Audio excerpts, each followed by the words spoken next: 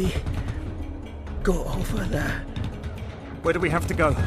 It can't be far. Damn it, we need to get out before we end up like everyone else.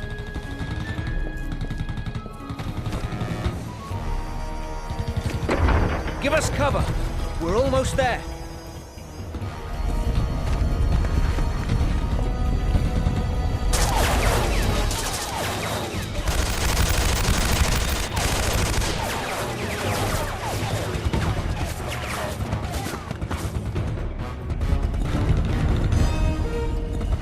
Thomas!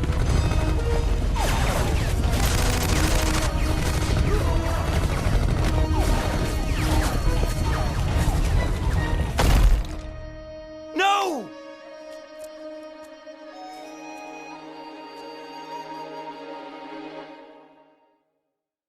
I am so sorry about what happened to your friend. What the hell? Who are these people? What do they want?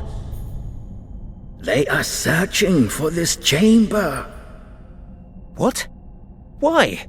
There's nothing here. On the contrary, everything is here. We stand before a gateway, behind which the greatest treasure of all mankind is concealed.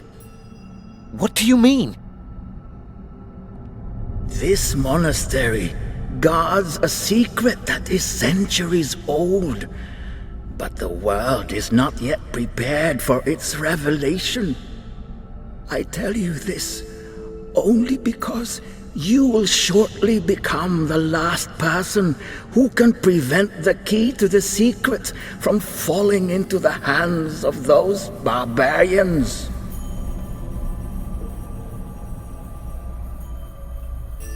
What is that? This is a key. At some point, they will find this chamber and break down the door. The key must no longer be here when that happens.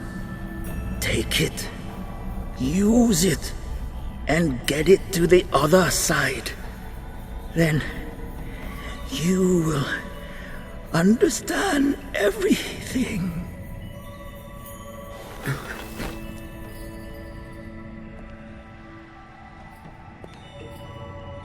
We just wanted to help. Now I'm the last one left alive, and I don't even know who's trying to kill me, or for that matter, why. Ancient secrets, apparently. A great treasure hidden here in this chamber. Maybe that's what they're after. Doesn't matter. I need to get out and get in touch with England.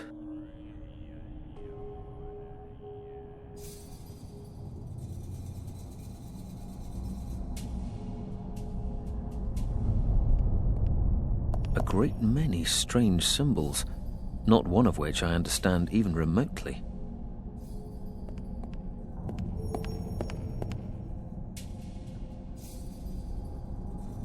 I've never seen writing like that before. It could say anything, maybe something useful, but I don't speak the language. There's a recess in this plinth here, but nothing else interesting. Strange lines and engravings all over it. From what I can see, the style of these drawings is not actually typical of this region. In fact, it isn't even Asian. Strange lines and engravings all over it.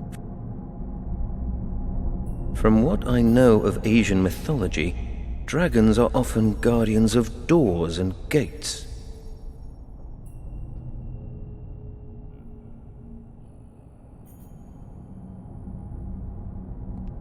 Dead. The monks gave their lives to protect the artifact and this chamber. I've never seen writing like that before. Nothing more I can do. I need to use this key and get out, now. It won't budge. Strange lines and engravings all over it. From what I can see, the style of these drawings is not actually typical of this region.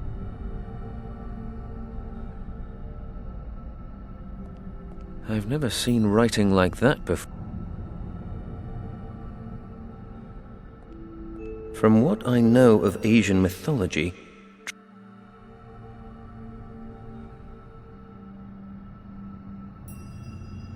strange lines and engravings all over it. From what I can see, the style... There's a recess in this plinth here, but nothing else interesting. It won't budge. It won't budge.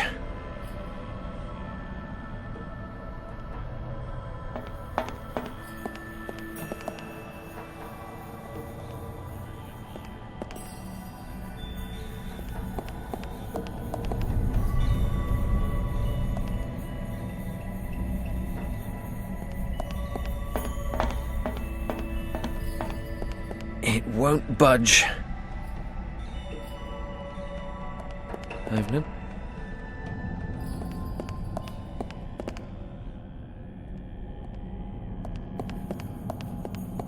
It fits into the recess here. I haven't the slightest idea what that might do, but according to the monk, it's the only way out of here. I hope he was right.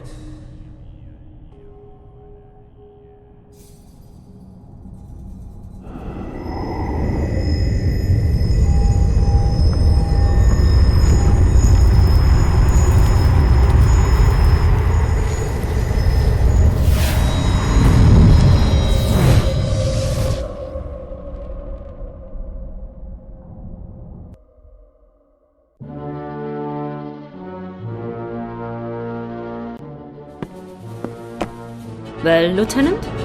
How are things progressing? All resistance has been quashed. The monastery is under our control. And the chamber? We haven't found it yet. There must be a secret passage. That is how the monk and the Tommy got out. At least, that is what our prisoner claims. And has he told us in the meantime what his unit was doing here? Yes, he was most talkative. They were here to map the region. Apparently, his lieutenant was using maps made by some Hong Kong cartographer who came this way before. Aha. Coincidence is a strange thing. Well, we managed to contain things this time, but I don't want any further interruptions. We will extend our patrols, and I have ordered that the airspace be monitored by our fighters. You are a soldier. You're happy to wait and fight. I, on the other hand, am a scientist, and I believe in preventing the fight in the first place. Send someone to Hong Kong immediately.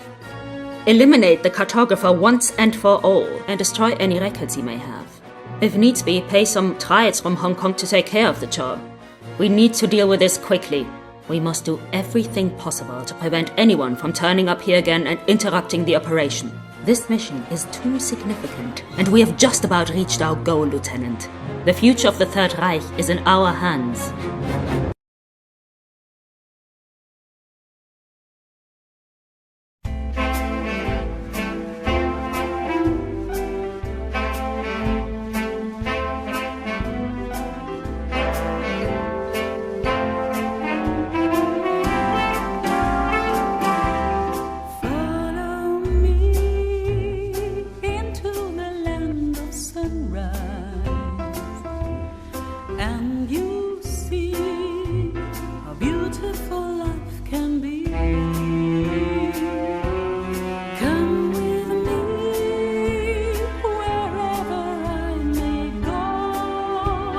Make sure to let me know our love's not just for show.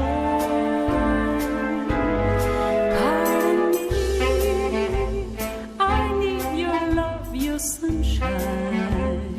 Our destiny last for eternity. Follow me, please never let me go. Don't turn my hand into stone. Finally follow me home. How's business, Shen? Can't complain. How about you? Still moving stuff you shouldn't be. Have you ever tried turning a profit the honest way? It's tough. I've got bills to pay. Besides, snatching a deal from the tongs is all the fun I get around here. Fenton. The tongues are not to be played with. These are serious people. Shen, I didn't know you cared. I'd be surprised if Tong even knew who I was. Oh, really? He was here looking for you last night. Finally, the celebrity status I've always craved. You need to relax, old friend. Fenton, you are my best customer, and for that reason alone, I'm going to give you some good advice. Watch yourself, or you'll be at the bottom of the harbor before I can say rum. And you can say rum pretty damn quickly. Not as quickly as you can drink it. Didn't you learn in the forces not to underestimate your enemies? Christ, you make it sound like we're in a fight to the death. That may yet prove to be the case. I strongly suggest you forget smuggling and get your kicks elsewhere. Okay, I'll be careful. Promise.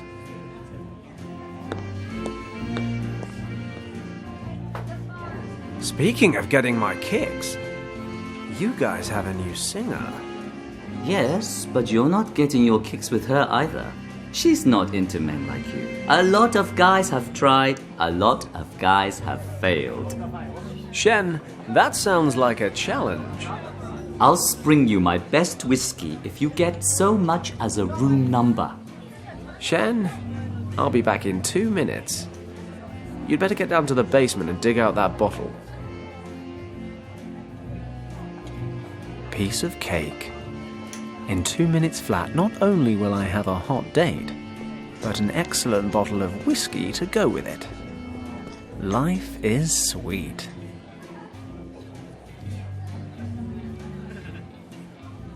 Wow. I'm looking at that dress, wondering if it's the feathers that make the bird, or the other way around. Either way, you look hot. I'll take that as a compliment, even if it's a dubious one.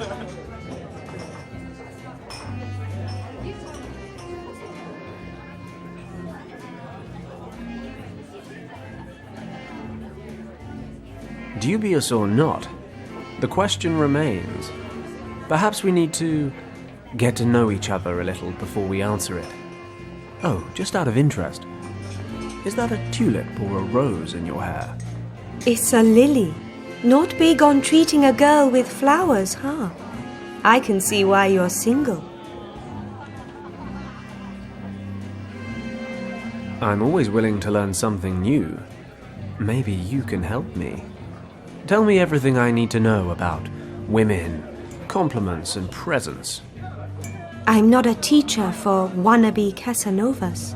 For the life of me, I can't work this girl out. Maybe I need a better plan of attack.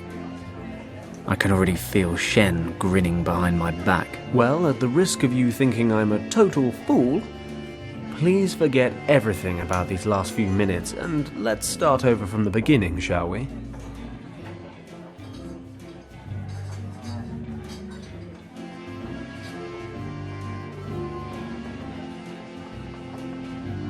Wow.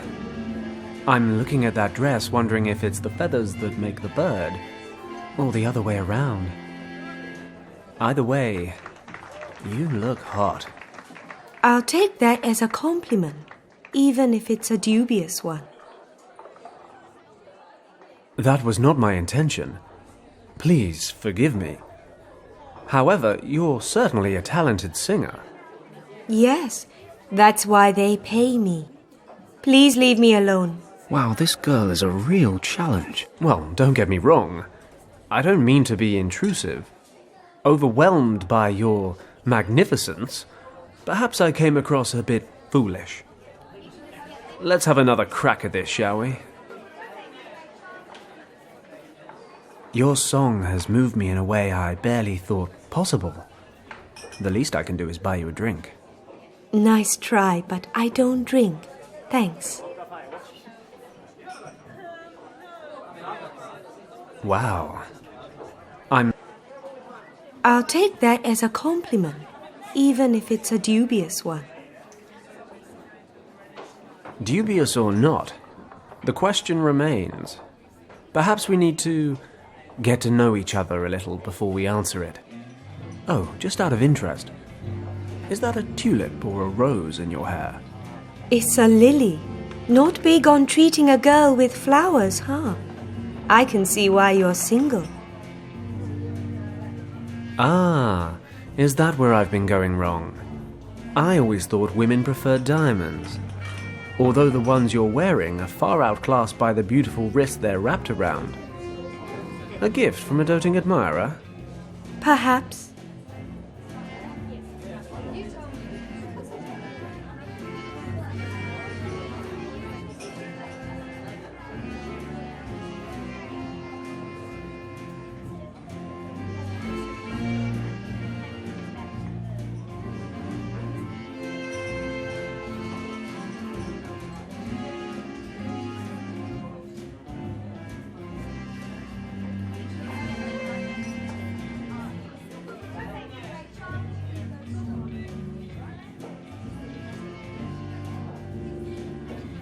Okay, so we know where you stand on flowers and precious stones. But let's talk about that dress. Then maybe move on to its contents. Let's postpone that for now. You're persistent, aren't you? Okay, why don't you come see me after I'm done? I have a room here at the club.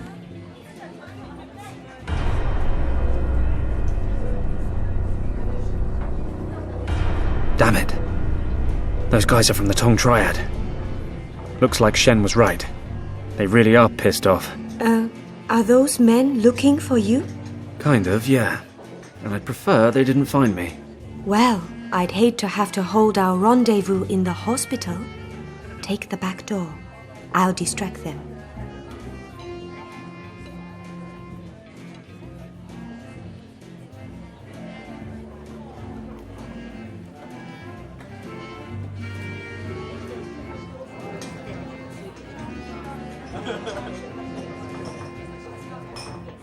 Time to say goodbye.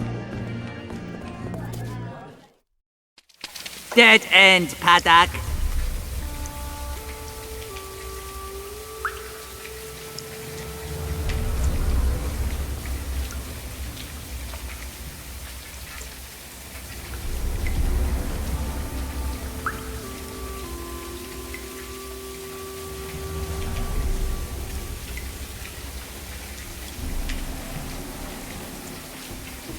My answer makes no difference anyway. You're still gonna beat me up, aren't you? Right, kid. This time you're messing with the wrong people.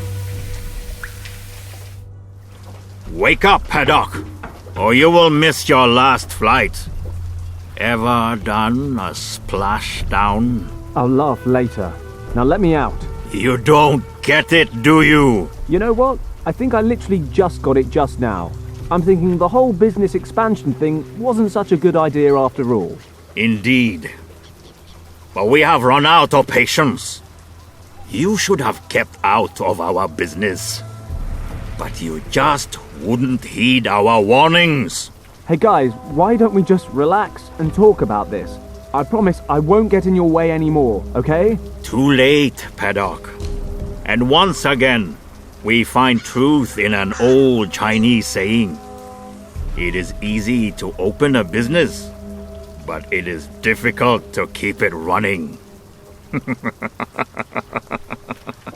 But we don't want to be that heartless.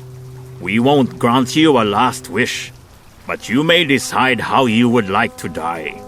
Would you prefer to suffocate or drown? You don't have to decide right away, Paddock. Let me explain. Strictly speaking, your little submarine here is completely watertight.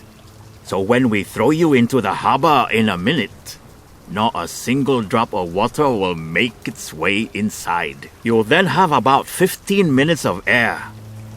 An agonizing amount of time when you're waiting for death. Only fear and panic will accompany you during your final struggle.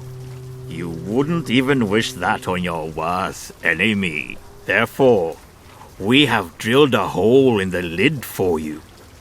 At first, you will instinctively try to plug the hole with your hand. But if you desist, You can end your suffering that much faster. Let the water flow in and everything will be over in 1, maybe 2 minutes. No, do not thank us, old friend. I think we owe you that much. I agree. Bon voyage, old friend. He won't be causing us any more trouble.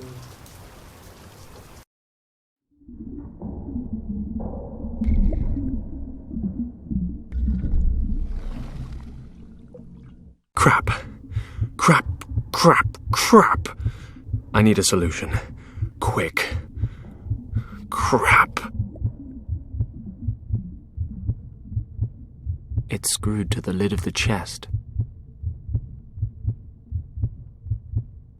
I'm already pushing as hard as I can.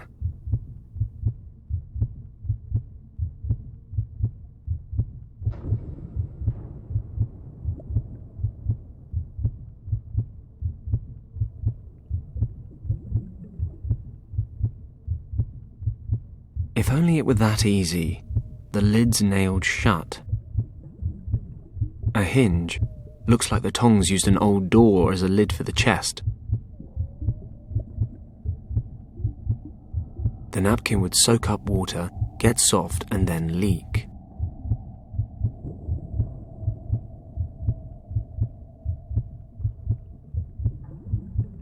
I can't use this to loosen a hinge. Looks like the top.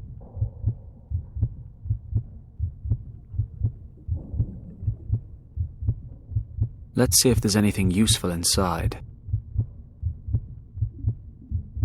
I'm already pushing as hard as I can. If only it were that easy. I don't think it's a particularly smart idea to stare at the hole right now, but while we're at it, it's about 3 to 4 centimeters in diameter.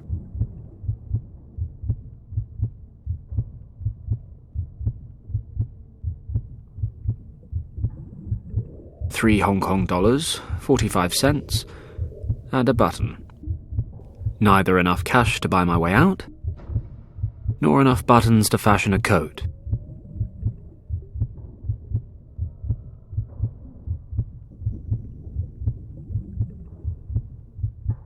$3 Hong Kong, 3 Hong.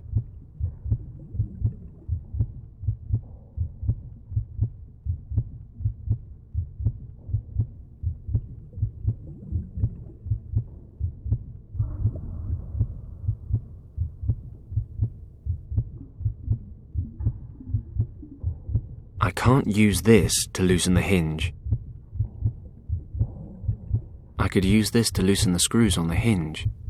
Or at least I could if I had any hands left. I'm using one to plug the hole and the other to make light.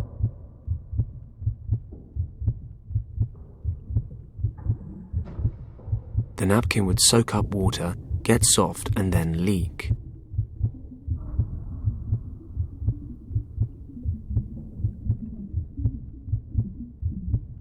It's hardened.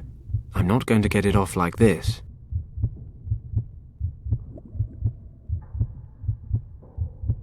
There's a big lump of tar here.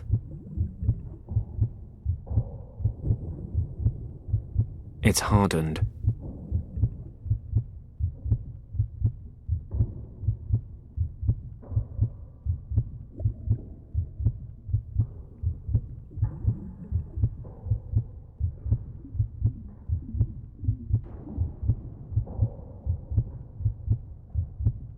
I don't think getting my hands dirty with tar is going to help. The tar's softened. I don't think getting my hands dirty with tar is going to help. I'll put the lighter down for a moment.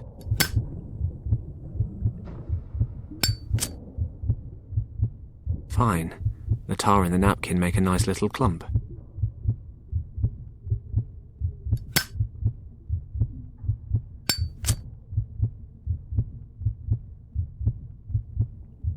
Okay, that should work.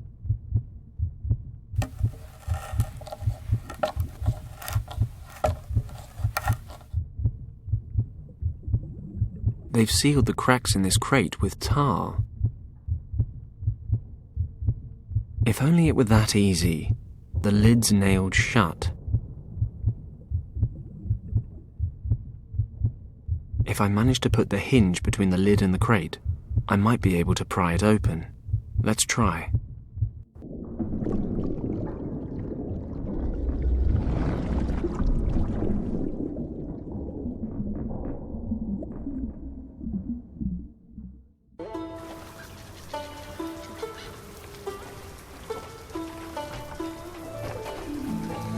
Good. They didn't stay to watch the show. Usually a time like this is a time for cautious celebration, followed by raucous celebration. Unfortunately, wandering back into Triad territory for a drink with Shen is most likely inadvisable. Plus, I'm soaked. Home time, I think.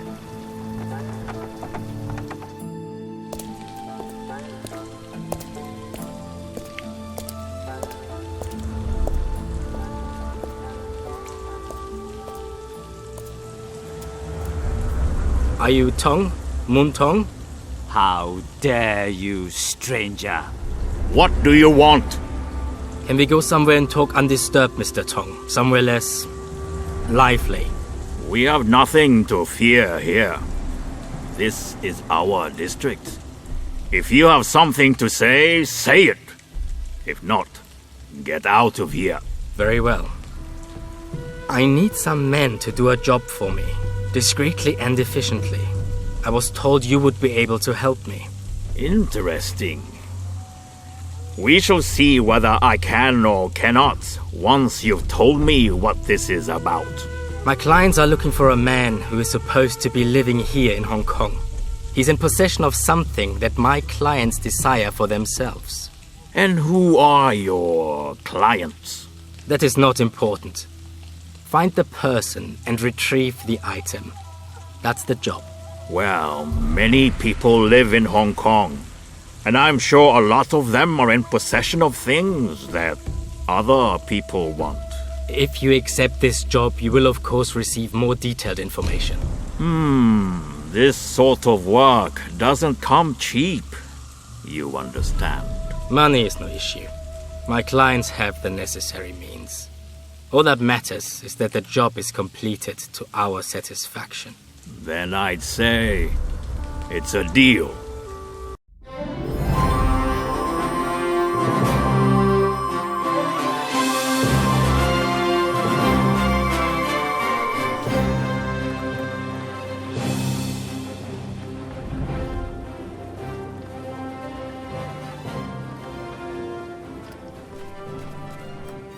Hello, Gus.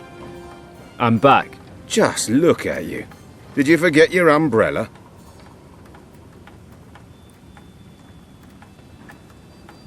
Nope, I was out swimming.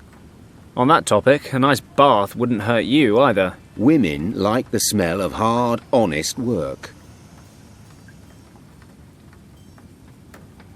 Yeah.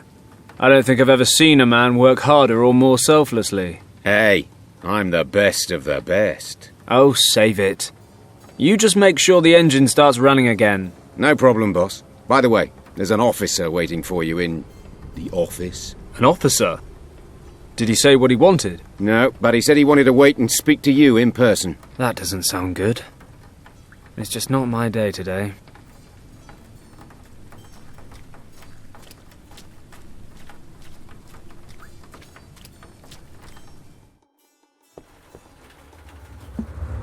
Ah, Paddock.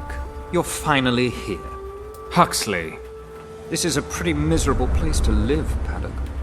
Shouldn't war heroes be spending their retirement in more comfortable surroundings? Oh, I forgot. You were dishonorably discharged. Thanks for the reminder. What are you doing here? The governor ordered me to find you. Wasn't so easy, since I hadn't the slightest idea how deep in the gutter I'd have to dig. You certainly smell like you belong here. Well, you of all people should know your way around the gutter, Huxley. Watch your mouth, Paddock. There may come a time when the governor won't be there to protect you, and I'll be able to drag you to the penitentiary where you belong. Oh, spare me. I'm a civilian now. Deal with it. I was court-martialed and have received my deserved punishment. So leave Lord Weston out of this. You are responsible for the most severe riots in the history of this colony. The Empire conceded a lot in order to regain control. In disobeying your orders, you caused damage that we still feel the consequences of today.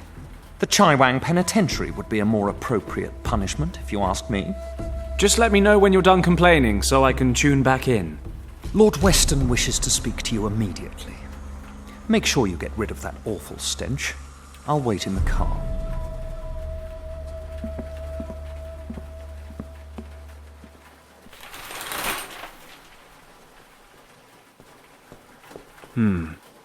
What would the governor want? If he sent none other than his adjutant to look for me, it must be important. Better not keep him waiting. Lord Weston's always been good to me. I owe him a lot.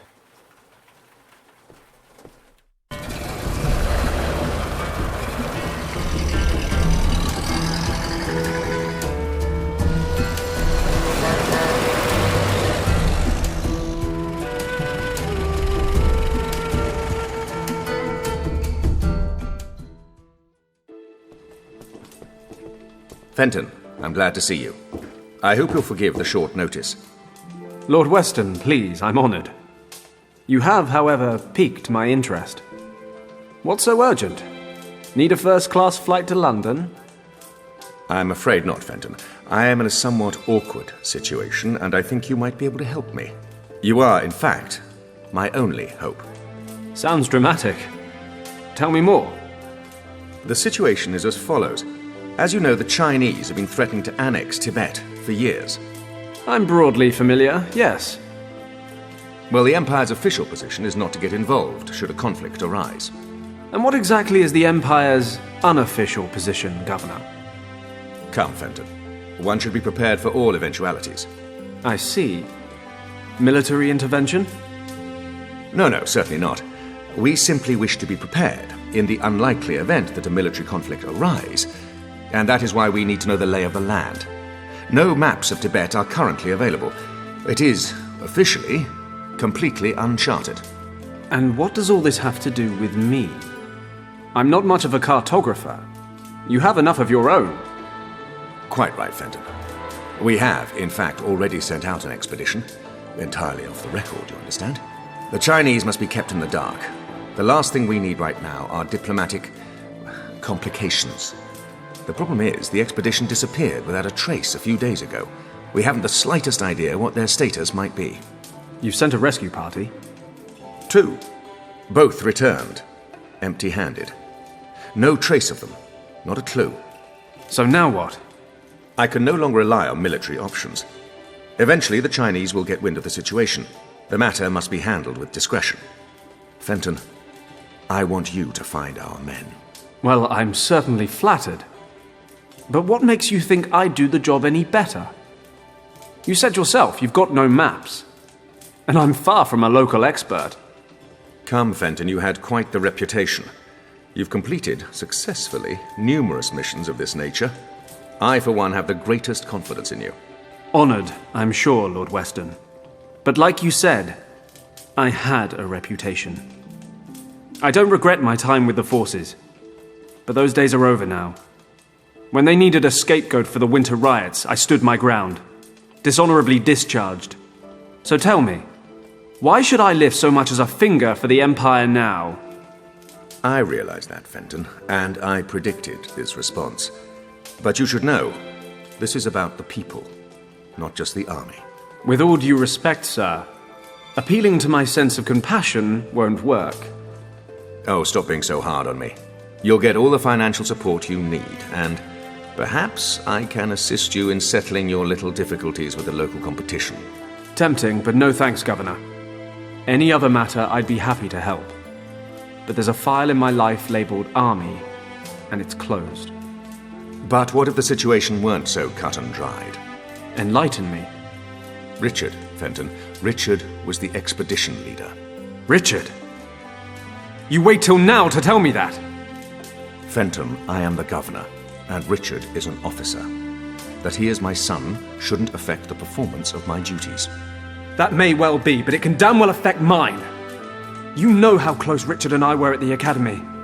I have a right to know what's going on, don't you agree? You are right. I know how much Richard means to you. How couldn't I? After everything you've been through. Good. So tell me what I need to know. I'm leaving now. You'll find all the information I've been able to collect in this dossier. Thank you, Fenton. I will never forget what you've done for me. Thank me when I've found him.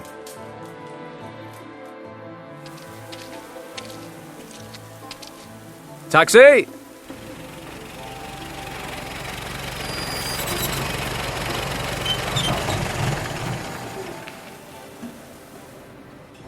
Richard, what have you gotten yourself into?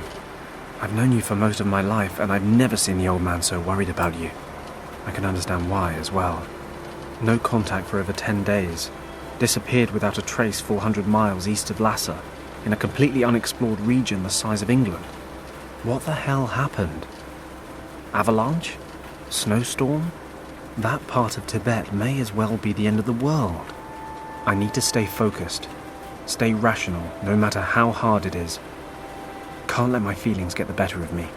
First off, I need some local maps. Unfortunately, the region's never been officially charted. I need Gus to start working double time on the plane so I can get going. Maybe he can find me some maps as well. Might be he knows some pilots who have been out that far.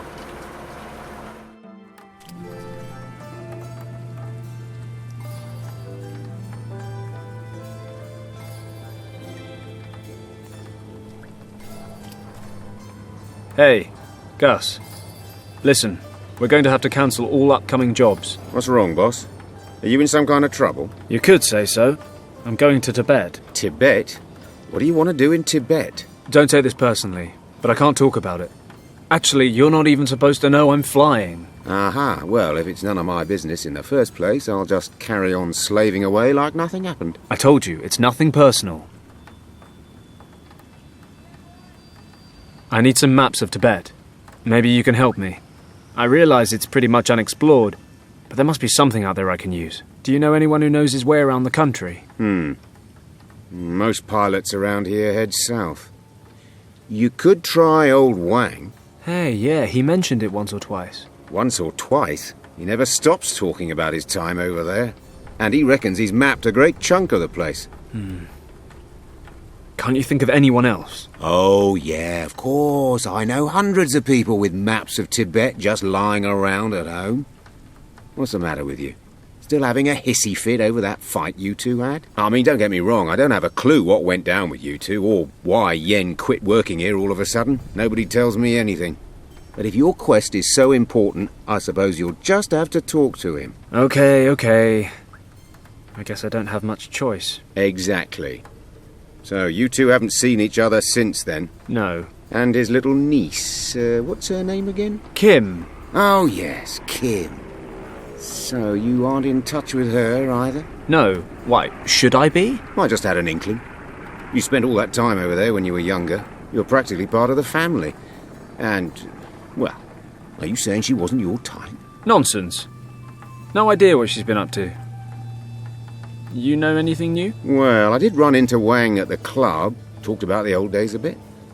I think he misses flying, but he'd never admit it. He's retired now. He still lives in that old house on Victoria Road. He moved. Don't ask me where to. He never said, and I never asked. Great. And how am I supposed to find him? Maybe Shen in the bar can help you out. He makes it his business to know about the punters. Good idea. I'll drop by to see him.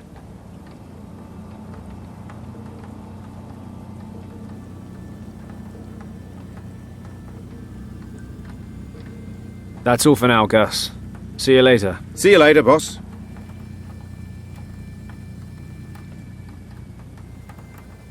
Documents from Lord Weston. There's information here about Richard's expedition, but it's not an awful lot of good to me right now. Seems like before they disappeared, they were travelling through a region in the Himalayas about 400 miles east of Lhasa, which, of course, is the least explored region in all of Tibet. Without any official maps, I'm going to need some help from somewhere.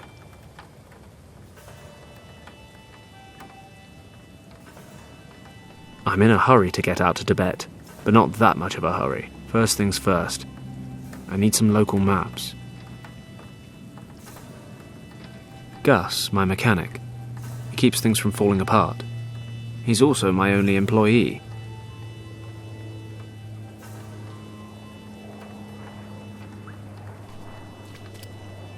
Maybe I should ask Gus if he needs them first. Gus, listen. Yes? Do you think you could spare your bellows for a while? Why do you ask? What do you need them for? Well, I can't really say at the moment. Uh-huh. Right. Yeah, go ahead. It's your stuff anyway. I finished cleaning the engine. Well then.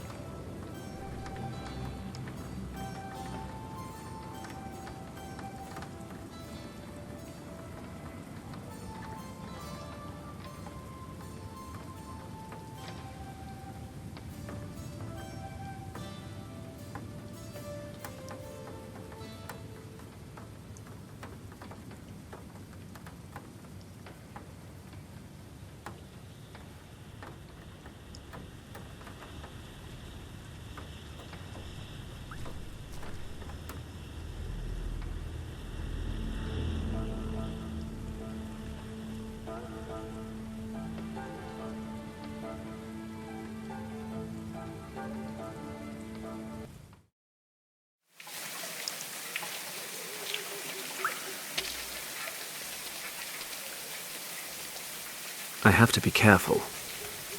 I'd like to avoid meeting the triads again. I better make sure the coast is clear.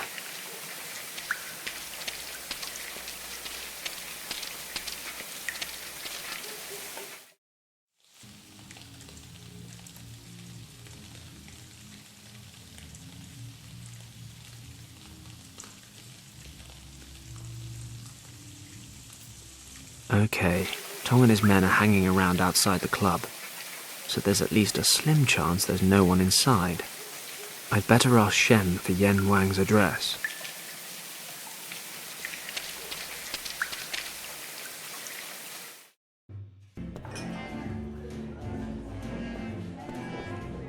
Hello, Shen. I thought they already caught you. They did. Can you believe it? They actually tried to drown me in the harbour. I thought that was just something they said to scare people. Why am I not surprised? I know. And, nevertheless, your best customer stands before you in the finest physical condition. You're really asking for it, aren't you? They're still keeping an eye on the front door. I've noticed. But I need your help, Shen. Tell me, what's going on?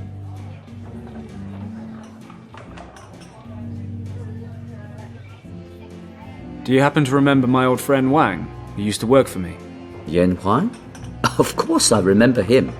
Word has it he moved. Do you know where he lives now? No idea. Sorry. Damn it. Everybody knows Wang. Nobody knows where he lives.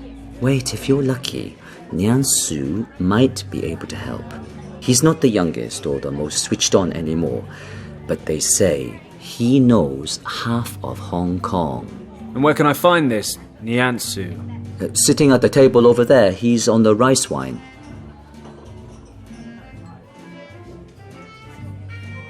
See you later, Shen.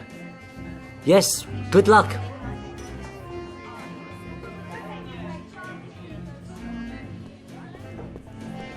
Excuse me. May I disturb you for a moment?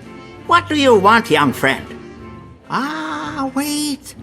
Aren't you the pilot, Paddock? Paddock. Fenton Paddock. Yes, that's what I said. So the barkeeper said you know half of Hong Kong. So far, that's holding true. He says that, does he? Well, maybe. I'm looking for a friend who used to live in this district a couple of years ago. He's called Yen Wang. Unfortunately, we lost touch, and now I urgently need his help. Have you heard of him? Maybe you know where I can find him. What was he called again? Wang. Yen Wang. Wang. Wang. Well, son, I am not so good with names anymore. He lived in this district, you say? Yes, 2 years ago. He was a cartographer. A cartographer. I am not sure. Pity. I hoped. Easy. Names are for tombstones. but I never forget a face. What does he look like? Do you have a picture of him? Show me his photo, and maybe I can help. A photo? All right. Wait for me here. I think I have a photo of Wang somewhere in the office. See you later.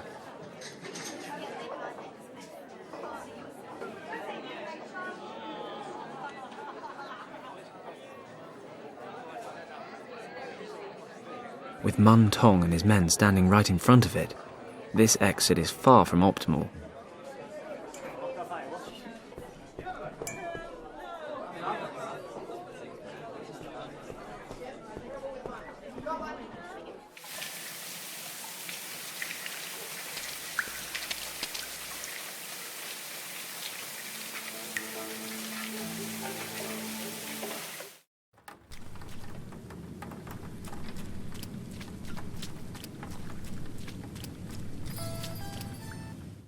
Okay, now where might I have a photo of Yen Wang?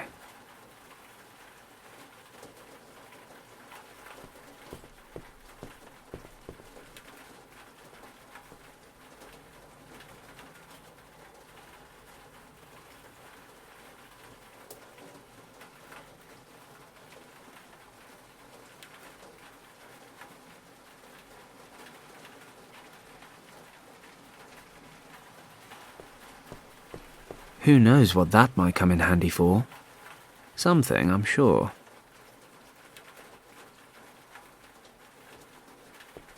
I rarely use it anyway.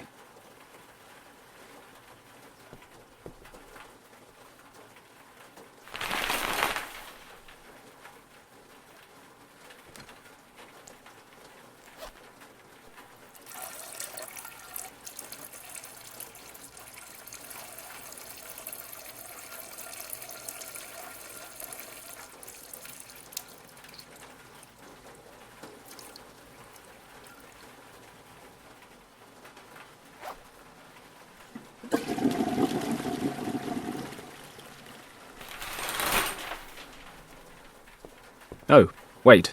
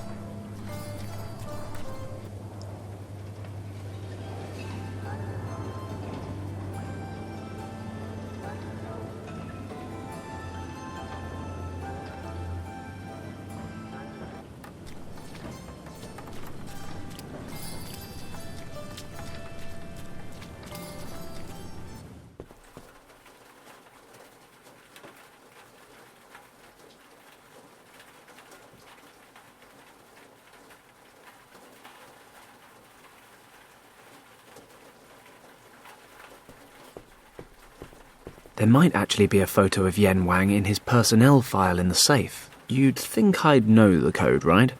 Well, I hardly ever use this old thing, so I don't. It's on a note in my wallet. Hey, where... My wallet's gone. Damn it. I must have lost it in the harbour. I suppose I better go back there. If I'm lucky, I might be able to fish my wallet out of the water without running into Tong and his men.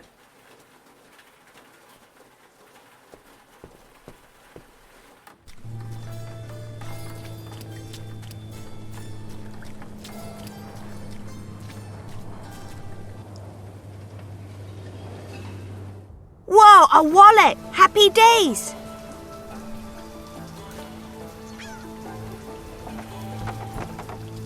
Hey, that's my wallet that kid fished out of the water. Wait a second, kiddo. That's not public property. It's mine. What? Yeah, right. Anyone could say that. How stupid do you think I am, big guy? No, honestly, it really is my wallet. So? So I want it back. But I found it! And how am I supposed to know it's really yours? My word is my bond. Now hand it over. No!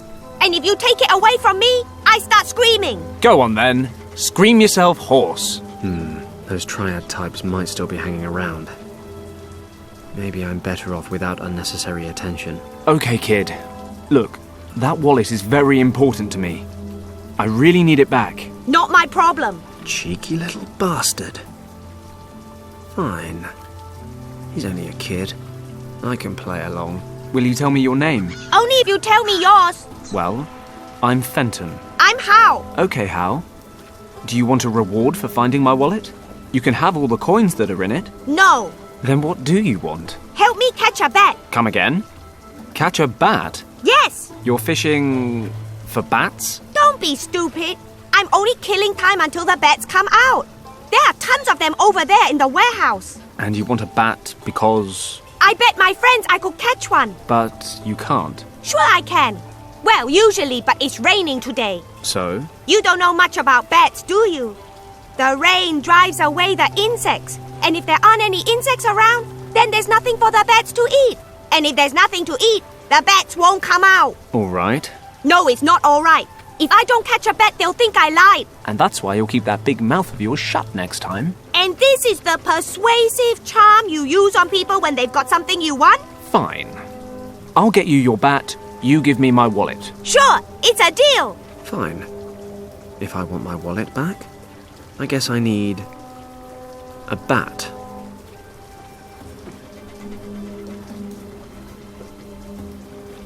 I'll be off then.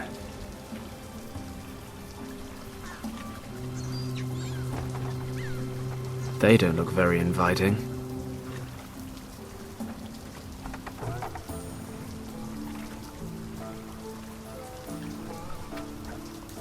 I suppose he still needs it.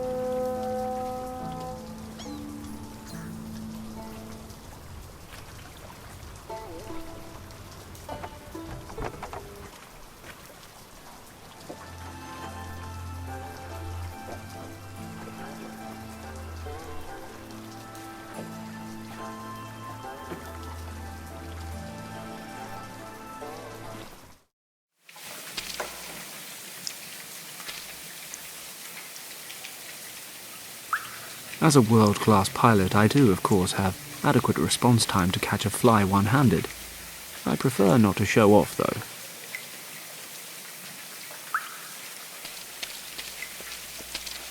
Dirty flies. They must like this dry patch under the roof. What was that?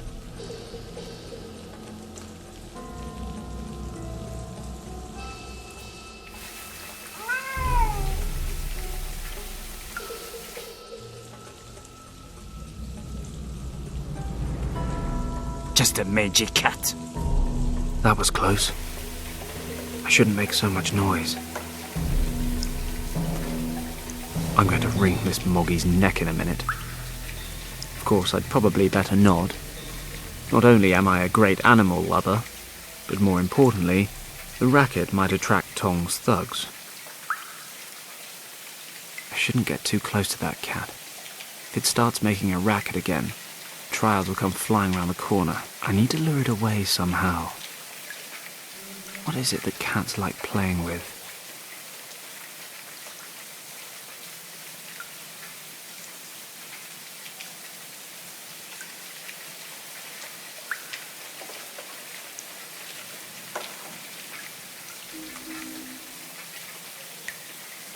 I'm going to wring this Moggy's neck in a minute.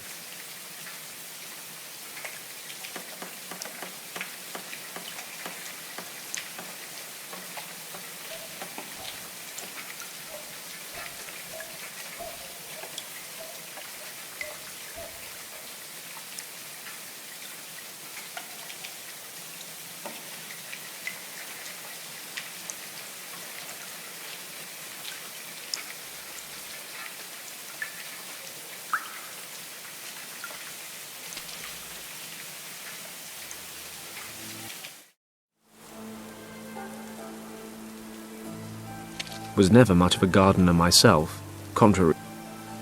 A tree cut precisely to shape. Typical British approach. We even impose our formalities on nature. Wait a moment. Is that a ball hanging in the branches?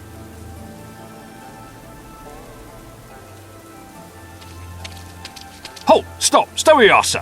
What do you think you're doing? I, want to get that ball over there. My, nephew accidentally threw it into the tree while he was playing this morning. I'm sorry, sir, but I cannot allow you to do that. What?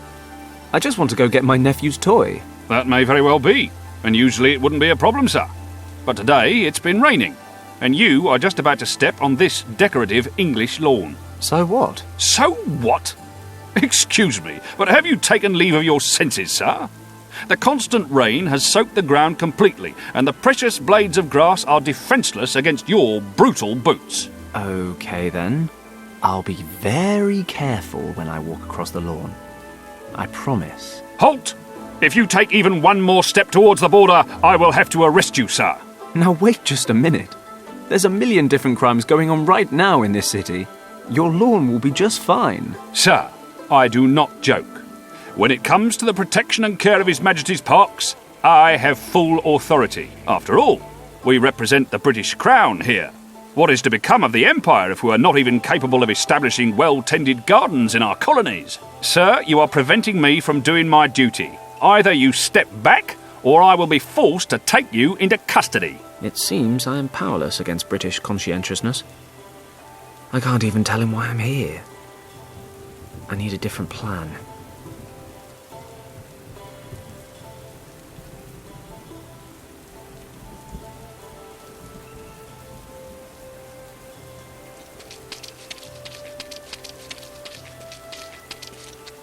There's nothing useful inside.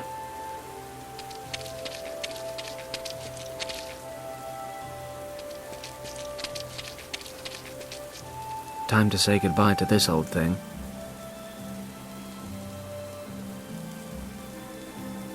Can't leave this behind. How will I know what time to wake up? My alarm clock wound down a while ago. Let's take a look. Ah, the key's stuck to the back. My old alarm clock. It stopped a while back.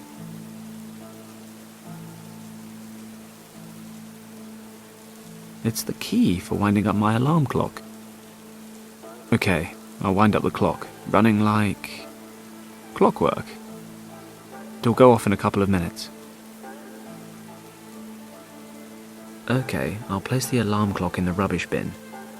Let's see what happens when it goes off.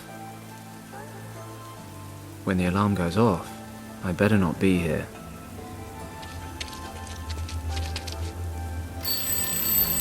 What's that? Who's disturbing the governor's sleep?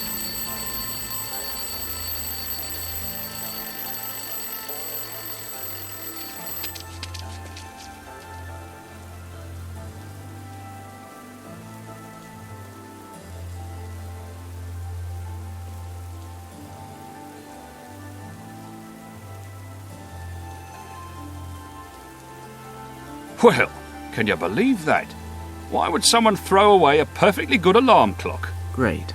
That should distract him from his duties for a while.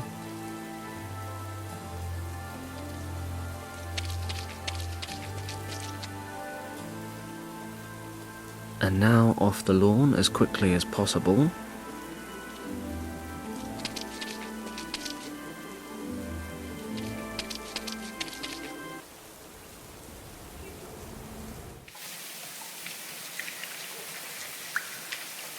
I wonder if I can use this to distract it and lure it away from the rubbish bin.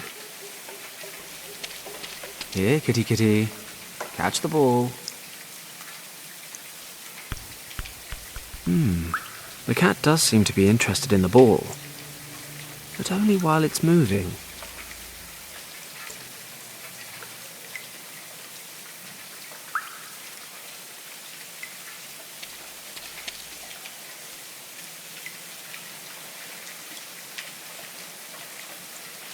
I must be a damn genius.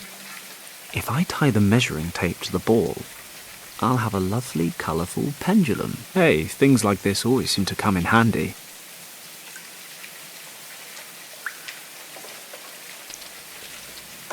Maybe I can use this to lure it away from the bins. Here, kitty kitty, look what I've got for you.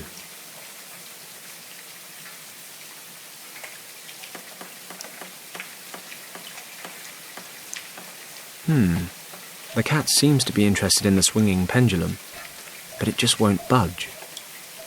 It must be afraid of me. That works both ways, I admit.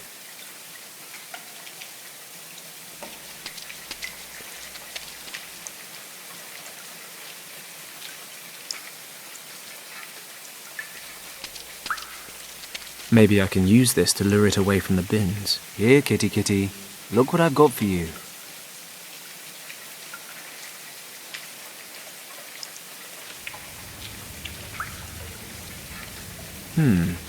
The cat seems to be interested in the swinging pendulum, but it just won't budge.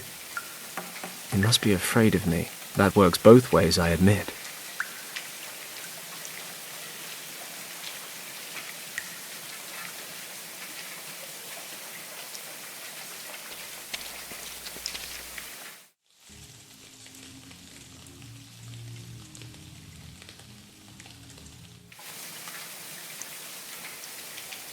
I shouldn't get too close to that cat. If it starts making... I need to lure it away.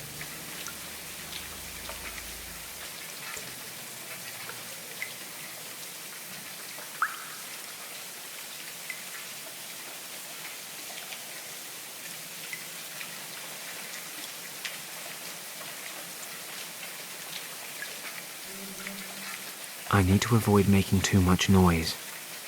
Don't need those goons to turn up. That definitely means avoiding breaking large wooden rods.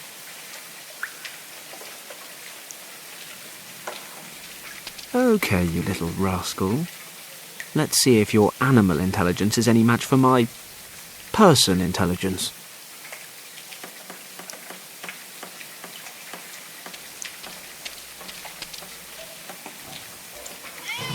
Aha. Take that, nature. Worth a try.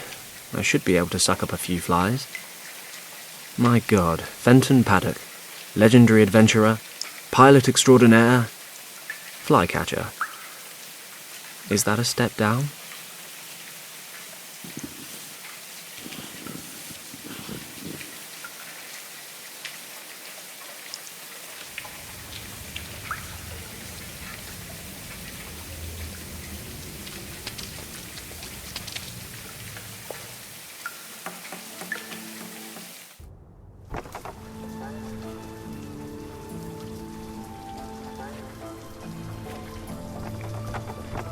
All right, kid. Hey! So, got me a bet up your sleeve? I'm working on it. I'll be off then.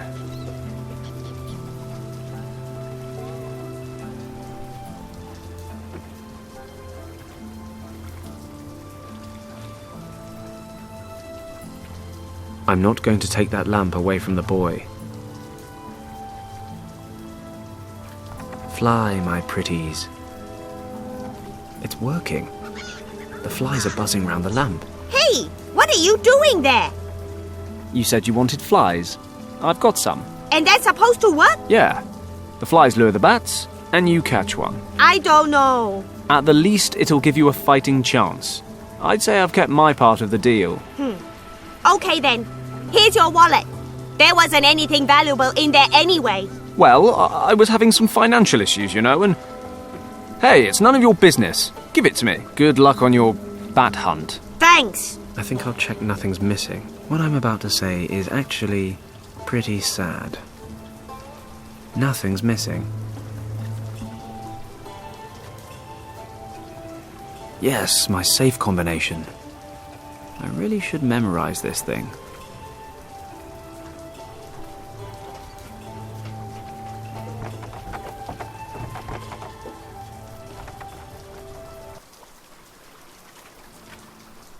Hey, boss. What's up, Gus? She's just about ready. I've stowed your equipment and some provisions. Whatever would I do without you, Gus? Well, keep that in mind next time you fill in my paycheck. Anyway, good luck, boss. You'll need it. Thanks, Gus. So, I guess I'll get going in a couple of minutes if there's nothing else. All right. Take a few days off and enjoy them. If I'm not back in 3 weeks, then I suppose you'll have to look for a new job. I'm sure it won't come to that.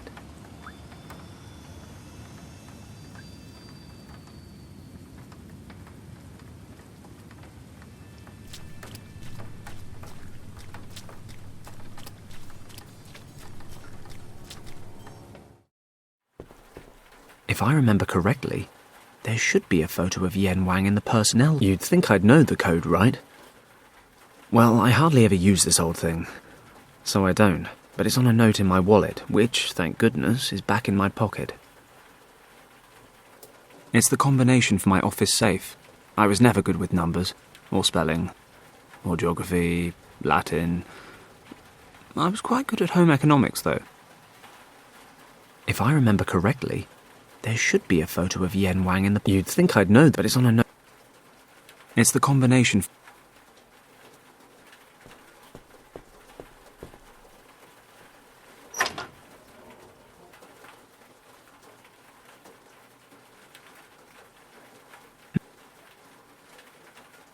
Old private documents and personnel files. There must be a photo of Yen Wang in here somewhere. These are the documents and certificates from my days in the army. A newspaper article on the 1932 harbour riots. It says, 8 dead during riots in Hong Kong harbour. Chinese dock workers came together on Friday evening in the Victoria Harbour to vent their anger over low wages. A British army unit was dispatched to the harbour to keep the peace. As the situation was about to escalate, the officer in command was ordered to retreat in order to prevent casualties. For reasons unknown, the officer in command did not comply with these orders. His soldiers opened fire and began to shoot randomly into the enraged mob. This incident caused a public outcry and was followed by several other clashes. Thankfully, there were no further casualties. The British government regrets the incident and has relented to the workers' demands. The officer responsible for the bloody conflict has been suspended from his duties for the time being. It is very likely that he will have to face charges of insubordination before a military court. Why on earth did I keep this crap? Here we go. Yen Wang's personnel file. Complete with photo. Now, hopefully, Niansu can tell me Yen Wang's current address.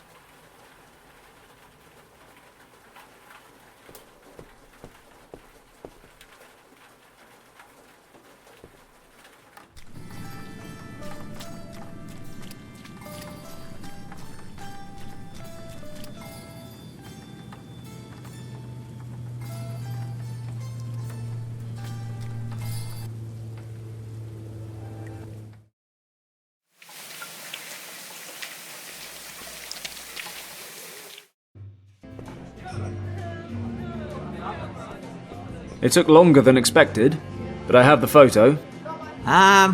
What photo are you talking about? The photo of my friend.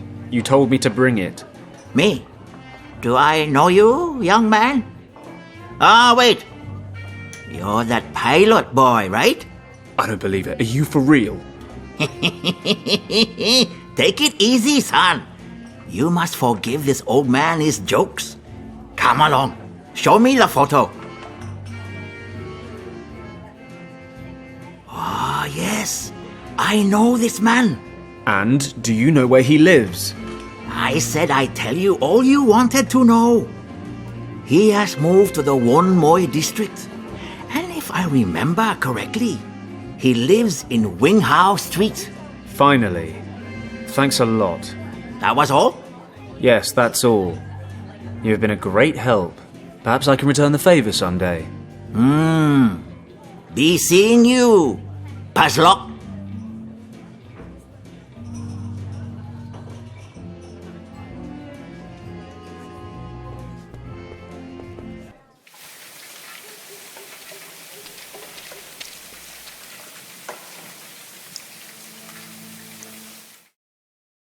Right. This must be Yen Wang's place. It's been a while. God knows how he'll react.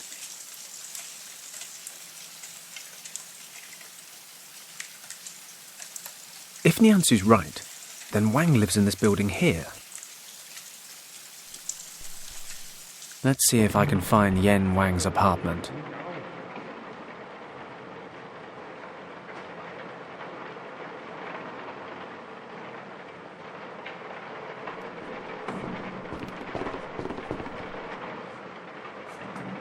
I can't pull it out.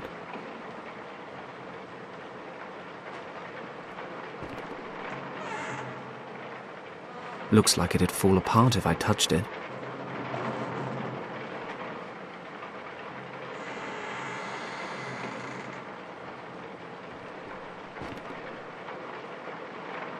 I can't pull it out.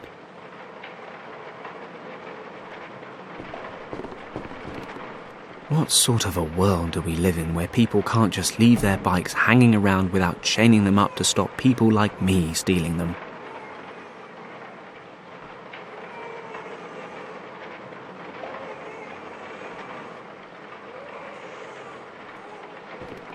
The nameplate reads Jianzhu, not Yen Wang. I shouldn't bother these people. Okay, this must be the one.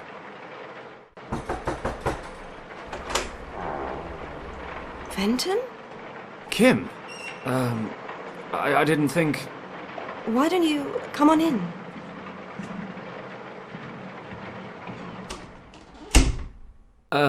Thanks. How do you know... Oh, it wasn't easy.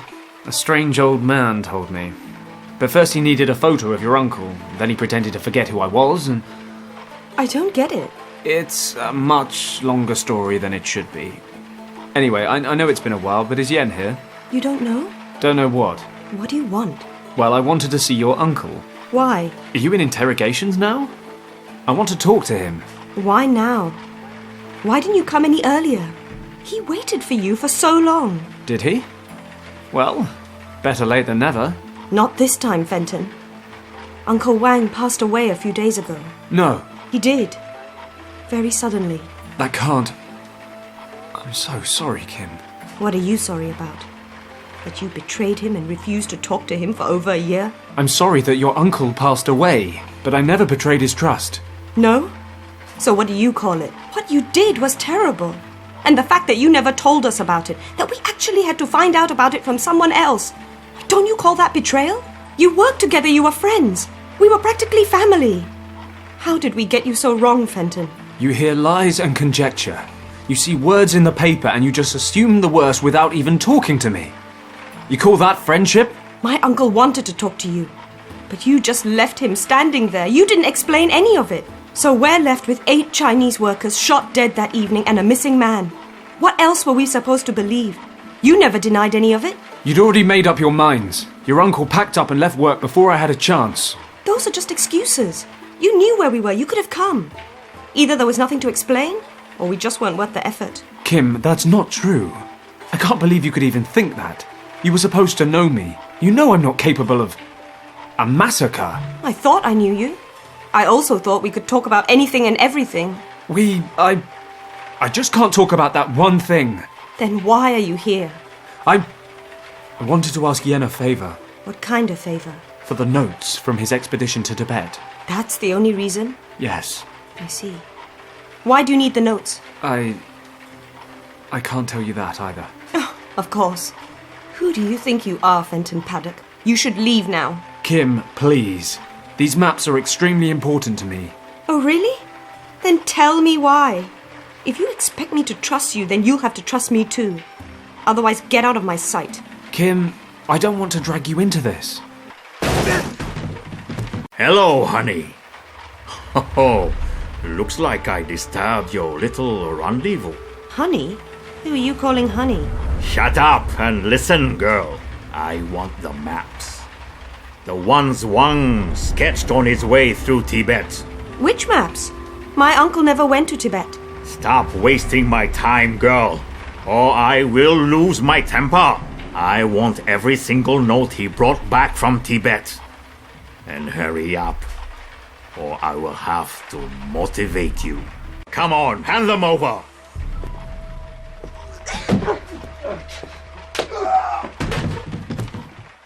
You okay? What does it look like? Who is that?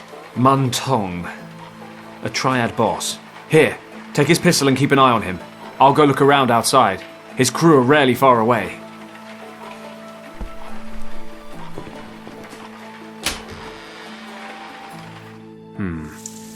Looks like Tong's got his men covering the front door. Like I thought. 2 of them outside the door. Why is everyone suddenly so interested in those maps? What do you mean? Just before my uncle passed away, Richard showed up here. Then you, and now those men. I want to know what's going on here.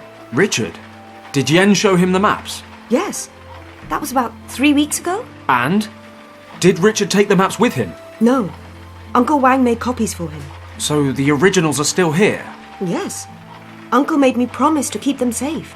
Okay, look, I'll explain everything later. But we need to get out of here, quickly. These guys aren't going to give up.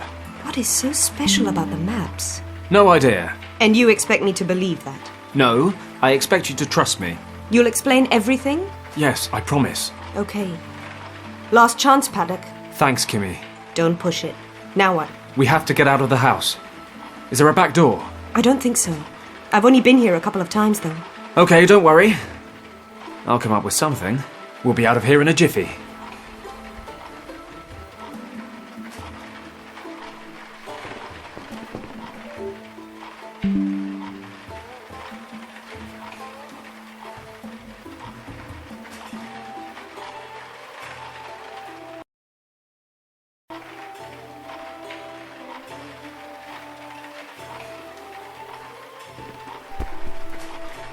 Kim's got the maps I need. No point rooting through anything else. Do not worry about the past.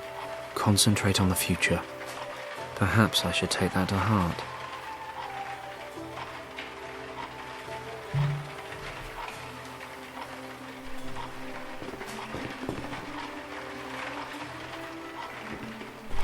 They're weeks out of date. Anyway, I'm not here to read the paper.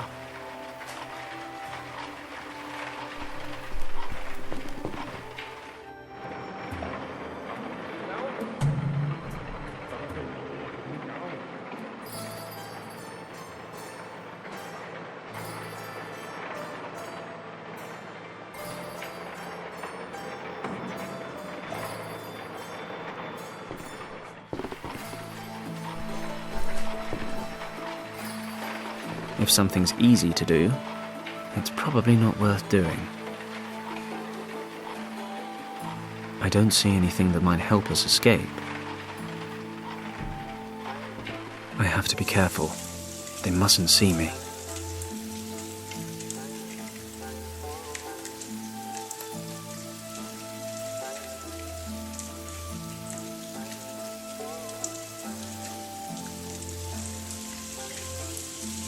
The hanger fits exactly into the hollow of the bamboo pole.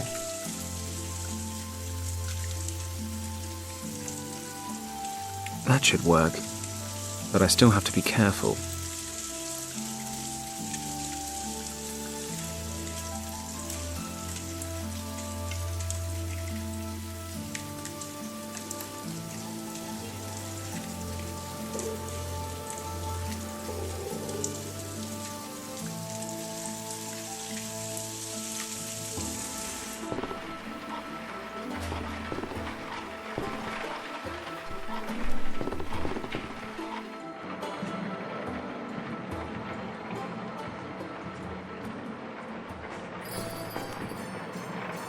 Hey, there's a window.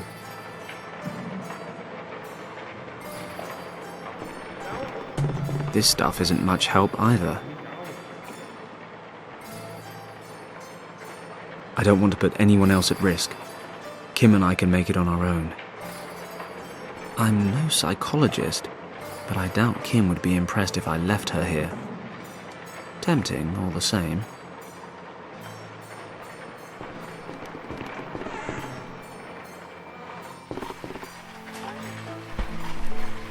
Kim, there's a window out there in the hallway. Let's get out of here. Finally. He's probably going to wake up at any moment.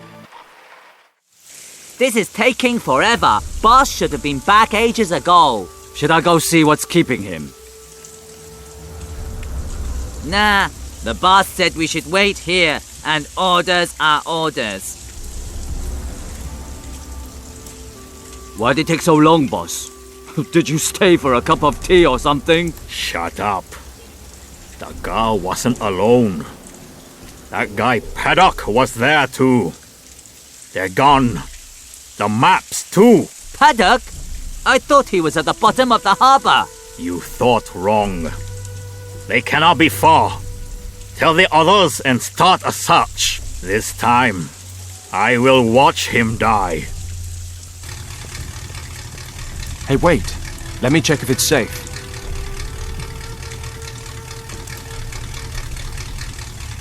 And what's the grand plan now? We have to get to the airport. We'll be safe at my office for a while. I'll explain everything when we get there. Over here!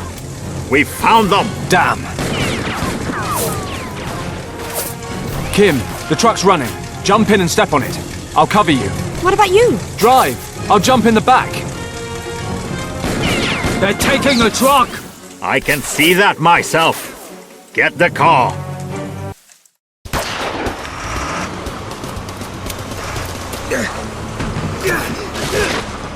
Oh, crap. Better find a way to get on the truck.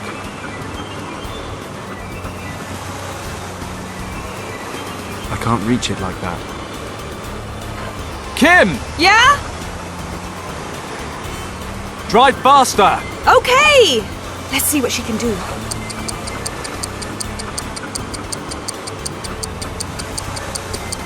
Kim! The brakes! I can't brake anymore. They're catching up again. Damn. It almost worked. Kim! Yeah? Pedal to the metal, Kim! All right. Hold on tight. Kim! Hit the brakes! Okay, whatever you say.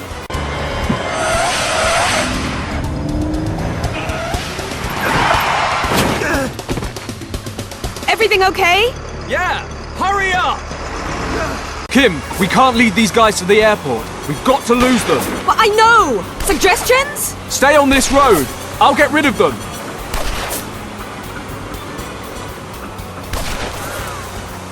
The glass is too far away. I really don't need to get shot trying to reach it. It's locked. It's far too heavy. The tarpaulin is tied down. I can't pull it away.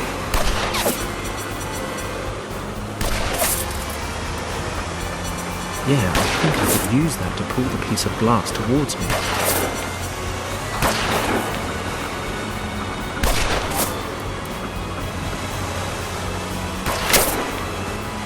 Whoa. Somehow he missed me. It shot the bamboo clean in half. The glass is too far away. I really don't need to get shot trying to reach it. Well, it's still long enough to try again.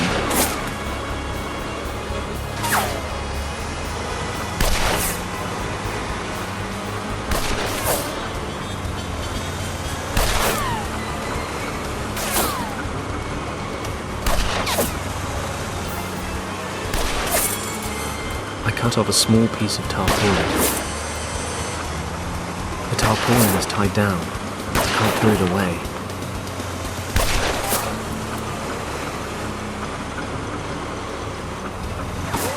It's locked.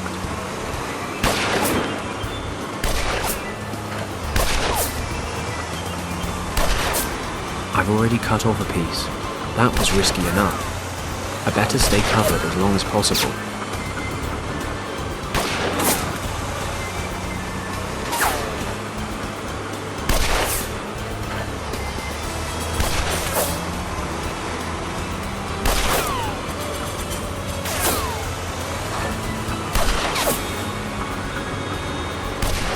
I'll wrap the rag around the end. I can't open the crate with this.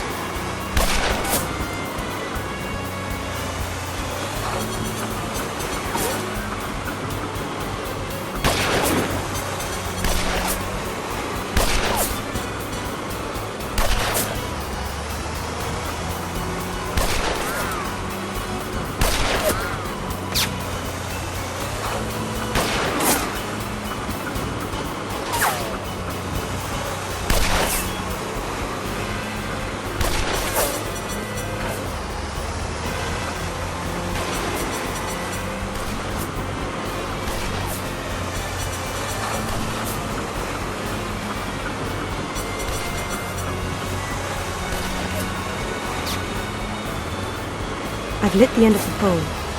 Perhaps not the best course of action in an enclosed space, but as far as Paddock's concerned, fire makes any situation more exciting.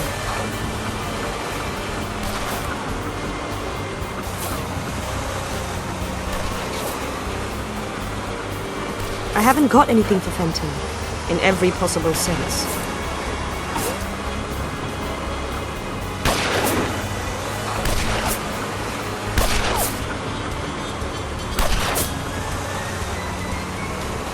I'm sure it's no fun if this stuff blows up in my face here in the truck.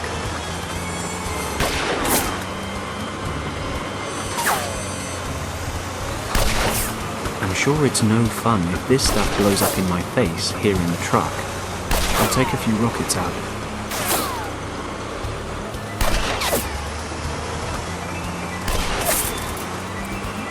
Yeah, I'm sure burnt stumps instead of fingers would be a welcome change. I can't light these in my hand.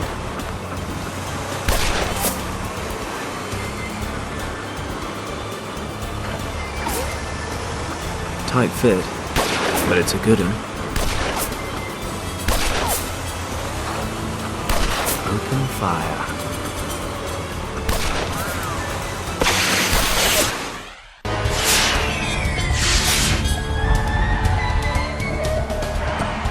Idiot, can't you see that they are getting away? What are you waiting for? Put your foot down! The engine's dead, boss.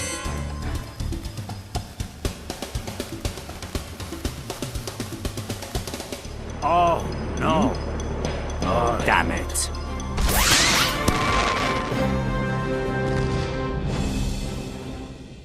Well, we lost them for now, but they won't be far behind. Then you haven't got long to fill me in, have you? What's going on? You have to leave Hong Kong, Kim. The Tong Triad wants your uncle's notes, and they're not known for asking nicely. What do they want them for? I don't know. Yet. But you have to trust me. Trust you? And how am I supposed to do that? You disappear for over a year and then turn up on my doorstep like nothing's changed. Kim, forget about that for 5 seconds. You're not safe here. And where do you suggest I go?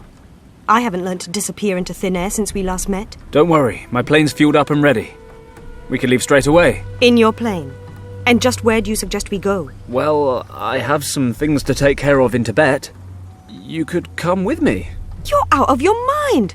Until you tell me what's going on, I'm staying right here. We don't have time for this. Come with me and I'll explain on the way. I can't come with you. What am I supposed to do in Tibet? Damn it, they're on their way here right now. Kimmy, either you get into the plane voluntarily or I'm going to bundle you into the cargo hold. But it's ice cold in there. I don't even have any stuff. Sweater, makeup, toothbrush. I've got stuff. Have it all if you like. Well, I'll have a sweater. You can keep your toothbrush. Whatever. Get moving.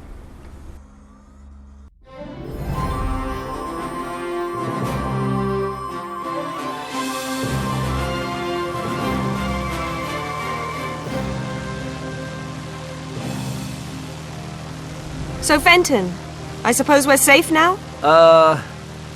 Yes. Yes, I'd say we are. Good. Time to tell me your side of the story. Okay. What do you want to know? Where should I start? Was it your fault that the dock workers died? I was officer in command that evening. The situation was getting out of hand. The workers got violent, throwing things. That's why we wanted to pull out. Nobody was supposed to get hurt.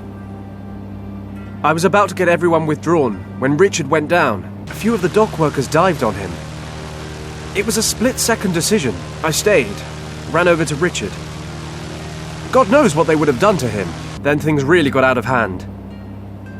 Part of my unit followed me, and I suppose the workers thought we wanted to break them up.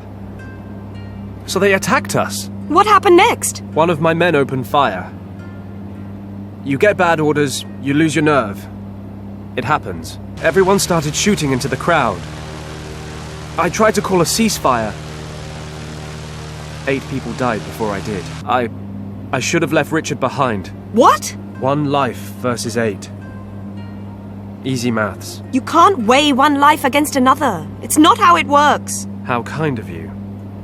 So now you're on my side. It was my job to know things might get out of hand. I had an order and I ignored it. We were explicitly told to withdraw to prevent people getting killed. Fenton, that is so... I don't know. If you hadn't been there to help Richard, he would have been killed, and... I know, Kim, and I don't regret having saved Richard's life. but I'm not proud of what I did. Those 8 men. Their families. That day is burnt into the back of my mind. You mean being discharged from the army? Yes. Among other things. But if all that's true, then it was just an accident. Didn't it count for anything that you saved the life of the governor's son? Richard was supposed to be kept out of it all.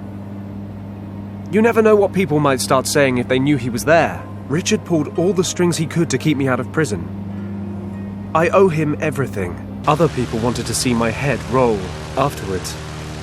The Empire had to find a way to appease the Chinese population, so the person responsible was dishonorably discharged from His Majesty's service. And I accept that decision.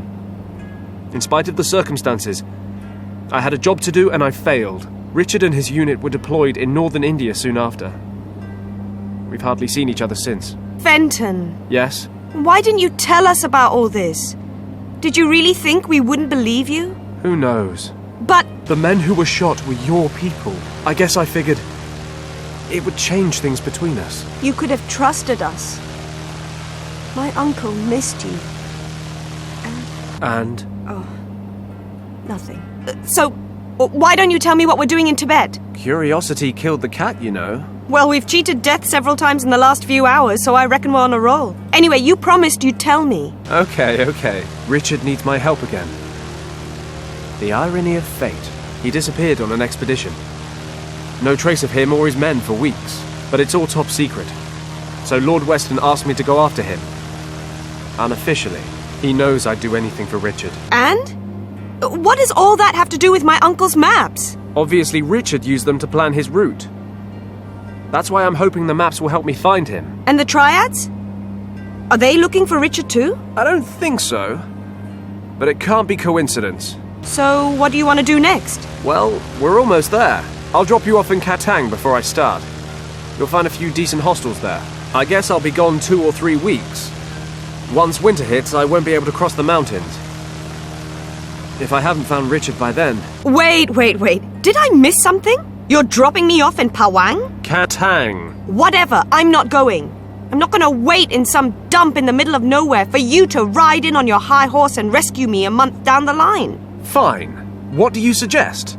You're not coming with me? To say you're unprepared would be an understatement. Well, that's not what I was saying. I just don't want to be left behind in some mountain village. There must be some larger city en route, right? No, we're talking about Tibet.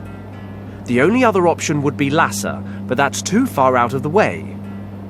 You're staying in Katang until I get back. I'm sorry. Maybe you didn't notice, but it's been quite a while since we last saw each other. I'm not a little girl anymore. And you can't push me around like you used to. I'm sorry, Kim.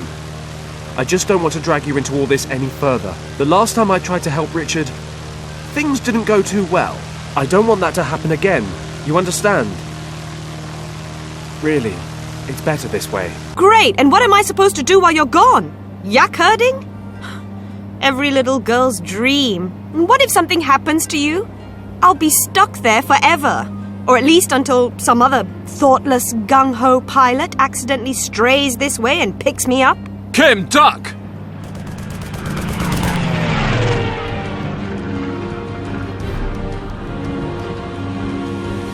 Damn it!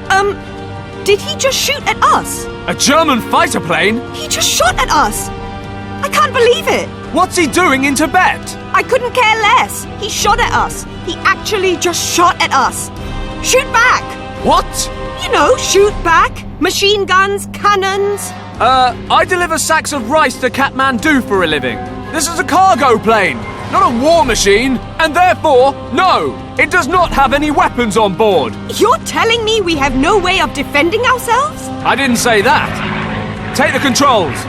I'm going to the back to take care of our little friend. Okay, Fenton, think. Think of a plan. Plan.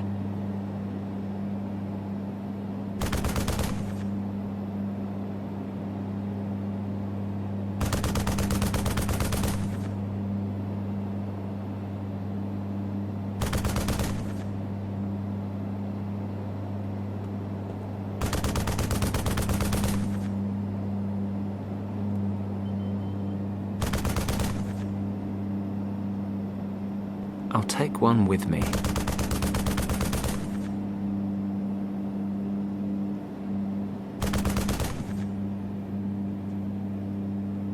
pumpkins are quite heavy. I could carry more, of course, but I'm not going to.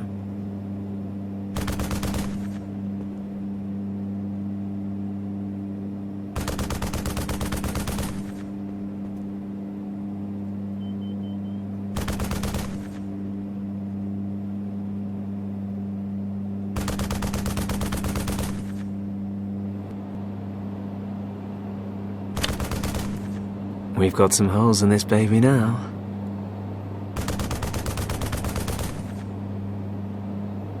Okay, I can pour some flour through the holes.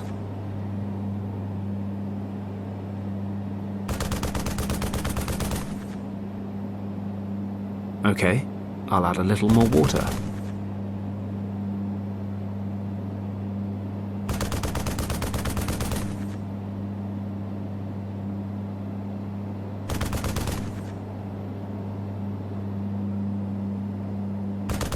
It's screwed in tight.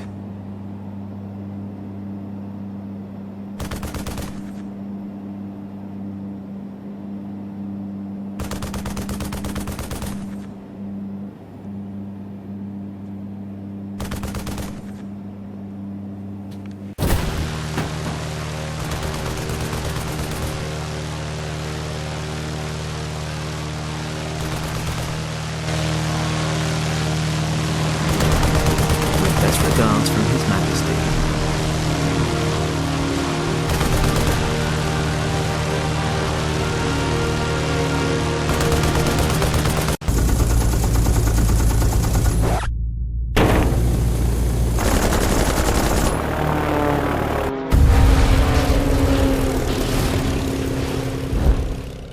Fenton, the plane is on fire! We're on fire!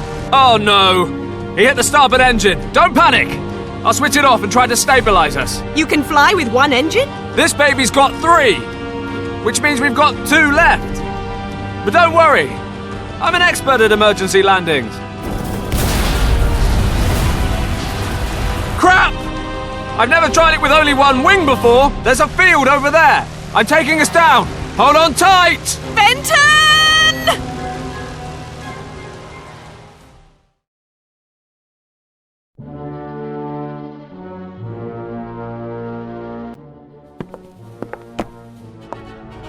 It had better be important, Lieutenant. Indeed. Our contact in Hong Kong has reported back. Continue. It looks like the cartographer's records have disappeared. What do you mean? Disappear to where? And what about the cartographer? He died just recently, only a few days after passing on copies of his maps to the British Recon Unit. And the originals? Someone must have them. The men we've assigned to the job assume the originals are in the hands of the cartographer's niece. Unfortunately, they were not able to reach the girl because a former soldier is protecting her. Better and better. If you want something done, do it yourself. In any event, the girl and the soldier were able to escape. I am somewhat disappointed, Lieutenant. But very well. We will continue reasonably. Who is this soldier? Why might he need the maps? What kind of threat is he to us? Collect all the information you can on him and the girl. I will be flying to Berlin for a week. I expect answers when I return. Jawohl. Anything else, Lieutenant? One of our recon aircraft is missing. It was on routine surveillance this morning and hasn't returned. I suggest sending out a search unit. Yes, do so. If the machine has crashed, you must find the pilot as well as the aircraft. Get rid of any traces that might lead to our camp. It will mean the majority of the men being sent out. Yes. I emphasize once again. Find the crashed aircraft and eliminate all tracks leading to us. Our mission must remain confidential at all costs until we have opened the chamber in the monastery. After that, we will not need to hide from anyone ever again.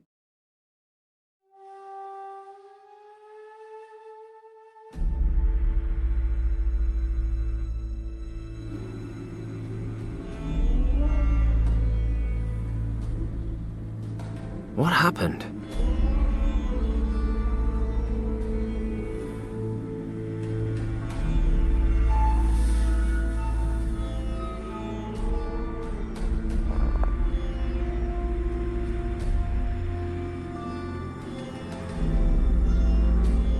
Kim.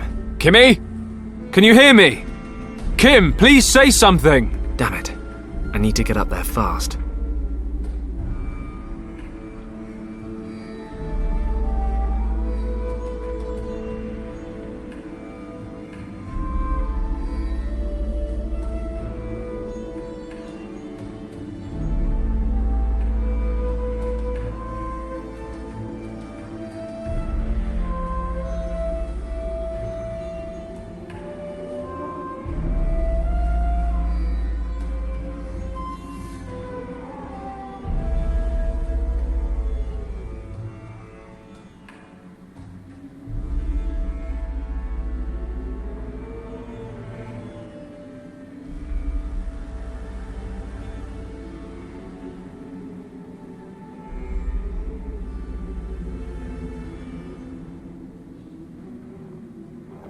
Looks like I can still use this.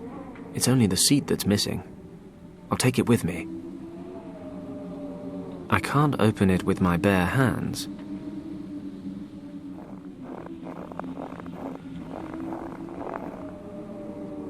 Crap. We've crashed in the middle of the uncharted Himalayas.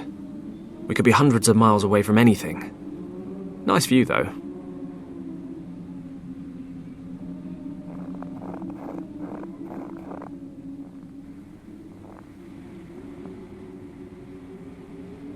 I can't open it with my bare hands.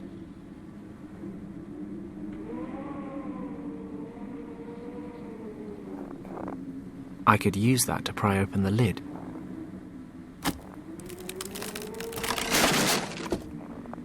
Who would have guessed? It worked. The crate's open.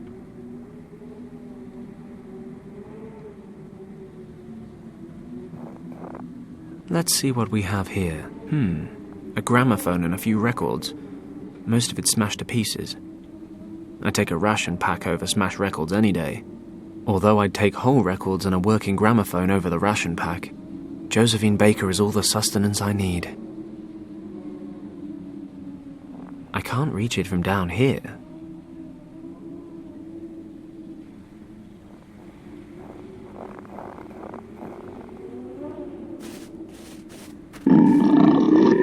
Whoa! Good boy! Good sheep!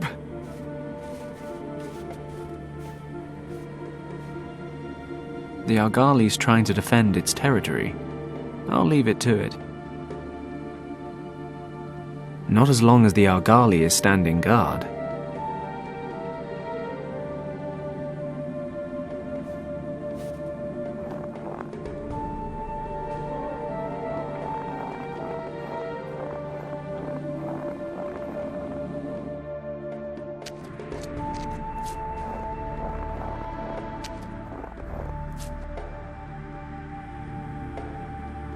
The wrecked Messerschmitt. Looks like it didn't get much further than my little Ford. Good. Might be something over there I can use to help Kim. I need to get over this crevasse first.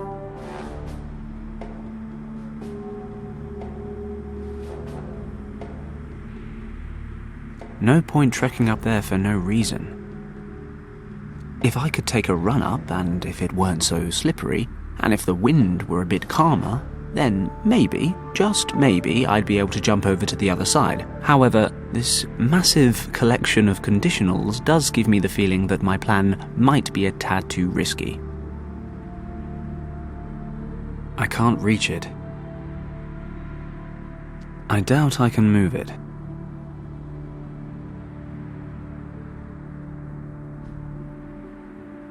If I could take a run up, and if it... However, this... No thanks. My fingers are already frozen stiff.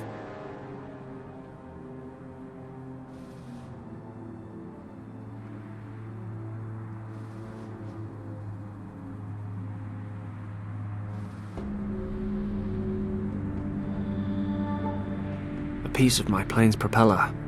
Poor girl. Took quite a beating. She'll never forgive me.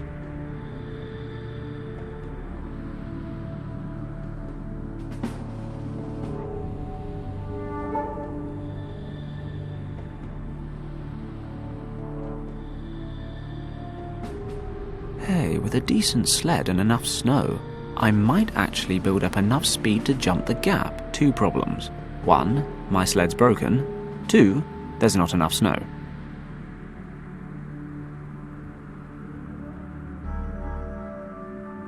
I can use this to replace the missing seat.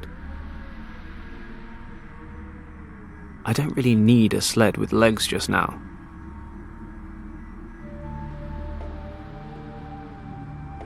You know what? If I could pick up enough speed on the sled, I might just about make the jump across the crevasse. However, there's really not enough snow cover to get me all the way. Damn it. That would have been heroic. I doubt I can move it.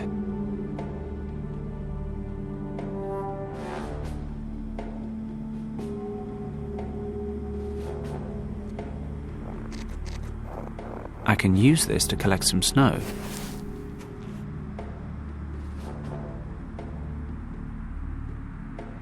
I'll spread the snow evenly across the rock, but I'll need a couple more loads to get everything covered nicely. Okay, I'm done.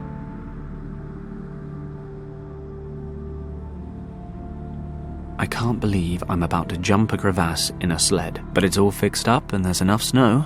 Made my sled better lie in it.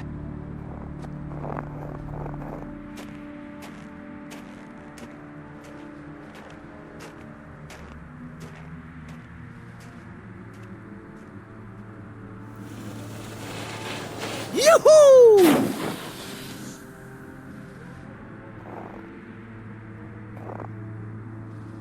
Can't believe that worked. Stunning.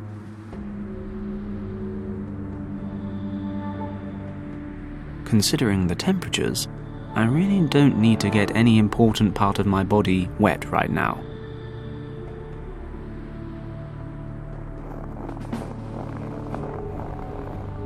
Let's see if I can find anything useful. Most of the cockpit is missing. Looks like the pilot got out in time. It's actually nice and warm here if you keep a little distance.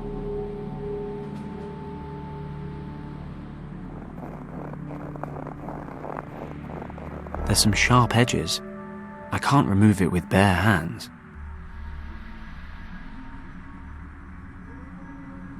A dirty pilot's jacket. The pockets are empty, but something seems to be sewn in between the leather and the lining.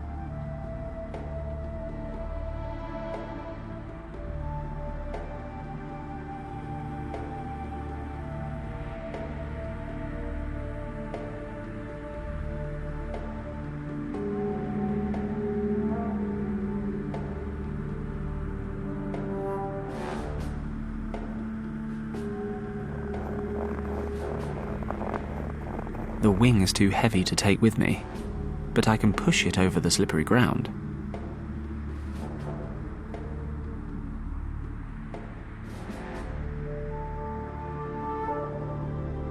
If I could take a run up, and if it weren't so slippery, and if the wind were a bit calmer, then maybe, just maybe, I'd be able to jump over to the other side. However, this massive collection of conditionals does give me the feeling that my plan might be a tad too risky.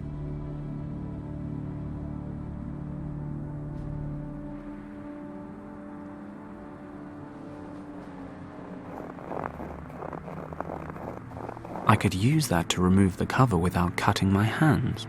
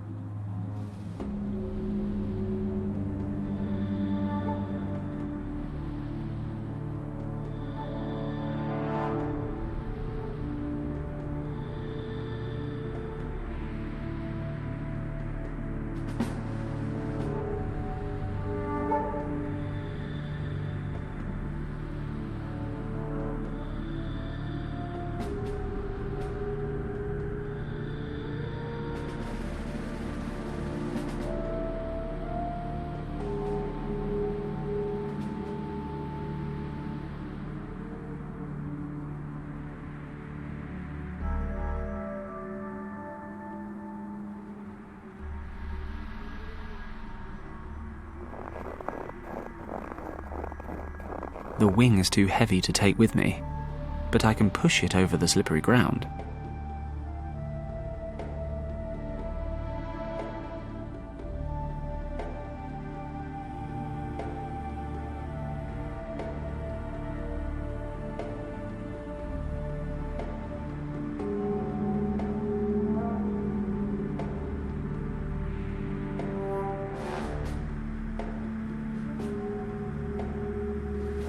The wing is too heavy to take with me, but I can push it over the slippery ground.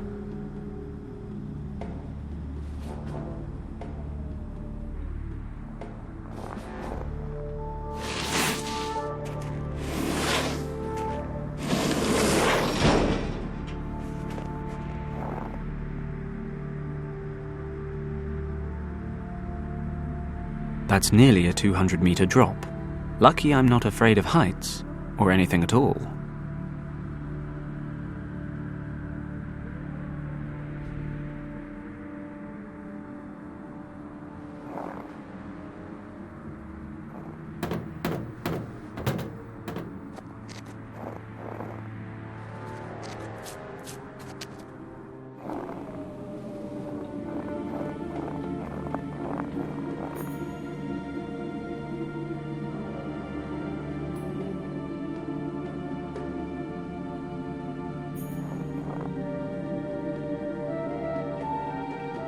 I'll just leave it here, I guess. The frame from the Messerschmitt's wings.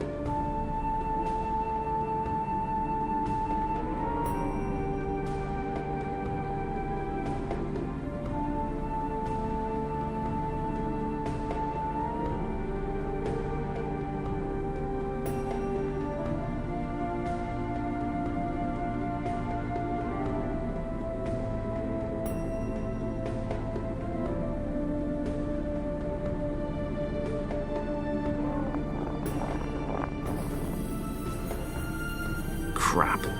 We've crashed in the middle of... I can't reach it from down here.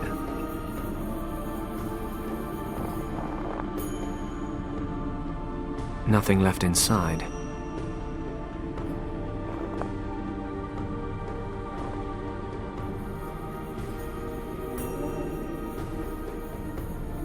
A dirty pilot's jacket. The pockets are empty, but something seems to be sewn in between the leather and the lining. Ah, that'll work. I can cut out the jacket lining to find some kind of document.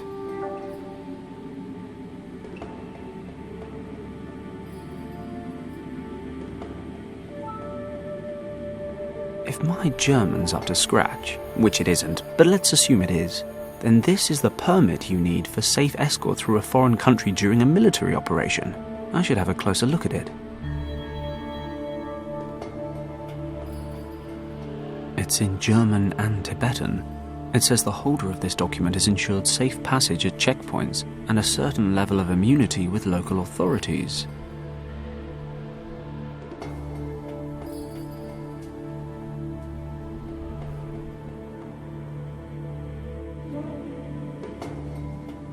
A piece of lambskin, cut from the pilot's jacket. I think he could have done with putting this thing through the wash a bit more often. Probably smelled better when it was alive.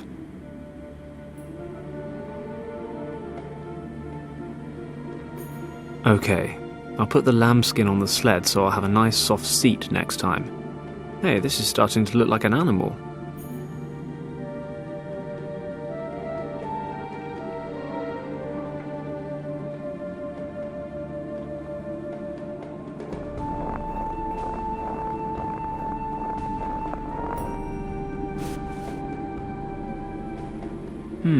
My sled really does look a little bit like an argali, but something's missing.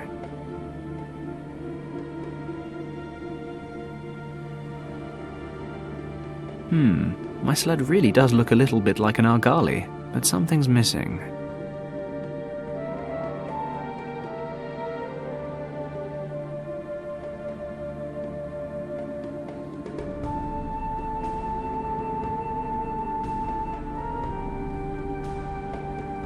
And now for some legs.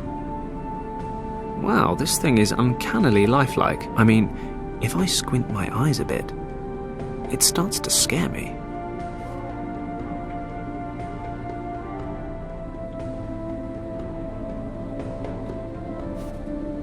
I wonder what'll happen next. Ah, it destroyed my beautiful handiwork. Oh well.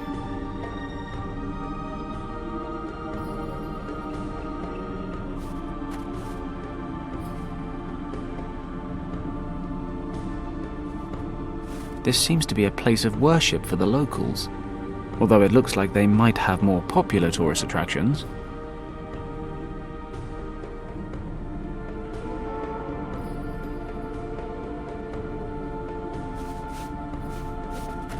I don't want to steal these and end up getting smited. Oh, ancient Tibetan god, if you want to hold on to these, please give me some sign. Nope, I guess we're good.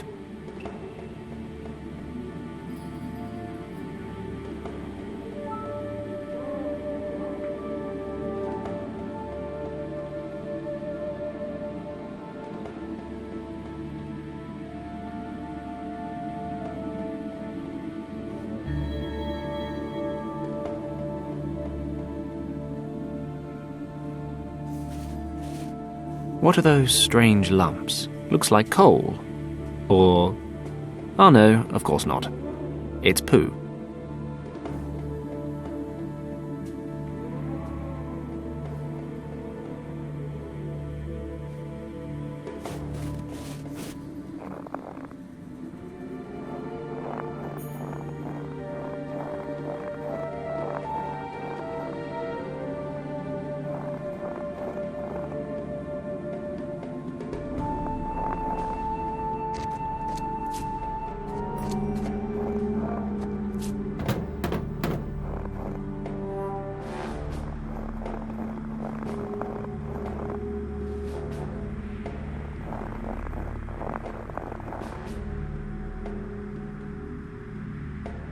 I have no idea if dried dung is flammable, but as long as I'm holding the stuff in my bare hands, I'm not going to try and find out.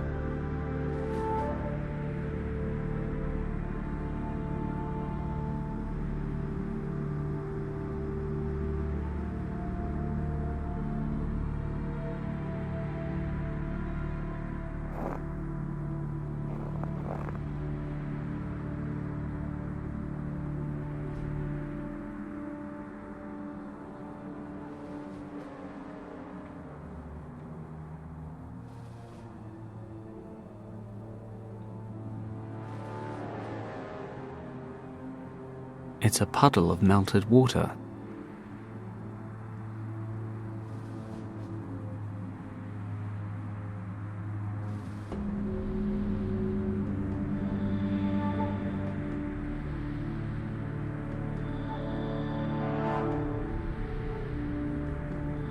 Unfortunately, the gramophone horn is the only part that survived the plane crash.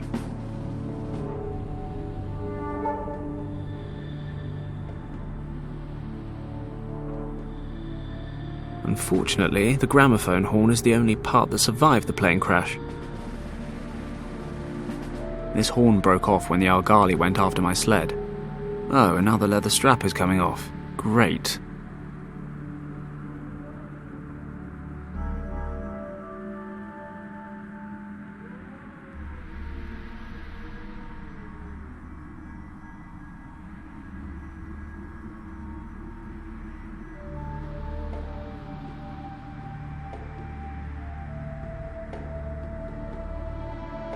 Okay, I'll wet the leather strap. It's cold. Oh, nice. The strap's frozen through already.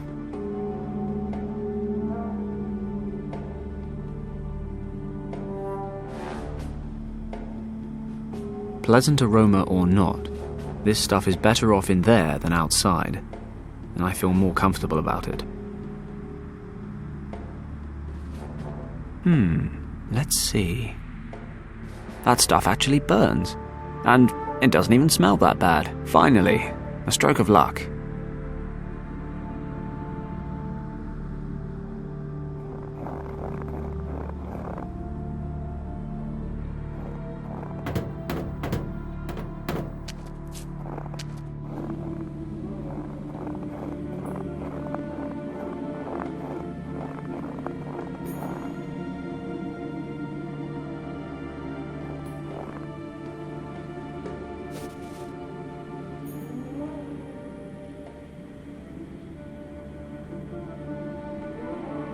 I've lit an incense stick. The smell from this thing could wake the dead.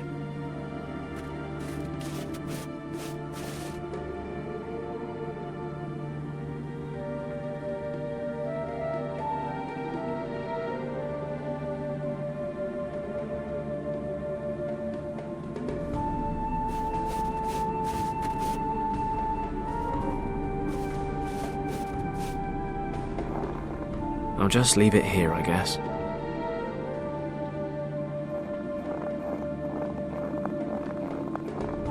I'll just leave it here, I guess.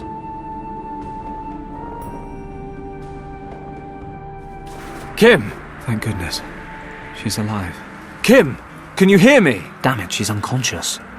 But I'll never get her out of the wreck without her help. I need to wake her somehow. I don't think she's into that sort of thing. Smelling salts or anything a bit more perfumed might be a good plan.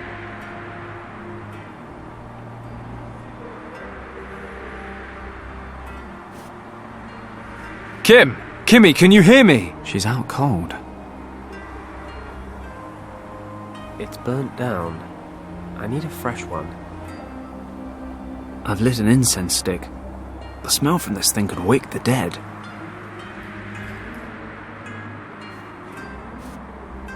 This smoke is vile. Let's hope it wakes her up.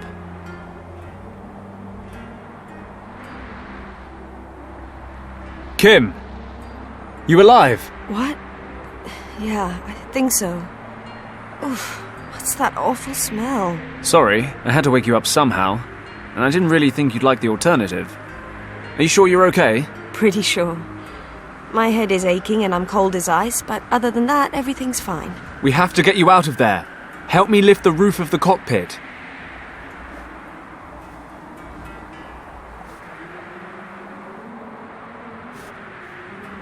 Damn it! It's barely budging.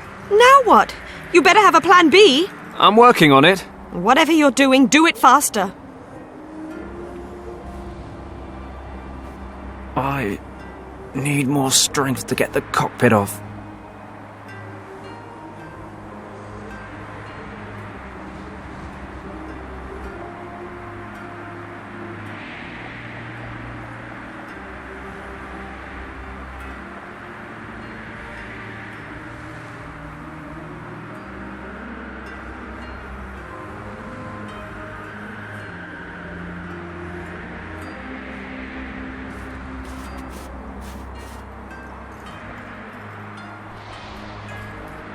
I can't reach it. That might work.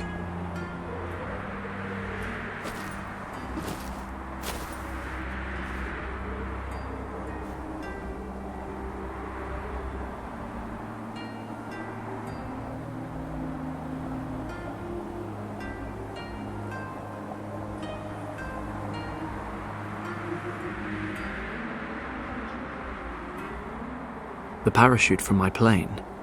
It looks in one piece.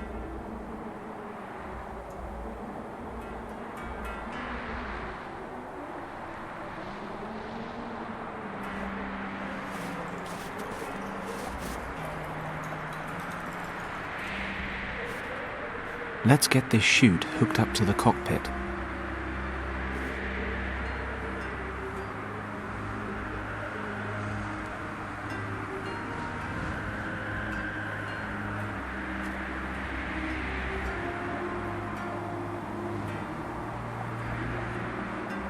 Okay, ripcord time.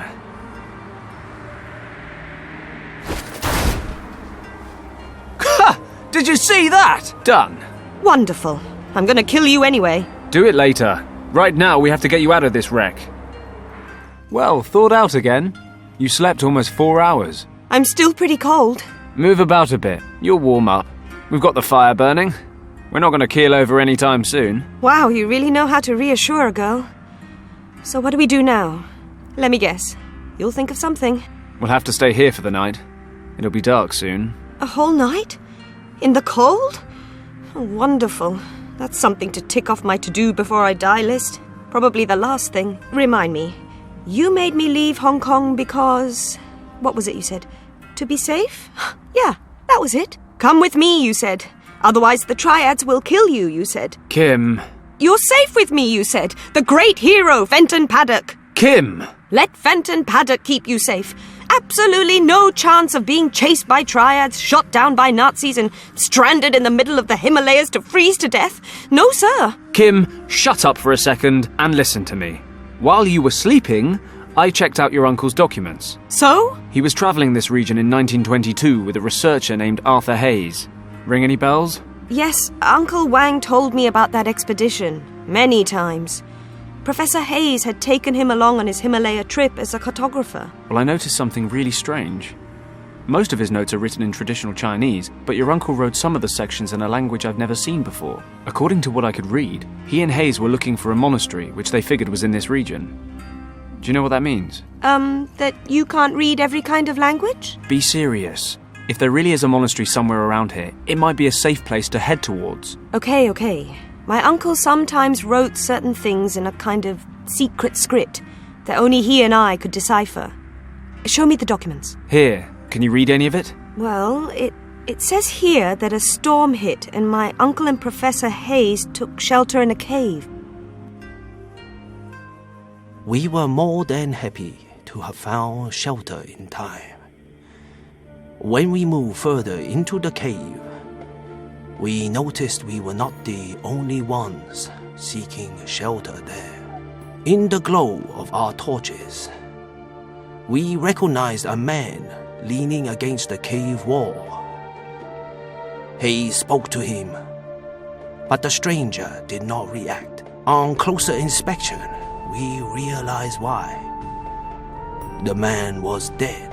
He was frozen stiff, and it was likely he had already been there for quite some time. The man was wearing a monk's robe and presumably had an attack of weakness during a pilgrimage. Hayes brought my attention to something. The torn up and burned remains of a parchment lay beside the corpse. It is possible that the monk had used the last of his strength to build a fire. On examining the burnt remains more closely, it turned out to be a map. Hayes was able to determine a few checkpoints, and thus conclude that it showed the region we were in. The texts we were able to identify on the map were written in an ancient script, of which Hayes was able to translate little. While the professor's eyes wandered across the map, he suddenly gasped. His trembling fingers moved over one word, Kembalong. Hayes, who had studied every possible source of information prior to beginning his expedition, explained that many myths and legends shrouded a valley by that name. They say there is an ancient monastery in the valley where no outsider has ever been. According to the legends, the monks from Kembalong Valley guard an ancient and very powerful secret. It was possible that we had come across a key to this hidden valley, and Hayes suddenly became excited when he realized what that could mean for him, the leader of the Tibet expedition. In that moment, I took a closer look at the dead monk. Could he be one of those monks living a secluded life in the valley? Where did he want to go? Or was he returning from somewhere and didn't have the strength to continue?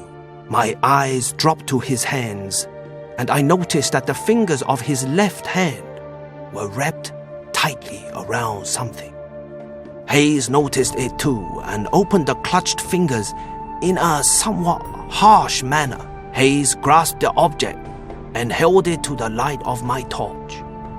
It was a stone, resembling the eye of a dragon. There was a green gemstone in its center, through which the light was refracted, falling onto the walls in a most fascinating pattern. Hayes put the stone away.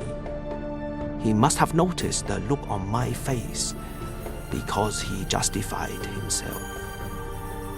He remarked that the stone was better off in the hands of a researcher than those of some farmers or shepherds who might discover the cave someday. Okay, now skip a few passages. Did they find the monastery? Hold your horses. It's been a while since I last read this stuff. I'm a little rusty. They headed off to find the Kembalung Valley, but the approaching winter made it impossible. They couldn't make it through the mountains, so they broke off the hunt. They got home, and Hayes tried to raise money for another expedition with better equipment, but nobody was interested. People figured he was hunting myths. Uncle drew a map showing the valley's estimated location. It shows us where they gave up as well. Perfect. We can use it. I don't know. It's all pretty vague. How do you know the monastery exists at all? Hayes and your uncle believed it was here. Right now, that's good enough for me. And, to be perfectly honest, it is our only chance. Then I suppose we don't have a choice. Wait. Can you hear that? Sounds like an engine. Oh no. Not another plane? No, that's not a plane. It sounds more like...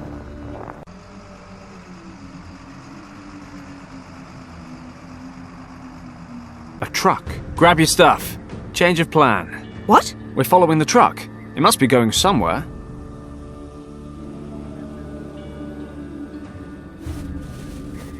Could we stop for a moment, please? No, we need to keep moving. The snow's already starting to cover the tracks.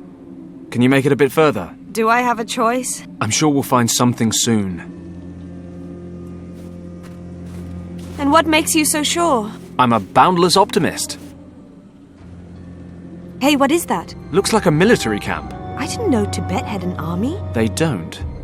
Remember that fighter plane? Germans? What are they doing here? Have they attacked Tibet? I doubt it. Let's break out the glasses.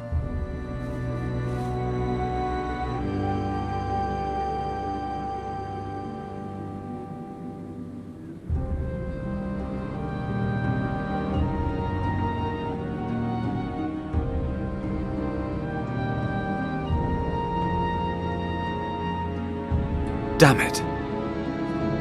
What's going on? They're holding British soldiers captive. There's at least one officer with them. Richard? No, not Richard. But maybe someone from his unit. They must have met the Germans somewhere along the line. What are we going to do? What do you think? Rescue the officer, debrief him, find the rest of his group, and get everyone home in time for tea and medals. And we do that how? We? Forget it, Kim. You've made it this far, but you're sitting this one out. What?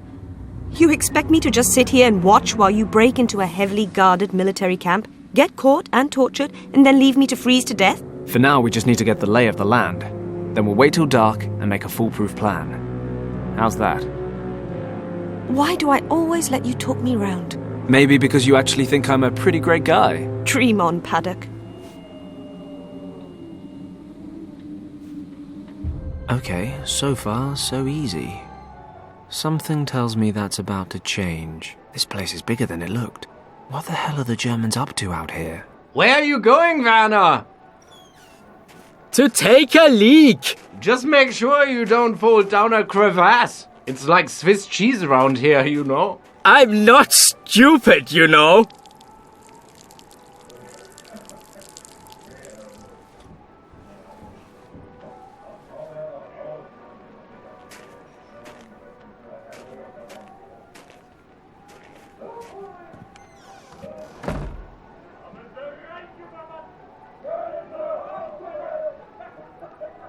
Good thing he picked the other side of the barracks to do his business. The guards seem to be having a nice little tea party.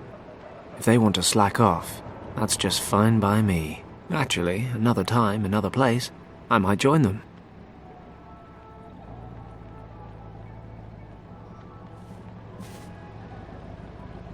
I have no idea what made these holes. Strange.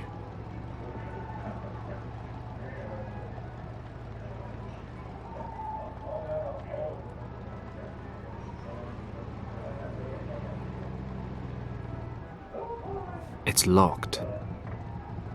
The truck Kim and I followed.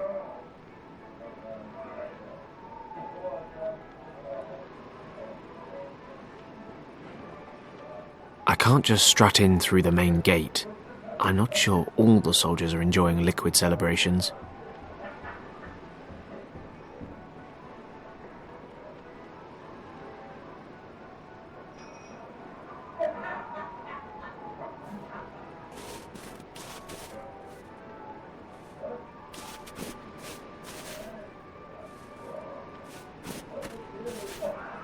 Long way down.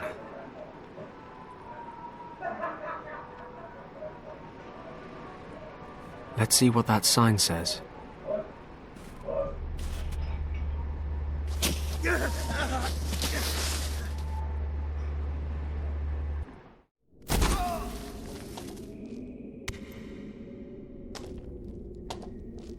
Wow, 2 crash landings in one day. Bad karma. Ah well, 2 crashes and no casualties. That's something. Although I dropped some of my gear. Never mind. Let's get out of here. Paddock? Fenton, can you hear me? Kim? Damn it, didn't I tell you to wait?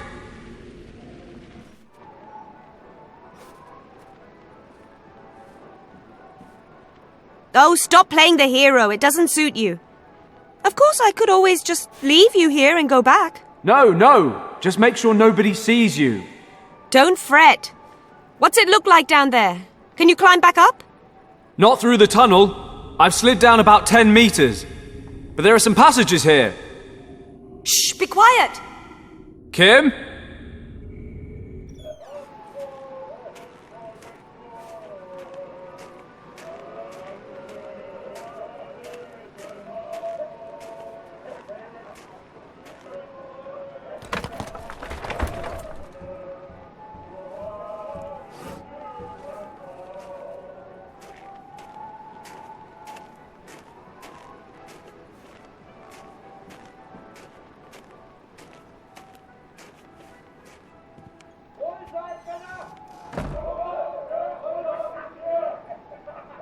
Kimmy?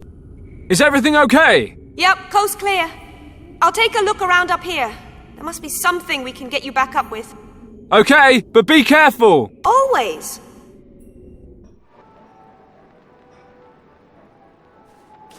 I'll take a paper with me. If I need more, I'll know where to find them. Let's see if I can find something useful in all this. It's not doing much good here, so I'll just take it with me.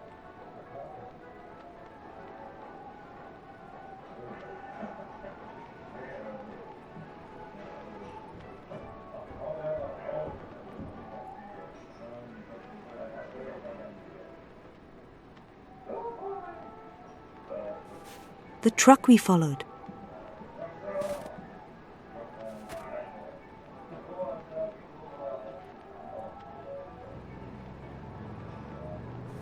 The truck we followed.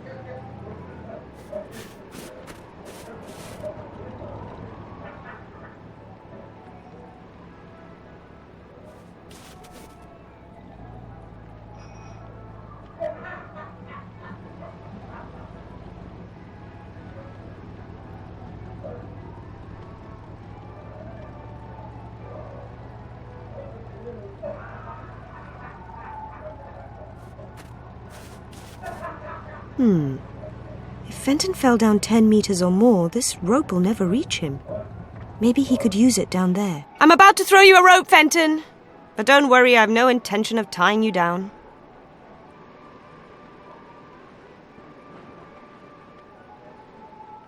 It's too big. It'll only get stuck. Duck! You might want to back up a bit. Watch out!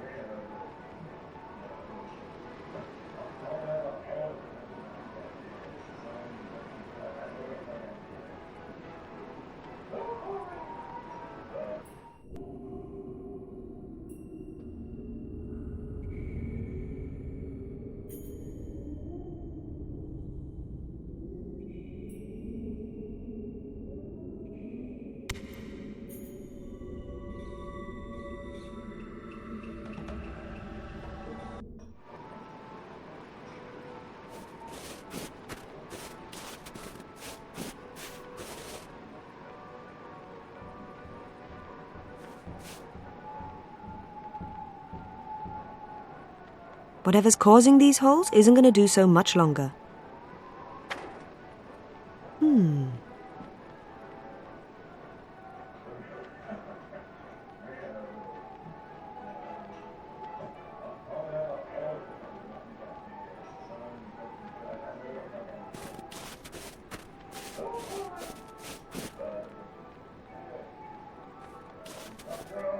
Watch your head down there!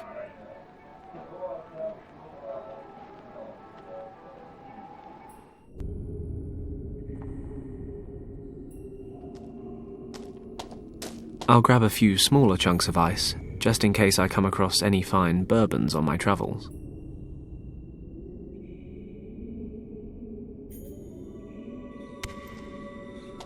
I'm feeling lucky. Let's see where this leads.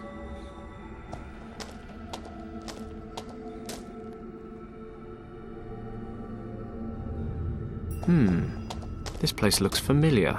Of course, as an expert scout, orientation is one of many survival skills I possess, which means I know without a shadow of a doubt that I'm going round in circles. I felt a draft at one stage, so there's got to be another route out. There's a time for blind confidence, and that time is when talking to beautiful women, not when hopelessly lost in an icy cave of doom. There's a draft coming from somewhere. That must be the best route out. I just can't tell from where.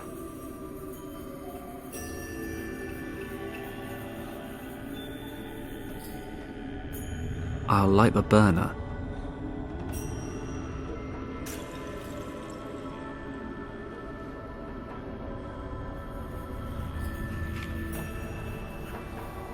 It's certainly not my favourite flavour, but it's burning. Okay, so if I just stand here and watch which way the smoke goes...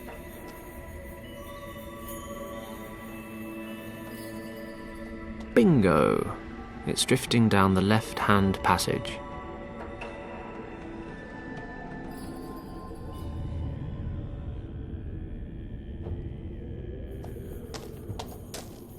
Ugh, this place smells like Gus's house. Building rubble, wood scraps, and other rubbish. Nothing useful. Aside from that, most of it's frozen.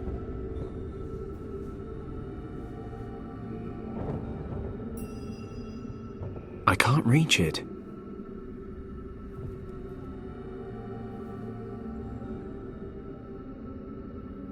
A pot with matching lid.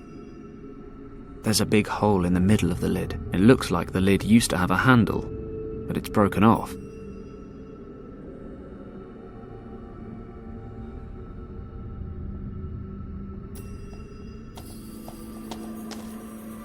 Hey, a pocket knife. Of course. All the blades are broken off. Why on earth wouldn't they be? I should have known. Oh well, the corkscrew's still in one piece. Someone had their priorities right.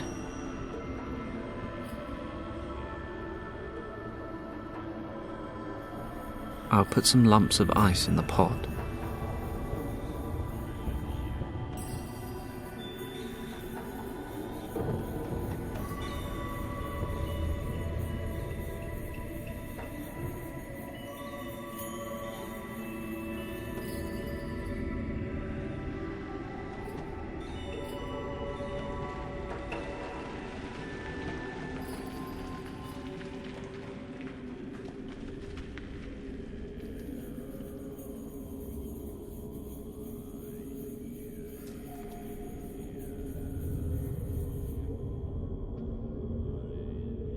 Okay, let's stick the lid onto the pot.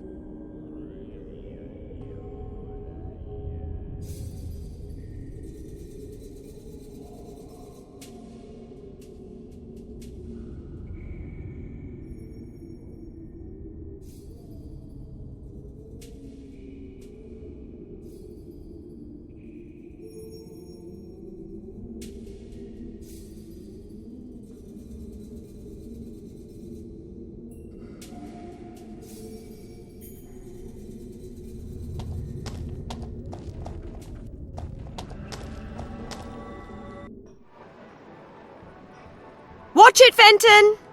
If this hits you in the face, you won't get any uglier, but you can still lose a few brain cells.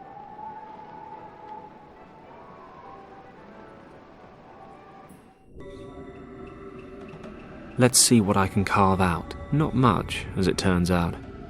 But I've used the corkscrew to pull out the knot.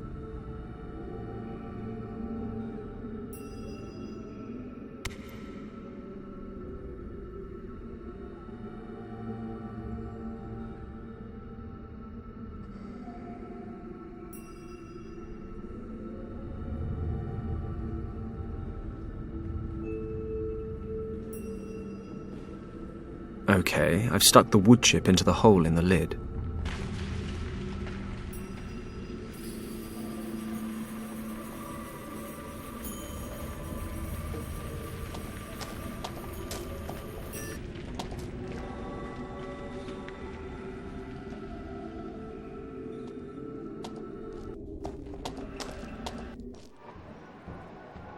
Fancy some light reading, Paddock?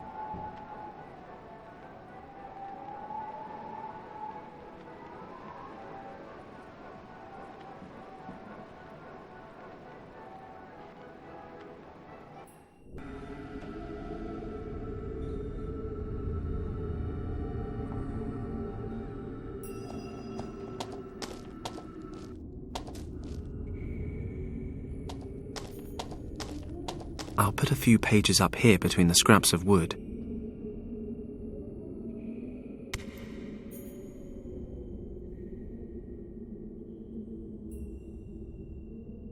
Might work.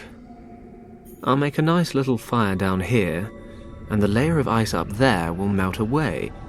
Fingers crossed. Then all I need to do is work out how the hell to get up there, although that may be academic, since most of this rubbish appears to be frozen solid. I better keep this for a while. I might need it later on. I've got some pages in there already.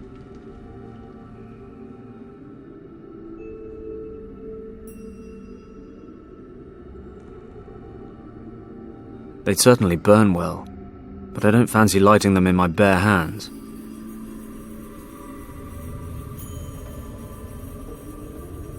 I think that'll do. It's unlikely enough they've helped me twice already. I think I'll quit while I'm ahead. I can't stand that smell any longer.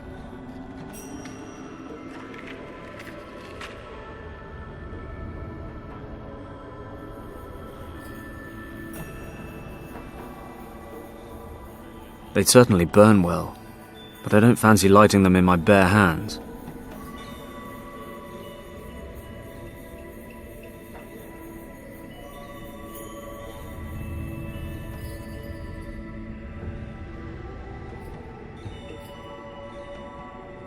I think that'll do. It's unlikely enough they've helped me twice or I can't stand. I'll just leave them there. I still have enough. The newspapers are burning. Let's hope the rest of it catches. Still, it should manage to melt the ice, provided I've got a few years to kill. Oh wait, I'm on a top priority secret mission. I need a new plan. Let's see what happens next.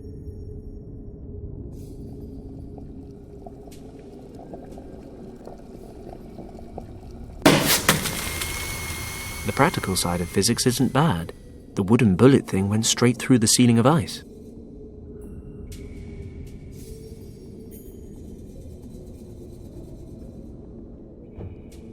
Ouch, ouch, ouch! Hot!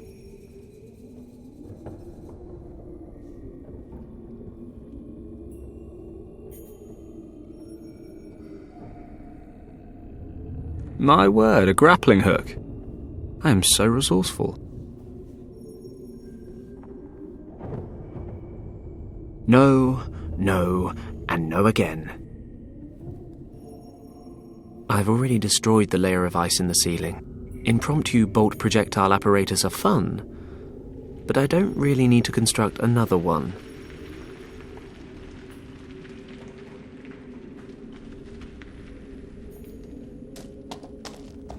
Aim well.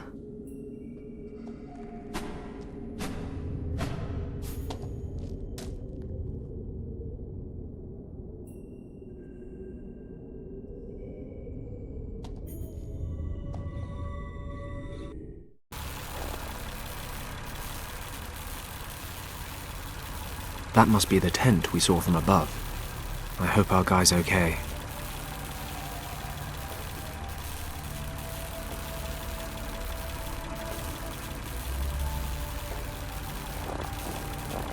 I shouldn't go any further.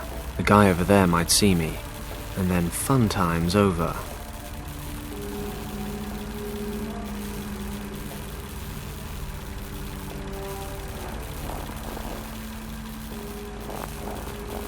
Let's see if I can use any of this. Well, on the plus side, there's a grenade here.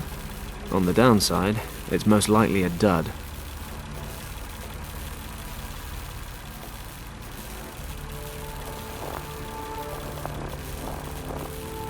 Locked.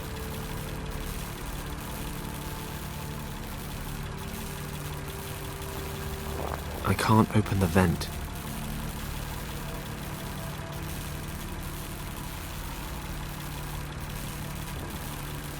The water would cause a short circuit. Sounds promising.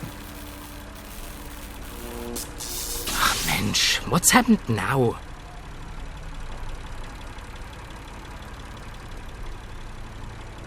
Must be the generator.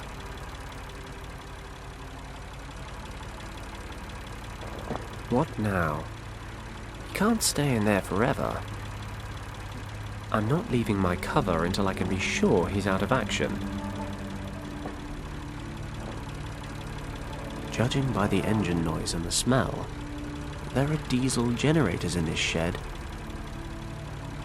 I'm not leaving my cover until I can be sure he's out of action.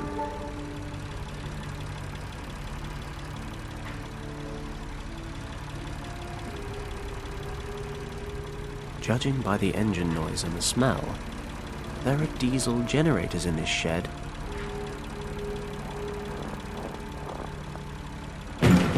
Hey, now what's wrong? Hello? Hilfe! Can anyone hear me out there? Something's blocking the door. Hello? Good thing the generator in the other hut's loud enough to drown out his shouting.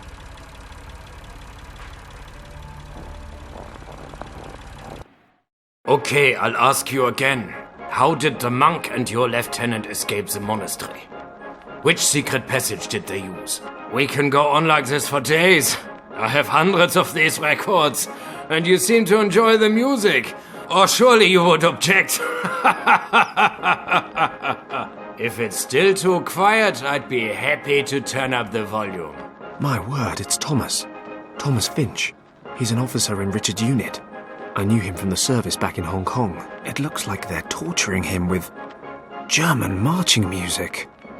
It's booming through his headphones. A fate worse than death. I could deal with this guard, if he wasn't as wide as a door frame. Since I left my black belt at home, I'll have to be a bit more subtle. This guy's a machine. One-on-one, he'd mince me.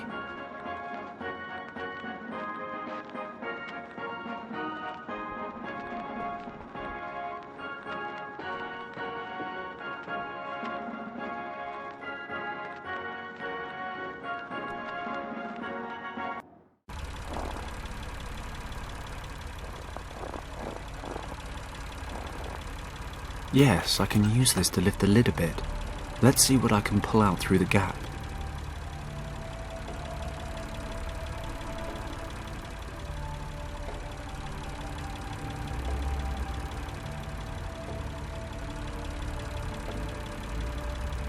I've covered the edges of the pieces with glue. Now they just need to go back together. I can pick up, turn and set down the pieces. No reason why I shouldn't be able to handle this.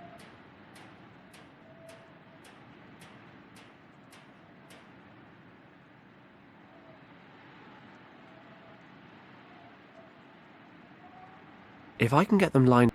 If I can get...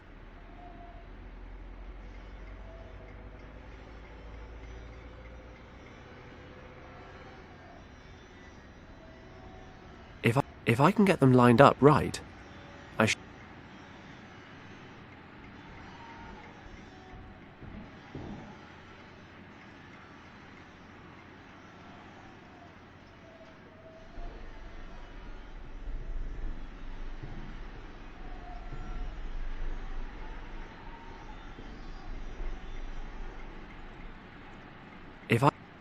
If I can get them lined up right, I should have no problems. If I can get them lined up...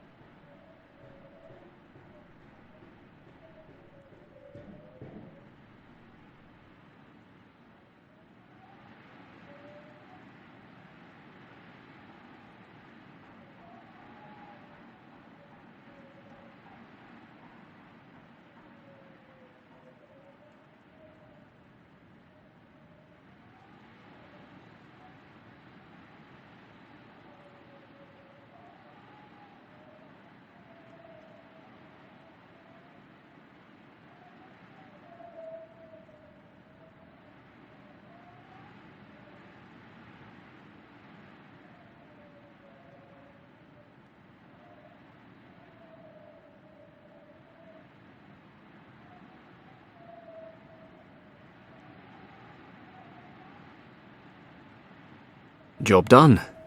I've glued the record back together. Of course, the light-coloured glue in the cracks won't stand up to scrutiny. At all.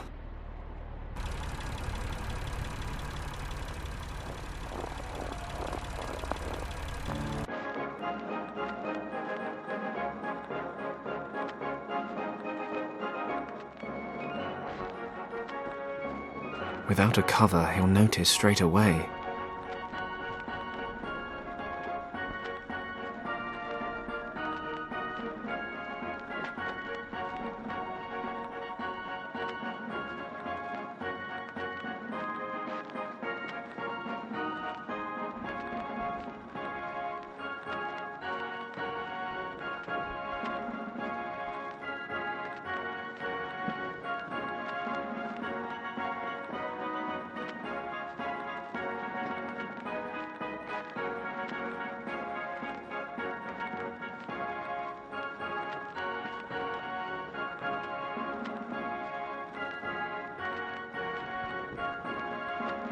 I've unscrewed the top of the grenade and poured out the gunpowder.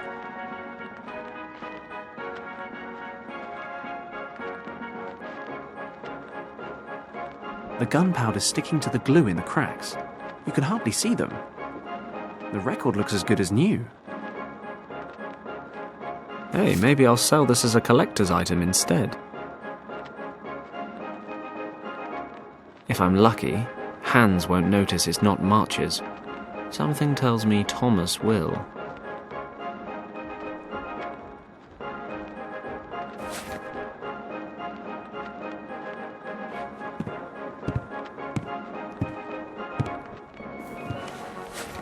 Okay, here comes a real smasher.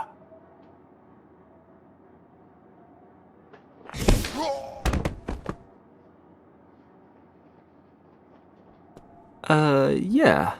I meant that to happen. Job done. Hope no one heard the explosion. Thomas? Wait, I'll take off the headphones. Fenton Paddock? What the hell are you doing here? I'll explain later. You have to listen to me now. We don't have much time. Are you okay? Fenton? You're back with the forces? Where's the rescue unit? No. Listen to me, Thomas. Is everything okay? Are you injured? Well, my ears are still ringing a bit and I'm pretty knackered. They haven't let me sleep for 3 days. Can you stand up? Not as long as I'm handcuffed to this crate. Okay. I can take care of that. Thomas, do you have any idea how we can get out of here? You're a card. The best thing would be to leave the same way you came, don't you think? Yeah, we can forget about that. I kind of fell down a crevasse. Besides, you don't look like you're up for any sheer rock faces quite yet. There are trucks leaving the camp several times a day. Maybe that's an option. Sounds interesting. I need to know what happened. I suppose we were in the wrong place at the wrong time. What do you mean? Well, our mission was to survey the area. Richard's maps were taking us towards some key defence points. An old monastery set near a valley. It was dark when we got here.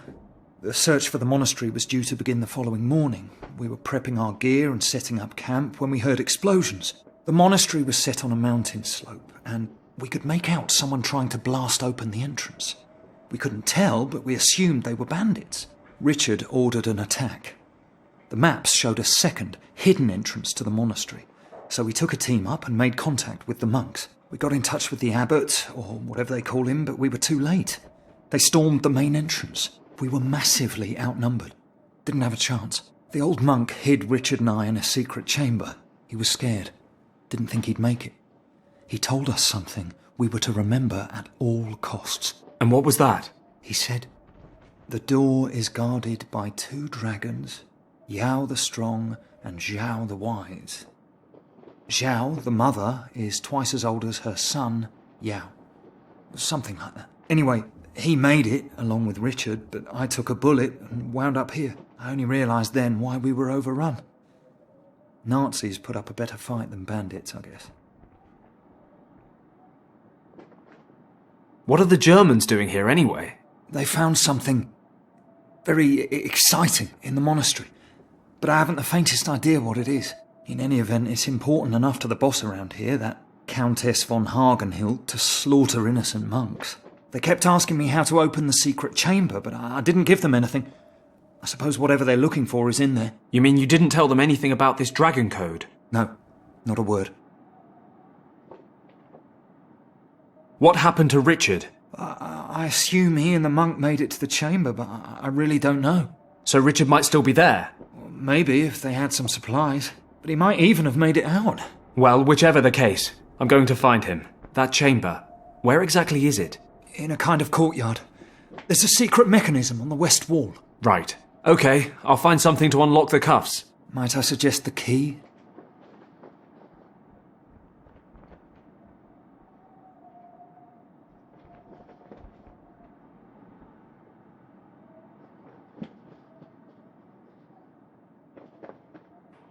I've got to get his cuffs off.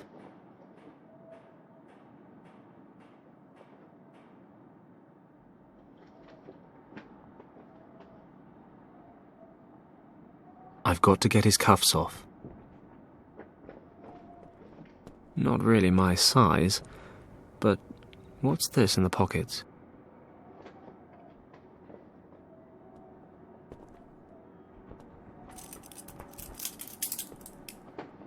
Perfect. The smallest key fits. The cuffs are open. Thomas, let's get out of here. Can you walk?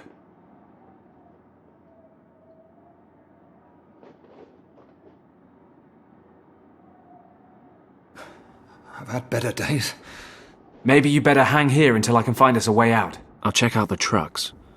Get out of here in style.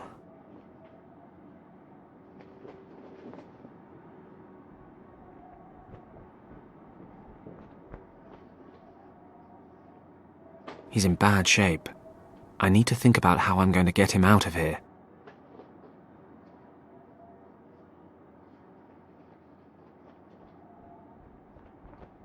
Thomas is waiting here until I find us a way out. I'll put the uniform on first. Blend in with the locals. The truck is a good option, but I'm not leaving until Thomas is on board.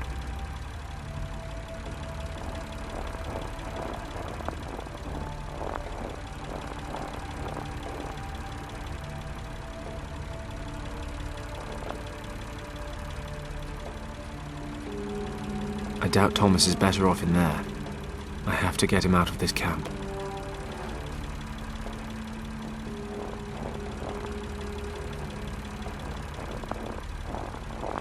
The truck is a good option, but I'm not leaving until Thomas is on board.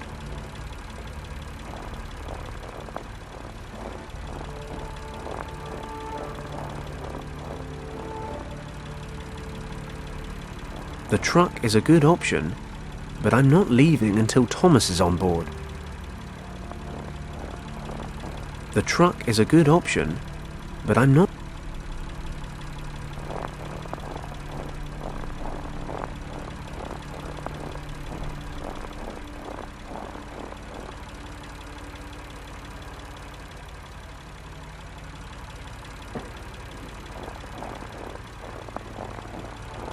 The truck is a good... Hey, yeah, I can just drive Thomas out of here. I can hide him in the back of the truck. If we make it past the gate, we're home dry. Okay, Thomas is hiding in the back of the truck. If my luck holds, then the key's in the ignition. Hey, what are you doing there, Junge? Oh, another one caught the bug.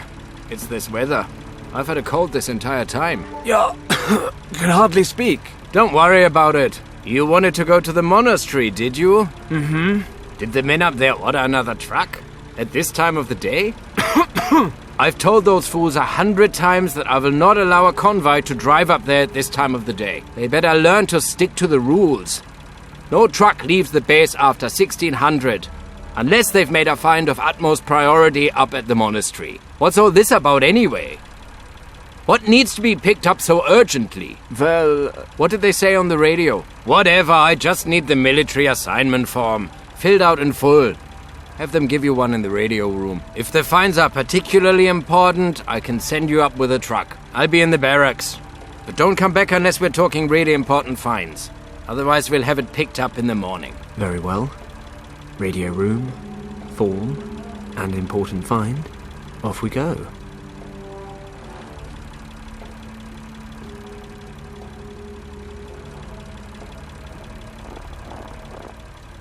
Locked. Locked. It's always the last key, isn't it? Doors open. Thank goodness. Nobody here.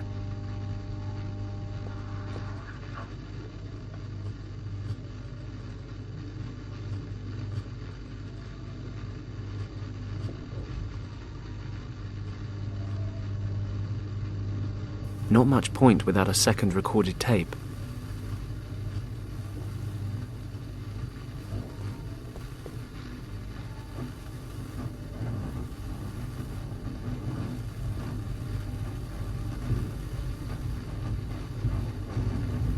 These papers here look like the special assignment forms the guard was talking about. I'll take one with me. A recorder with magnetic tapes. This expedition has more state-of-the-art tech than MI5. Not much point without a second recorded tape.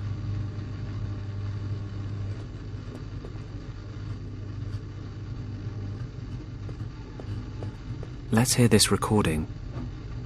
After 2 hours of traditional marching band torture or oral discomfort treatment, I continued to question him regarding Object 28.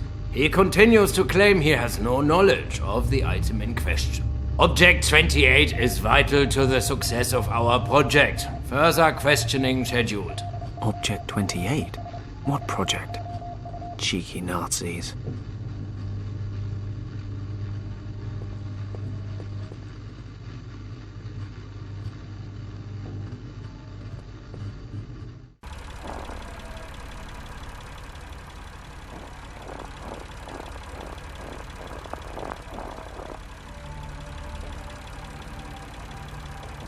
Okay. Which of these list entries is important enough to make the guard approve a special trip to the monastery? I'm supposed to write down the name of some important find.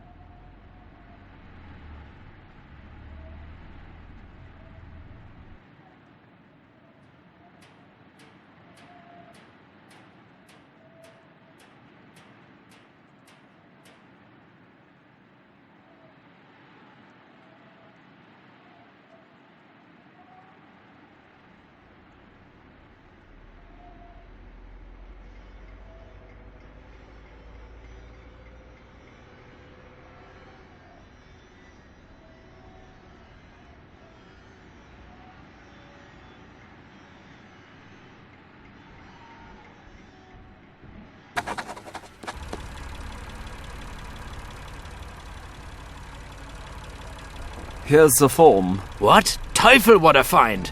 Frau Hagenhild will be thrilled. Los, what are you standing around for? Start the truck and head up there. Zu Befehl.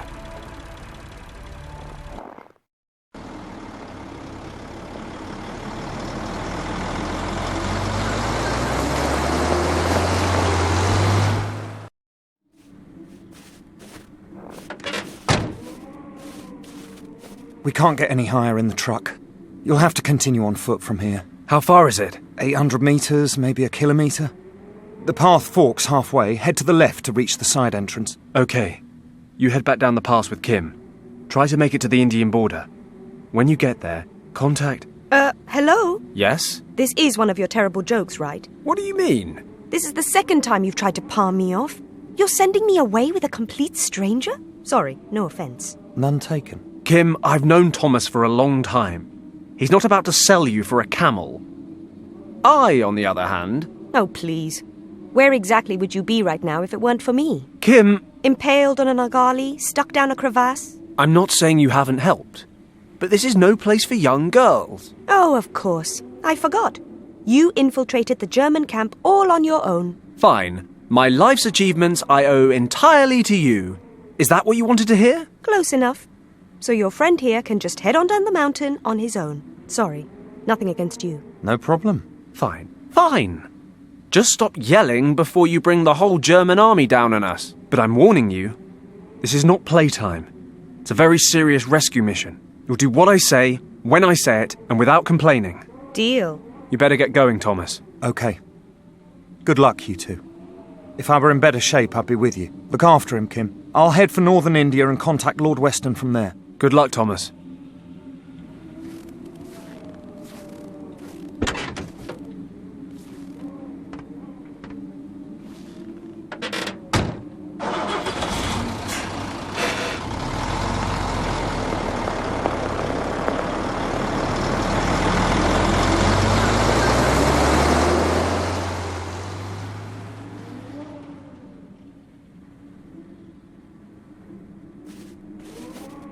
Vehicle tracks.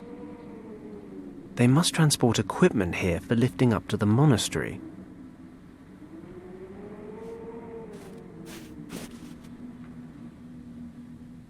They're nailed on tight. I can't lever them off with my bare hands.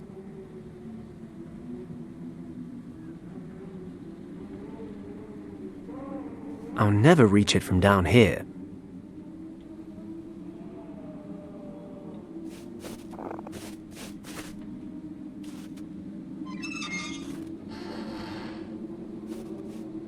Ah, this lever operates the hydraulics that raise the loading platform, but it's not doing me much good if I'm down here.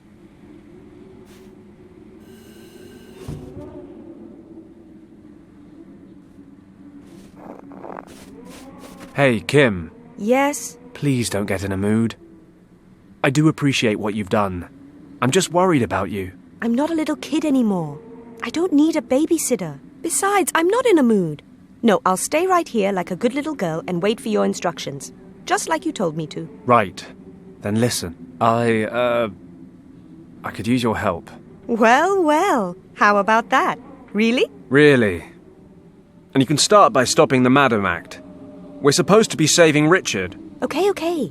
What do you need? You see that container up there? If something's out of reach, it's worth having. Need a leg up? Tempting, but no. If you stand on that platform, I can lift you up there. Yes, sir.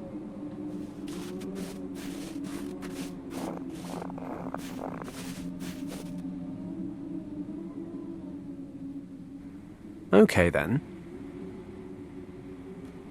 Here we go.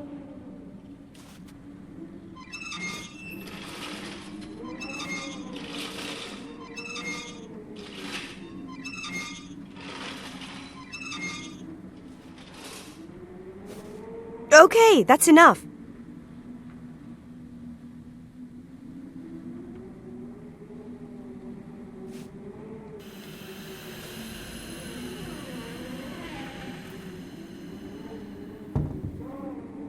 Hey, you were right. This stuff will come in handy. It's some wood and a packet of white stuff. Sheesh. Hey, I saved our lives with a bag of flour and a pumpkin not long ago, so don't be too hasty. Oh, you're welcome then. I'll just go stand back over there so I don't bother the master at work.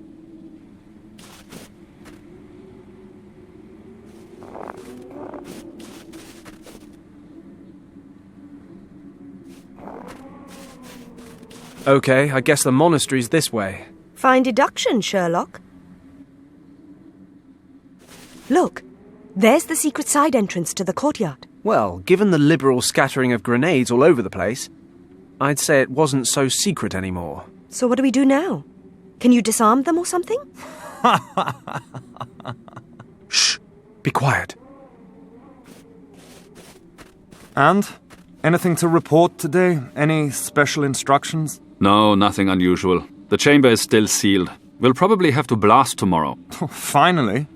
It's not like the Countess to hesitate this long. Be careful what you say. This job's going to require great care. If we overlook even the smallest detail, the mission might fail. This should worry me? I'll be happy when the whole thing's over and we can go back home. I hate the winter. I hate the mountains, I hate night watch, and more than ever I'm beginning to hate you. Well, if you hadn't failed your aptitude test, maybe you wouldn't have been assigned night watch. You'd better watch yourself, Hagen. Oh, I will. I'll watch myself all the way back to camp, where I will watch myself drink schnapps all evening and then watch myself crawl into a warm, cozy bed. Oh, good. You enjoy yourself. Try not to get caught in any avalanches on the way down. Just remember to feed the dog. He hasn't eaten all day. Yeah, I know how to do my job.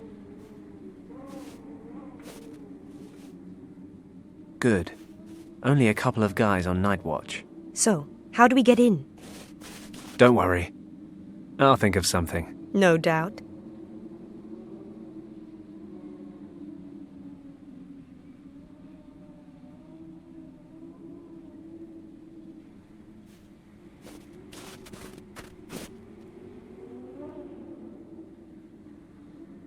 Luckily, whatever monster of a bird built this is nowhere to be seen. From the speckling on the eggshell, I'd say it was a Himalayan griffin vulture. Probably.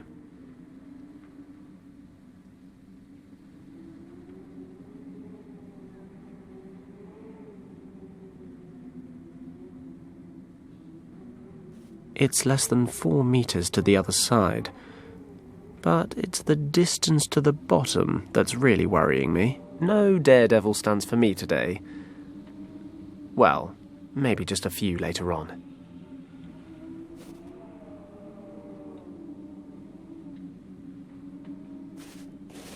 I could jump for it and try to hang on. Then I'll hang, and hang some more.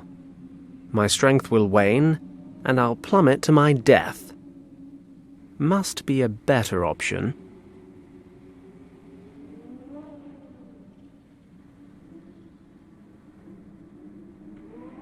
If I happen to feel a strong urge to die sometime today, I might consider that course of action. But until then, I'm not touching those wires.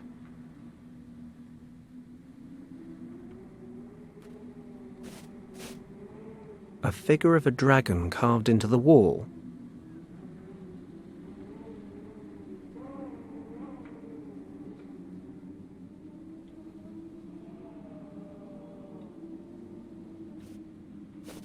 The plank should just about reach the drain from here.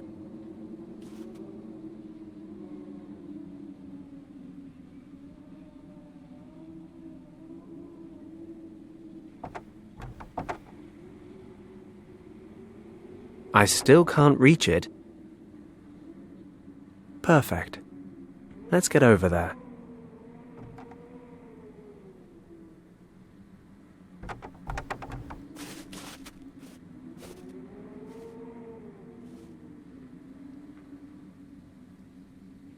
It won't budge.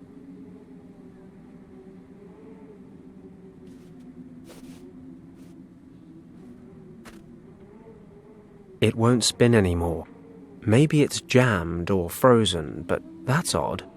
The metal feels strange somehow. It's warm to the touch.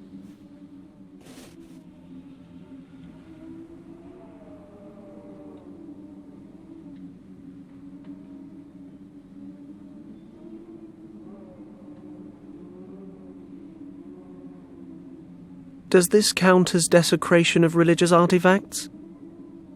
Come to think of it, I did fall down a crevasse immediately after sealing those incense sticks.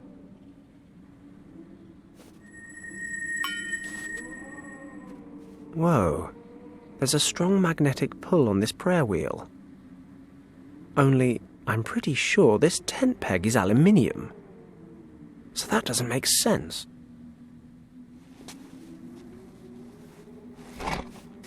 Done. I've got it.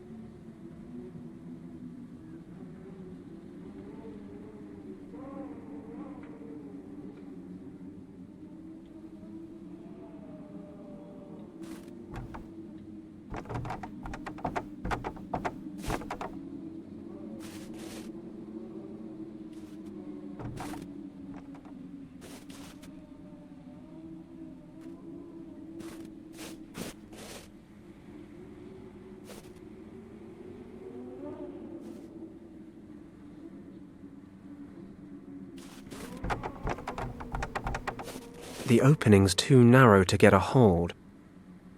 But if I give the stone a knock... Yep, it's certainly hollow back there.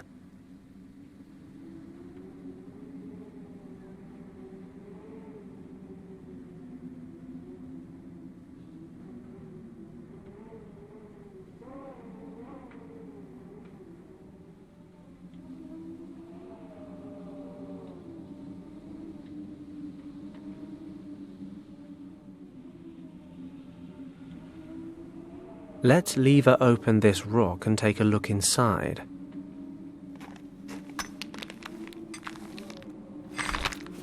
Well, what do we have here? I can't get a good grip on it. I can't get a good grip on it.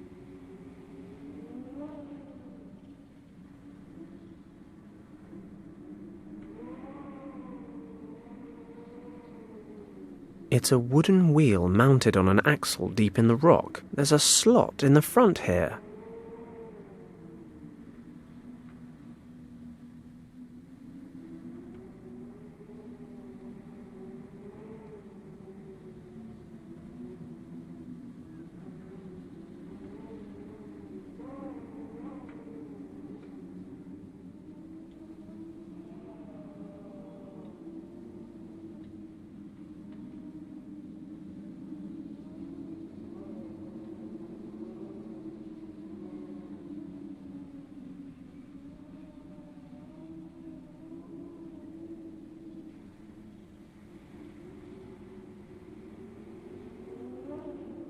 That's strange.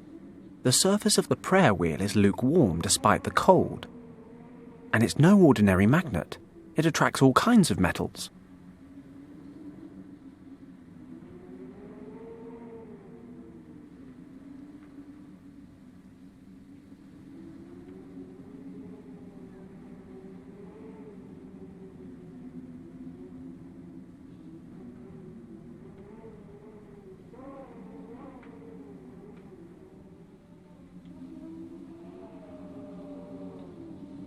I can't get a good grip on it.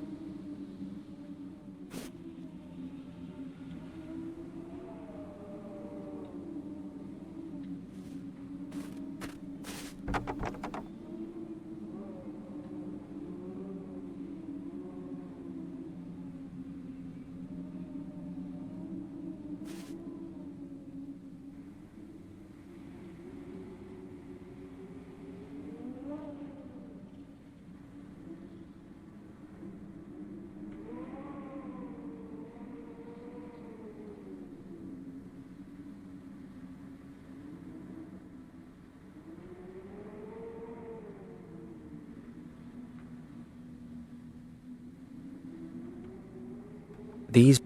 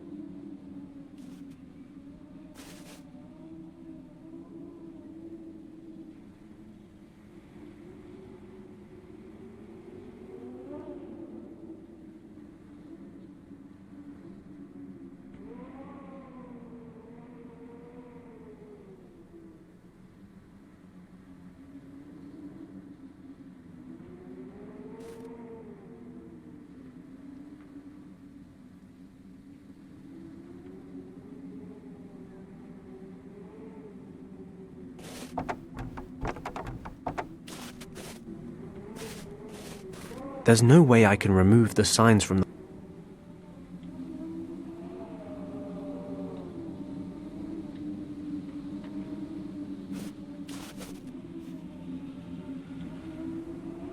How is it that a tent peg is more multi-purpose than a penknife? I've levered the signs off the post. Now the Germans will never know how to get home.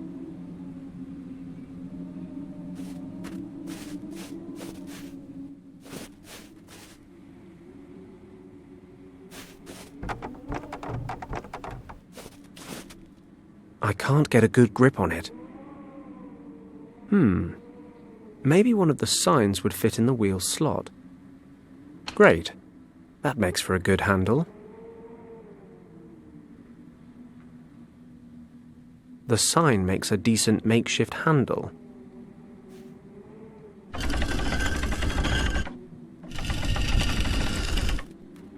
I've got it turned a little, but I can't get the handle any further round.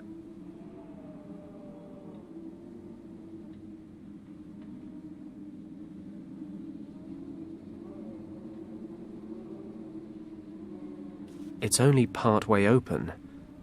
It might close behind us. The handle's too far around to push any further. Okay, I'll stick a wooden sign in this slot too.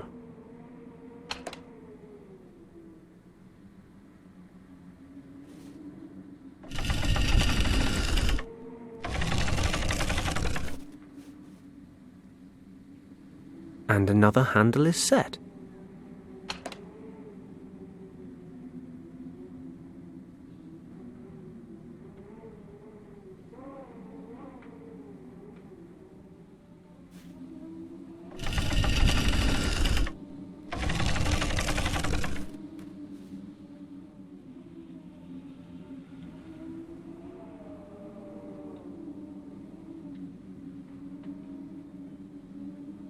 Well, that's the last sign.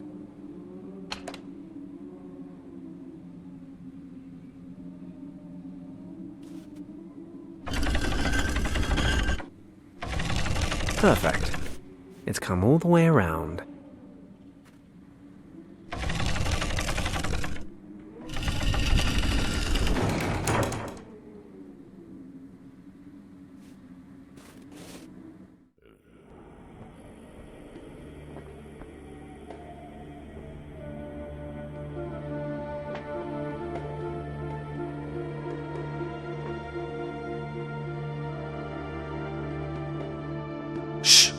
Quiet. Oh, you think? I mean even quieter than before. There's a guard dog down there. It's probably more intelligent than the Germans we've come up against. Relax. You're the one nattering away. Well, we're definitely in the right place. This must be the courtyard Thomas talked about. According to him, the entrance to the secret chamber should be in the western wall.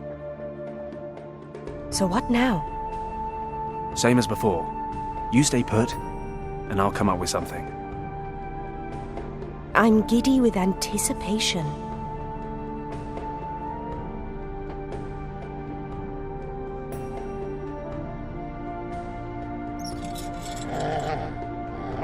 Damn it.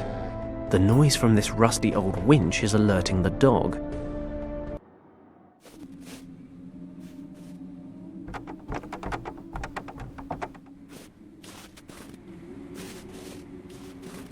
Note to self. Rescue Richard first. Note to self. Rescue Richard first.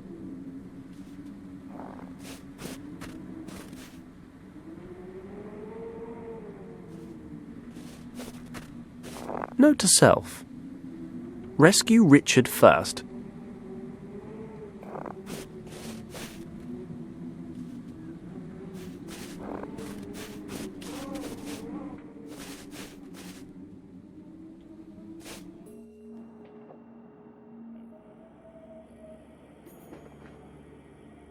Not while the Doberman's standing guard.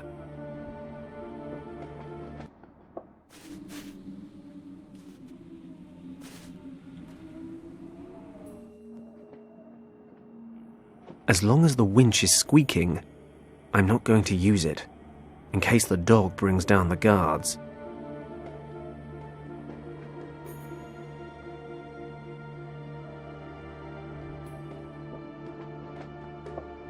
A small snowdrift.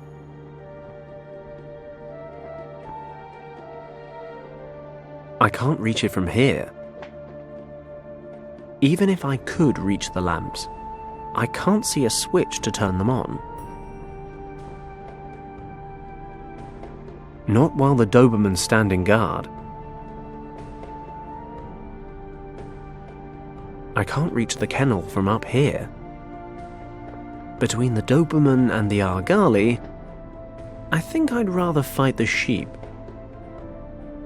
It's a bit far away, if you ask me. I can't reach it. Must lead to the main entrance. Nothing for me out there. As long as the winch is squeaking, I'm not going to use it, in case the dog brings down the guards.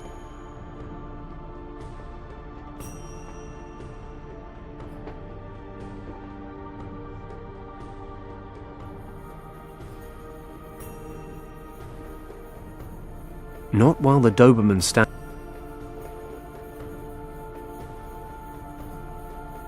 Not until the dog's out of the way.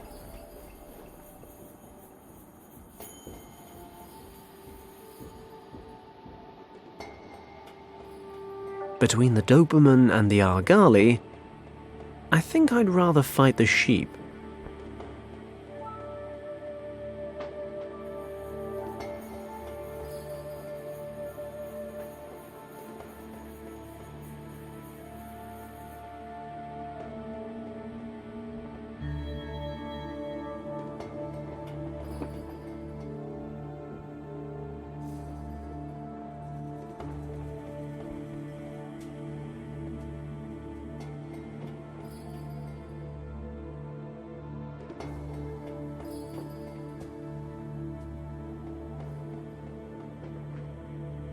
A small snowdrift.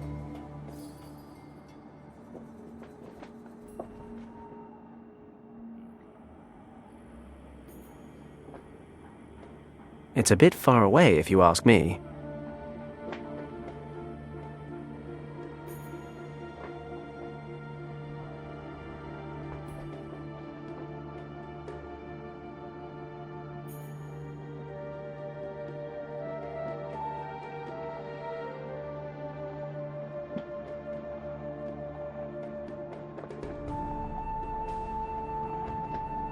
I could hang it off the pulley hook, if I could get at it. As long as the winch is squeaking, I'm not going to use it, in case the dog brings down the guards.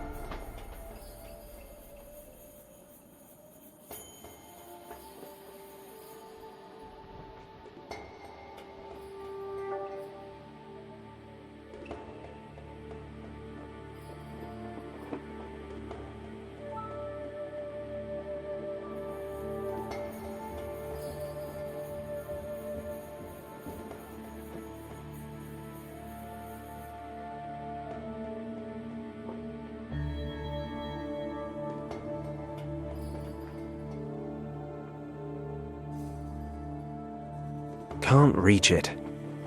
Not the first time I've been confronted by this problem.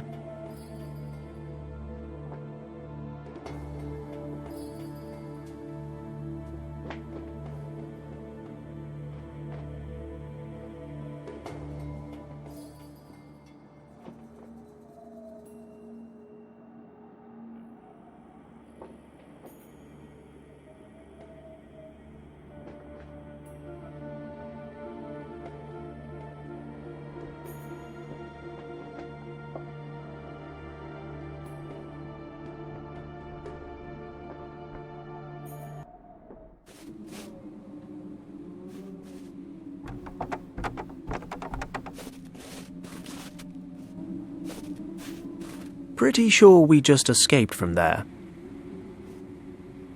Vehicle tracks. Note to self.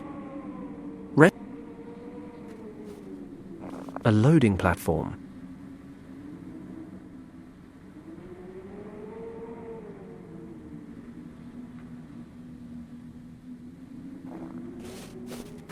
We've already got the gear. No point going up again.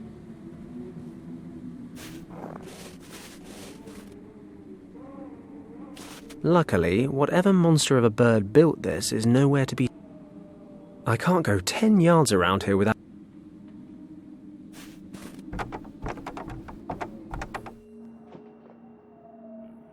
As long as the winch is squeaking, I'm not going to use it, in case the dog brings down the.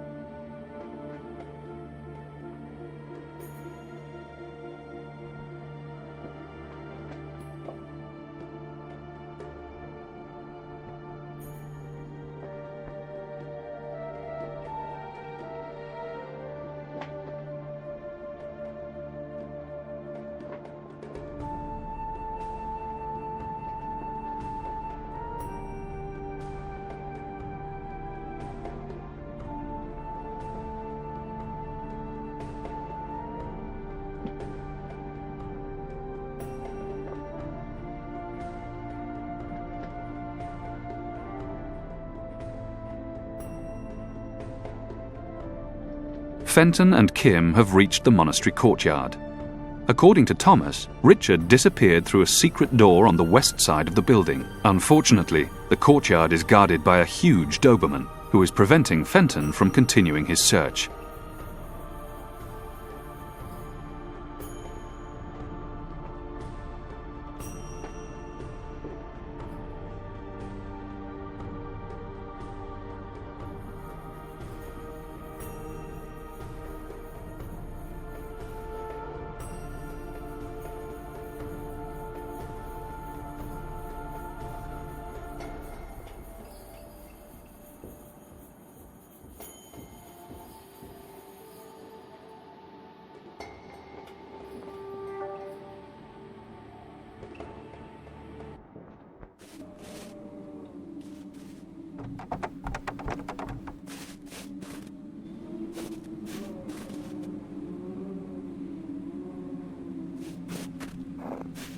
I'll try to collect some oil in the eggshell.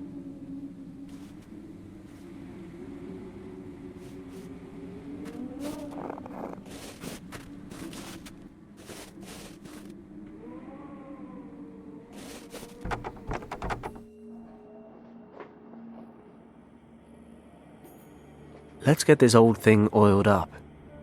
No, not you, Kim.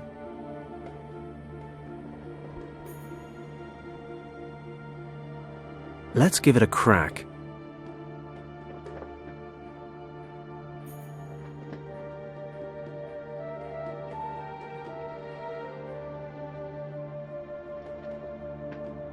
Okay, I'll hang the prayer wheel on the pulley hook.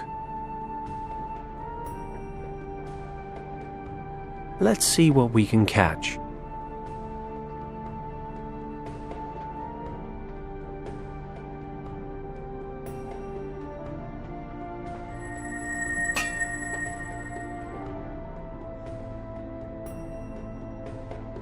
Meat in a tin, the classy option.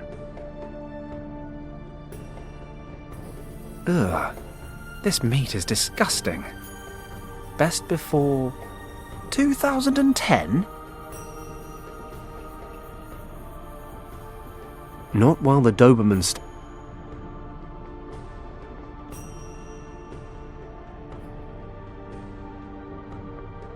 There's nothing down there I can reach with the pulley.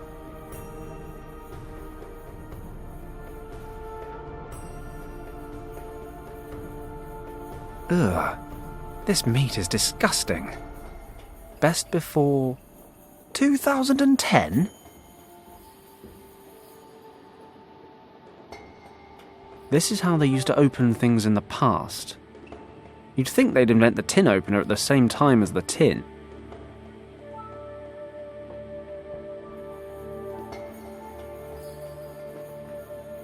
I'm sure he'd love it. But how does that help me? Not while the Doberman's standing guard.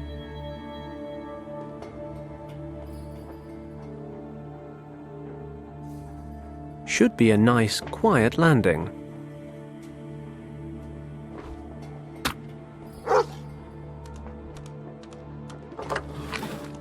Great. Magnetic prayer wheel fishing. I love rescue missions.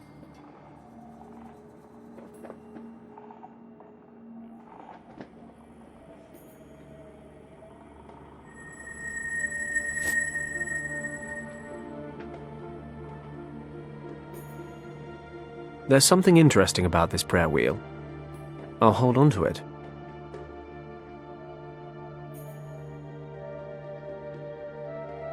Let's see what's in this knapsack. A gas mask, a canteen, a compass, and a torch. Smells like fruity tea. These Germans know how to ruin a gentleman's drink. Let's have a sip.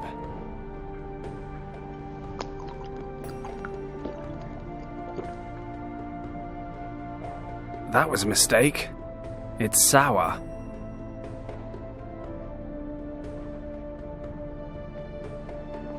The torch lens is broken and the battery's weak, but it's just about working. The seals and the filter appear to be in good shape.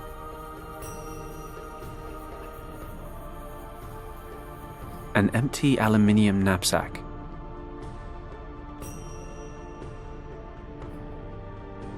Can't reach it. Not the first time I've been confronted by this problem.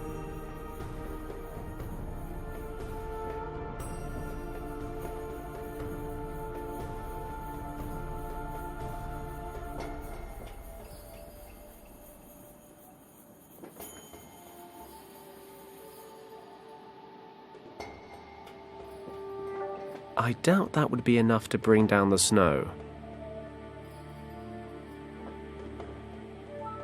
Always experiment in hopeless situations.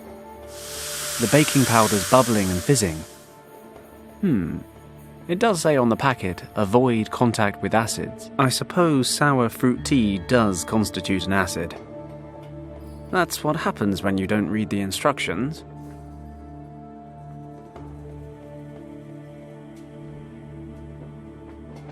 It'll just bubble away in the snow.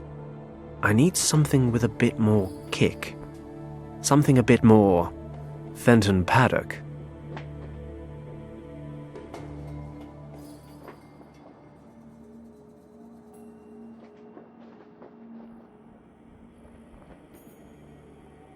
The baking powder's foaming all over the place.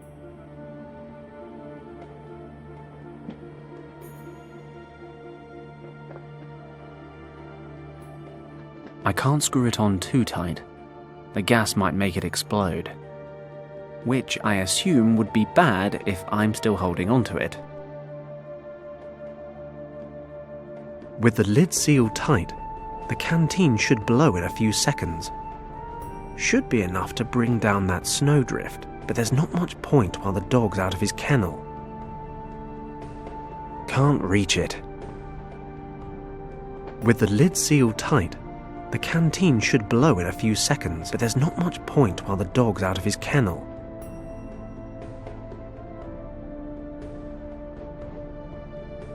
Nothing worth pulling up.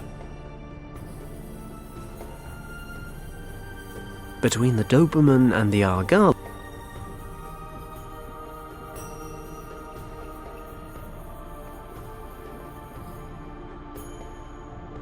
I can't reach the kennel from up here.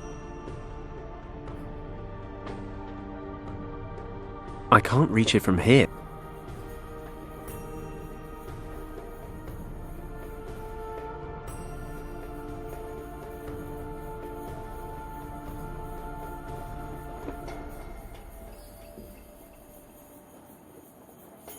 With the lid sealed tight, the canteen should blow in a few seconds.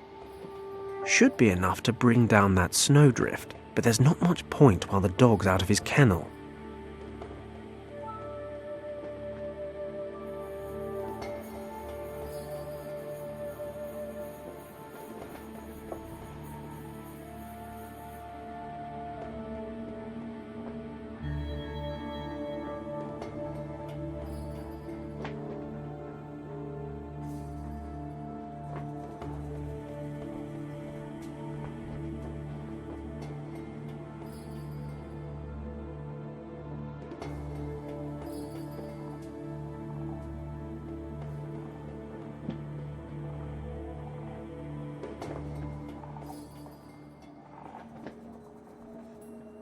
There's a fold-out magnifying glass on the lid of the compass.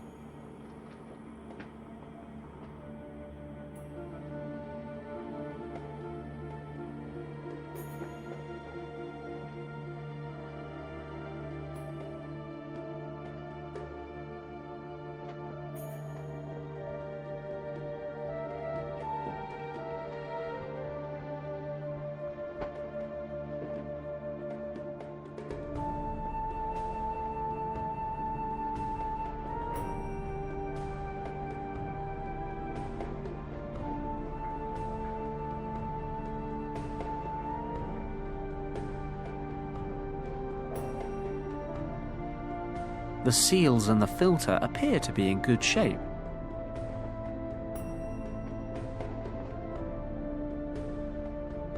Between the Doberman and we're about 3 meters up.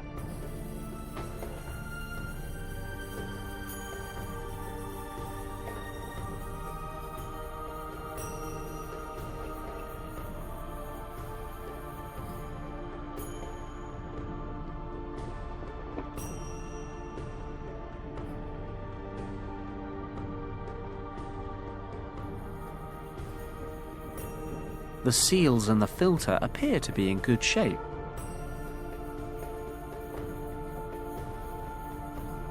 I've screwed the lid on but left a gap. I make this airtight and it'll probably explode.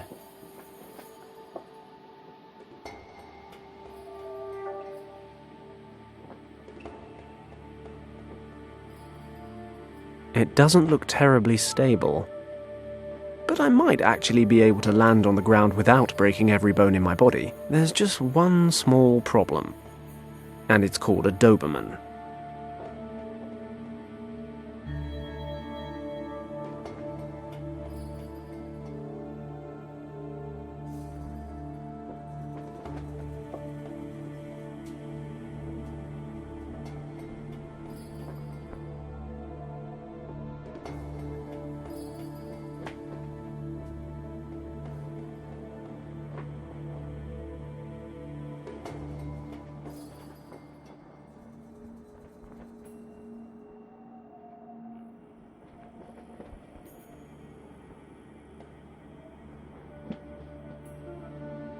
Let's get a better look.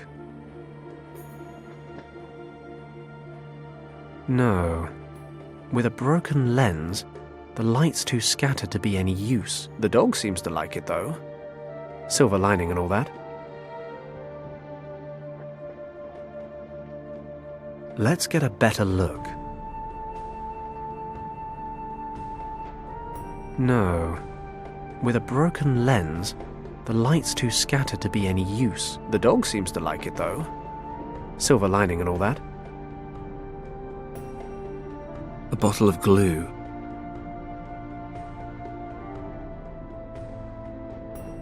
A torch and compass? Well, I guess I could replace the torch lens with the magnifying glass, bring things into focus a bit, but how can I attach them to one another?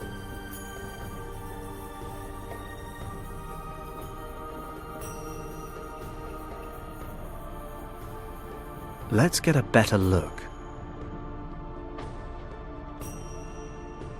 No.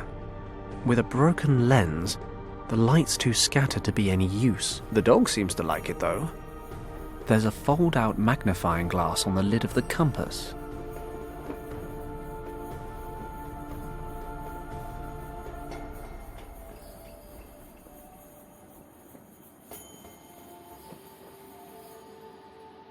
A torch and compass? Well, I guess I could replace the torch lens with the magnifying glass, bring things into focus a bit, but how can I attach them to one another?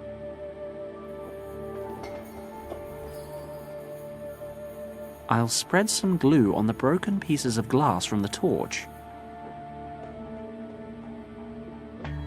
There we go. The torchlight is now focused through the magnifying glass.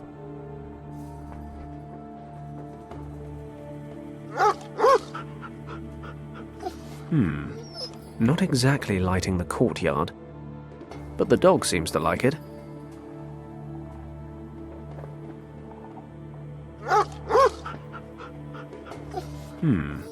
Not exactly lighting the courtyard, but the dog seems to like it.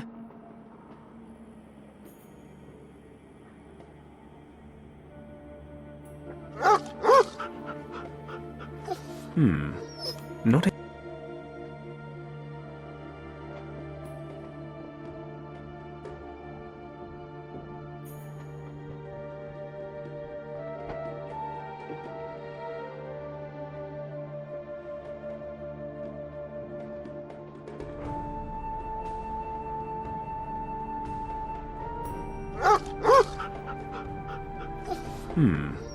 Not...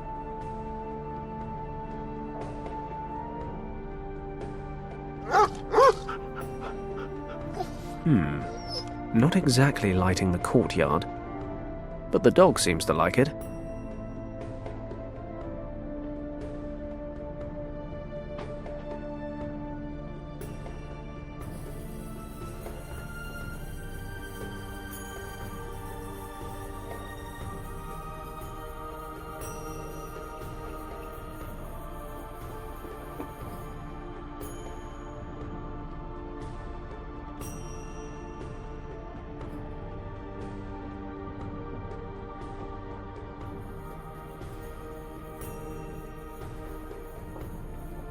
An empty aluminium.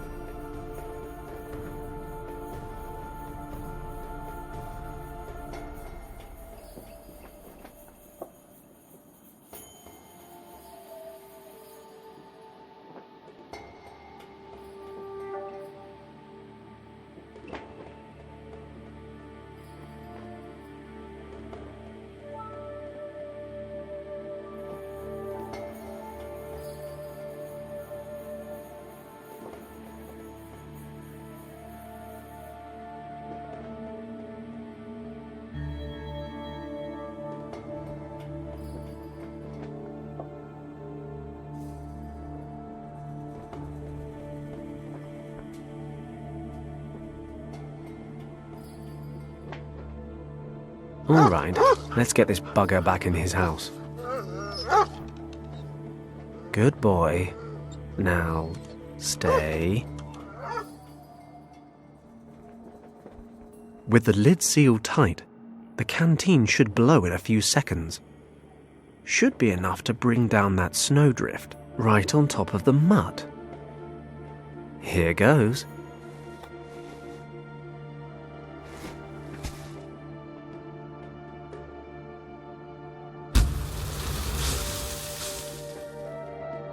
That cat in Hong Kong seems a long time ago now, but nonetheless, this makes the score Fenton 2, Animal World 0. You're more intelligent than a dog. I can't think of any possible way to express my admiration more clearly.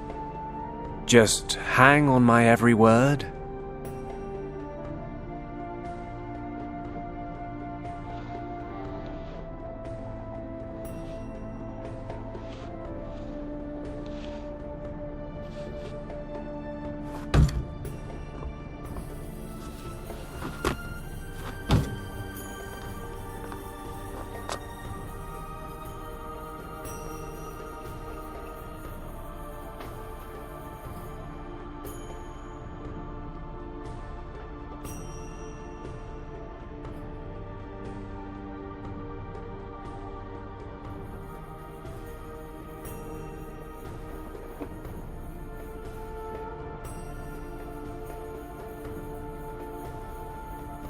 Ah, of course.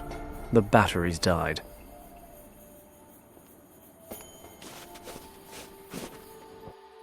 Real adventurers love a challenge. You have the chance to try the more difficult version of this riddle. Can you handle it? This box is a giant battery. Impressive equipment, but what the hell is this? I thought Germans were supposed to be efficient. If I can get these connected properly, we should be able to shed some light on the situation. Okay, which socket?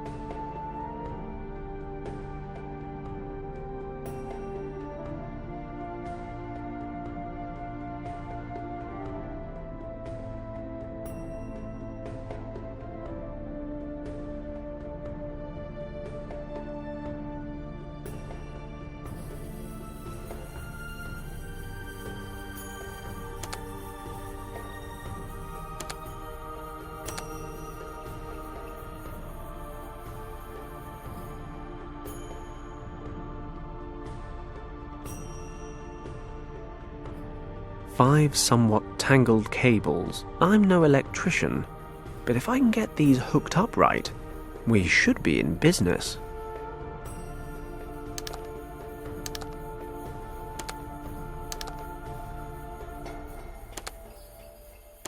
And then there was light. I'll give this to you. You do get there, eventually, despite all sensible evidence to the contrary. I'm ignoring that. Now, this secret door must be around here somewhere.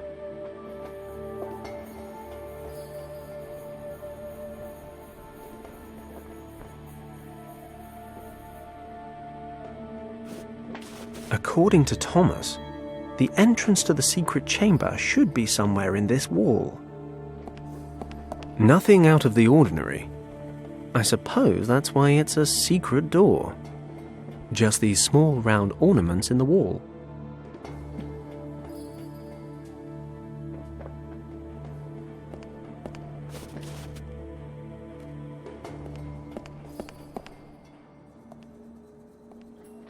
It won't budge.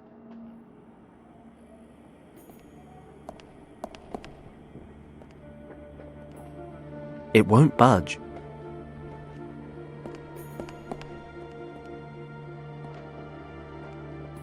It won't budge.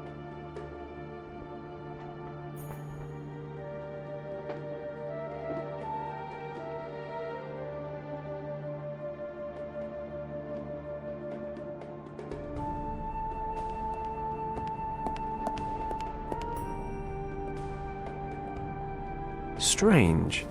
It looks metal, but the prayer wheel's having no effect on this one.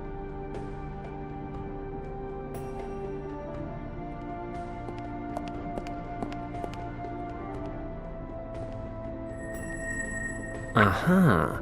The magnetic force has swung open the metal plate. Real adventurers love a challenge. You have the chance to try the more difficult version of this riddle. Can you handle it?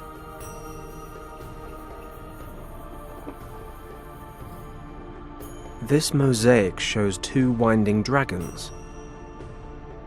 Thomas mentioned a text that described just that. The door is guarded by 2 dragons, Yao the Strong and Zhao the Wise. Zhao the mother is twice as old as her son Yao. Well, brains and brawn. I'm the full package. Better get cracking on this.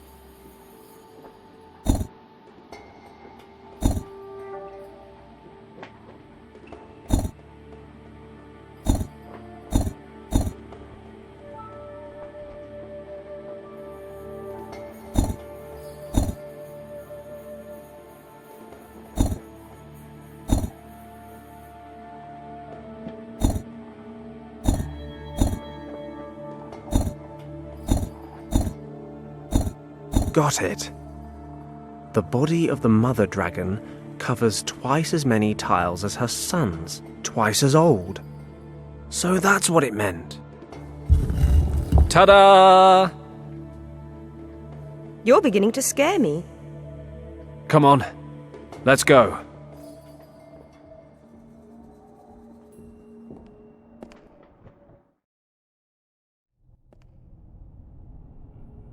My nose is telling me this monk's been dead for some time.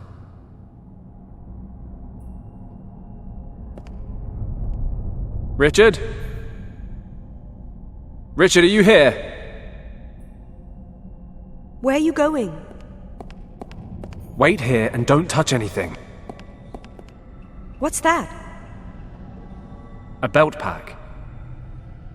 Richard's? Must be. So where is he? I'll have a look around. Maybe there's another exit.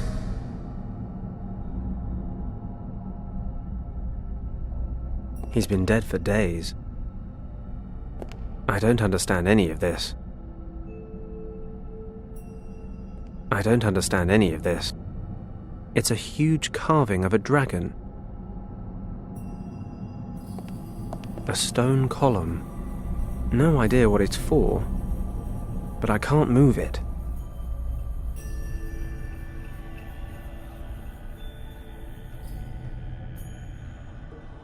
We need to work out what happened to Richard first.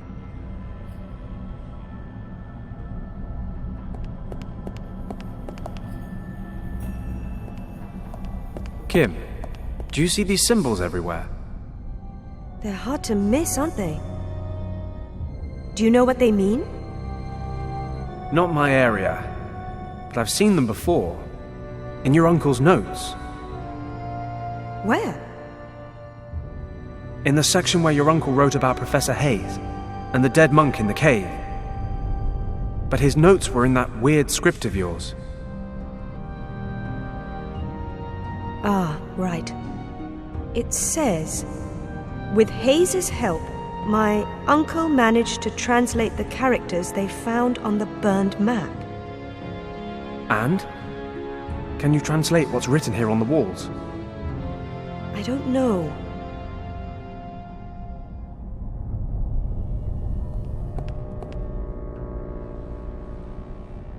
Hayes thought these weren't really hieroglyphics in the truest sense of the word, meaning he didn't think the pictures actually represented words. So what are they then? He believed they may have been the first real writing system, a proto-script. Okay. Is that good? That's good, right? You can translate it. Can't really say until I've taken a good look at it. If I'm going too slow, feel free to take over. Sorry, I just don't know how much time we have before the guards notice the open door. Okay. So according to Hayes, the characters don't represent individual words. They represent complete sentences. Really? Yes. The characters aren't arranged in horizontal or vertical lines. They're organized in squares. How practical. I think the characters over the door read, "Behind the gate in this room, the sleeping dragon is hidden." So there is another exit. Where? Maybe there's something about it here.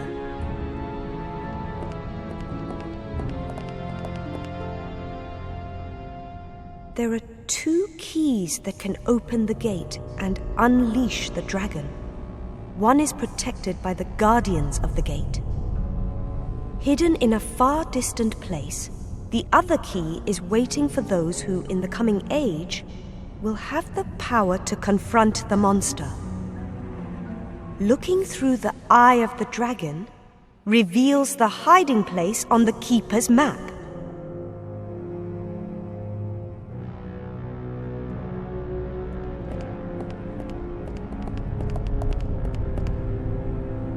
All must beware of the dragon.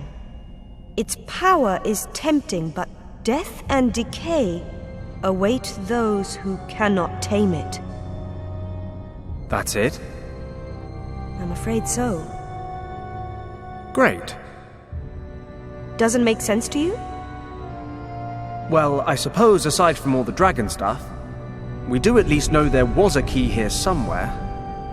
Richard probably used it to escape. And there's a second key.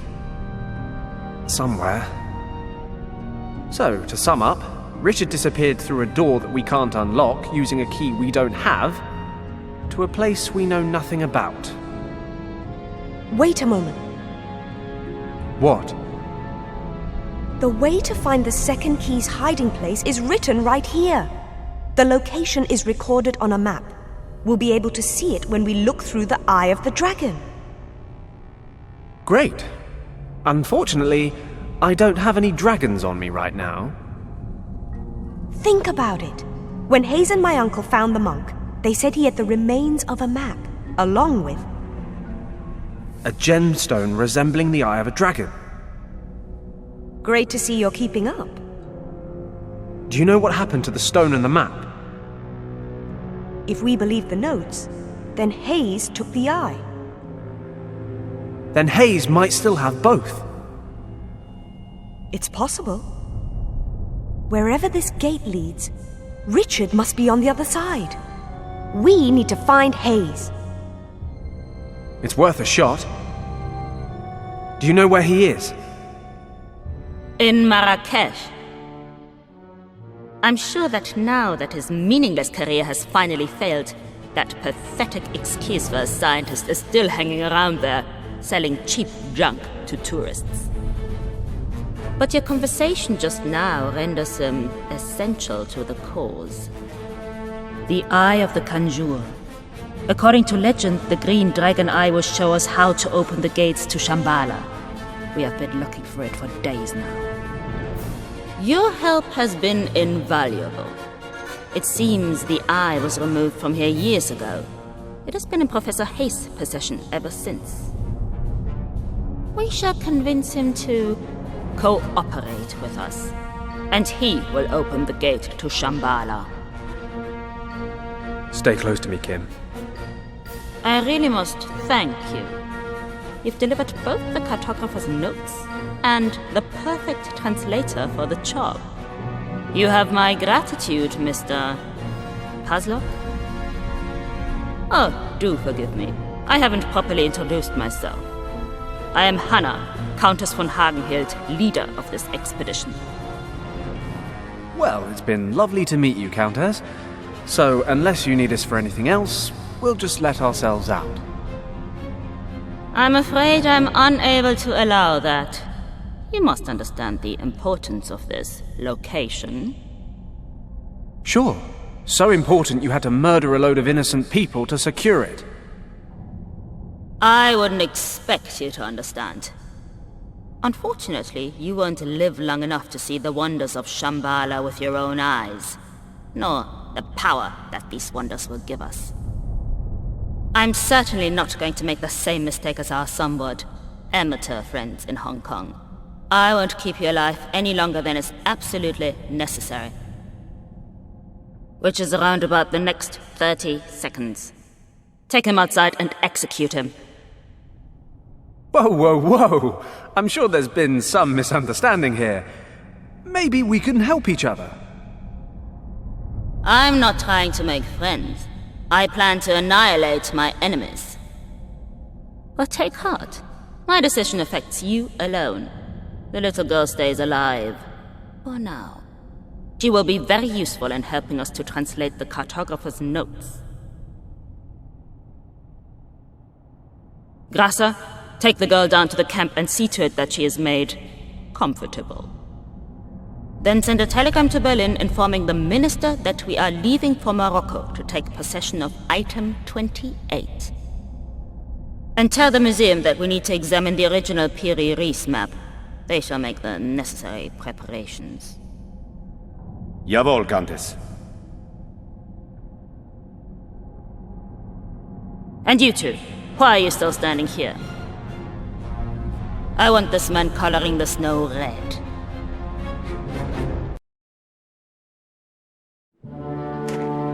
Stop!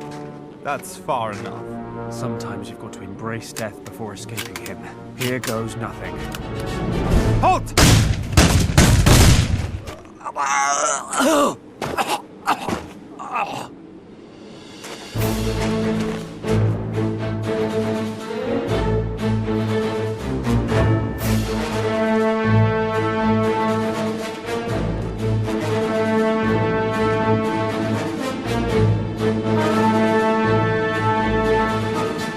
After you, young lady. Get your hands off me. Let's go. Back to the camp.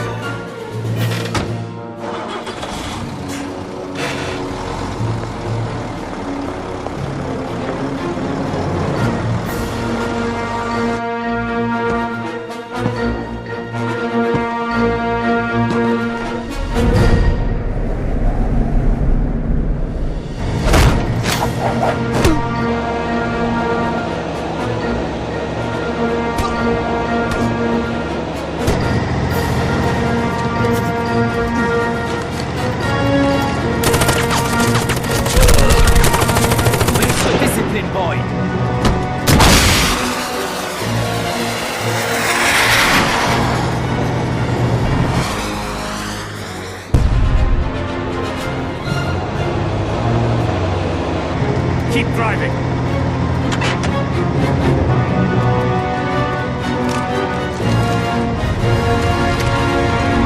Christ! Get out, kid! Fenton!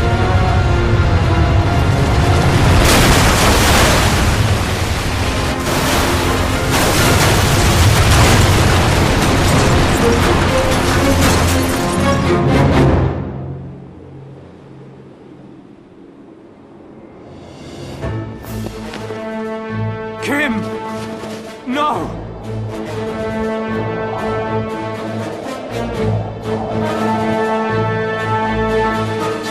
He's up ahead! Fire!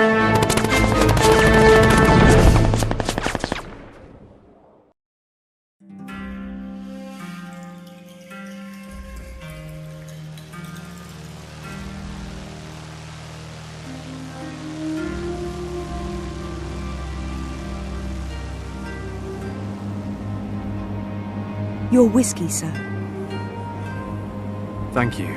Excuse me for asking, sir, but are you okay? What? Why do you ask? I have a glass of whiskey, a beautiful view of the clouds. What could be wrong? Okay, just let me know if there's anything I can do for you. Thanks. But the only thing that can help me now is time and another whiskey.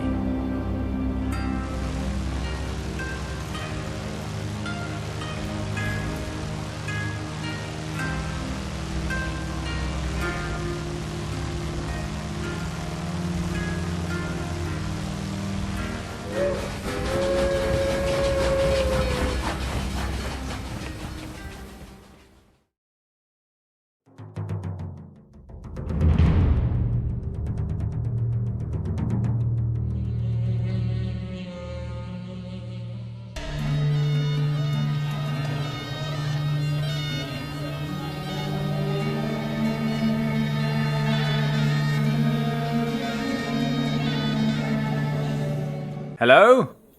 Shop? Bonjour, monsieur. Professor Hayes, I presume? No, sorry, monsieur. My name is Philippe Lacoste. Oh, I thought...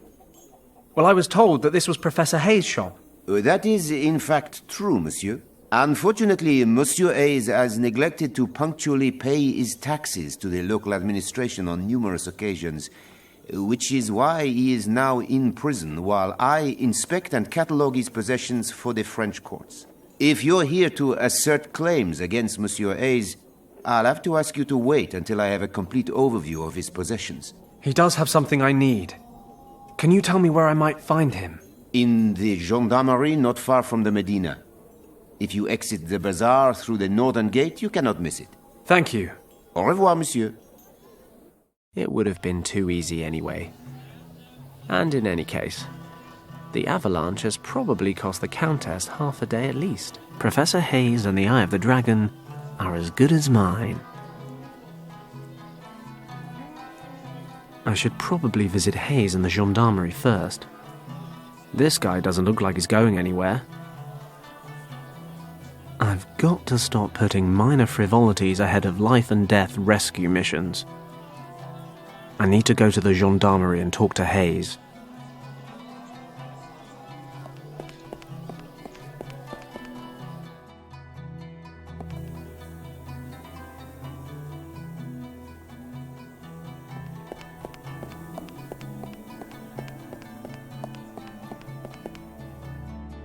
That's the gendarmerie. I beg your pardon? Bonjour. How can I help you?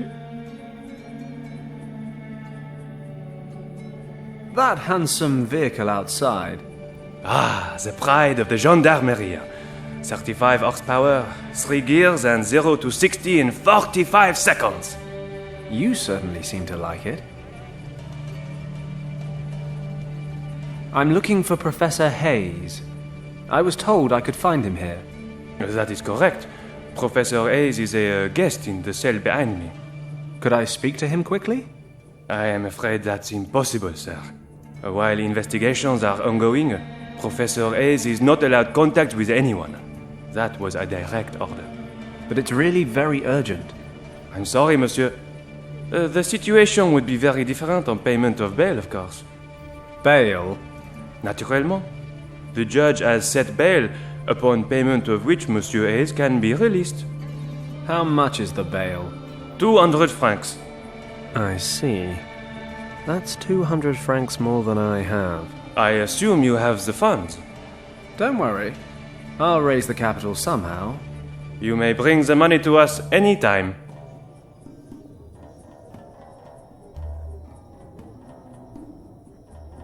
That's everything for now. I wish you a pleasant day, monsieur. The gendarme will not be too pleased if I steal stuff from his desk. More importantly, I might end up in there with Hayes. I need to distract him first.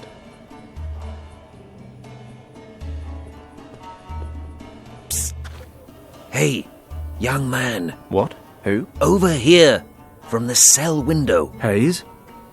Professor Hayes? Shh.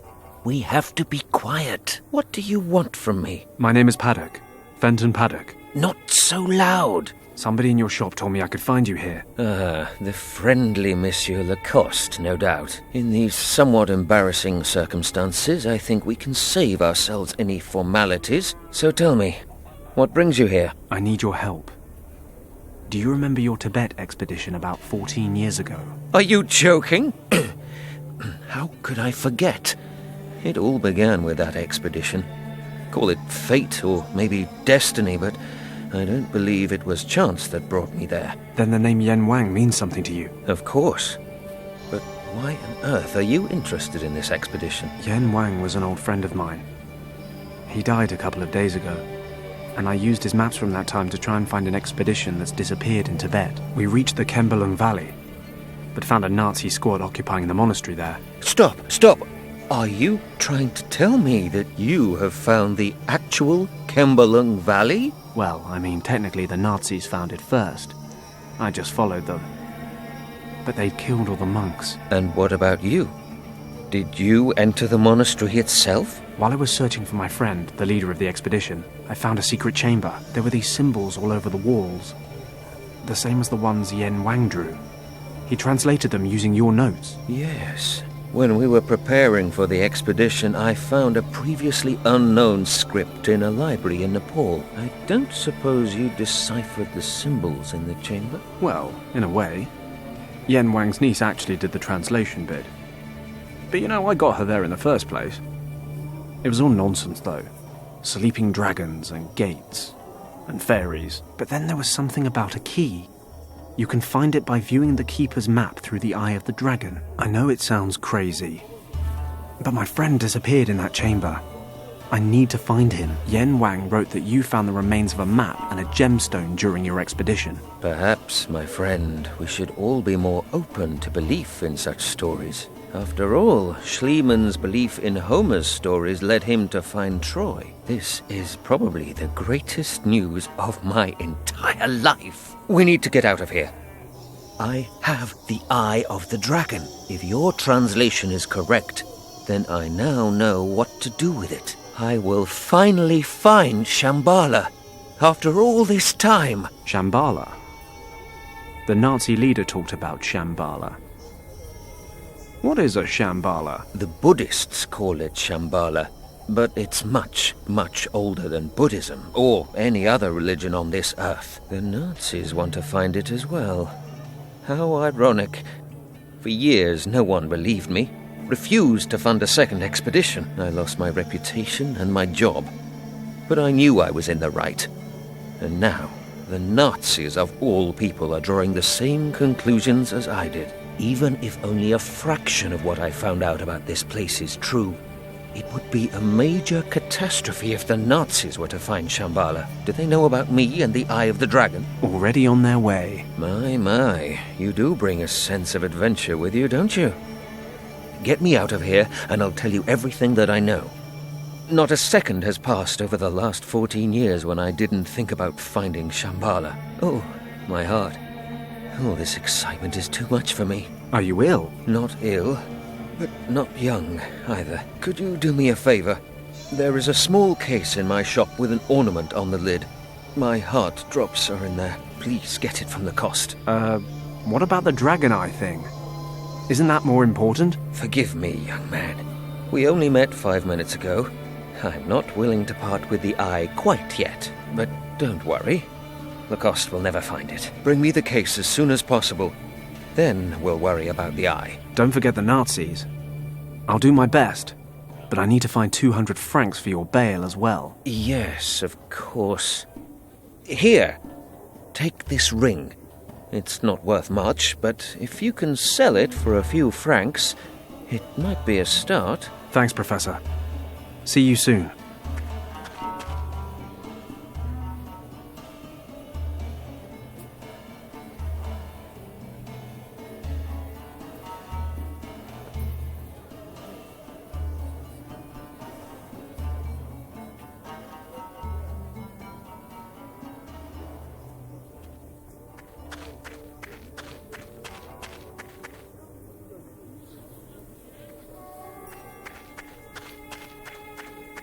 I don't think this well sees much use.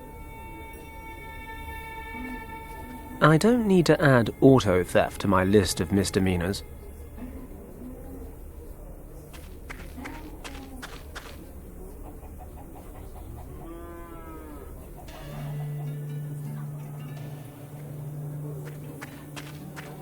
I don't think that... A rusty well crank. The well's all dried up. But I might find a use or 5 for this crank handle.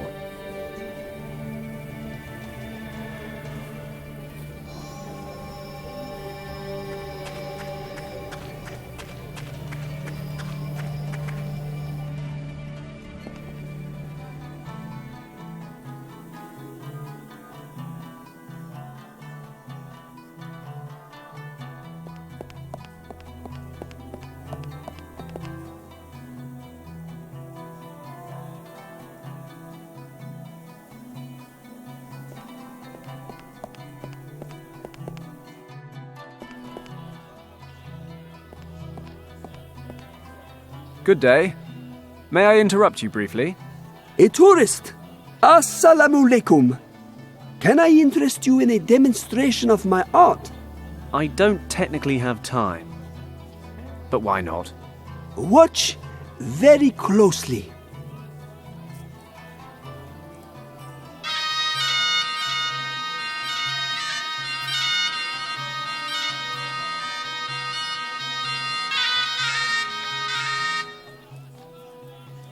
Nice job. I'm impressed.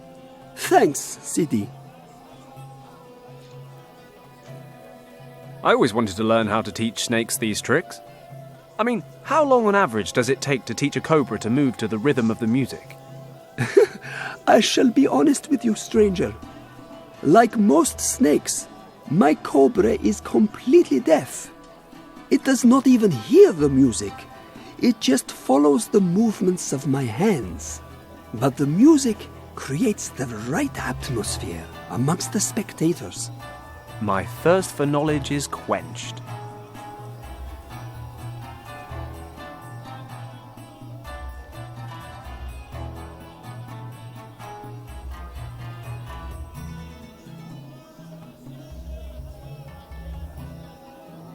That was... lovely. Thanks, my friend. Unfortunately, not everyone here appreciates it. What do you mean? Recently, I was driven out of the bazaar. I'm not allowed to play there anymore. The merchants accused me of scaring away the customers. This flute is something very special.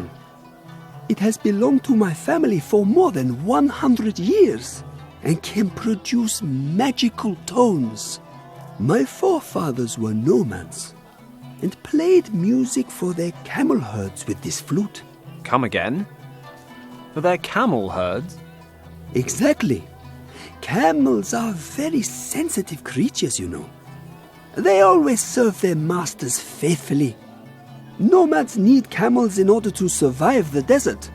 Thus, there is a unique bond between an animal and his owner, which can best be expressed through music.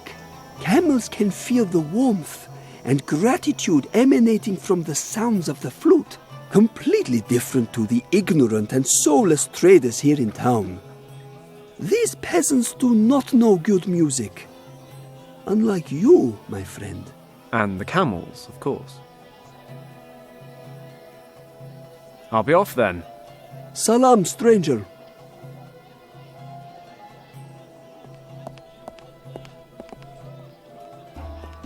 Stop! Don't speak. Let me guess. You are from England, are you not? Good guess. Or is it that obvious? Between you and me, I heard you talking just now. How can Jamil help you? Well... Stop. I've worked it out. You're looking for a fine necklace for your wife. No. A young daredevil like you is not yet tied down. You're looking for a diamond for your mistress. Well... Either way, your beloved will look like an oriental princess wearing jewelry from Jamil. And I will give you the best prices in town. Buy at Jamil's and you won't regret it.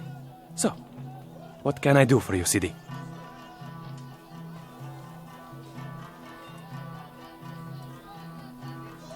How's business? Marrakesh is the pearl of the Moroccan imperial cities. And now, with the Berber rebellion in the past, we attract visitors once more. Berber rebellion? I am not an information center, Sidi. I'm a jeweler. I see. Unfortunately, I have no money. Listen, Jamil, how much would you give me for this ring? Let me have a look. It's clearly made of gold, and the stone seems to be real as well. But I can see some wear and tear, and the overall design is not of a particularly high quality. Don't play a player, Jamil. Stop trying to lower the price. Look, Englishman, I like you, and I wish to be honest with you. You won't get any more than 3 francs for a ring of this standard. When I subtract the rent I pay for my shop and the upkeep of my 7 children, I can offer 2 francs at the most. And even this will, how do you say, break the bank. Jamil, I can see not 1 foot from my face that you're selling silver rings for 15 francs. Ah, a wise heart is like a rich treasure. Okay, 5 francs, final offer. Because I like you and we are celebrating our jubilee soon, I can also give you a free coupon. If you need a necklace repaired or want some jewelry polished to a shine, Jamil will do that for you for free. Take it or leave it. I hate haggling. God knows why I'm a smuggler. Okay, fine. Give me the 5 francs. Frugality lasts forever. And don't forget your coupon, Sidi. You have lovely jewelry. Thank you, Sidi. Jamil learned the trait from his father and uses selected materials only. I bet. Jamil also accepts jewelry as payment, for a reasonable price, of course. He will repair, restore, and clean your jewelry.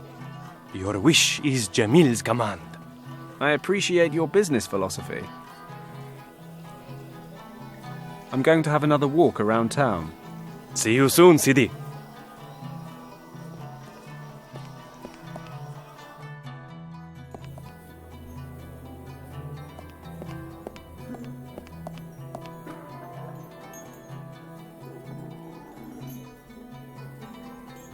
Monsieur Lacoste. Oh, it's you again. Have you found Monsieur Hayes? Yes, and I'm afraid I need your help. Pardon? Professor Hayes asked me to bring him his heart drops. He's not very well, you know. The arrest, the prison. Too much upset for an old man. In any case, the drops are in a small case, and I... Excusez-moi, monsieur. Before you go on, I have to stress once more that I cannot possibly hand over any piece from this shop before I have catalogued everything in it. Listen, this man has heart problems. He needs his medication. You can't call red tape on me. Believe me, I've had my fill of red tape in the last few days. You misunderstand me, monsieur. All of Monsieur Hayes' property has been confiscated. However, I can give you an application form. In certain cases of hardship, personal possessions of particular importance may not be seized. Now, you see, I would think that vital medication would be one of those items of particular importance. I am not disagreeing with you, monsieur. However, I still need official permission. Present your case to the authorities and get this application form stamped. Ah, bureaucracy. The only thing more dangerous than the Nazis. You'll see me again. Au revoir, monsieur.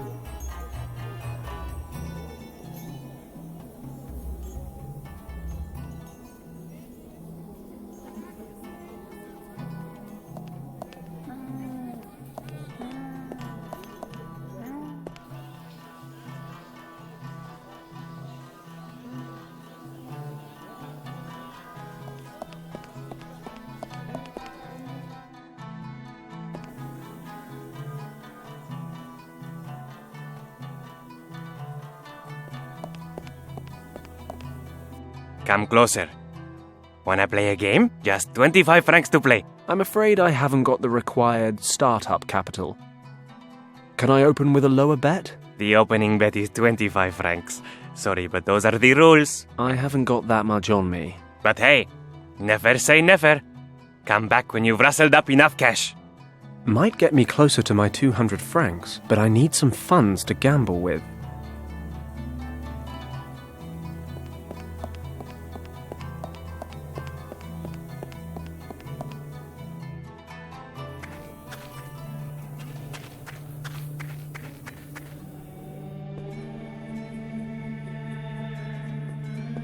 Good day. What do you want now? It's about Professor Hayes. I've known him a long time now, and I know he suffers from heart disease. He seems perfectly healthy to me. Yes, he is, but only if he takes his medication regularly. That's the whole point. I want to fetch his heart drops from his shop. The problem is, I can't get them without official approval. Would you be so kind as to stamp this application form? Pardon. I really cannot do that. Why? Is there something wrong with your hand? Here, let me take a look at that. There is nothing wrong with my hand, monsieur. I do not have the authority to grant your application. Contact the head of the department or the judge. They are both back in town tomorrow. Oh, great. You know what?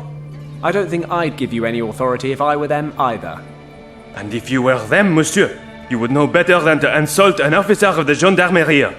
Now, excuse me, s'il vous plaît.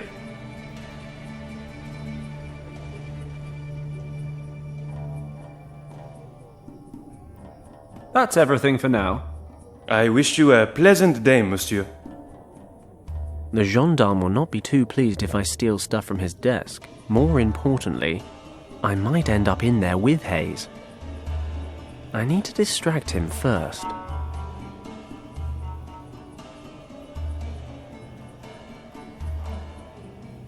Good day. What do you want now? That's everything for now. I wish you a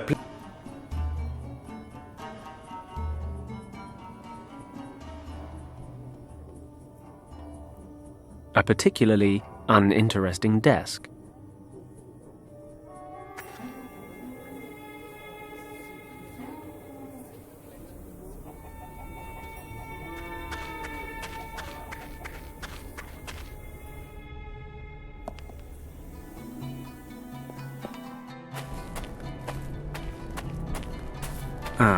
End of the line. The sign says, "Danger.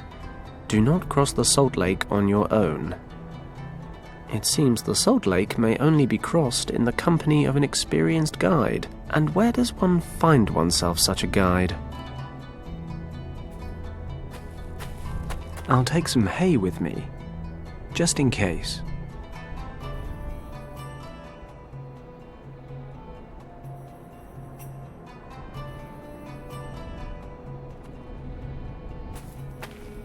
This must be where the lake guide waits. Unfortunately, he's not here. This must be where the lake guide waits. Unfortunately, he's not here.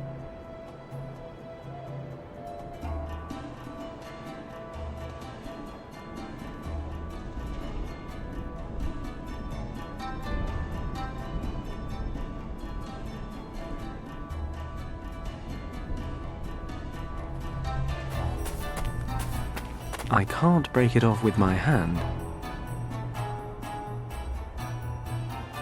I should be able to break off some crystals. Got it. I've levered off a piece of crystal.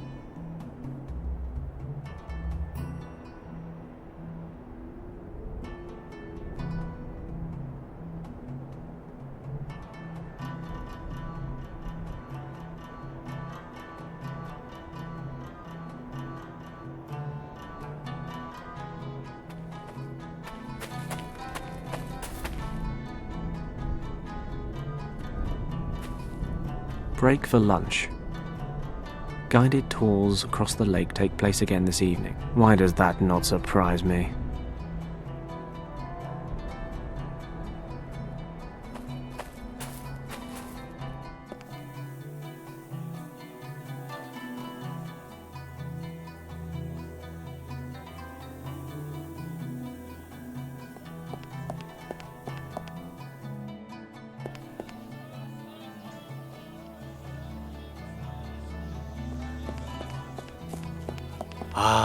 I just knew that you would come back.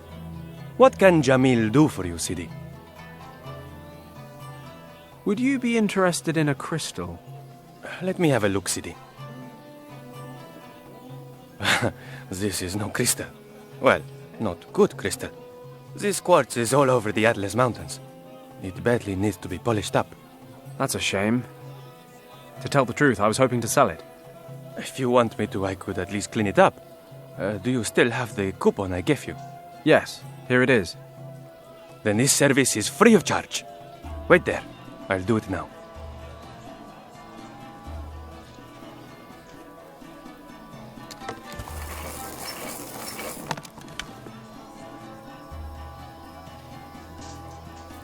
Your quartz, sir.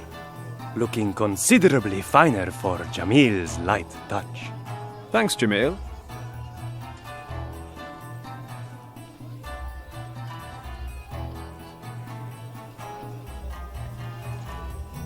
I'm going to have another walk around town. See you soon, Sidi.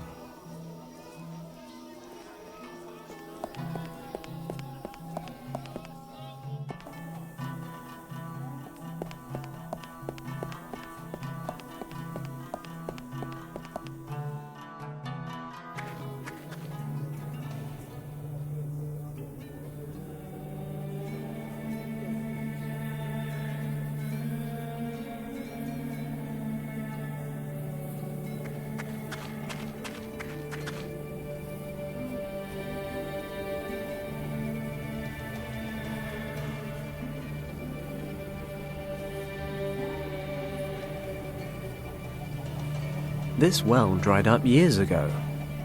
I don't think anyone will miss the handle.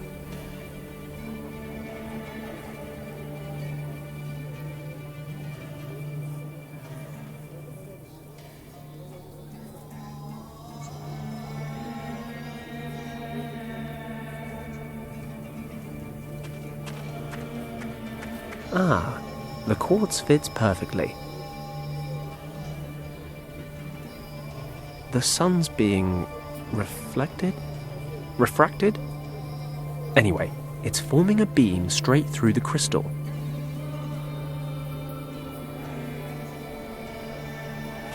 It's amazing how you can solve your problems by setting fire to things. The gendarme loves this car. While he's fretting over the fire, maybe I can get to the stamp. What's that smell? Fire! Something's burning! What? Nom de Dieu, the car!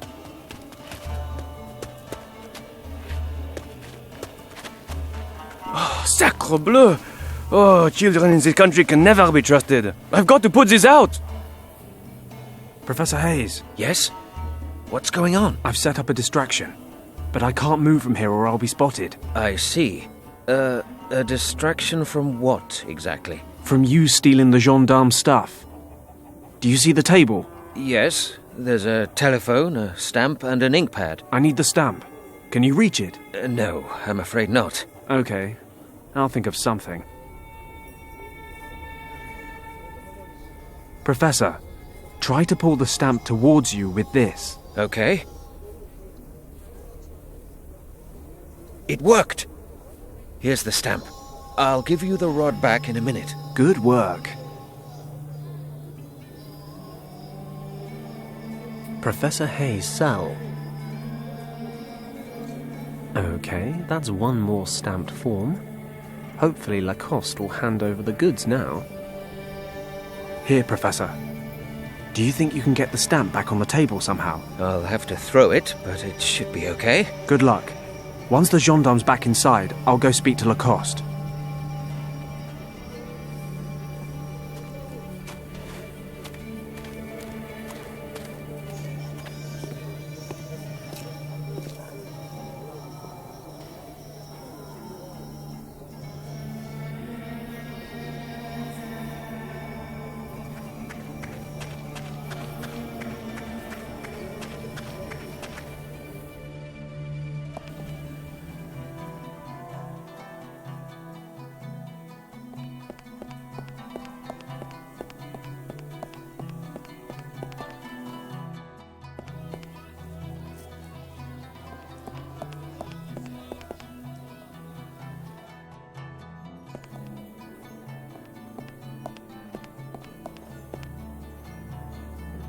Monsieur Lacoste, Oui? Here's your form. Oh, all right. Let me have a look at it. Good. The stamp of the gendarmerie. This appears to be in order, monsieur. Please, take what you require. I thank you with all my heart.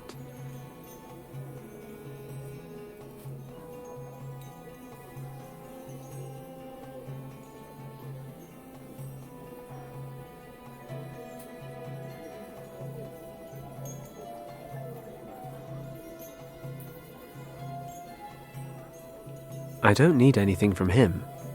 Better leave him alone.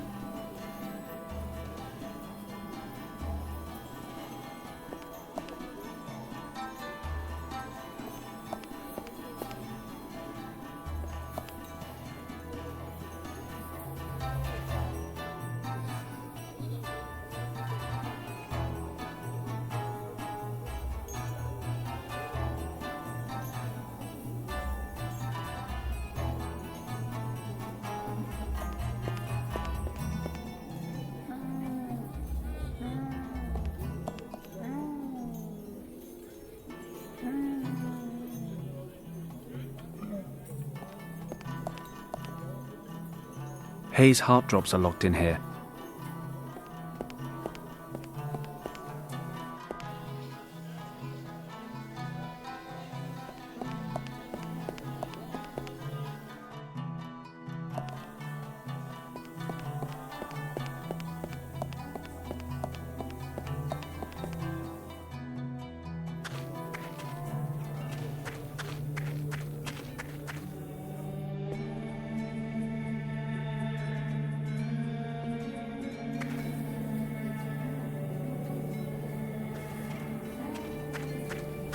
I have your drops, Prof. God be with you. I'll just take my drops.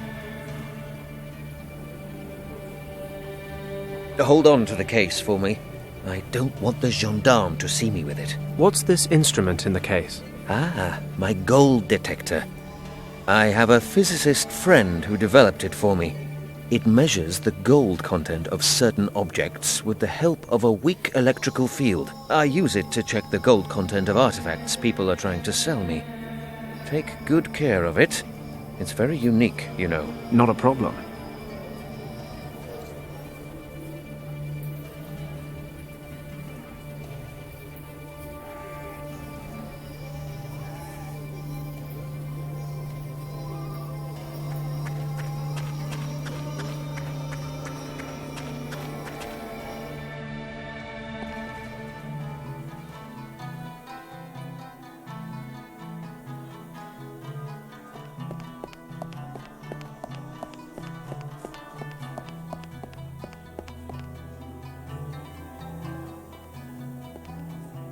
Visit the Great Berber Festival and enjoy dancing, music, and traditional delicacies. Just north of the town and easy to get to.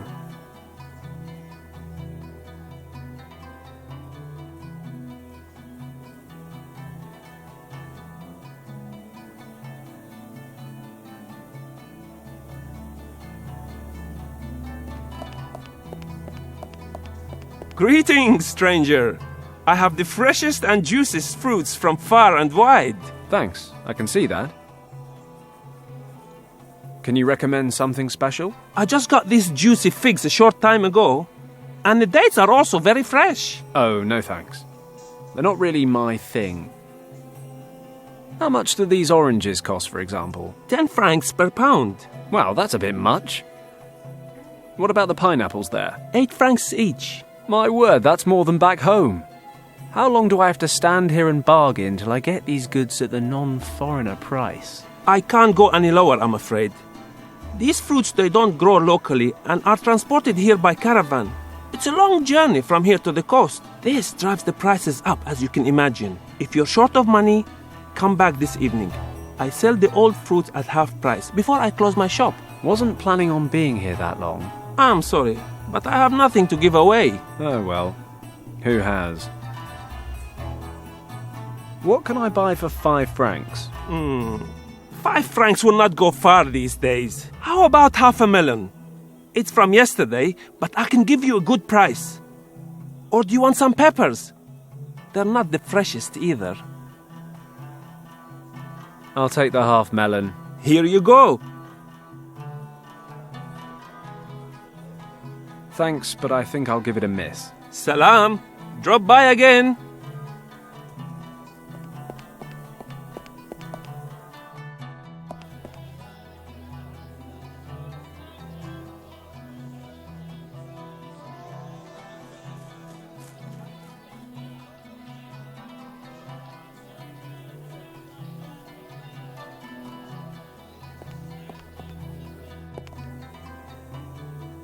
Take that, melon. I won't be choking on any more seeds. I've hollowed out the pulp.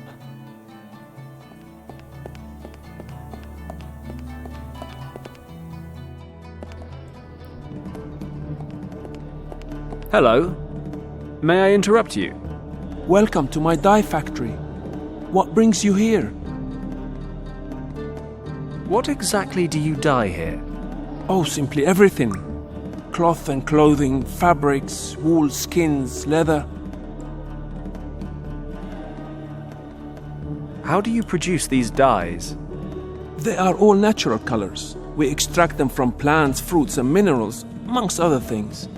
The red color here is made from iron-rich clay, and the green is made from lichen. For some colors we use ingredients of animal origin. Very good colors come from the certain species of aphids and snails. The purple color there comes from fluid secreted by a particular snail. Wool takes this color very well. Nice! So you can cuddle up in your lovely woolen jumper made from snail secretion. Perhaps your standards in the West are somewhat more backward. I've something else to see to. Salam. Salam.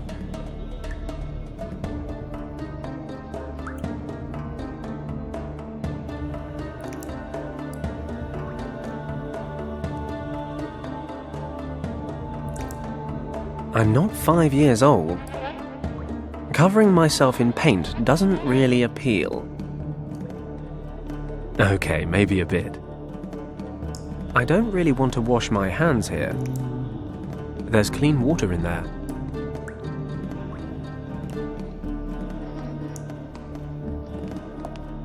I'd better get permission first. Excuse me, may I have a drop of this water? You must know that clean water is worth its weight in gold in this region. But I will allow you a small drop. Many thanks.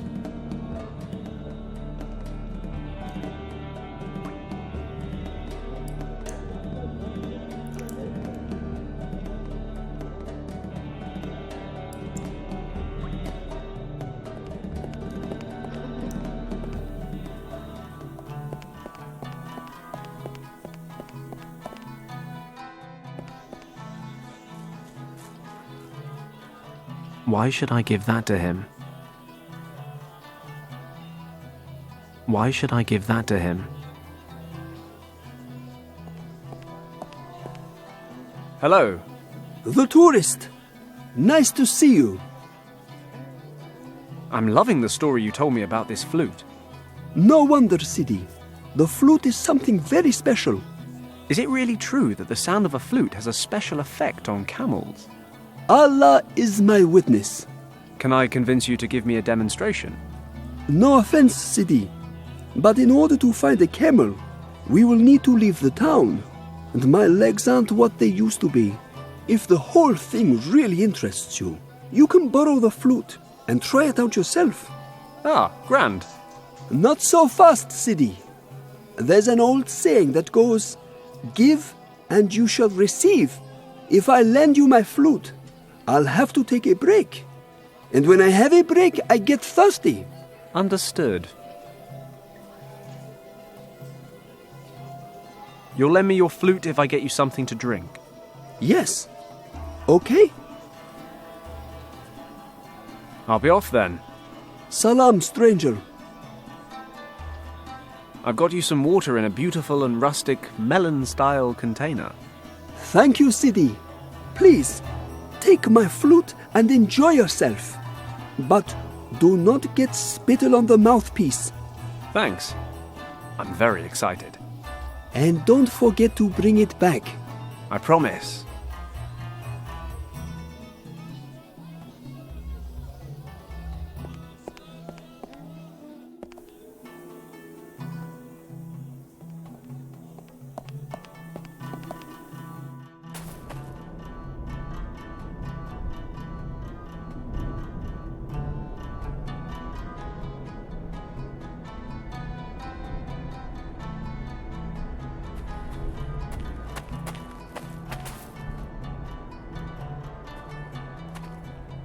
Assuming the snake charmer wasn't winding me up, which he almost certainly was, I should be able to entice the camel over with my amazing flute playing.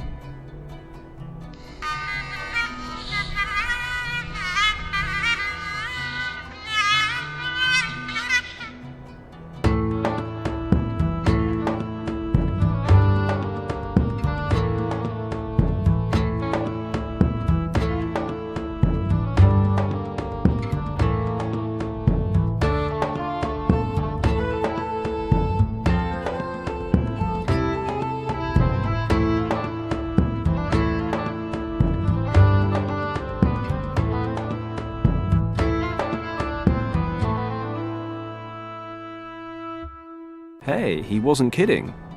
Camels do love these tunes. Gee up! Forward! Come on, move! He's rooted to the spot, stubborn animal. I miss Kim. That's what we call lateral thinking. If I follow the camel's tracks, it'll take me a safe route across. So that's the lake done. Where to now?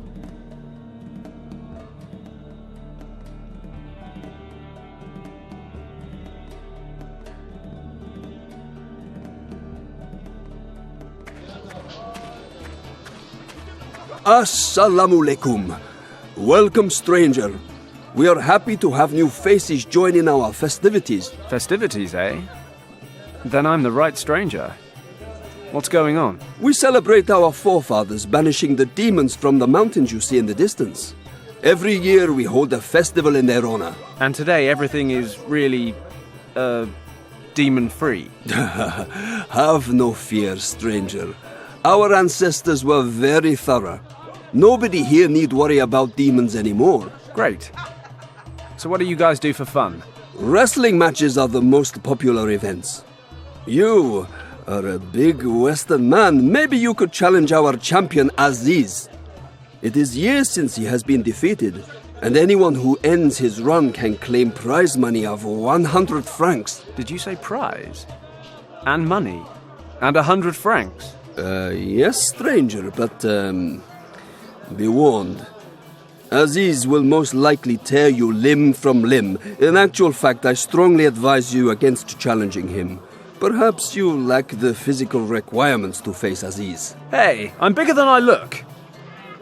I'm not entirely sure that makes sense, but you don't need to make sense when you're as big as me. Besides, I've done stupider things than this before. It's your life, stranger. I'll take a closer look, at any rate. Thanks for the tip. Hold on, stranger. You must keep in mind, the Berbers have very old and strict traditions. Appropriate clothing is required in order to attend the festivities. What's wrong with my clothes? I like my clothes. I expected a Westerner to be better dressed. Look at my clothing. This is called a jalaba, and you must wear a blue one in order to enter the festival. Ah, but brown would better match my eyes. Just kidding. Of course I respect your traditions, but I don't have a jalaba, and I'm having some cash flow issues. Are you sure you can't make an exception? Yes, but do not worry yourself. Take this garment ticket and go to the bazaar in town. You can hire a jalaba there. Fantastic. Thanks a lot. Sorry, I just usually expect these things to be more convoluted. Get yourself a blue jalaba and come straight back. I don't want to miss a fight between you and Aziz. See you later. Salam.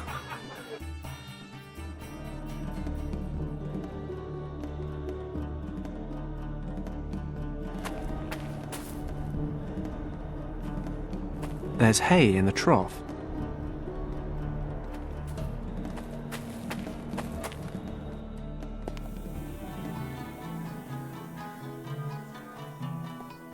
Assalamu alaikum, my friend. Come and have a look at my local produce. You won't find anything better this side of the Atlas Mountains. What do you have to offer? I can give you perfectly tailored jalabas. I have almost every size and color in stock. Jelly... You have what now? They are the Berbers' traditional costumes that you see here before you, my friend. The jalabas are worn throughout North Africa. Good to know. What does a jalaba like this cost? We can discuss prices later, my friend. First, take a good look at the stock. Have a good feel of the structure of the fabric. Try something on if you want. Only then will you realize the exceptional quality of my stock. That's all for now. Perhaps I'll come around again later. Salam. Assalamu alaikum. It's you again. What can I do for you? I'm more of a quantity, not quality guy. How much? Before I give you a price, you must realize I only manufacture using the finest materials.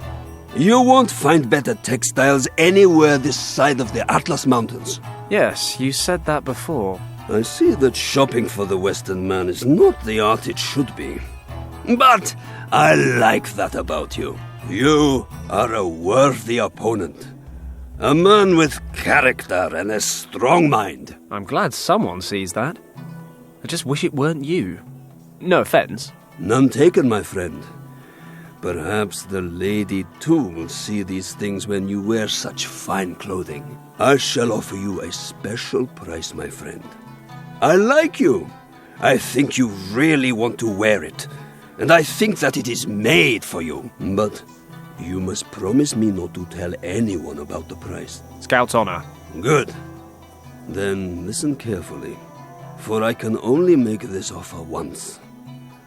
I will give you this jalaba for just 300 francs. No joke! Do we have a deal? How can I put this politely? Not in a month of Sundays. Sorry, I'm just somewhat financially challenged right now. I've got a garment ticket here. By Allah, this agreement with the Berbers will be the death of me. Okay. What do you want to hire? Do you have a blue jalaba? What? While the Berber festival is on? Blue jalabas have been sold out for weeks.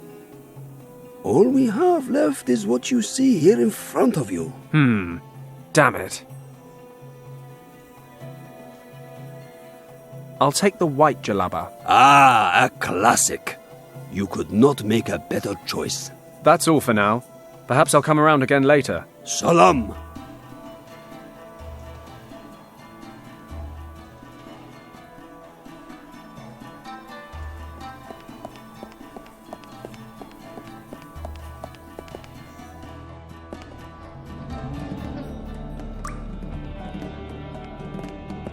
Hello, it's me again. Welcome back. How can I be of service? I hired a jalaba at the bazaar so I could visit the festival. But he was all out of blues. Well, the traditional colors sell out far in advance. Could you dye my jalaba blue? Normally, I would say yes. If I can't do it, who can? But unfortunately, I have other customers who want exactly the same thing done. I ran out of blue yesterday. But I'm waiting for some supplies. What sort of supplies? I need indigo. Lots of it. Maybe I can get you some. Where do you find it? The next major marketplace is in Algiers, but it would take you several weeks to get there. But the caravan containing the delivery is already by the town gates. There's a small oasis not far out into the desert. The nomads always set up camp there and give the animals something to drink. They should bring the indigo plants to town this evening. Damn, that's too late. Is there any other way? You could travel out to the caravan yourself and bring me my supplies. Perfect. Where is this oasis? You can see the oasis from the hills in the southeast of the town. Speak to the caravan chief. He knows me personally. The order is fully paid for, but here, take this flatbread and give it to the chief. My wife bakes it using an old family recipe, and he always eats it whenever he comes into my shop. This way he will know that I have sent you. Uh-huh. Well, okay, if you say so. May Allah lead you there safely.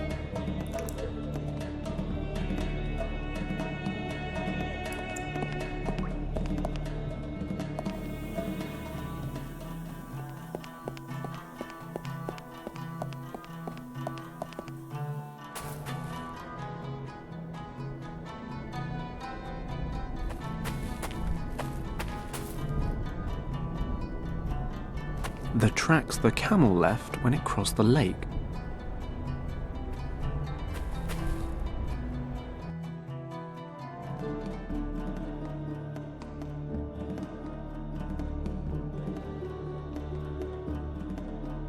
Phew, that's some heat. Ah, perfect. The caravan's still here. Excuse me, do you have a moment? For a Westerner, always. Come closer. Are you part of the merchant caravans from Algeria? I certainly am. Can you take me to your chief? He stands before you.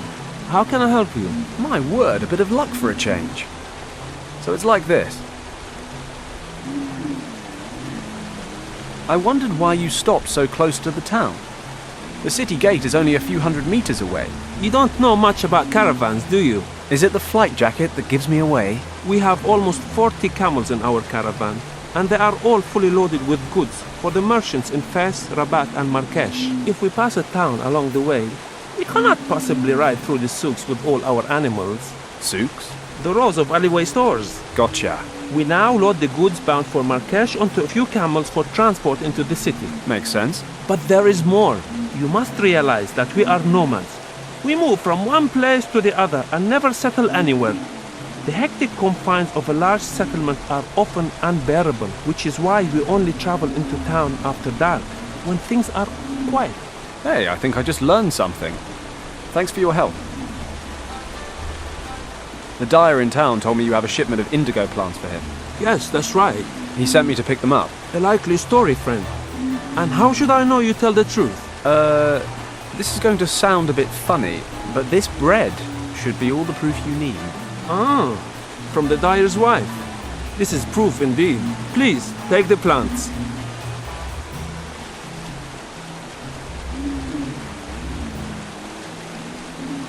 I thank you. This has been a most efficient transaction. I'll be going now. Goodbye.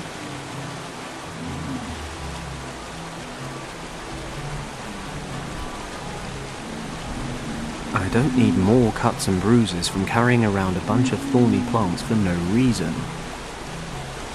In a dry country, a drink of fresh water would be quite pleasant. On the other hand, there are around 20 camels drinking from it already, and who knows what else they're doing in it. It may look clean, but I suspect clean has a somewhat different definition around here.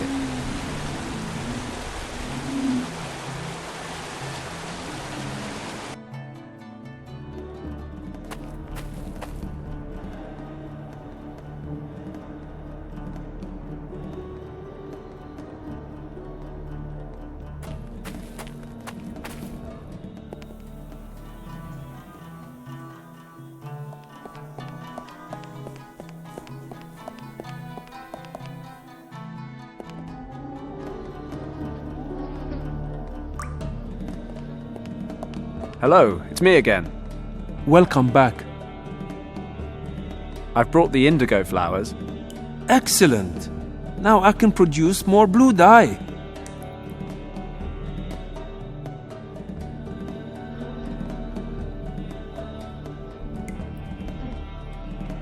Can you dye my jalaba now? Of course. Give it to me.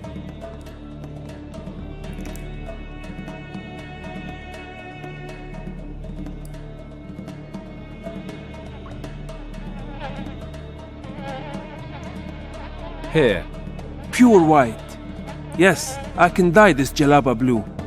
It should dry quickly in this heat. You can wait here if you want. It will be ready in half an hour. Thanks. Do I, owe you money for this? Because if so, we might have a problem. One good turn deserves another. thanks to you, I have blue dye again and can perform my duties. We are even now.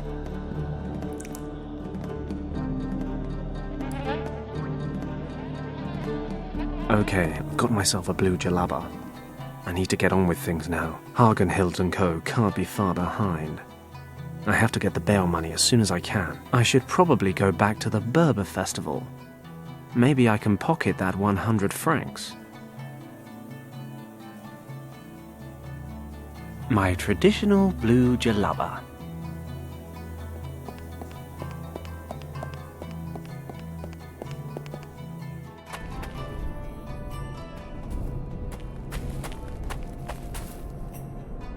The tracks the camel left when it crossed the lake.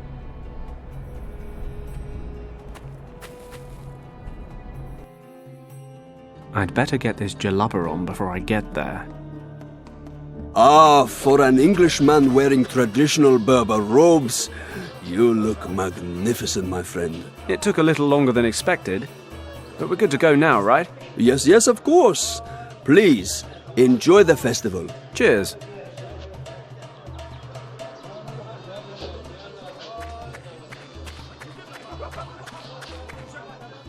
I am looking for a challenger for Aziz the Invincible. Who has the courage to challenge Aziz? 100 francs for anyone who can bring Aziz to his knees.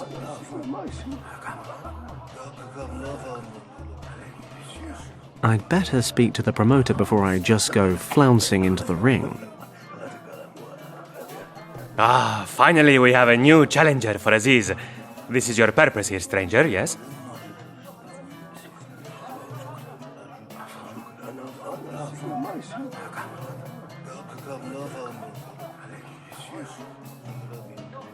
I think I'll put in a little more training time first. Please, come back when you are ready. I'm not thirsty.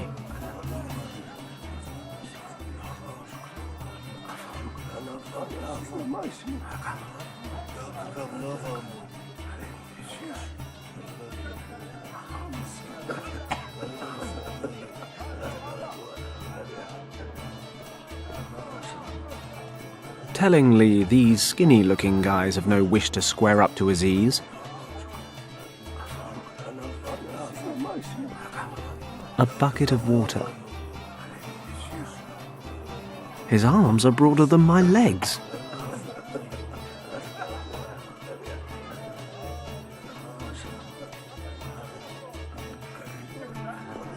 Ah, finally we have a new challenger for Aziz. This is your purpose here, stranger, yes?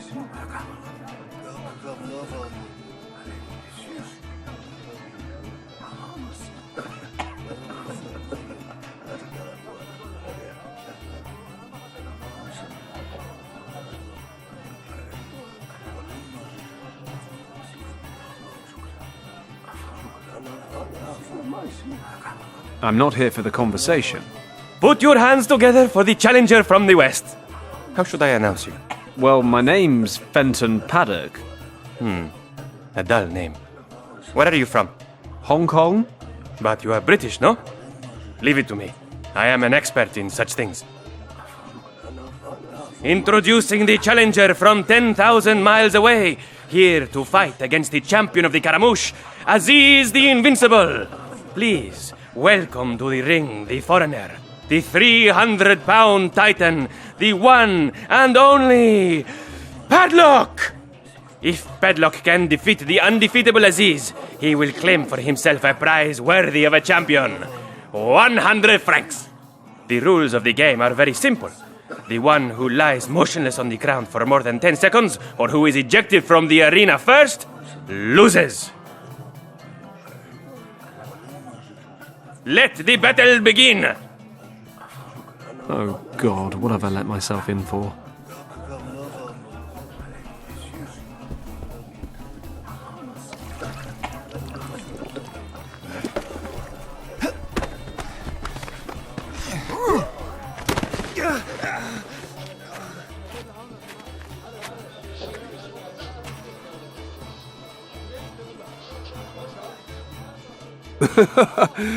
I did warn you about Aziz. I'm just trying to lull him into a false sense of security. Next time, it's the real deal. Jesus, I'll be lucky if I walk away from the next time.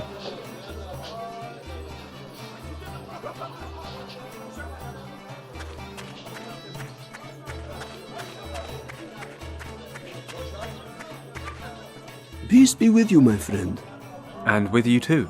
Relax, and let me tell you your fortune. It's not really my thing, but you can have a go if you like. Why is it that you are here, if you do not believe? That's a good question. Wait. You're looking for someone. Who isn't? Well said, my son. But you are looking for a friend. But along the way, you have already lost much. Granted. My plane, my booze, my artificial sheep. You've traveled far and wide, but what you seek is a long way away and well hidden. To reach it, you will have to break boundaries that could bring you close to failure. And perhaps after all that, you will see something that was never meant to be seen. This search is a test. If you pass it, you will find what you are looking for. If you fail, then endless darkness will come over the world, and all hope will be lost. You've managed to be both incredibly vague and very specific. You're saying I'm responsible for saving the world. All I'm really after is my friend Richard. Both questions lead to the same answer. If you succeed, you will find your friend. You will have to decide, however, what price you are willing to pay to save your friend. If you fail, it will be more than his life at risk. Not for the first time. I think we're done here. I don't really have time to decipher these cryptic pleasantries. Wait!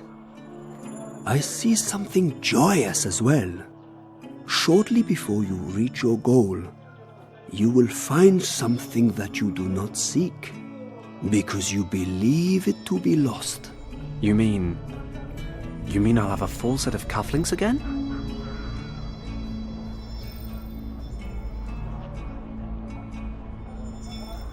Goodbye.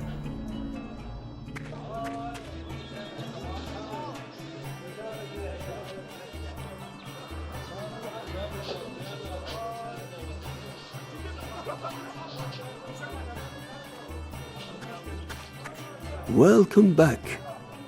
Do you want to look into the future again?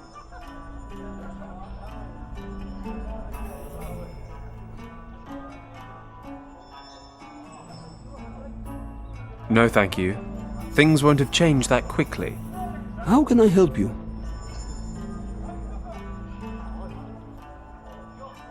Well, hats off to you. It was a good performance at any rate. Knowing your future can be exciting, but frightening as well. Whatever way you look at it, it's a very intense experience. Yes, but something tells me that intensity isn't entirely natural. Be honest, you've got something a bit naughty burning in the background, right? Oh, this is no secret. The smoke of the thorn apple seed opens the mind and deepens your consciousness. There has been no manipulation or hypnosis. I simply sharpened your senses so that you could see images from your future. I don't know. I'm feeling pretty relaxed, if you know what I mean. And tomorrow, you will have a serious headache. But do not concern yourself. Thorn apple is not harmful in such small quantities.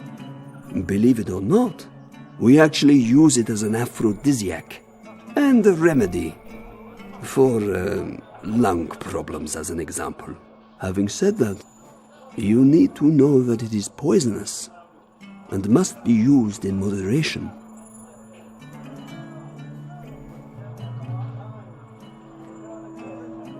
Can you sell me some of your thorn apple seeds? You seem to like those, don't you? I have some problems with my lungs or something. I think thorn apple seeds are the only cure. It sounds most likely. Unfortunately, I cannot give you any from my stock, as I am already running low. But you can find thorn apples growing almost anywhere where there's enough moisture. It looks like a thorny weed with white flowers. You're sure to find some in the area. Thanks.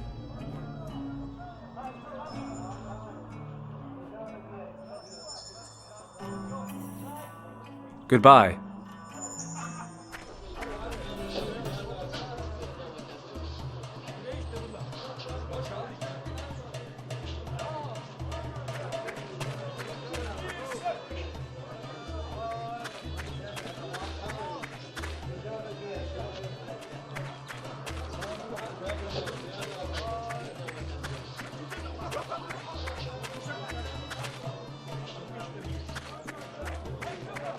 Can't wait to get this robe off. Blue's not my color.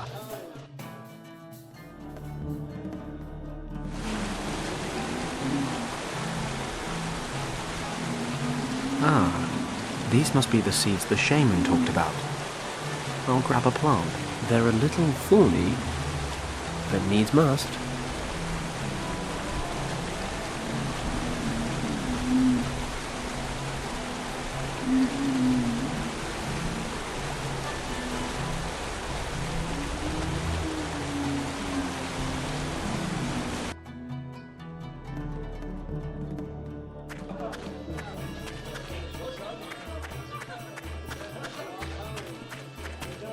Is there nobody here who would like to challenge Aziz?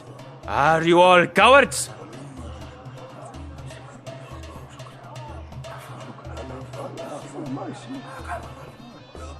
Bad, Fenton. Shouldn't be cheating, but it's all for the greater good. I just need to slip the seeds in when no one's looking. I am looking for a challenger for Aziz the Invincible. Who has the courage to challenge Aziz? 100 francs for anyone who can bring Aziz to his knees. Job done. You? You want to try again? Really? Hear ye, hear ye! The British Bulldog, the mighty Paddock, has returned to challenge Aziz once more. This is why you have returned, correct? Sure, I'll give it a try. Excellent. Let the battle begin.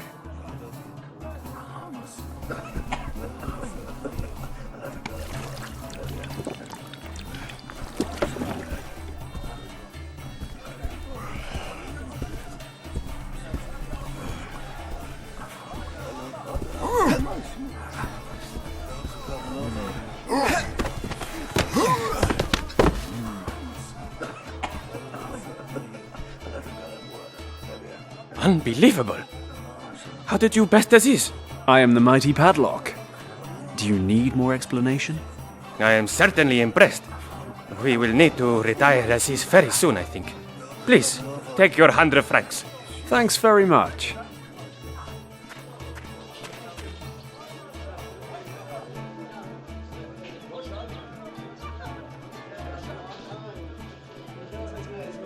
I don't think Aziz is quite ready for a rematch with the Fentonator.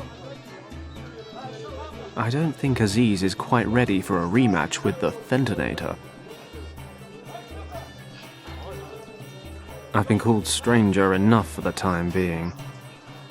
I'm not much of a carpet boy. I like the rustic parquet flooring in my...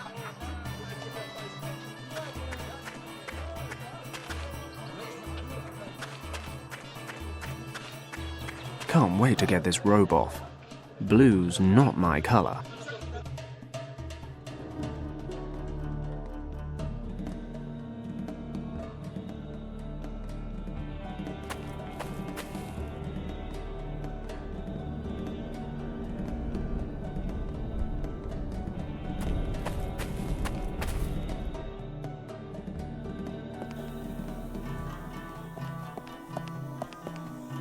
Ah, it's you again. What do you think? Care for a little game? Why not? Maybe I'll get lucky. Excellent. Let's start with a warm-up round. We'll play without bets first. Before we start, take a close look at everything so that you understand the game and won't accuse me of anything afterwards. So, I've got a wooden ball here. I'll set it under this cup. See? You haven't lost me yet. Now, I'll move the cups to different positions. Got it? I think so. Where's the ball now? Choose a cup. Middle cup. Got to be. Exactly. You see? It's simple, isn't it? Now, let's get down to business. If you choose the correct cup, you will win double the amount of your bet. But if you get it wrong, your money belongs to me. Got it. Let's start. Is it just me, or did you go a little faster that time? Well, of course it's going to get harder once you placed your bet. So, where's the ball? The ball has to be under the middle cup. Or not. Tough luck.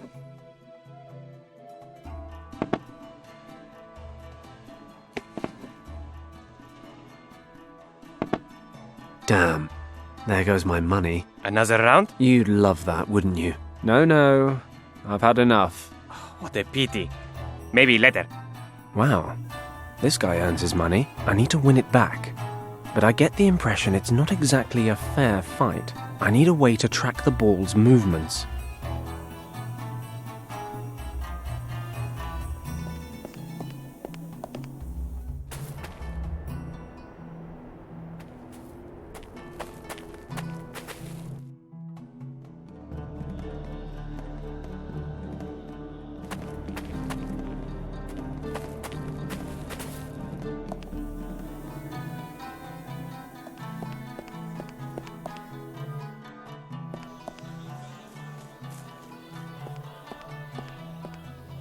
Thanks for the flute.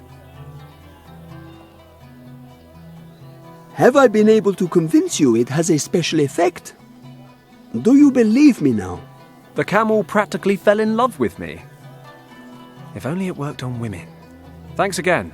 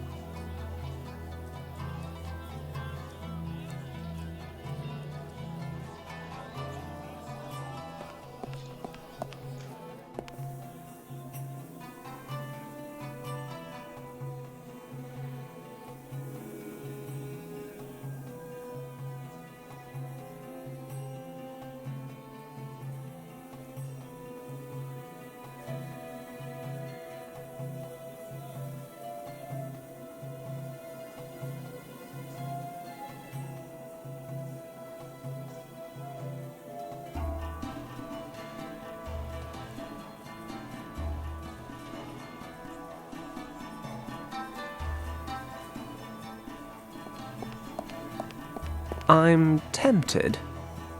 I need to get the bail money somehow, but this guy's a pro. Even if I could follow the right cup, I reckon he'd somehow come out on top. Then Professor Hayes would have to stay rotting in prison. I need a plan to optimize my chances.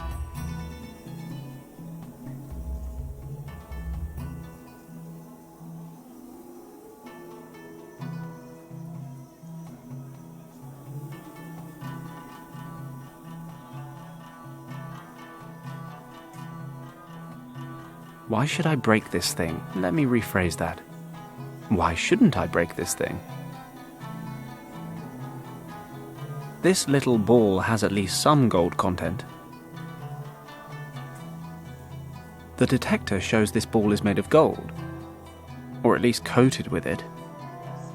I can't follow the cups at all. I don't think there's much room for fair play in this arrangement on either side of the table. Ah, it's you again. I knew you would want to give it another try. I'll play again, but I want to make sure that everything's above board. You're not accusing me of doing something underhand with my cups or the ball, are you? In a word. Don't worry. I've got nothing to hide. I'll prove to you that I'm not cheating. I'll use any suitable item that you give me. It shouldn't be too big, and it has to fit under the cups. So, what should we play with?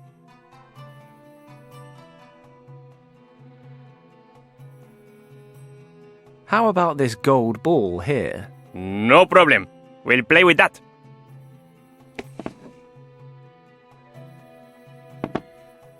But that will double the opening bet. Each of us will put in 50 francs. Okay. Then let's get started. So, which cup is hiding your golden ball? If you guess right, you win 100 francs. No reaction. The golden ball doesn't seem to be under the middle cup. God bless modern science. The gold detector lit up, so the gold ball must be under the right cup. If the detector's working, the gold ball must be under this cup. All right then, the ball is definitely under the right cup.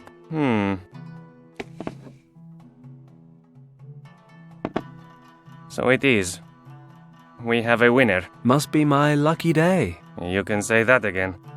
Here are your 100 francs. How about a rematch? Why not? Seems like I'm on a real lucky streak right now. Excellent. We'll double the ante again. That means that each of us will wager 100 francs. If you guess correctly again, the 200 francs will be yours. Otherwise, I will be the lucky one. Okay? Okay. It's a lot of money, but I feel unbeatable today. All right then. I'll set the ball in the middle again. Fine by me. Feel free to make it a little harder this time. Now, where is the golden ball?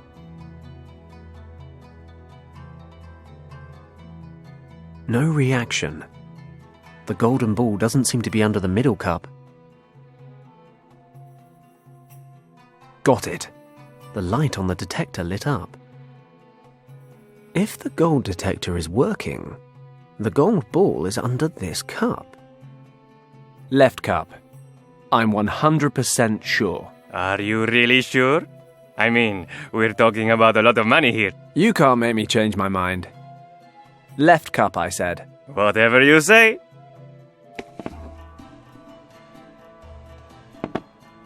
Damn, you got lucky again. Unbelievable, eh? Here are your 200 francs. I've had enough for today. My wives will kill me when they see my till. Don't want another rematch? Nope, not today. Your lucky streak will ruin me. Well, no hard feelings. I'll get out of here. Yes. I suppose I don't need to wish you good luck. I finally got the bail money.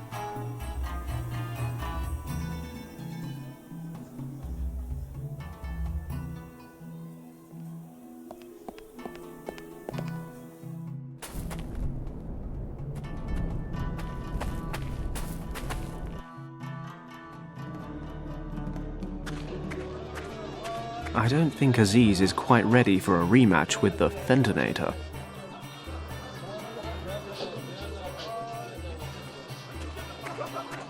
Can't wait to get this robe off. Blue's not my colour.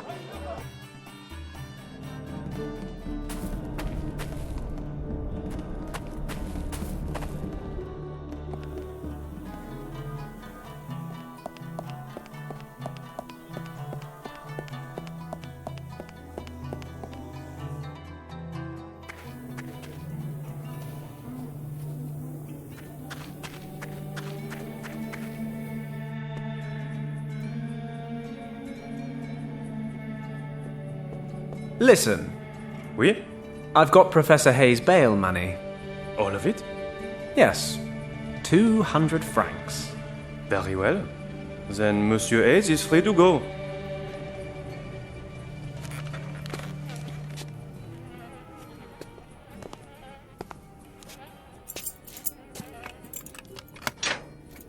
Come on, Hayes.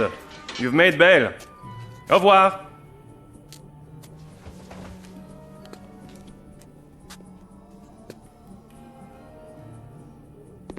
Are you okay? Yes, thank you. Let's go. We have a lot to discuss. I'm terribly sorry for our less than civil surroundings. As long as dear Monsieur Lacoste is at my shop, it's a far from suitable venue for discreet conversation. At any rate, Please make yourself comfortable.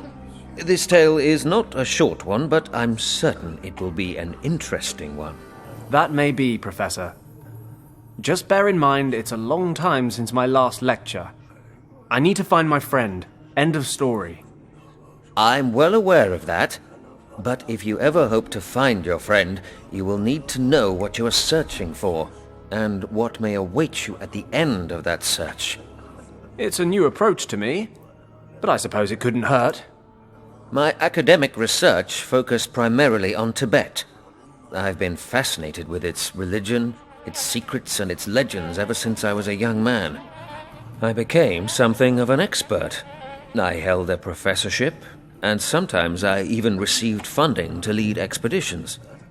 The last of these expeditions was with your friend, Yen Wang. As you know, we found a dead monk, pieces of a map, and a gemstone. The Eye of the Dragon.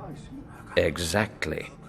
The remains of the map held clues to a mythologized monastery in the Kembalung Valley.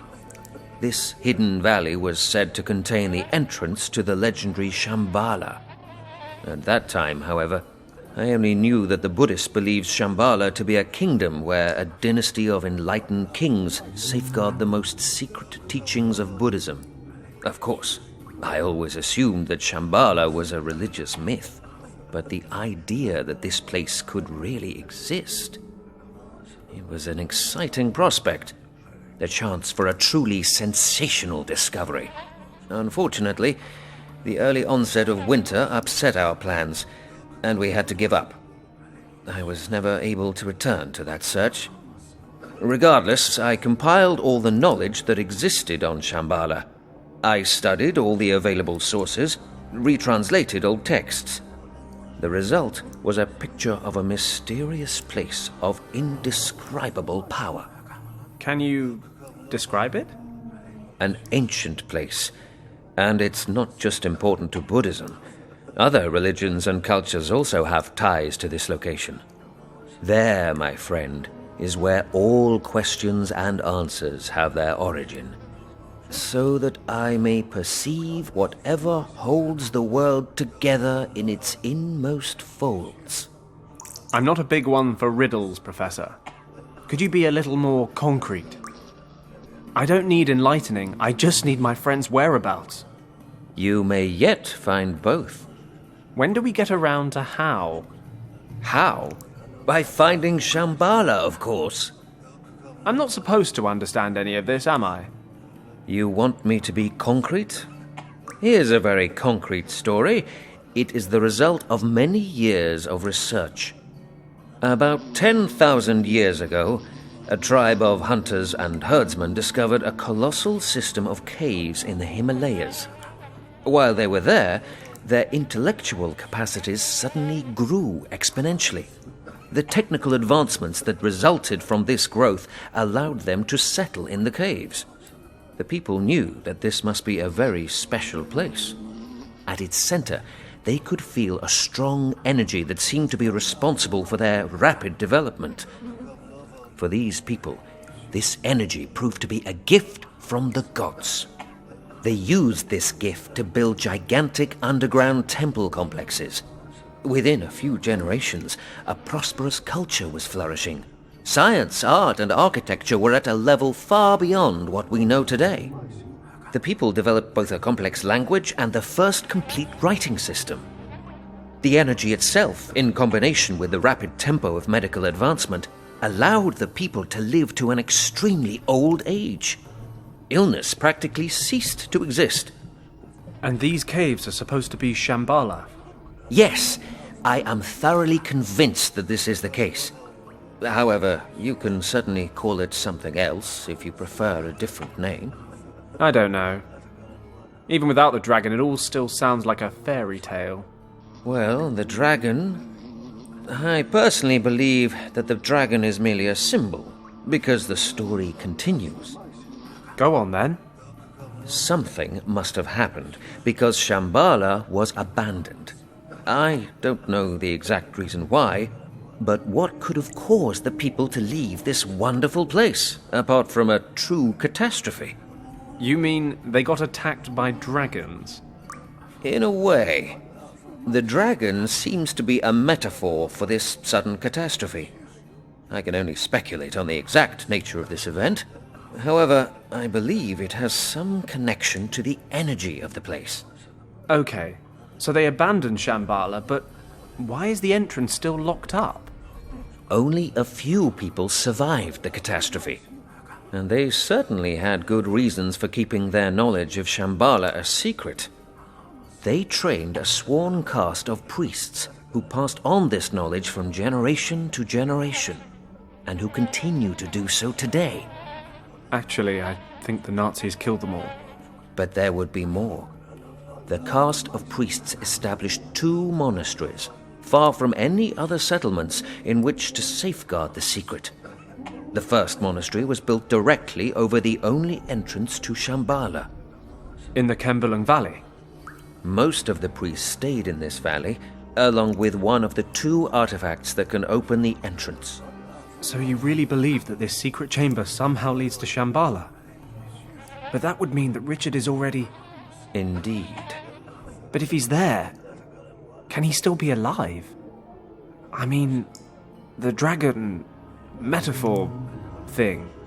There's only one way to find out.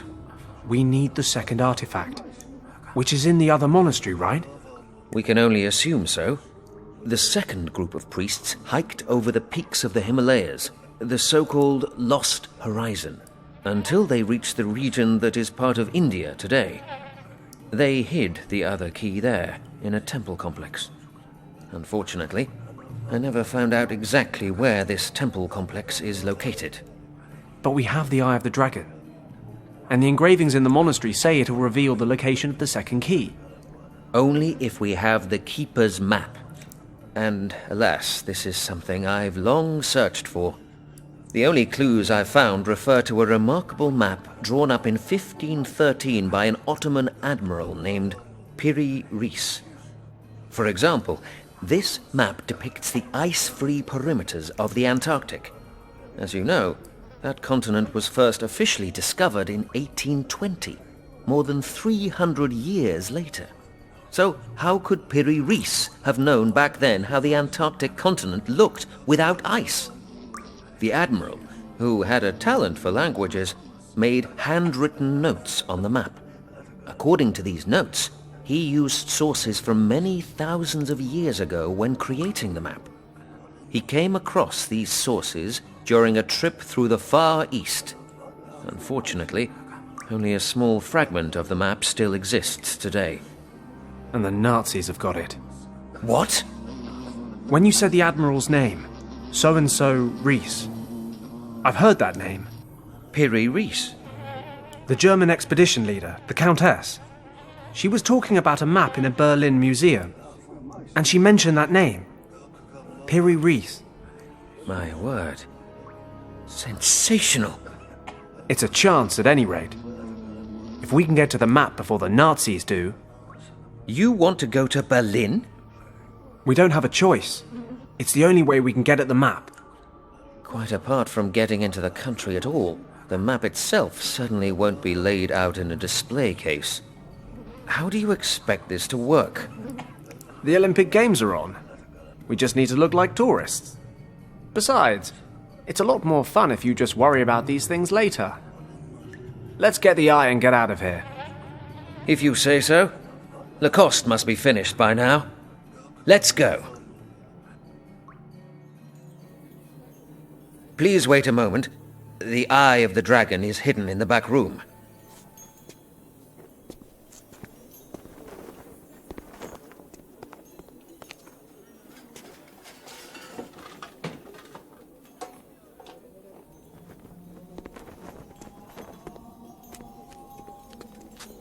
Here it is. See? Perfect condition, just like the day we found it. Great. No time to lose. Let's get the next train to Casablanca, then get on a ship to Spain or Portugal. The further from the Nazis, the better.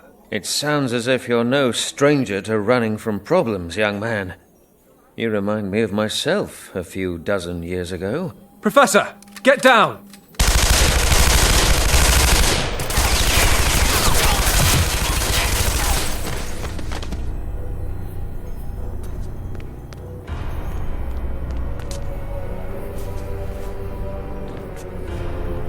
Leave him. We have the eye.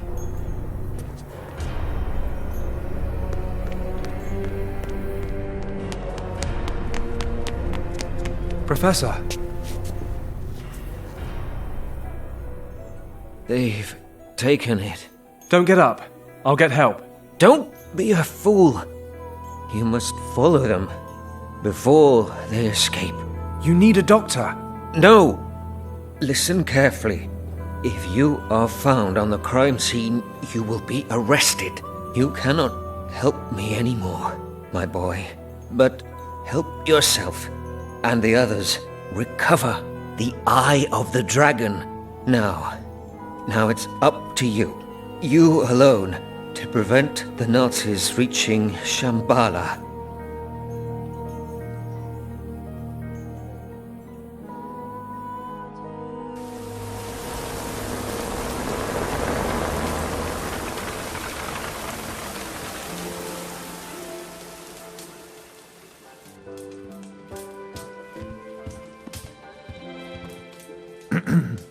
Excuse me, sir.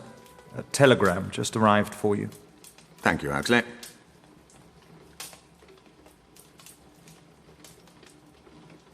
Anything else? No, sir. I just wondered... I don't need anything else at the moment. You may go.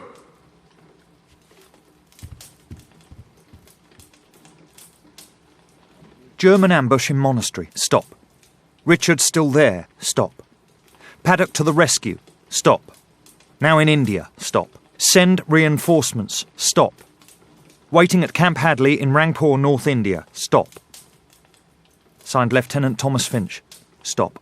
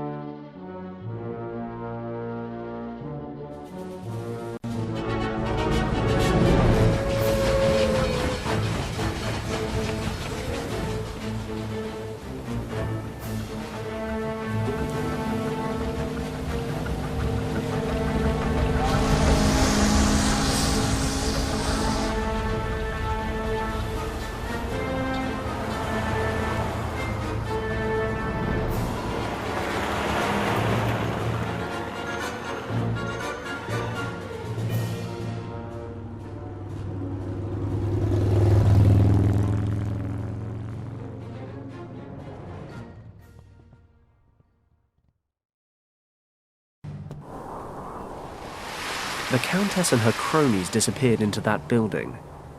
That must be where she plans to examine the map. What a coincidence. That's my plan as well.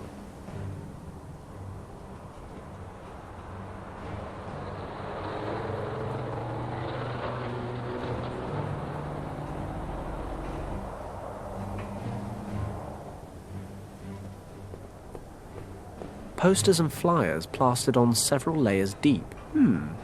This camera ad's coming loose.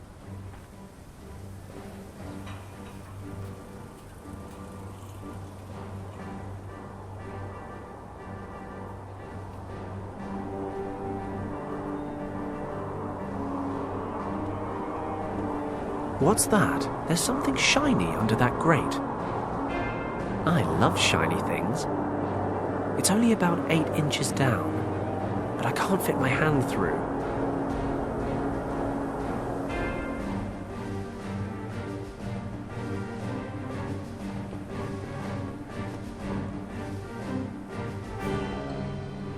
I've pulled it down. A camera ad.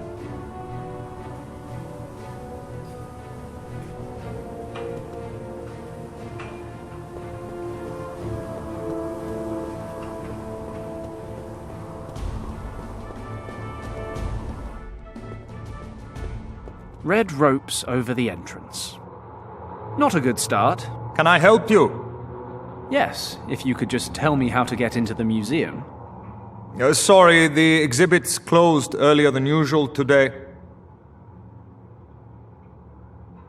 Why is the museum closed today? I've travelled a long way just to see the exhibits. Well, during the Olympic Games, sometimes the regular schedule gets a little out of whack, you know? There's a reception for today's gold medalists in the upper exhibition halls later tonight, which is going to mean unpaid overtime for me, of course. Anyway, that's why we closed early. How very frustrating. Not much of a sports fan? I'm mainly here for the museum, but the games have certainly proved a happy coincidence. I'm hoping I'll get to see some of my idols in the flesh tonight, depending on who takes the gold medals.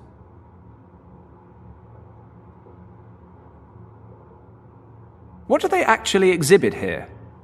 The main exhibit is on Tibet. You see that animal by the door? It's some sort of enormous mountain sheep that lives in the Himalayas, but I've forgotten the name. Begins with a P or an M. It's an argali. Are you sure? Pretty sure. In any case, there are all kinds of rare Tibetan artifacts on display in the upper halls. Do you think you could give me a hand and set this carton down for me?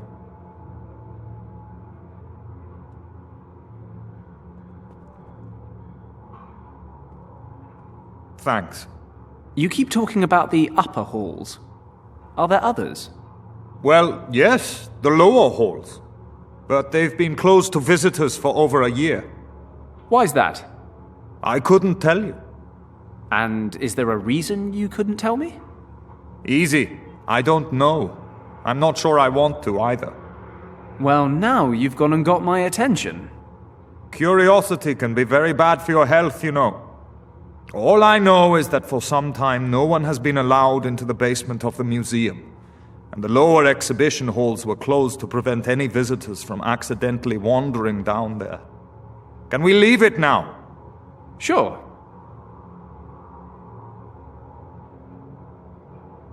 You know that reception tonight? How exactly do I get into it? Oh, just go out and get yourself a gold medal. No problem. No, seriously, aside from the medal winners and their trainers, you basically need to be a German politician. People like us are out in the cold, I'm afraid. We'll see about that. Not much I can do then, I suppose.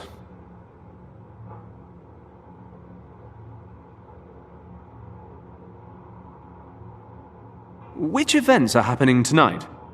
For my money, the decathlon has got to be the highlight, but there's also rowing and horseback riding. Hold on, I have an event schedule in my newspaper. I don't need it anymore, you can have it. Oh, thanks very much.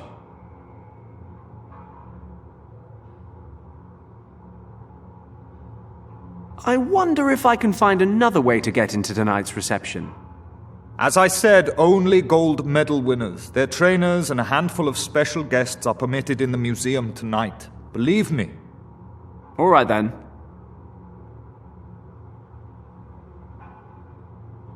Would you mind if I took a look around your very exciting foyer for a while? No problem. As long as you don't get in the way. Promise.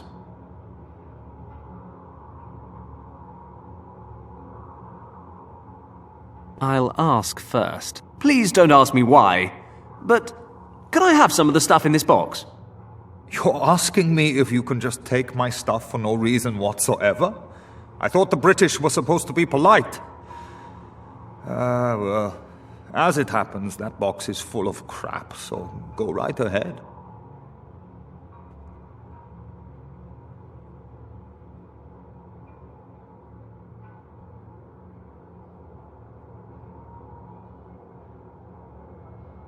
Let's see which contests are scheduled for today. The final event in the decathlon is happening shortly. In the run-up to the long jump, the man in the lead is... No, this can't be right. Glenn Parker of the United Kingdom? There's even a photo. No doubt about it. That's the same Glenn Parker who went to Sandhurst with Richard and me. Even back then, he was a top-class athlete. Fantastic! This is my chance to get into the museum reception. I'll just ask Glenn to smuggle me in. Maybe he can pass me off as his trainer. I should head straight to the stadium. He must be getting warmed up.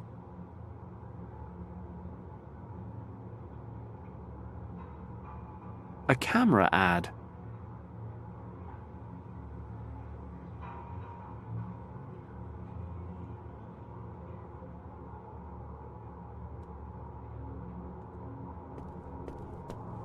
The box office is closed. A rubbish bin. Let's see if I can find anything useful. Oh, the lid came off. I'll just pocket that, I think. Jackpot. There's all sorts of valuable rubbish in here.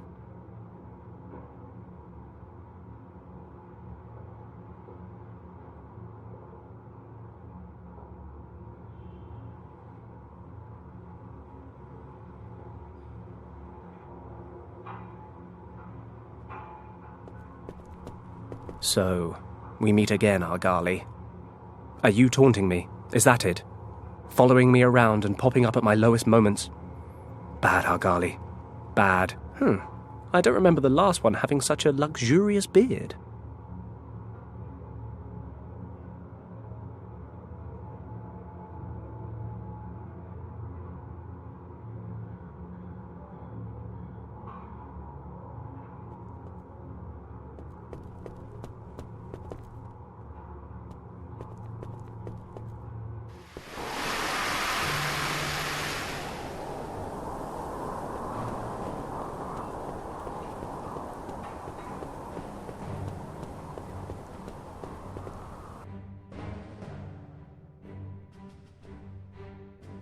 Okay, let's find Glenn.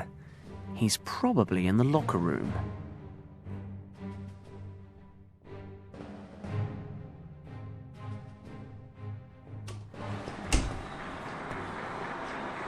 I'm afraid this is the locker room, friend. You probably shouldn't be in here. Glenn, it's me, Fenton. Fenton Paddock. Fenton? Nice beard. What are you doing here?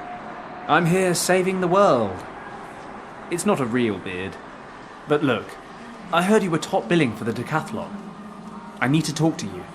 How did you even get in here? That's a rather adventurous story.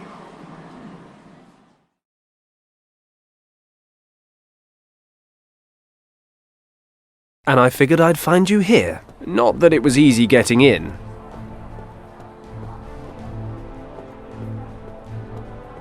Hello. Hello. Is this the press entrance? Yes, it is. May I see your credentials, please? Credentials? The only people permitted access are the athletes, their trainers, official IOC employees, and press photographers. Do any of those apply to you? Sure. Why not? I'm actually with the press. Then show me your press pass. Would you believe I've temporarily misplaced it? Not really. If you've really lost your pass, go to the IOC accreditation office and claim a new one. But the events are about to start. I can't miss them. Then you'd better hurry. The IOC office is located at Pariser Platz. Okay. I'll be back. And don't forget your camera. Only photographers are allowed to enter the contest area. Journalists should go to the main gate. Got it. Thanks. Well, I guess I'm heading to the IOC office at Pariser Platz to get myself a press pass.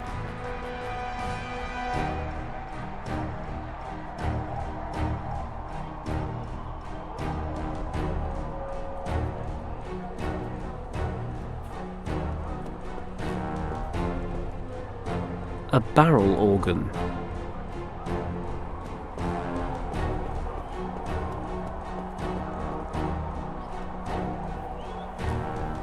A barrel organ.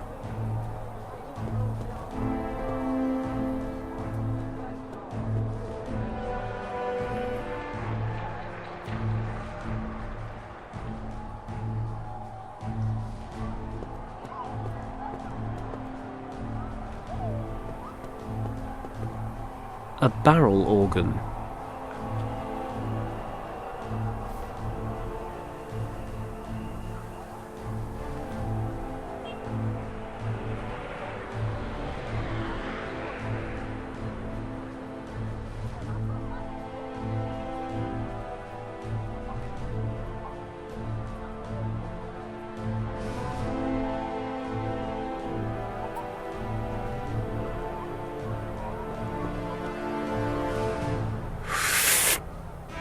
I definitely think these contain helium, you know.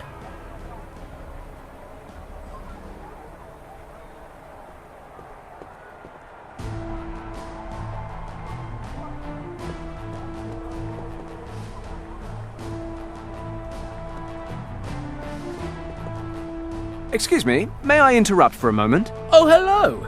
Do I really look all that busy? Well, now that you mention it, no. Is your whatever that thing is broken? No, I just don't feel like playing.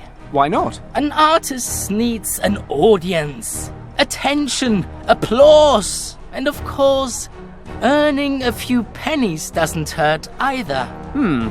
Well, I can listen, but I'm afraid I'm completely broke. That's all right.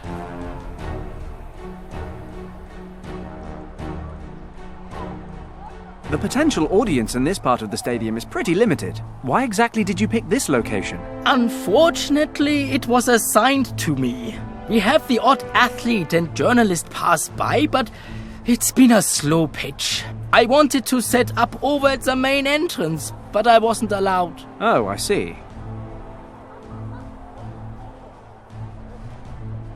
Well, I'm going to go have a look around the city. Have fun.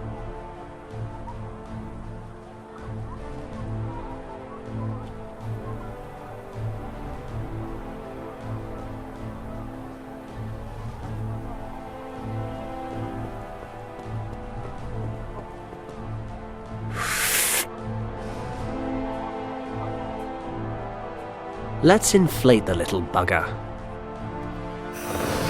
Great. That is the ugliest thing I have ever clapped eyes on. And Sandhurst had communal showers.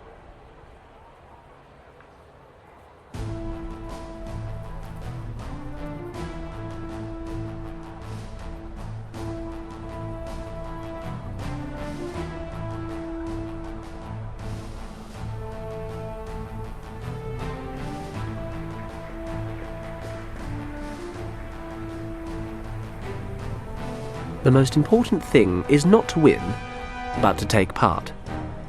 Apart from today, of course, where the fate of the entire world rests on Glenn getting the gold.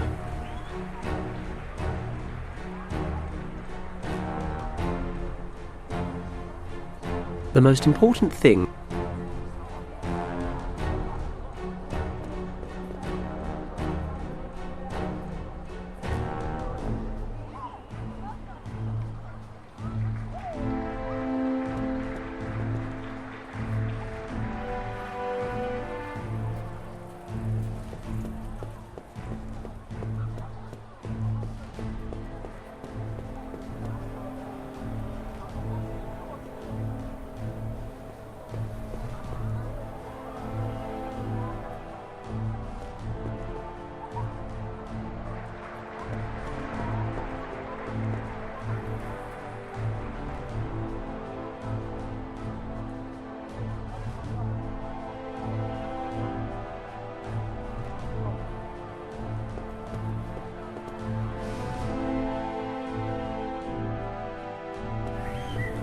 Ah, Pariserplatz. And that seems to be the IOC office. Oh, good. It's closed. Hello? Anyone home? Damn it. Now what am I supposed to do? Excuse me? Yes? Well, I'm sorry, but it was hard to miss hearing you vent your frustration at the accreditation office. Could you be both a fellow journalist and a fellow countryman? What gave you that idea? Only a true Brit would curse like that. I'm from the island too, and who else but a journalist would need to get into the IOC office? It's been closed since 4 p.m, by the way. Ah. My name is Edison, Waltus Edison. I work for the Tribune in London. Edison? Like the famous inventor? Yes, quite. You're the first person ever to notice that, in fact. Really? Because I would have thought quite a lot of people would have... Oh, you're joking. My name's Paddock. I'm a foreign affairs correspondent in Hong Kong. Ah, how lovely. My work has never taken me to our crown colonies, but I'm sure things are much more interesting there than here at the Olympic Games, eh? How do you mean? Oh, to be honest, I hate sports. I write for the arts and entertainment section, actually. But our editor-in-chief sent all available reporters here to cover the games, so we'd have an exclusive report on every event, including the dull ones. And what are you writing about? I'm a freelancer. I'm, looking for stories off the beaten track, away from the big events. Lucky you. I'd love to trade places. You know, I'm working on a big story back home. I'm nearly ready to expose the romantic escapades of a certain member of the royal family. My research is nearly complete. If I could get back and finish, I'd have enough material to drop this bombshell on the public. But instead, I'm here, squandering my precious time on stories about Olympic handball. Yeah, excuse me, gentlemen. Mr. Edison, there's a call for you from London. Probably my department head, wanting to know what's holding up my article on yesterday's events. Best not to tell him it was a bottle of scotch, eh? Please relay the following message, word for word. Mr. Edison is currently indisposed and will personally report to the editor-in-chief. He would appreciate it if everyone else would leave him in peace. I will pass your message along, sir. Thank you. I won't last much longer in this job, I tell you, but I've bored you quite enough. Not at all. Actually, I have one more question about the IOC. Yes? Any chance of it opening again today? What do you think? Not a chance in hell. Well, look, I've got to get going. I'm sure you'd like to read your paper in peace. Not really. Our valued colleagues rarely have anything amusing to print. In any event, I enjoyed chatting with you. Likewise. Perhaps I'll see you later.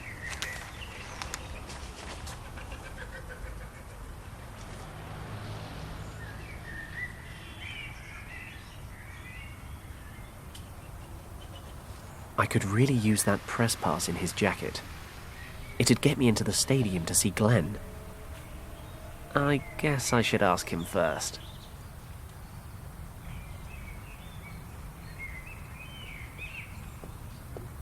What do we have here? Oh, what's the matter, sweetheart? Don't cry. You know how it troubles Mummy's nerves. Mummy just wants to enjoy a bite to eat in peace. She gets very cross when she's hungry. Either I look a fright today, or that kid is just jumpy. The poor thing nearly spat out his lolly. Good thing he didn't. I'd rather not get into trouble with a mother of that stature.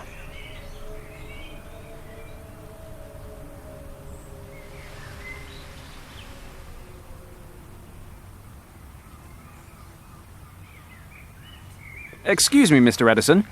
May I bother you for a moment? You would only be bothering me if I were actually enjoying this newspaper, which, to be perfectly frank, I am not. How can I help you? I noticed the press pass in your jacket, and I was wondering if you might be willing to lend it to me.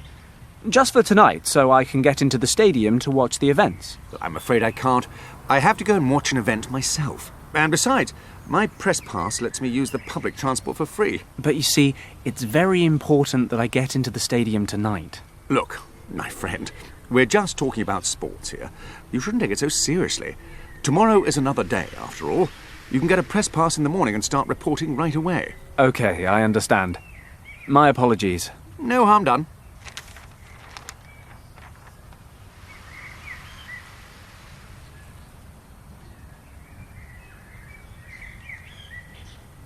A dried bouquet of flowers wrapped with florist wire. I'll unwrap the wire.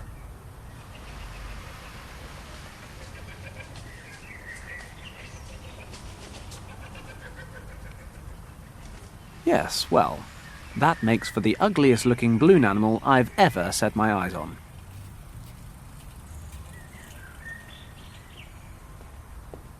If I'd been given a terrifying balloon animal made from an old rubber glove when I was a kid, I would have considered myself lucky. Yes, I'm going to run away now. Ugh, what is this? Where did this foul-looking thing come from? Here, my little honey bun, here's a nice new lolly for you. Another of my attempts to educate the public bites the dust.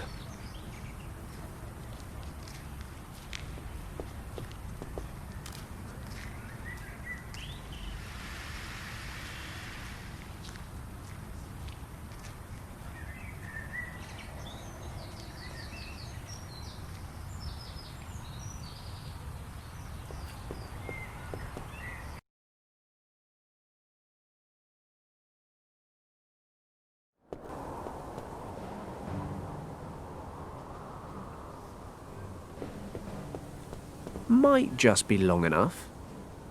Hopefully it'll stick. Ah, a Reichsmark coin. Can't help but think I could have spent all this time busking and made more money.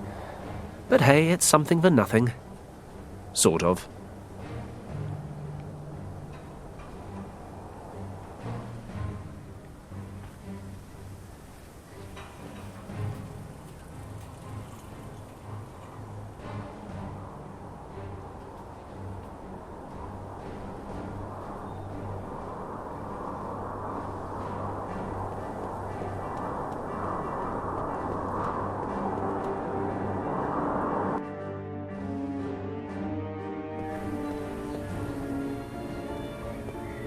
This napkin is mine. All mine. A napkin printed with the name of the cafe. Erica.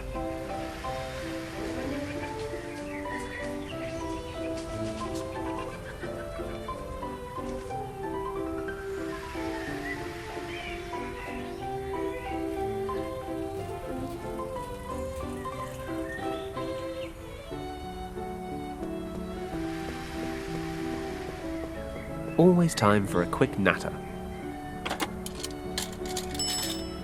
Berlin Telephone Exchange, how may I direct your call? If I can lure Edison into the cafe, maybe I can borrow his press pass. All right, I'll try my luck. Connect me to Cafe Erica at Pariserplatz, please. One moment, please. This is Cafe Erica. How may I help you? Do you have a customer there by the name of Edison, Baltus Edison? Yes, Mr. Edison is just outside. Whom shall I say is calling? This is his editor-in-chief in London speaking. Please tell him that it's urgent. He needs to come back right away. It's about juicy goings-on at Buckingham Palace. I will relay your message, sir. One moment, please. Mr. Edison, there's another call for you. Who is it now? Your editor-in-chief in London. He has an urgent assignment for you concerning the British royal family. Finally! My prayers have been answered. Where is the telephone? Follow me, please. Perfect.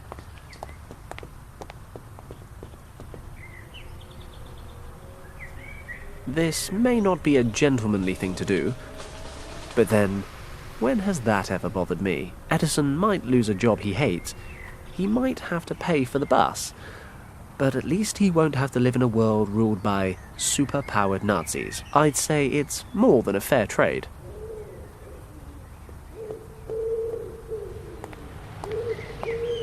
I'm very sorry, sir. We do have occasional connection problems. Not a problem. I'll go to the hotel and try to contact him from there. See you. Goodbye, sir.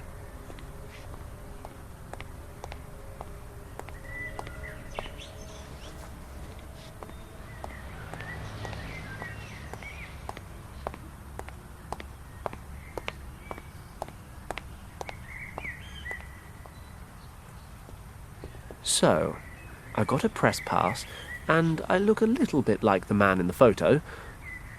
Apart from, you know, the glasses, and the hat. The goatee too, I suppose. Similar is...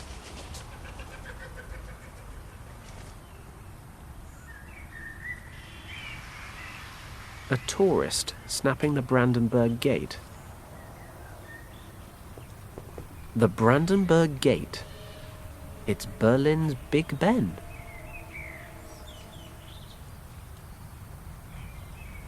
Edison's press pass. We're not too dissimilar, but the photo shows him sporting a goatee, glasses and a hat. The glasses I stole from Edison's jacket pocket. They're an integral element in my elaborate journalist disguise. Dried flowers.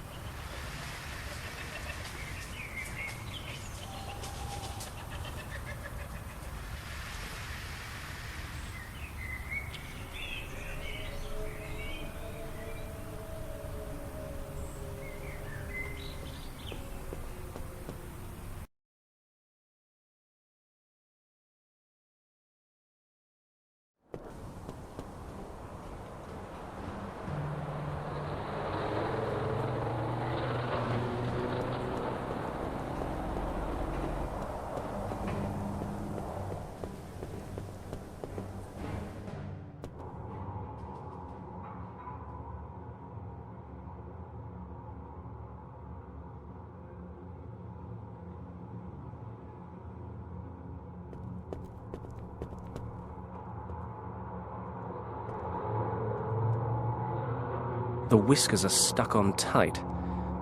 I could take them with me, but it'll most likely mean lugging around a whole stuffed argali for the rest of the day.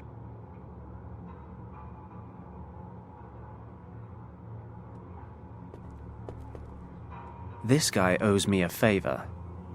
The least he can do is spare me some whiskers.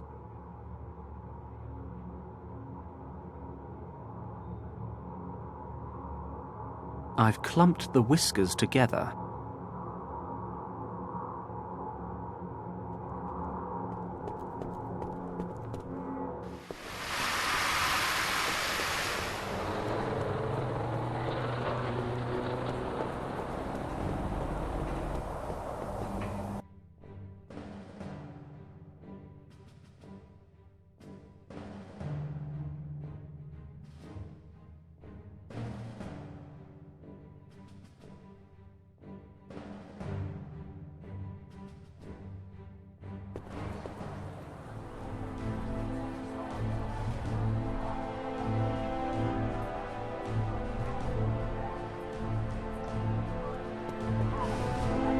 This hat might make me look a bit more like Edison on his press pass, but I think my kleptomaniacal urges have been sated for one day. Hey, it's a real condition. That hat would make me look a lot more like Edison. Hello, it's me again. Hi there. Don't worry, you haven't missed much. By the way, I really like your hat. Really? I hardly ever wear it. I just use it to collect money. It doesn't really seem to be fulfilling its purpose, does it? And you're saying that's the hat's fault? It looks a bit greasy. Maybe that's putting your customers off. You might be right. It really doesn't look very clean, does it? If you give me your hat, I'll give you something even better in return. A connoisseur of old greasy hats, are you? Okay, if you can give me something good to replace it, you can have the hat. Wouldn't this metal bowl be better for collecting money? Yes, I suppose it would.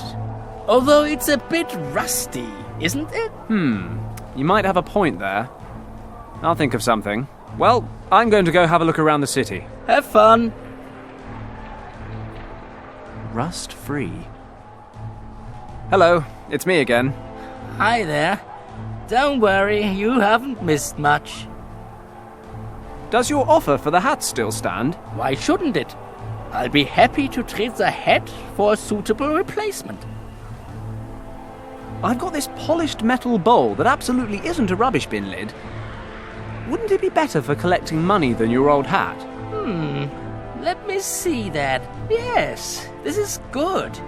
It's sturdy and it looks a damn sight better than my old hat. So, you want to trade? Gladly. Here, take the thing. Thanks.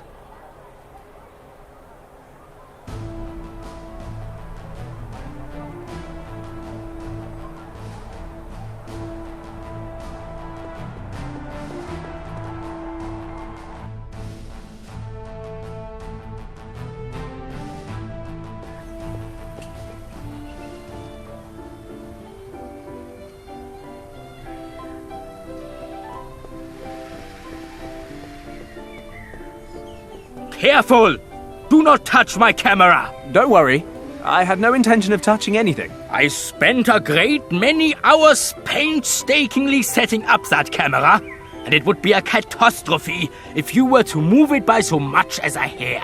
Please forgive my curiosity. Allow me to introduce myself. Fenton Paddock. A pleasure. Count Otto von Droste-Schattenburg. A count with a camera, eh? Wouldn't say, an adding machine be a more appropriate device? Please. I would be much obliged if you would not trivialize our conversation with such banal wordplay. I am a renowned photographer from Vienna.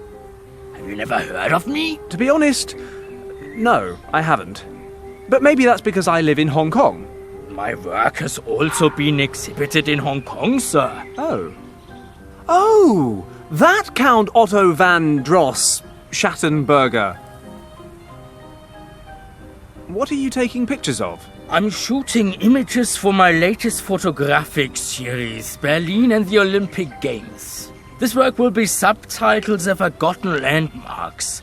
I intend to capture locations that are not currently the main focus of public interest. I see. Unfortunately, artistic freedom is becoming a thing of the past in Berlin. Photography is often banned in public squares or even in entire districts. This does not make my work any easier. What's the deal with these photography bans? All political reasons. The government officials here believe there are certain parts of the city that may be unrepresentative of the capital's overall charm. But the Brandenburg Gate's okay, right? That's correct. The gate is to be the central focus of my latest project. A photography ban here would mean all my months of preparation were for naught. Several galleries have already booked the exhibit in advance. No, a ban here would be absolutely outrageous. But then, the Count von Droste-Schattenburg isn't just anybody. Even here I have friends in high places. Why, I would go straight to the magistrate and make my mind known. I'm sorry, I didn't mean to upset you. Your camera looks very professional. Of course it does. It is the most advanced model available on the market today. It has a new setting that I use for experimental photography. I take multiple exposures of the same image at regular intervals. This allows me to capture different phases of my subject and depict them in a single photograph. Ah, I see. So the position of the camera mustn't change at all while you're taking a picture, right? I see that you know something about the fine art of photography. Just an interested layman. Well, I don't want to keep you from your work any longer. Thank you.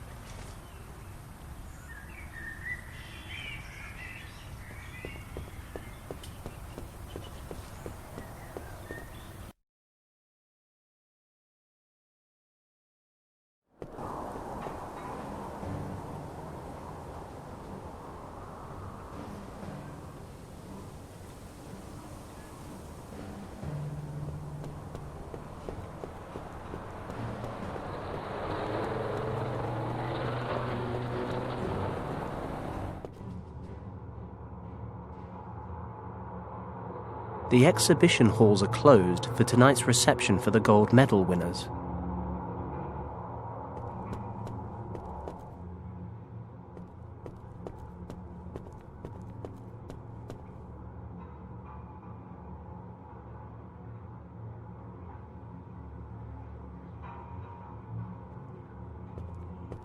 The only interesting things about this door are its large, round handles.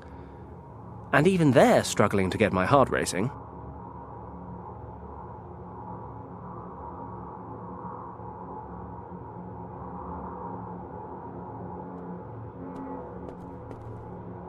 A large doorknob. It must have been red once, but the paint's worn away.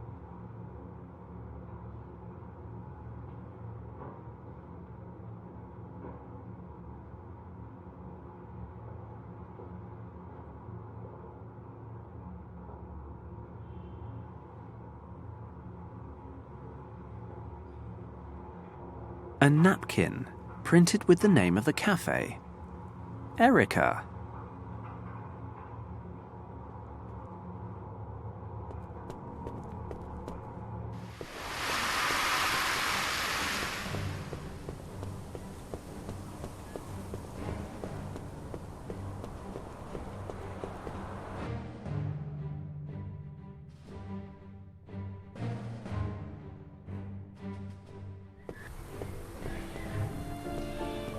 My mother taught me not to eat with my fingers.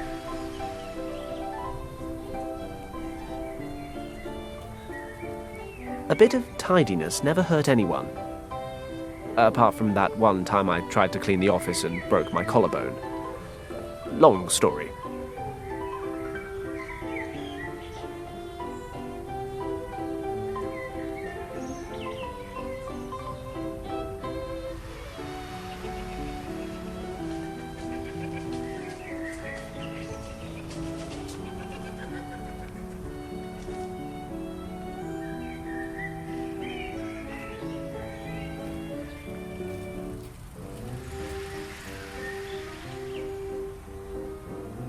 The napkin is printed with the name of the cafe, Erica.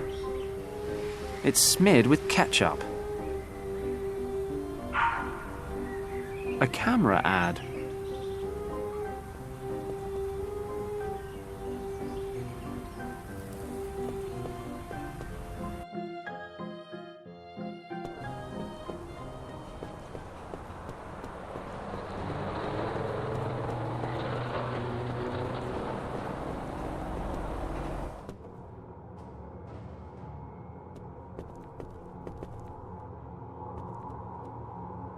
So, now the worn doorknob is completely red again.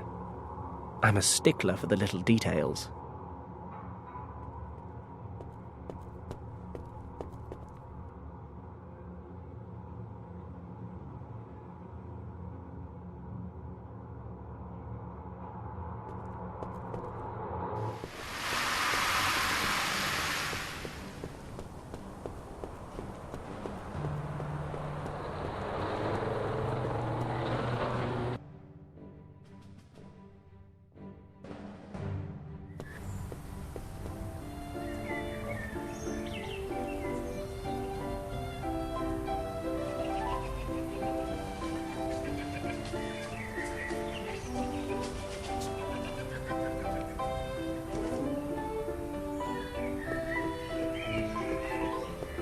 I can't remove it.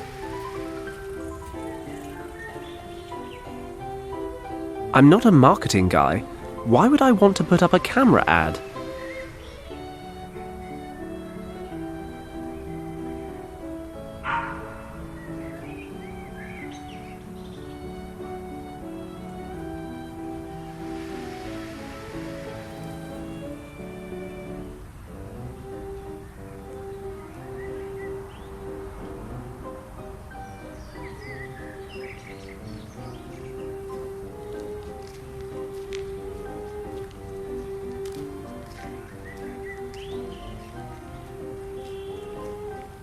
Edison's press pass.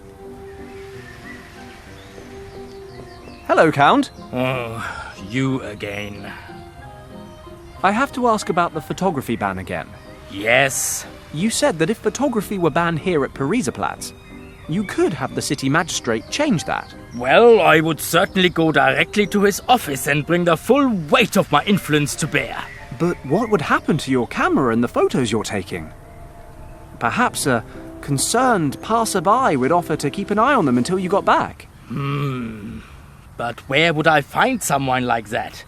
I don't suppose... Count, I would be more than happy to lend you a hand, should the unlikely circumstance arise, of course. Well, I don't want to keep you from your work any longer. Thank you.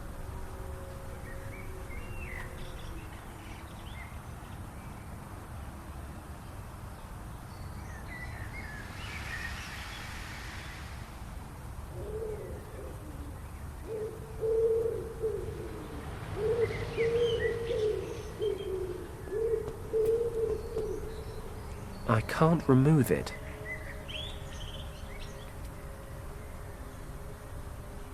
I'm not a marketing guy.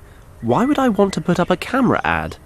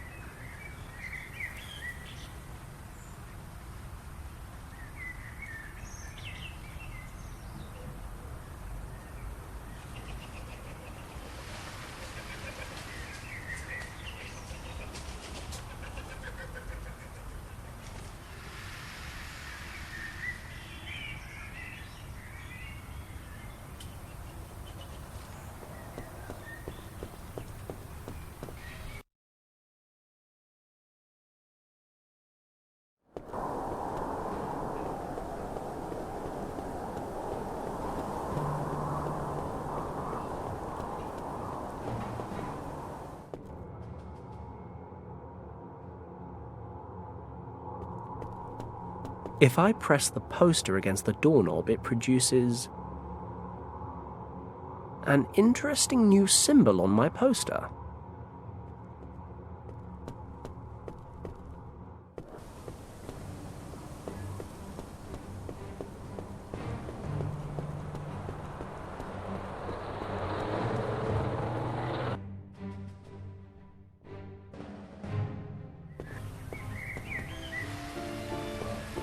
It's certainly an authentic-looking prohibition sign, but it won't stay up there on its own.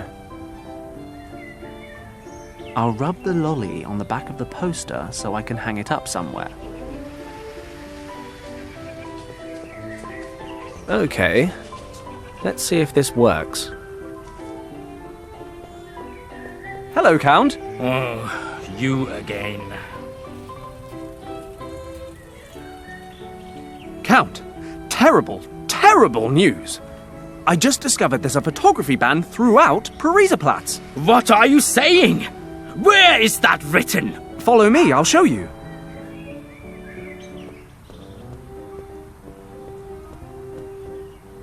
You see? Up there. Unbelievable!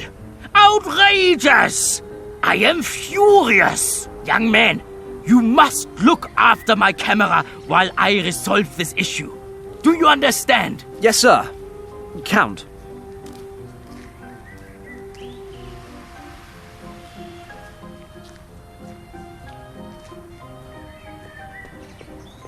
The ends justify the means. I hope.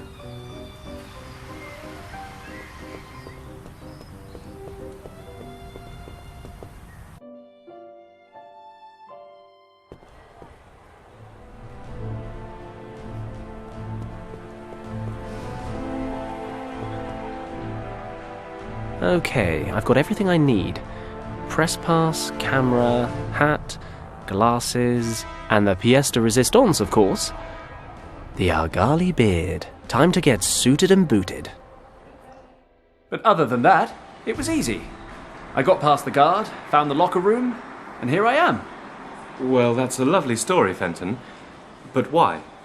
Look, we don't have much time, so I'll get straight to the point. I read that you're leading the decathlon, and you're just about to complete the last event. The long jump?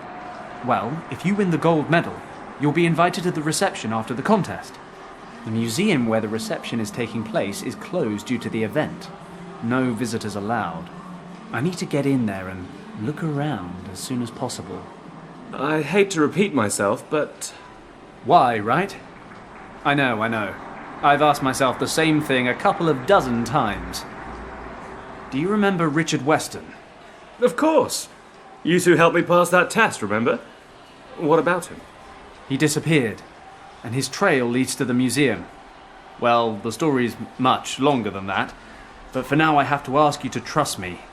So, can you smuggle me in? Absolutely. I couldn't leave an old Sandhurst chum in a bind, now could I? Thanks, Glenn.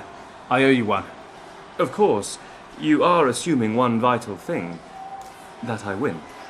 Frankly, I've still got a slight lead, but the long jump just isn't my forte.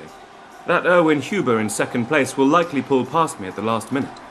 He's the better jumper by far. He's beaten me every time this year. So your lead won't be enough to secure the gold? I doubt it.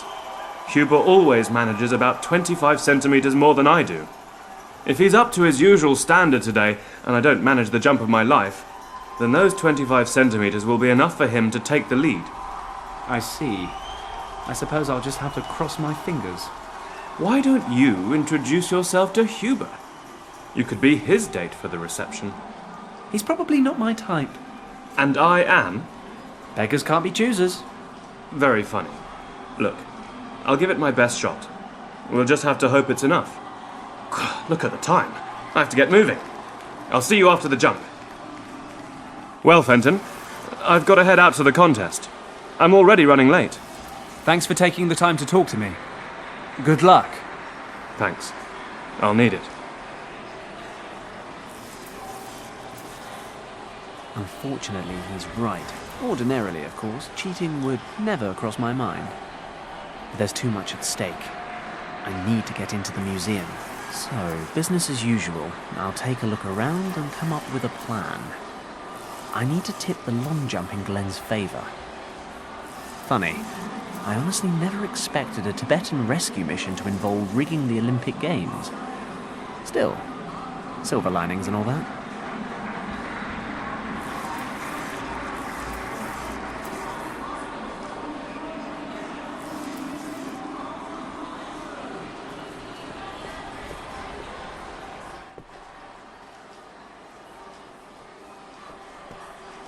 Call it intuition if you like, but I'm taking this towel.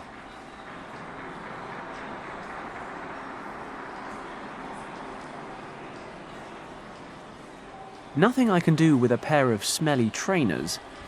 The shoelaces, on the other hand, look absolutely essential. Filthy. I'm not touching it. Might as well be eyeing up women back at Shen's. This hook here seems to be loose. Got it.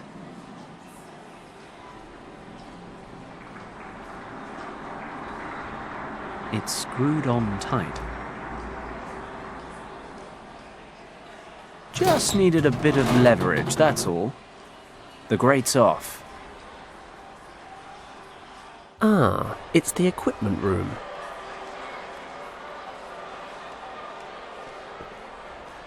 A whole load of sporting equipment and measuring devices. Stopwatches, batons, several table tennis balls, and a measuring tape. Could be useful.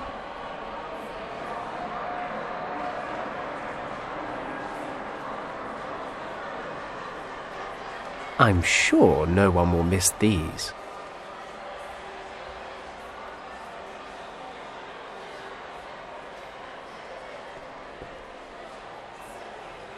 They're all locked.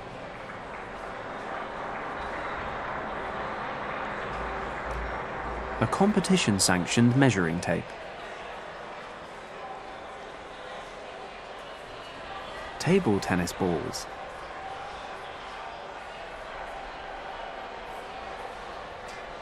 They're all locked. A competition-sanctioned measuring tape. They're all locked.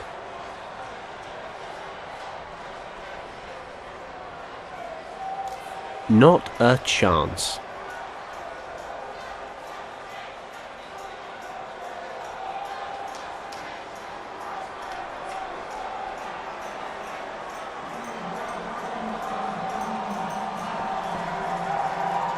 It reads, Certified Measurement Devices, calibrated by the IOC 1936, only for use by authorized personnel. A competition-sanctioned measuring tape.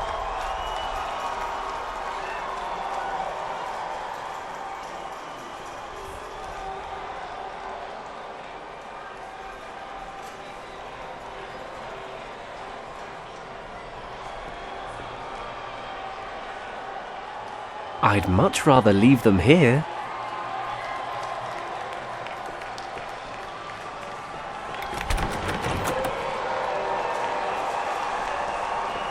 The door outside's locked.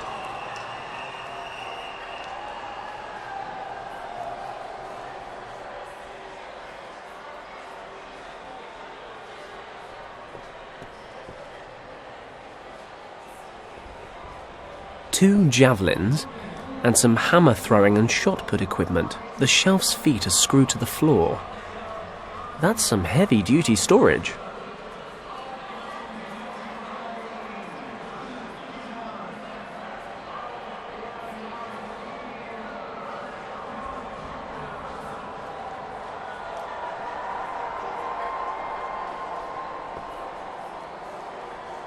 With my fingers?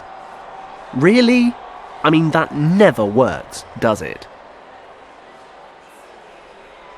If I can loosen the metal plate, maybe I can open this left-hand locker. I'll need to attack the screws, though.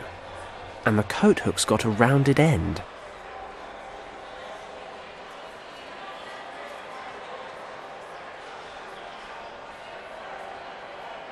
Table tennis balls.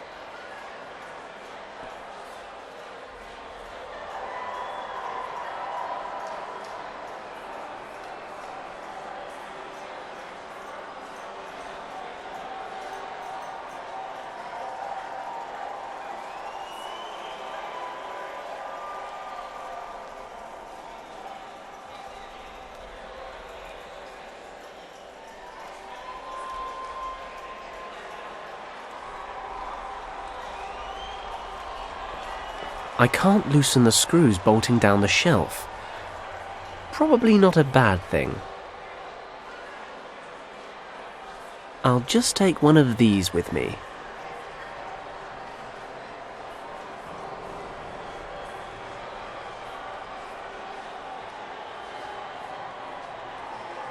Good idea. Who knows what exciting uses I could find for this coat hook once I've modified it with a dumbbell. This said, I need a sturdy surface on which to perform the operation.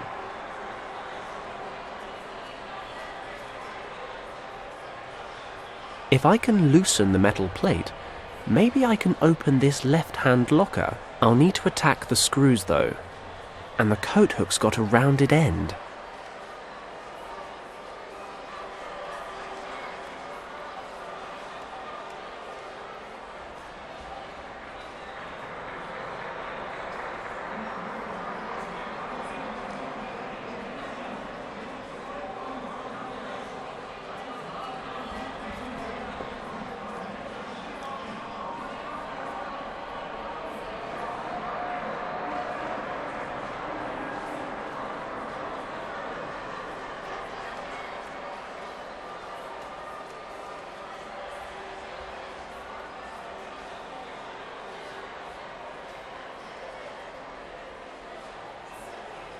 Adventurous though I am, perhaps I should just go the normal way.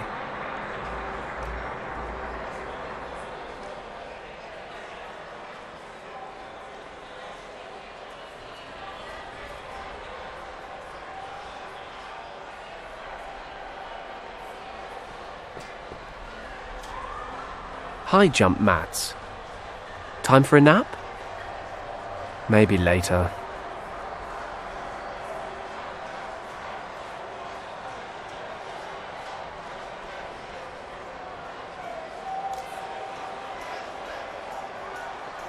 I can't loosen the screws bolting down the shelf. Probably not a bad thing.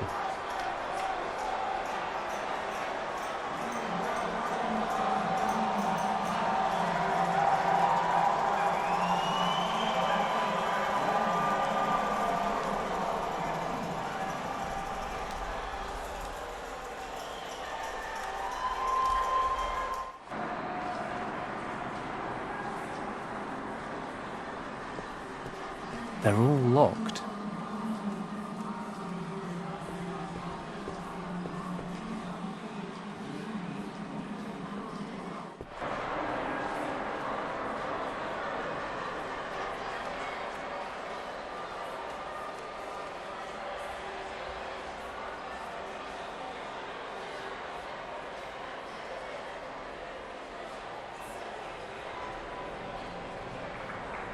I dabbled in athletics when I was at the academy. I remember all too well how heavy these things are. You'll understand if I don't fancy carrying them around with me.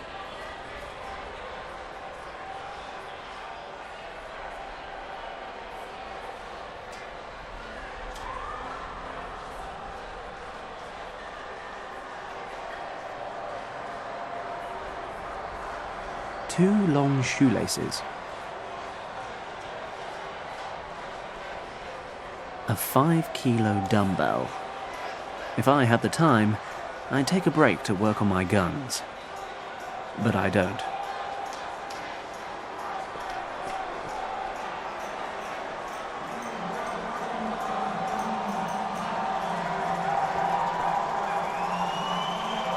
They're all locked.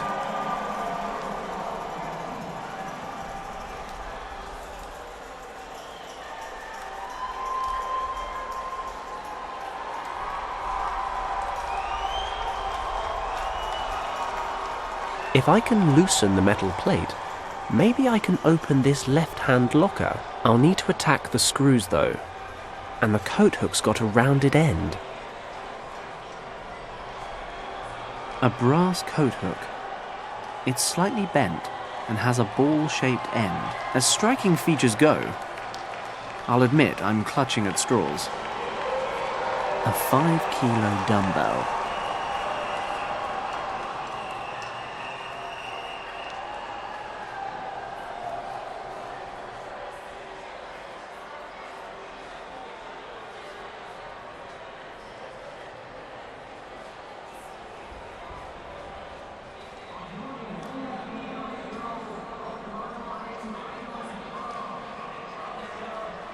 A brass coat hook.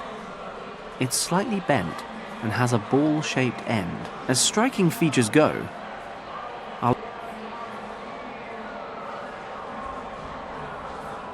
not a chance.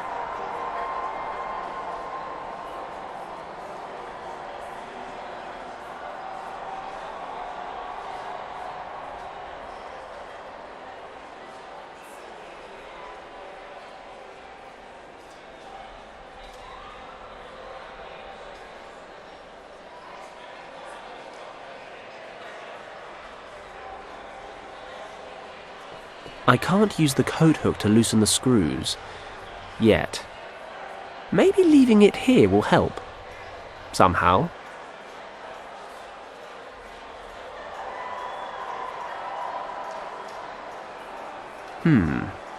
Maybe I could find some more uses for this hook if I were to mangle, or rather, modify it with this dumbbell. Here goes.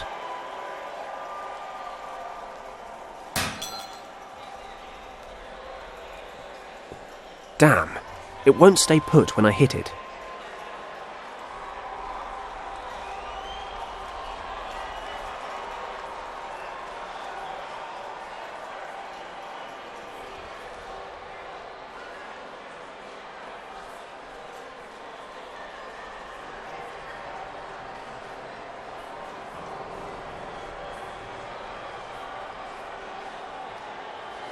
A soft cotton towel. Only the best.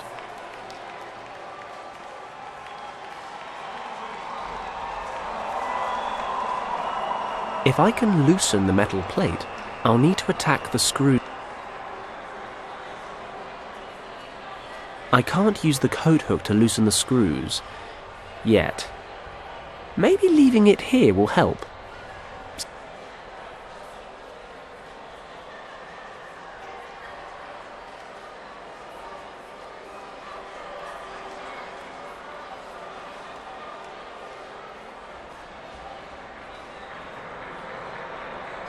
Not a bad idea. I could flatten out the end, but it won't stay put when I hit it.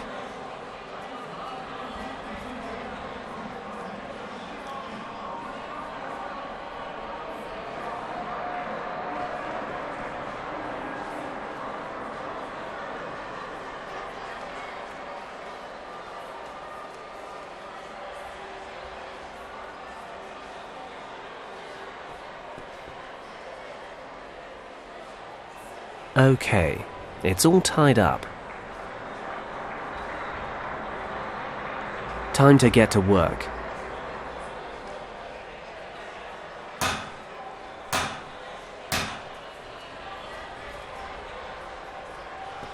It worked. The end's now flattened out.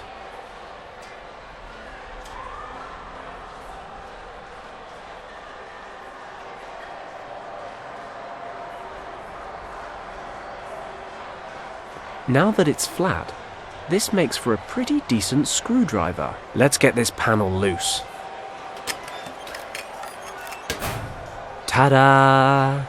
I present to you the inside of a locker.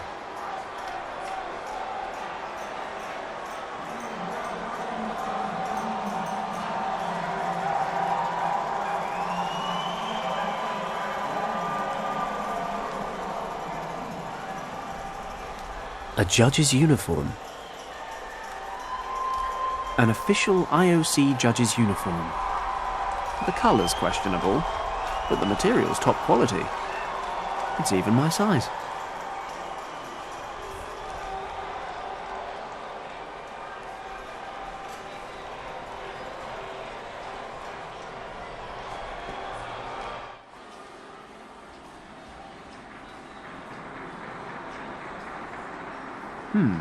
I could use the sharp edge to cut the measuring tape and then alter it. Won't be long before Glenn discovers his inner champion.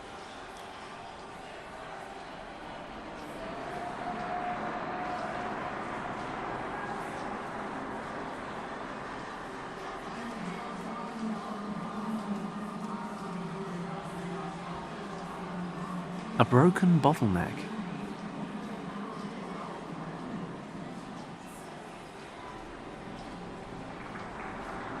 I sense...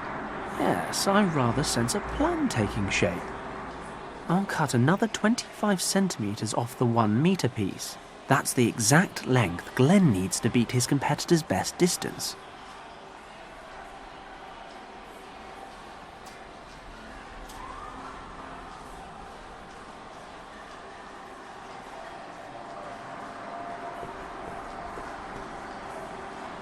A bottle of cleaner.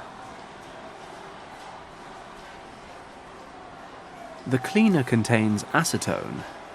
According to the label, this solvent shouldn't come into contact with plastics. My destructive tendencies are encouraging me to do precisely that, hence the table tennis balls. But if it melts plastic, I can only imagine what it does to human skin.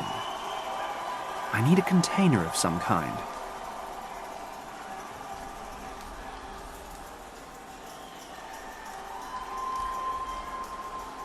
There's nothing else in there. The bin's empty.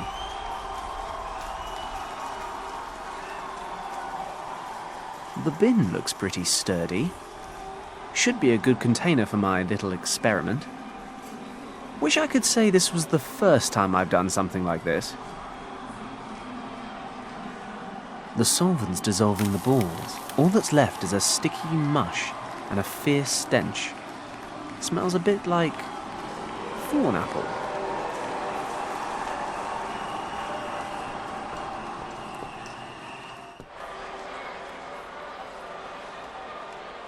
Right. To properly alter the measuring tape, I'll have to glue the 25 centimetre shorter piece back onto the roll. So, any measurements of this baby will be 25 centimetres shorter. Should be enough to give Glenn the advantage, but I need something to stick it back together.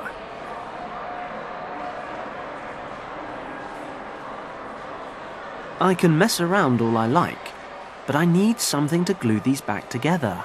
A lolly just doesn't cut the mustard. Not if someone's actually going to use the bloody thing.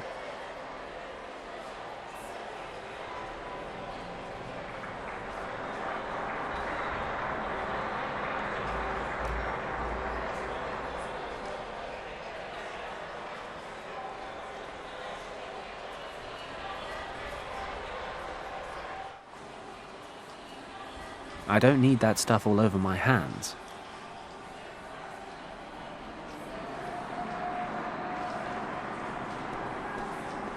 I can probably glue this back onto the original tape. I guess the molten plastic will do the job.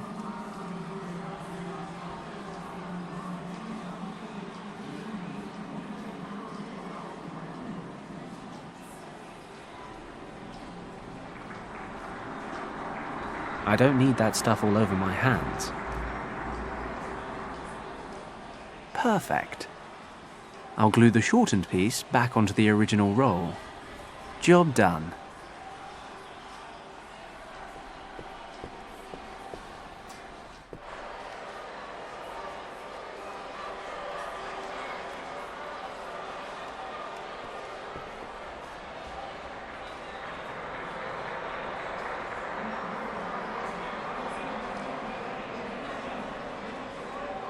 It reads, certified.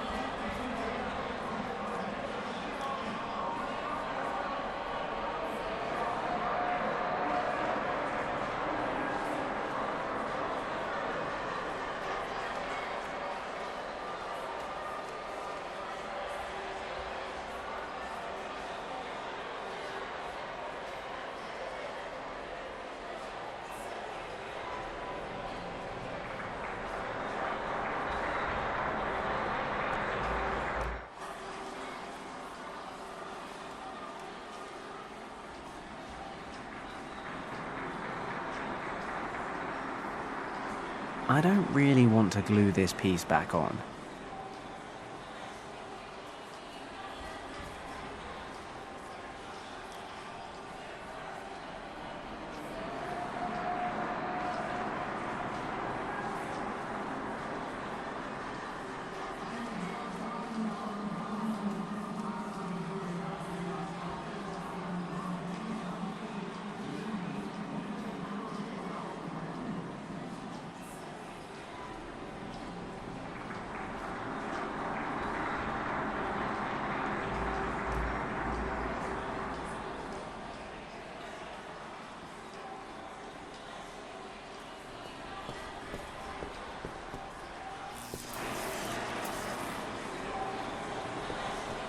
Okay. I've got the rigged measuring tape ready, but to make this work, I've got to smuggle it into the long jump area somehow. Ladies and gentlemen, we are now approaching the grand finale of the Olympic decathlon. In just a few moments, Erwin Huber of Germany will step up to compete. I'd like to ask for quiet from the stands so that the athletes can concentrate.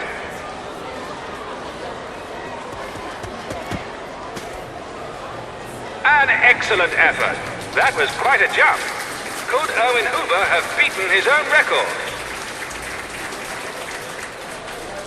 7:50. 7 meters and 50 centimeters. 7 meters and 50 centimeters. Fantastic! Erwin Huber has topped his own personal best. This will make it very, very difficult for Glenn Parker to defend his lead in the overall standings. Parker is heading to the track. In just a few minutes, his performance in the long jump will determine the gold medal decathlon winner. I'm really running out of time here. I've got to swap the tape, but I'll struggle as long as those two judges are still standing over it. I shouldn't do anything to blow my cover.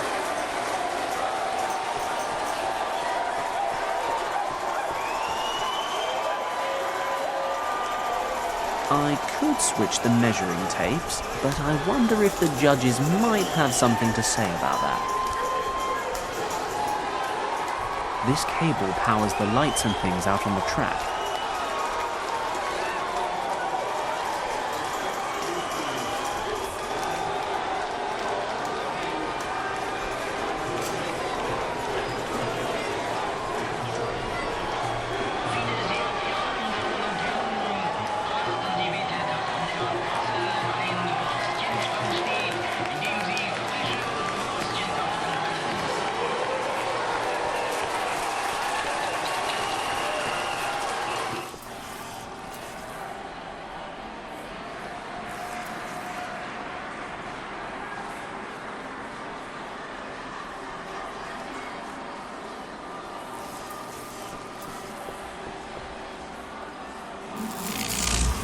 Sparks set the flowers alight.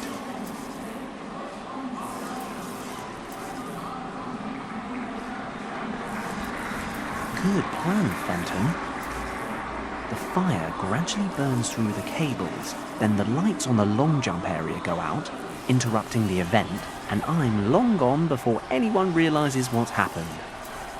Let's be honest, that's the best bit. Let's get out of here. Berlin is holding its collective breath. The final decision in the decathlon is rapidly approaching. Glenn Parker is warming up on the track for his decisive jump.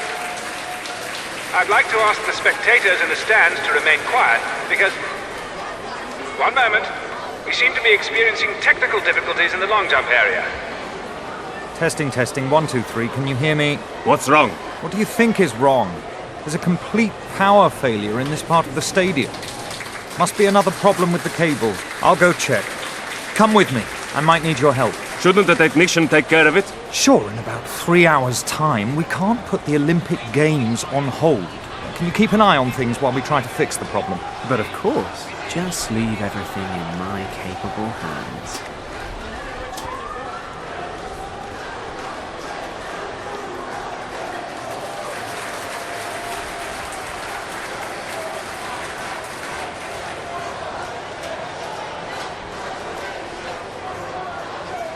I've just been told that we're doing everything possible to fix the problem. Thank you for your patience. I'm sure the long jump contest will resume shortly.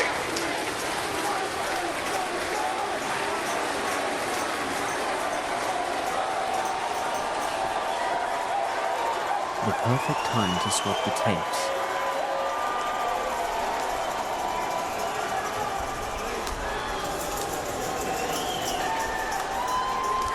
Ladies and gentlemen, our technical problems have been solved. The judges are returning to their seats, and we can continue. The big question, though, is will the interruption have put Glenn Parker off his stride? I see that he's returning to his starting position. Any minute now, he'll be making his decisive jump.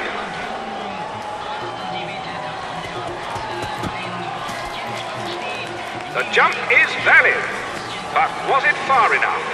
From here, it doesn't seem like he came anywhere near Erwin Huber.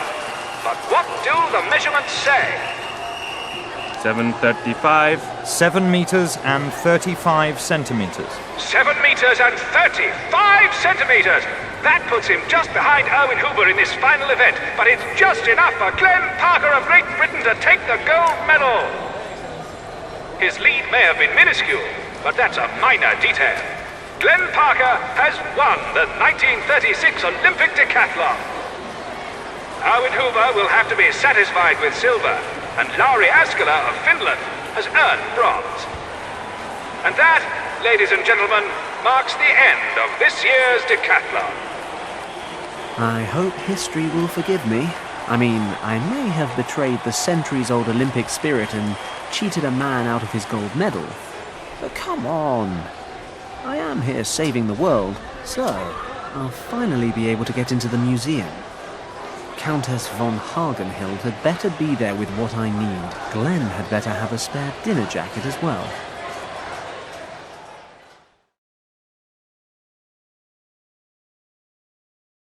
Cheers, Glenn. I really owe you one. No problem. Sure you don't fancy a drink to celebrate? Believe you me, once I'm done on this job, I'll be holding a liquid celebration for a solid week. For now, I just need to find a way down into the lower levels. Then I won't keep you. Maybe I'll see you at the next Sandhurst reunion. Sure, if I get an invitation this year. What is it about smuggling they have such an issue with? Heaven knows. Well, good luck with your search for Richard. It was great to see you again, Fenton. Thanks, Glenn. You take care.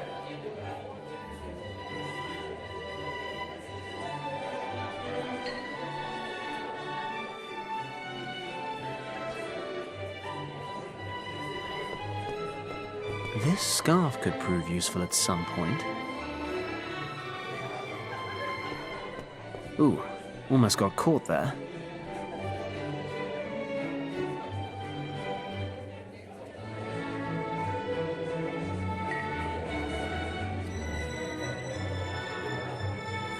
I'll struggle to get my hands on the scarf as long as reception guests are wandering around.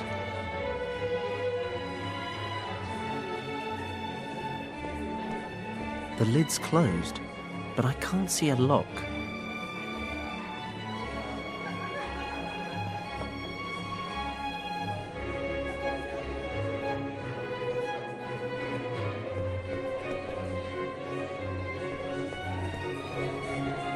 I'll just take the red... No, what the hell. I'll take the whole bloody thing with me. Why not?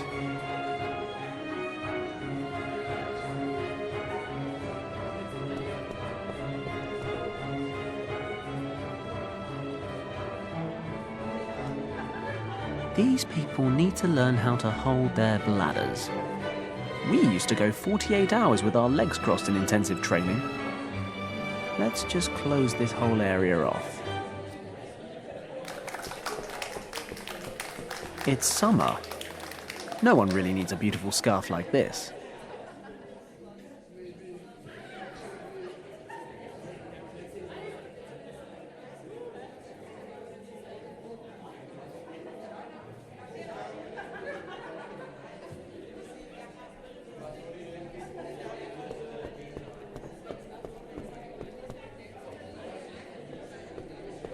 A bottle of champagne and a glass. If the plonk were cheaper, it'd be the spit of my bedside table.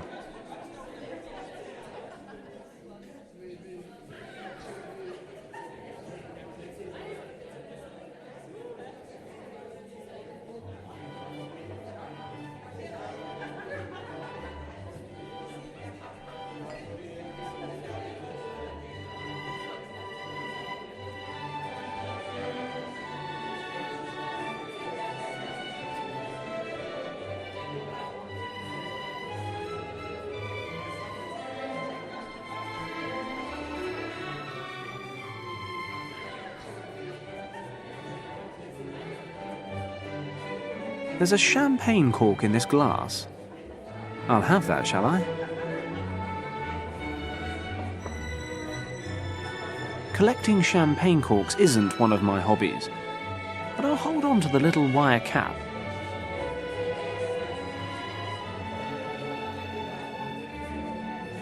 I'll just leave it there. I'm enjoying the peace and quiet. I'll just leave it there. The power of red tape never ceases to amaze me. But the party's just getting started. Oh, and yes, I am supposed to be saving the world.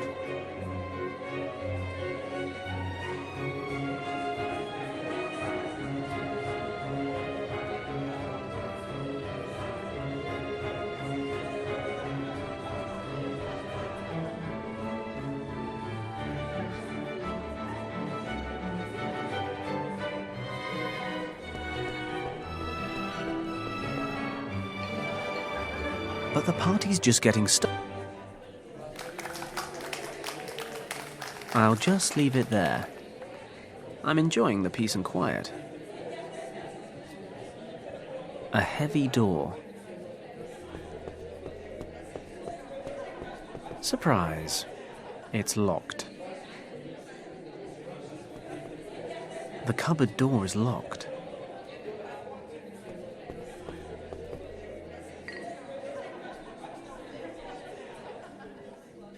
I'll just leave it there.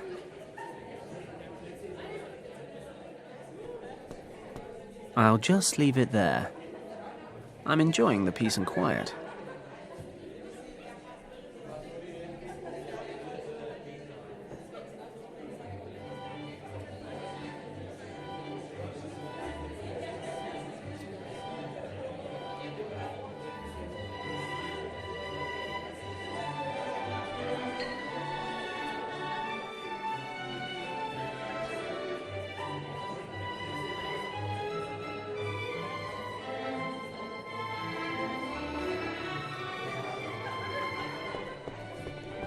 It's padlocked. I don't think the wire's going to cut it. It's a pretty basic lock. I should be able to get it open. This cupboard is full of cleaning supplies. I'll take a mop and... yes, why not? A jar of hydrochloric acid.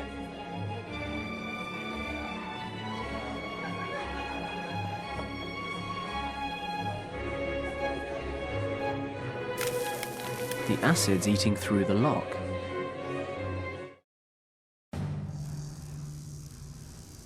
I have been searching these exhibits for over 3 hours. Where's the Piriris map? As I told you, Countess, most of your research material was moved to Wewelsburg Castle last week. I am personally affronted that you would exploit my absence in this way. You will regret this, Schauberger.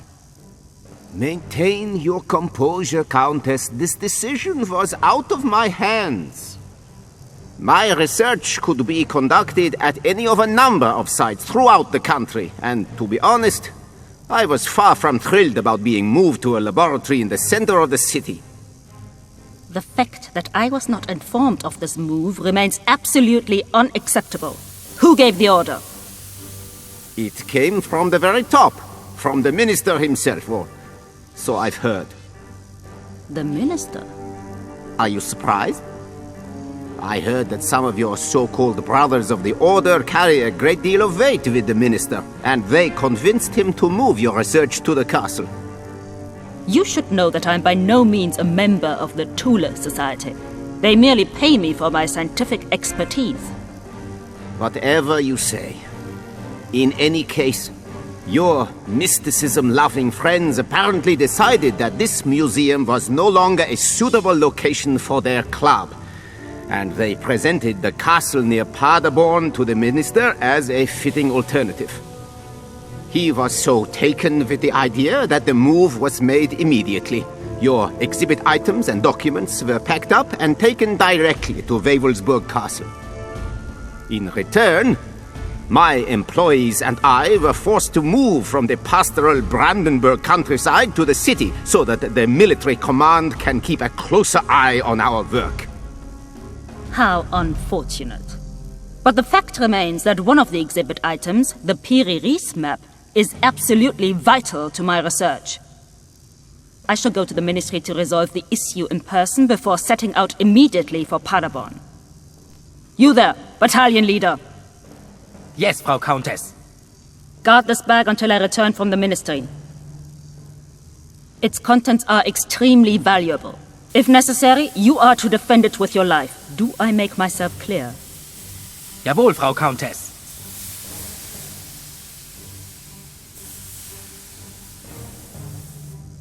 That's got to be the Eye of the Dragon. Sounds like the Piri Reis map, however, is now in some castle near Paderborn. Countess von Hagenhild is gone. We can begin the test. All displays check out. Let's get started. Please set the power to the lowest level. We don't want things flying around the room.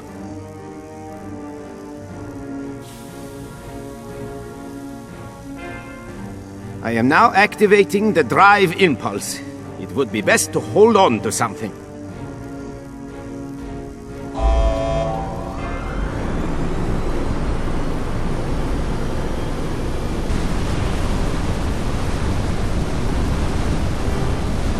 So far, so good.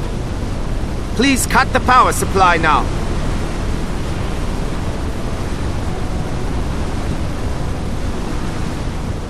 Excellent. My friend, our new aircraft will soon make history. Let's check the conduits. Even the smallest leak during our next test could ruin everything.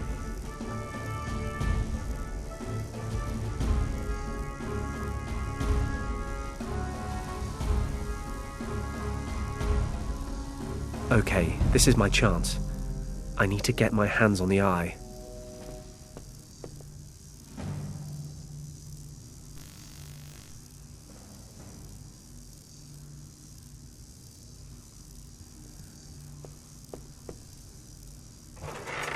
Damn, the handle was loose. It broke off. A red metal box. I can't open it without the handle. I'd better leave that alone for now. Any suspicious noises could alert the guards.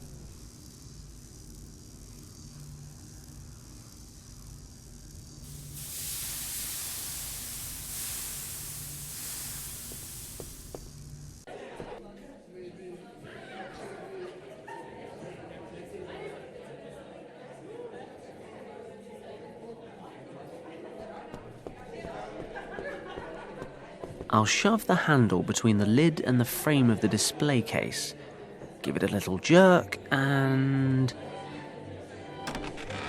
open sesame. I'll just borrow a piton from the mountain climbing equipment.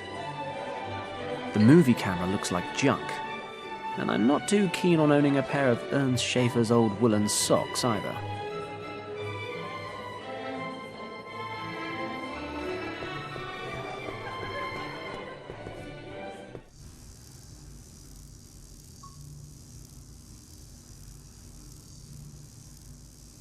A piton from some ancient mountain climbing equipment.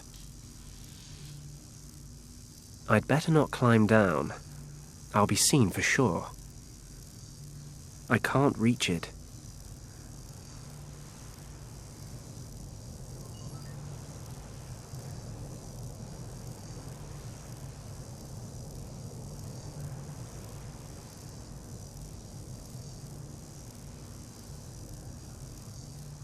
It's worth a try. Tying the scarf to the piton may open up brand new avenues of adventure. It won't reach the lever on the console.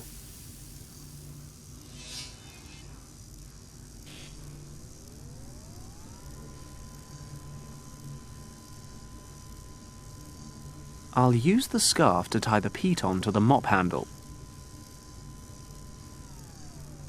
If I'm careful, I should be able to use this to move the lever upwards without anyone noticing.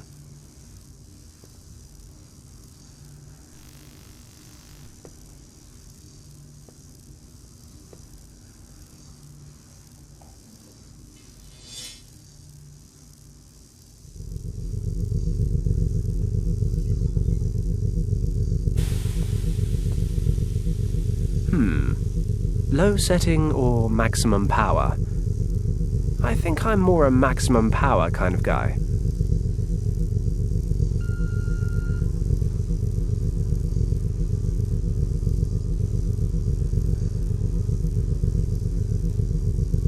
Nothing could be simpler.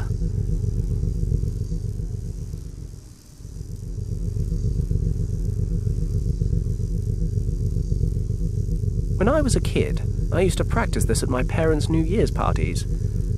Just give it a good shake, and then aim it like a K-98 rifle.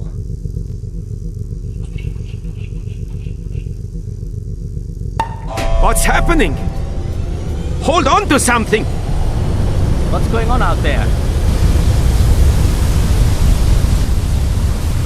You know, sometimes I can be really mean. Is the urge to laugh maniacally a bad sign? I can't reach it. I can't open it without the handle.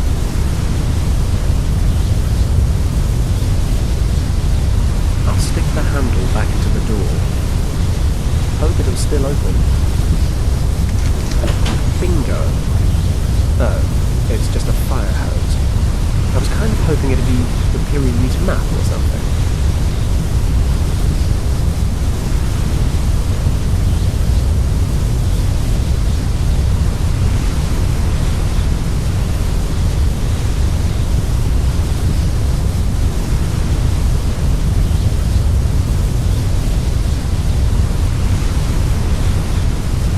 I'll tie the loose end to the railing.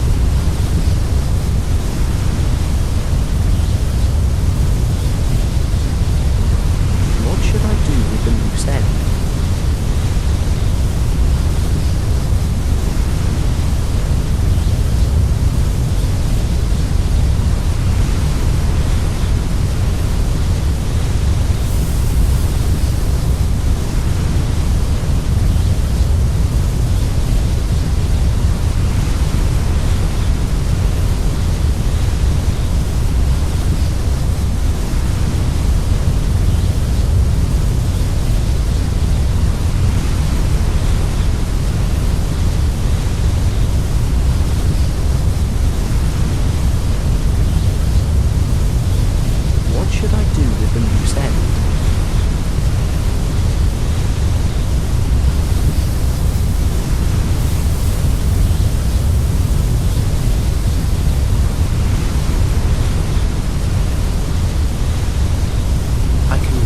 Hose to make my way across to the office.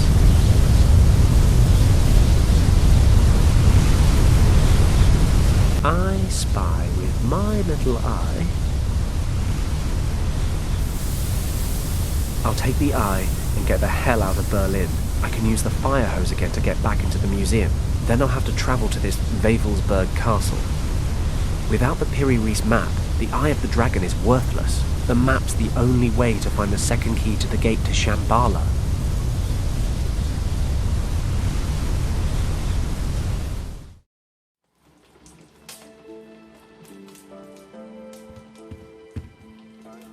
What is it, Huxley?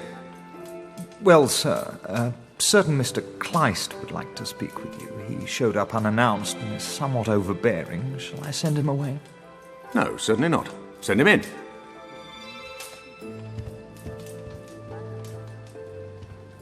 You may stay seated, Governor. I have no wish to take up too much of your valuable time.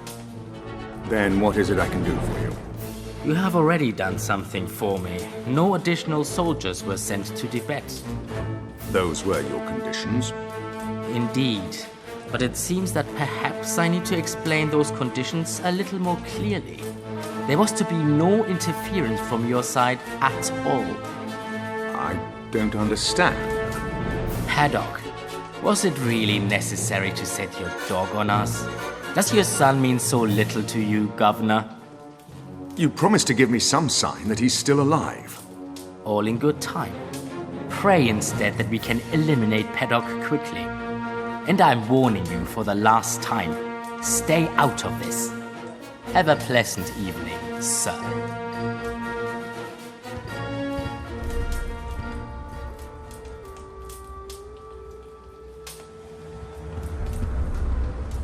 Is there anything I can do for you, Governor?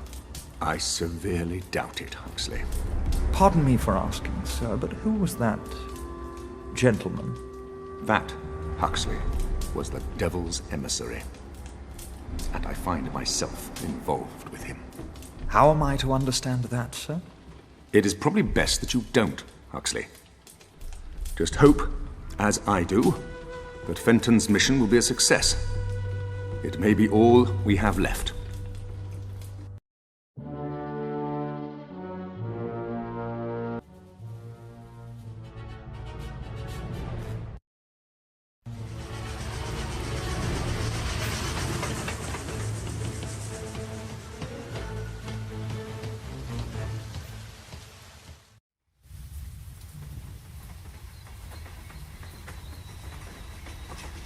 Ah, what a very pleasant journey.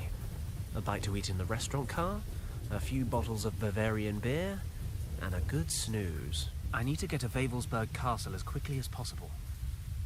I've still got a head start over the Countess, but I'll need it to find the Piri Reis map before she gets here. The station guard must know the way. Good evening. Excuse me. Good evening, sir. What brings you here so late in the day? I'm a tourist, and rather than go to the Olympic Games or visit one of Germany's many outstanding cities with their bars and restaurants and women, I decided to visit the famous Wavelsberg Castle instead. I'm beginning to wonder why, but I'm stuck here now. Do you know the quickest way to get there? I'm very sorry, sir. Wavelsberg Castle is closed to visitors right now. You're kidding. No, you're really not, are you? I've endured quite a ride just to come see this bloody thing. Oh, what a shame. But the castle has been under military control for some weeks now, sir. All of the access routes have been sealed off, and the guards are patrolling the castle surroundings. Why exactly is that? I find it better not to ask. Besides, I was only posted to this station a month ago. This is stupid. What do I do now? Well, you are not the first person to drop by wanting to visit the castle in the last couple of days. I'd advise you to wait for the next train. There's one going to Paderborn in 2 hours. I'm afraid there's not much you can do here to kill the time. The station building is closed due to renovations, hence why I am standing outside in this awful weather. You could, of course, take a walk to Buren. It's not far away. There's a road leading directly into town from this crossroad. The guest house at the market should be open. You could warm up a bit and wait for the train there. You know, I think I'll just enjoy some fresh air after the long train journey, even if it is raining cats and dogs. Is it okay if I wait here? Of course, sir. Thanks. Damn, now what? The castle's right there. There's got to be another way in.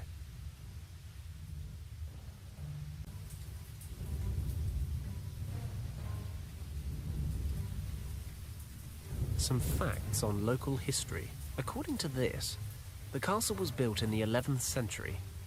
The text refers to many renovations and extensions, as well as changes in ownership. Hang on a minute. This could be interesting. The mountain under the castle has an old tunnel system. Ore was mined there from the 18th century onwards. The lords of the castle used the passages of the mines as a hiding place or escape route during times of siege. However, the tunnels were closed down just before the war. That means there was once a connection between the mine and the castle. Maybe it still exists.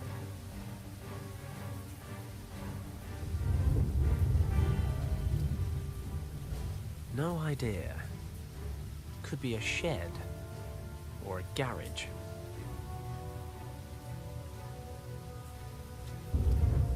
That's a handcar. They use it to travel up and down the tracks to change signals and whatnot. Must be a hard job. At least it looks like a downhill start. An old carriage sitting on the siding.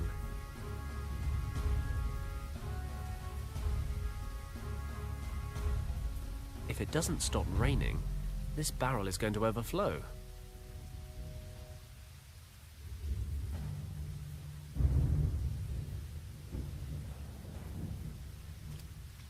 The sign's covered with a thick layer of moss. I'll try and scratch the moss away. There it is. 2 tools crossed. A hammer and a pickaxe. This is either a mine or the Center for Dyslexic Soviets.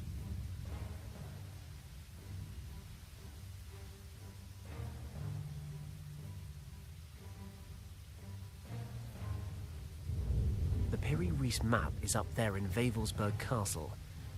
I need to get inside. Unfortunately, the Nazis have sealed off the entire area.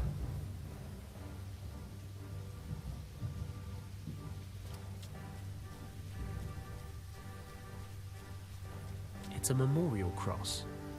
Seen better days. There are some candles burning on the pedestal in front of it. He can't help me at the moment.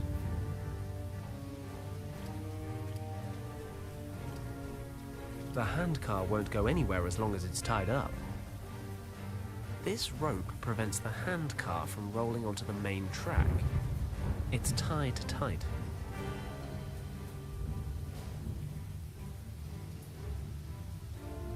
There's a thin steel cable hanging here. Could come in handy.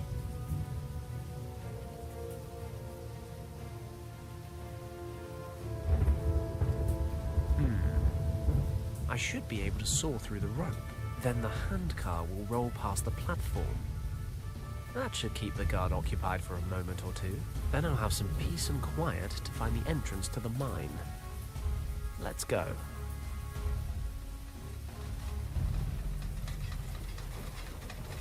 What the? Stop! Halt!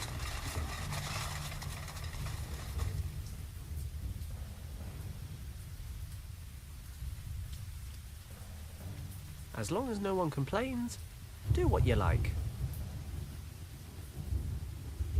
Can't help but fear I'd look more dashing with a sword.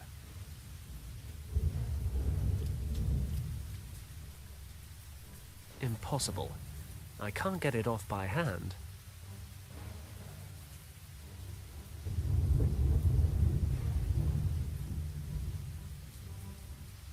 One powerful blow to this rusty chain should be enough.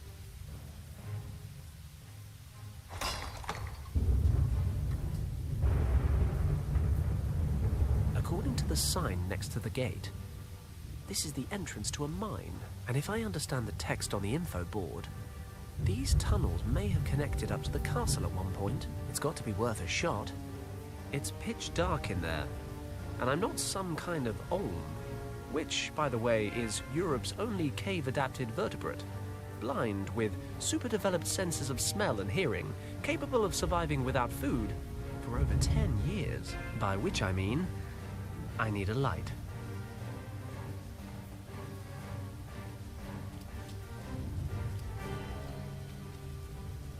There are 5 candles here. I'm sure nobody will mind if I take a candle with me.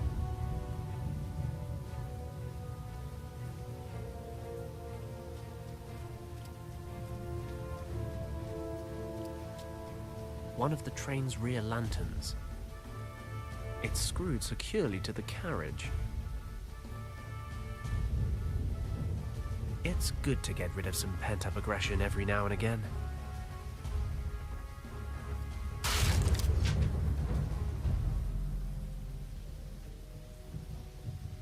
I'll put the candle in the lantern. A burning lantern.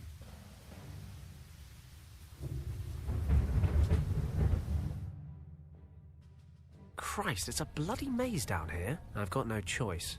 It's my only way into the castle. Besides, in my experience, you find the most useful things in the queerest places.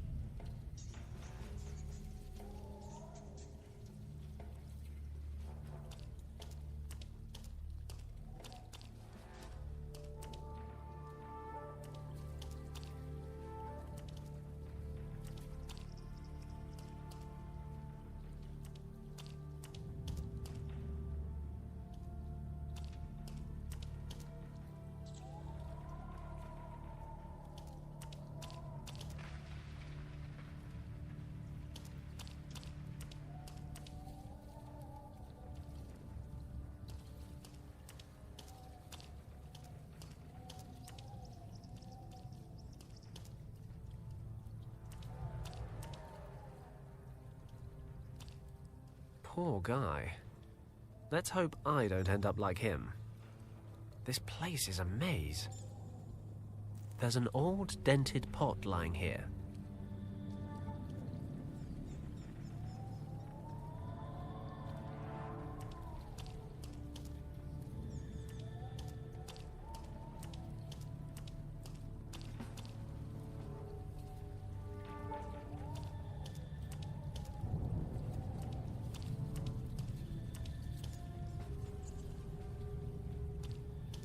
Ah, the stairs.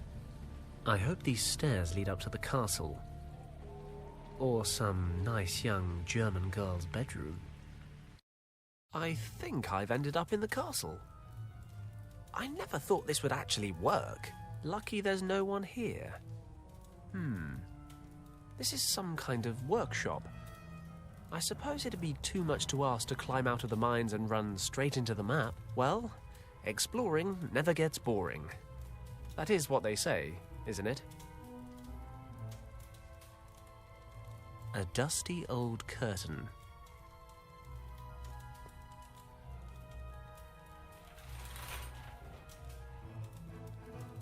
A filthy mirror.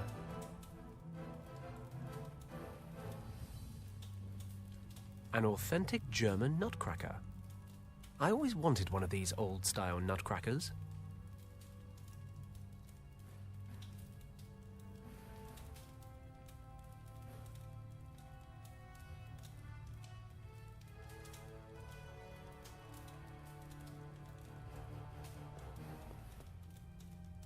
There's a hook here.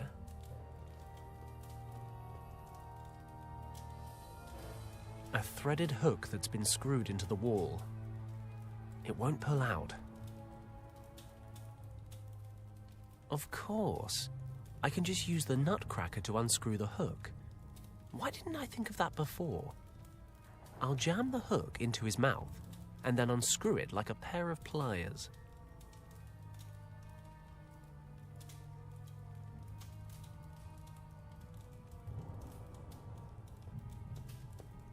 It's a hand drill.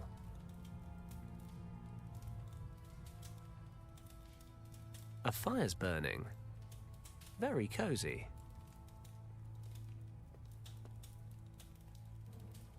This fire would be comforting if I wasn't deep behind enemy lines on a life or death mission. Nothing remarkable about the chimney itself. Far more interesting are the rungs built into the brickwork here.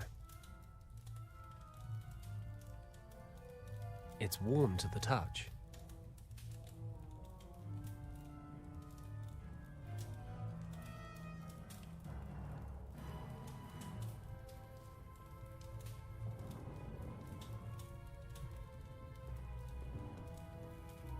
How are you coming along with the inventory? Nearly finished, Herr Feldwebel. I still need to catalogue the objects from Berlin. Okay, but it is essential that we finish the inventory today. The remaining exhibits will be arriving from Berlin tomorrow. Jawohl, Herr Feldwebel. Did he say inventory? Maybe it says where the Piri Reis map is stored. If only I could get a look over his shoulder.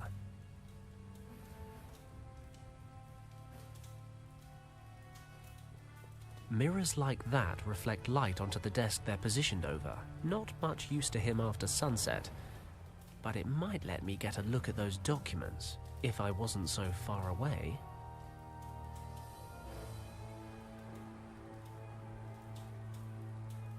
A boar pelt.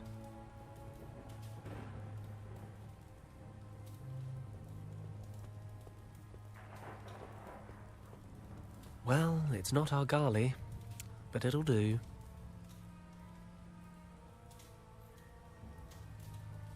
And I always thought I was the one carrying too much weight. Huh, I joke, but seriously, I ought to get down the gym.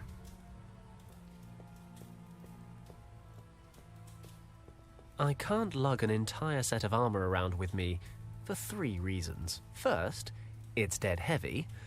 Second, it'll make me look silly. And third, this is supposed to be a stealth mission. I'll just take the gauntlets. because they're cool.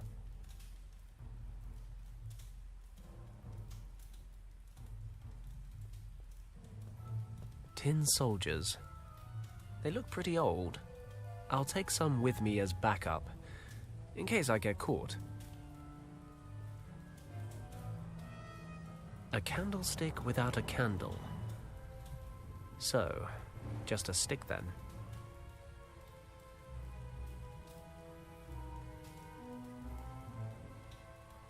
A huge crack, though by no means a crevasse. Thank God. It's a long, thin crack in the wall.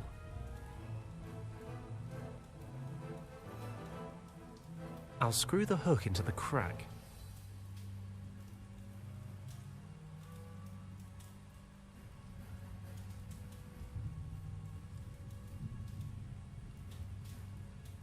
You can't see a thing in this mirror, so what's the point in hanging it anywhere?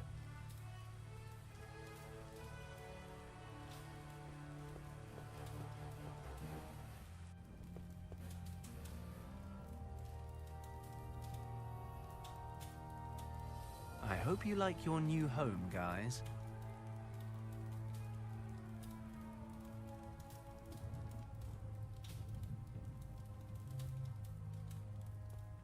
Sorry, guys, but sacrifice is just an intrinsic part of war.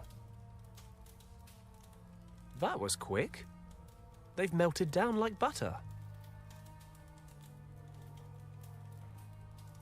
I'll pour some of the molten tin into the hollow in the candlestick.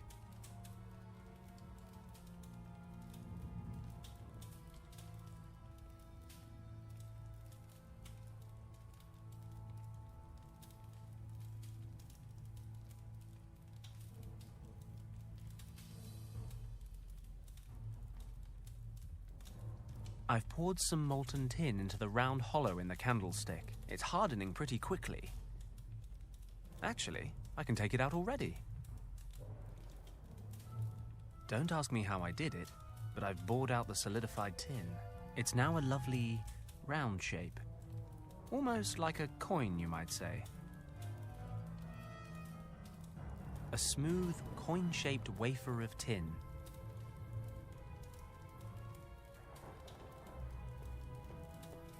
I think I know how to get to the station, and I've seen all there is to see in the mine. I'll take the quick route.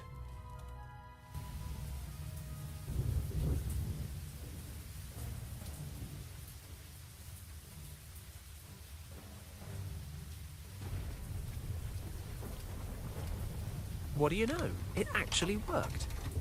I could make a mint. Get it? Because I'm making money to use in a sweet.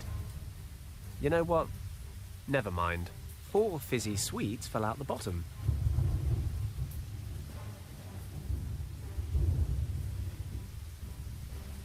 I'll pour some water into the pot.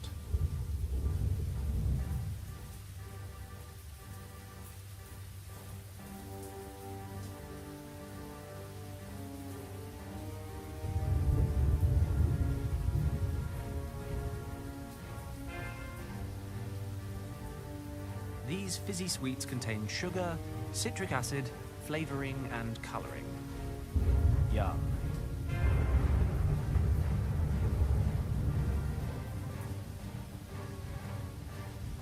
The sweets are dissolving in the water.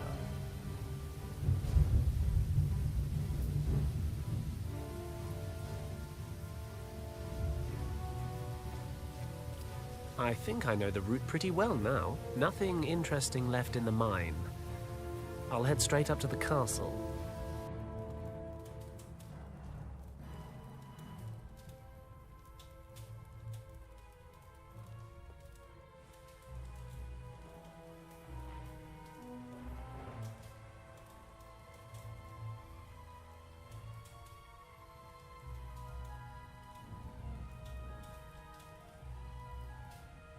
I've soaked the pelt with lemon water.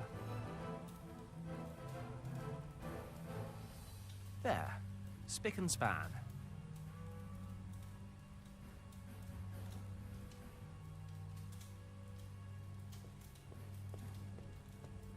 I'll unscrew the hook.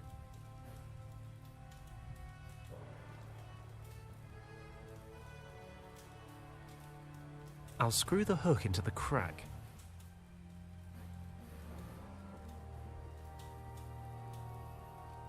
Okay, I'll hang the mirror up here.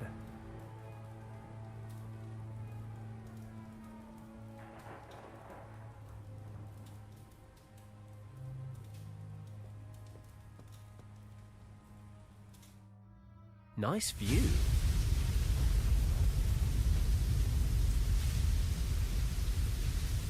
A tower.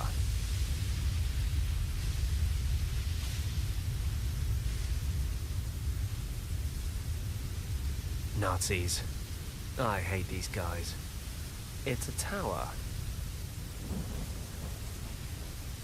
I can see a few houses down there. That must be the village of Buren the guy at the station mentioned. It's too dark and I'm too far away to make out any details. There's probably a lot fewer people who'd be happy to shoot me on sight down in the village. But what can you do?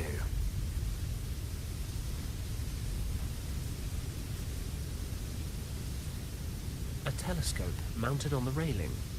I see trees. The telescope's pointing toward the forest, and I can't turn it. It seems to have rusted.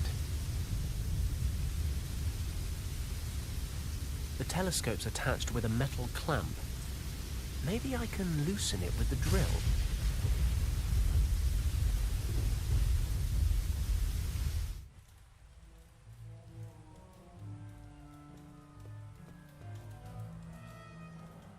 Praise be the laws of optics. I can make out every word. If the soldier would just move his hand a little to the side, then perfect. There it is. Exhibit 104C. The Piri Reis map, stored in the crypt in the North Tower. The problem with answers is they always give rise to new questions. Where the devil is the North Tower?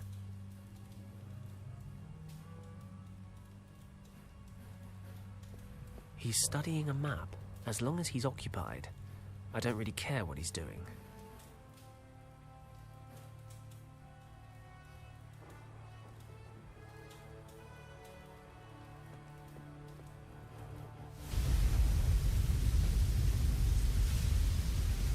That's better. Now I can make out the individual buildings.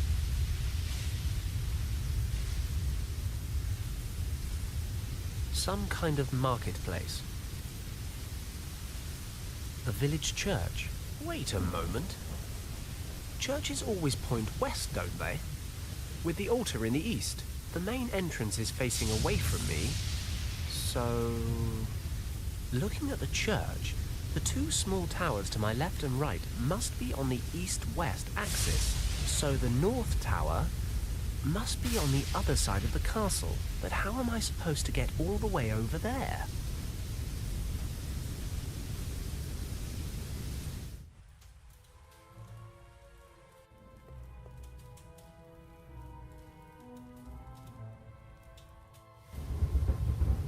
I've already found another route to the castle.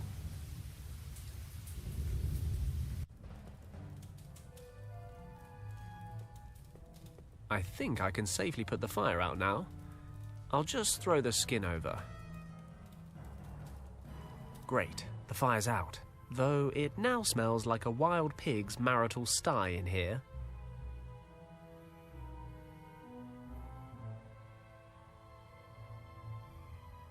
Now the fire's out, I can see the ladder rungs more clearly. They definitely lead up to the roof. The ladder rungs are still too hot to hold.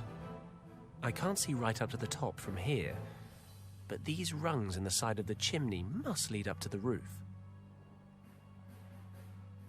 The gloves should protect me from the heat, climbing up the chimney to steal people's treasured possessions. I'm like the anti-Santa, only trimmer. Luckily, I'm not afraid of heights, or as we've established, anything at all. Apart from our Argalis. And Kim, when she's in a huff.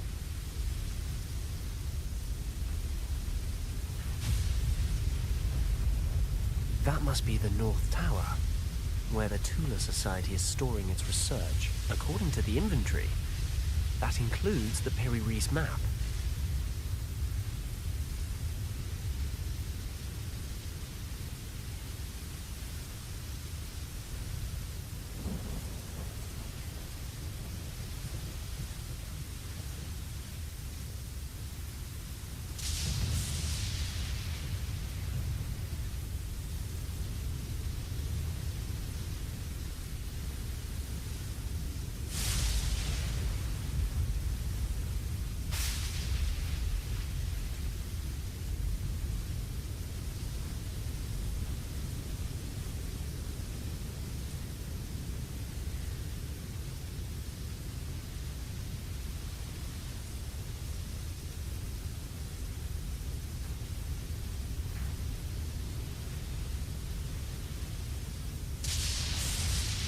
I'll try to get in through one of the windows. Okay, I've reached the North Tower, but I don't see any ancient research objects or artifacts. The inventory said the items are kept in the crypt. Thinking about it, this doesn't really look like a crypt to me. It must be one floor lower. I'll have to find a way down. A round stone slab with some kind of occult symbol. This slab's separate from the rest of the floor. I can see the seam running along the edges. That said, I can't lift it with my bare hands. A massive chandelier. I can't reach it from here. This crank lowers the old chandelier. They must have used it for lighting candles back in the day. Let's see if the crank handle still works.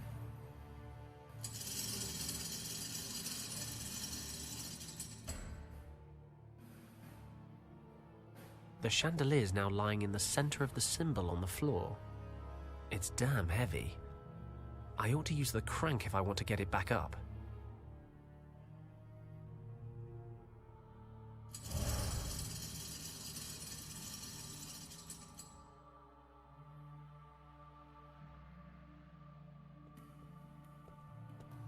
Let's attack this thing.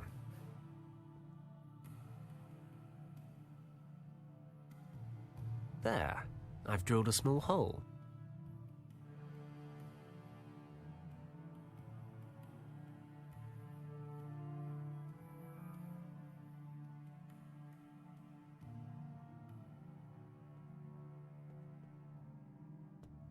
That's the way out onto the castle roof.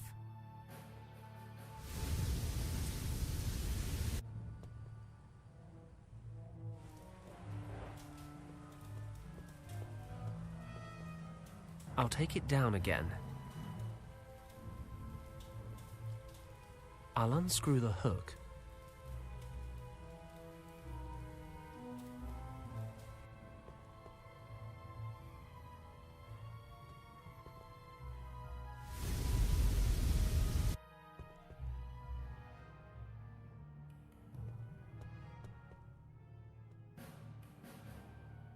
I've screwed the hook into the drill hole. It's lodged pretty tight.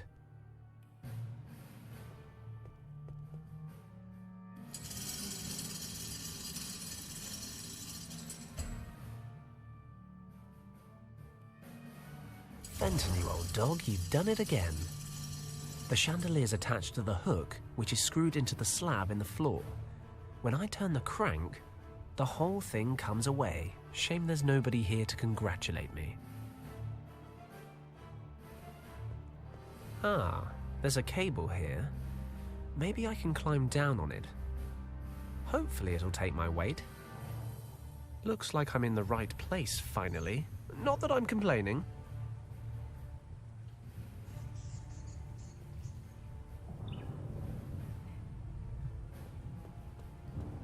There's a sort of dossier on this podium. I'll just skim it quickly. It outlines the Tula Society's central objectives. According to this, the Society was founded in the early 1920s with the aim of restoring the knowledge of lost civilizations for its own use. The Tula Society's influence extends into the highest echelons of the German Reich. This gives them complete carte blanche on their activities. They can do whatever the hell they like. Seems they launched a project codenamed Vril under the direction of our old friend, Countess von Hagenhild. The focus of this project is the search for Shambhala. The Tula Society believes that a vast store of ancient knowledge is being hoarded there. The source of morphogenetic fields. Morphogenetic fields? Never heard of them. But then it does ring true with what Professor Hayes was talking about, a store of ancient knowledge. If I remember the professor's description correctly, the hunters and herders of Shambhala suddenly developed into a flourishing and highly advanced society. Hayes reckons some sort of mysterious energy was responsible for the tribe's development. Is that what they mean by morphogenetic fields? The documents are under lock and key behind a thick sheet of glass.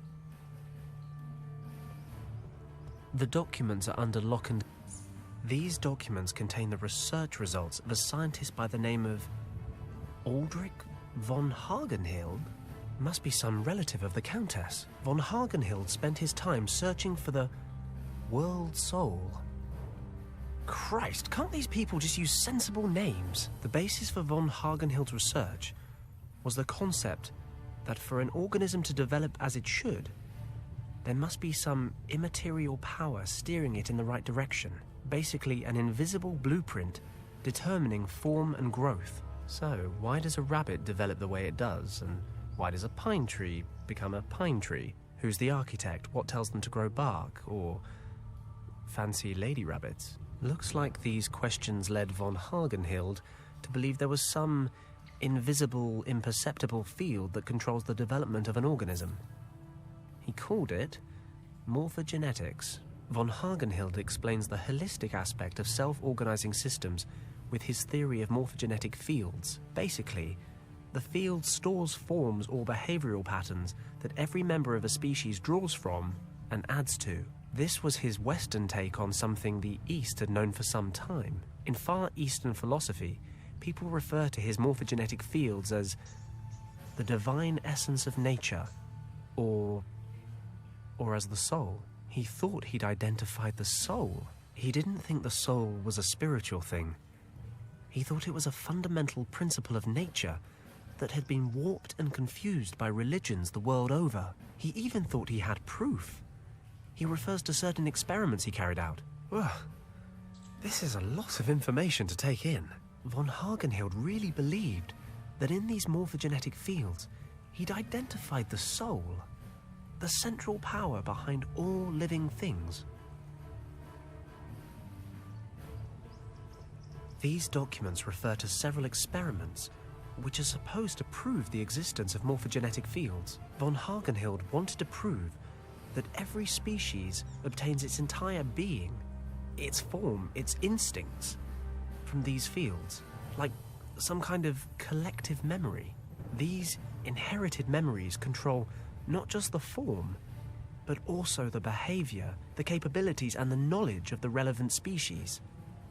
He called it a group soul. Experiment number 1, the rat experiment. The experiment investigated the capability of rats to find their way through a maze. At the beginning of the experiment, the rats needed 165 attempts before they could get through the maze without a mistake. But a few rat generations later, the number of attempts had dropped to 20. Conclusion: the first batch of rats learned how to navigate the maze, and this instinct was somehow added to the rats' group soul.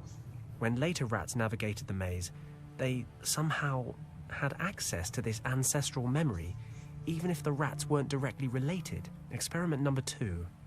The ape experiment. 2 ape colonies of the same species were isolated and observed on 2 small islands in the Indian Ocean. Von Hagenhild's team taught the apes on one island a few new behavioral patterns. The other colony was left undisturbed and uninfluenced, so while the apes on the first island are learning how to open tins and the like, the others are eating bananas. Several months later, the apes on the undisturbed island began displaying these new skills, even though they'd never come into contact with the other colony. Von Hagenhild's conclusion: all members of a species are connected by morphogenetic fields. They share a subconscious collective memory. He thought this theory could explain a lot. Animals' sense for impending danger, telepathy, sixth sense in humans. Von Hagenhild also concludes that members of a group can learn something new at a far quicker pace when the vast majority of members of that same group have already acquired the knowledge. These fields are basically stores of information that are effective across space, and in rare cases even time. Von Hagenhild presumes this would go some way towards explaining premonitions. Human beings sporadically accessing morphogenetic fields from varying points in the future. It all sounds very far-fetched, but then it does explain a lot. Supposing morphogenetic fields really exist, they'd be the answer to problems science has been trying to solve for centuries. And if all these fields add up, if there's some kind of central repository of all this information, Christ, it'd basically be the scientific definition of God. I'm beginning to understand why the Tula Society's quite so interested. And if there's even the slightest chance it's all true, why they need to be stopped.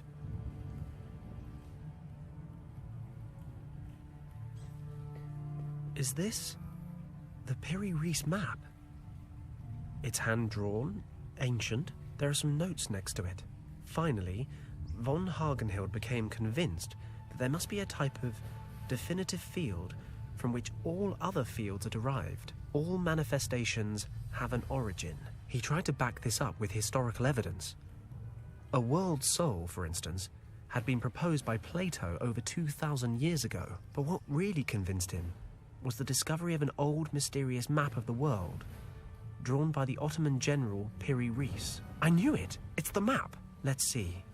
Further on in the text, von Hagenhild discovered that the general had drawn up the map in the 16th century, using sources which were thousands of years old. But how could they have known at that time what the world looked like? He posed the theory that a civilization had existed then, which possessed extraordinary knowledge and skill.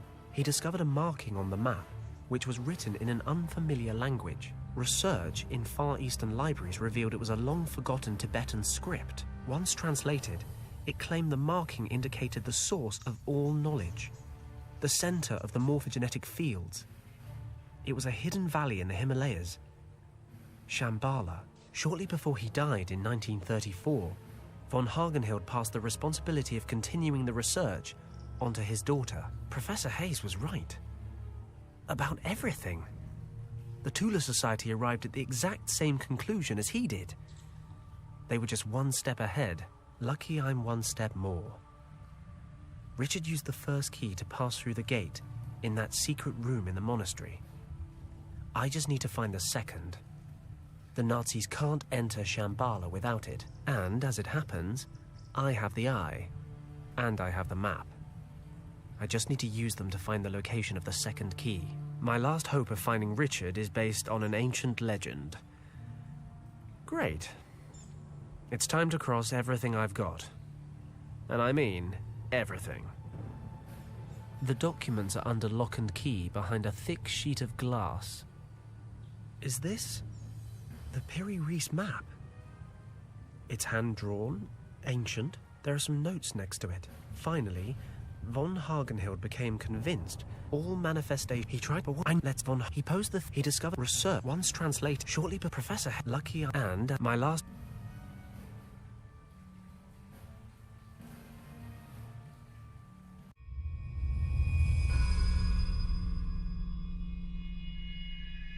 Fingers crossed.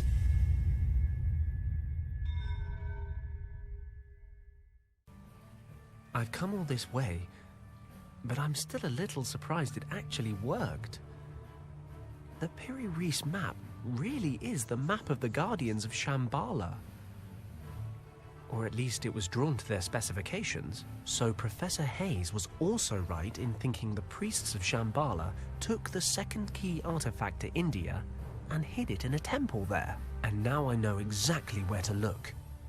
On the Kathiawar Peninsula, just north of Bombay. Thinking about it, I actually know the commander of the British regiment in Rajkot. If the old drunkard hasn't been transferred for disciplinary reasons again, I'm sure he'll lend me a hand. Or at least a decent bottle. Then, I'll just have to find the temple and get hold of the key artifact. What could be simpler?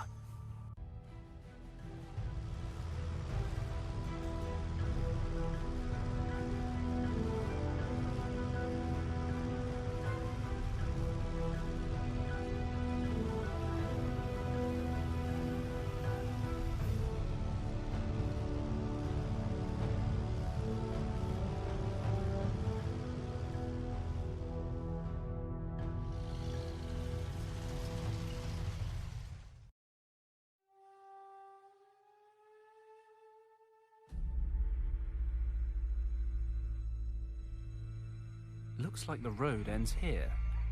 This village is supposed to be the last settlement. Other than that, there's nothing but thick jungle in every direction. The commander of the local troops led me this far.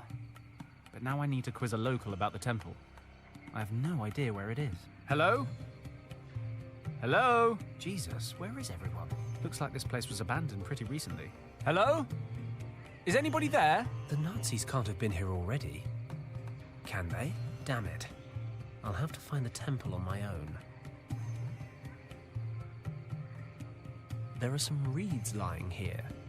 Looks like the villagers use them to thatch their huts.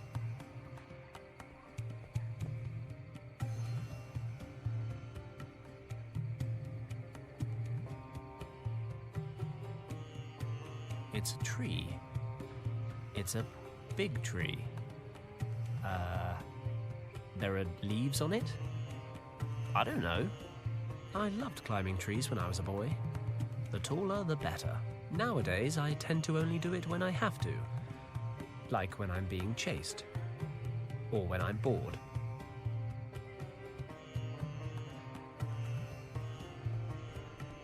There are some chopped logs lying in the fireplace. Not much going on. A bamboo pole. Why is it every time I see one of these things, I feel like something ridiculous is about to happen? I'll take that cloth with me too.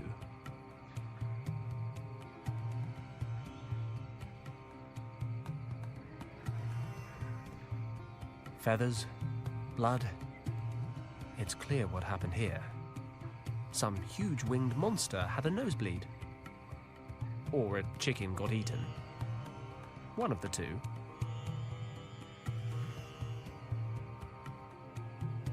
There's a broken jug lying here.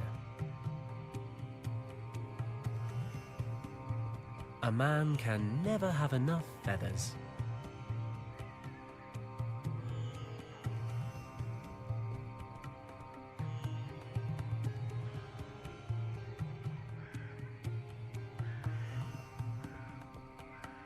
A few shards of pottery.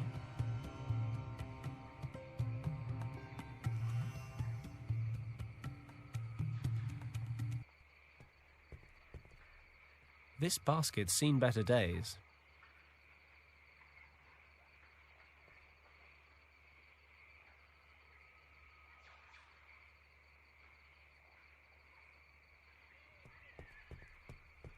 What is that? It's a small goat. It appears to be hiding underneath the hut. Well, no, it's definitely hiding underneath the hut. I can see it from here. All this military training, and now I realise I never learned how to coax a goat out of hiding. Bah! Bah! Damn, it's gone further underneath the hut.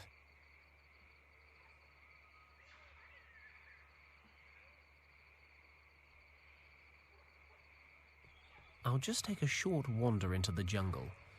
Maybe the villagers are out foraging or whatever it is villagers do.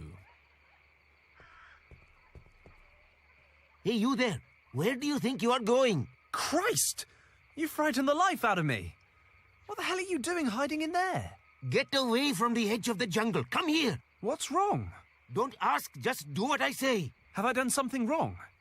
Sorry, I didn't mean to sneak around. I just wasn't sure where everyone had got to. There's a man-eater about.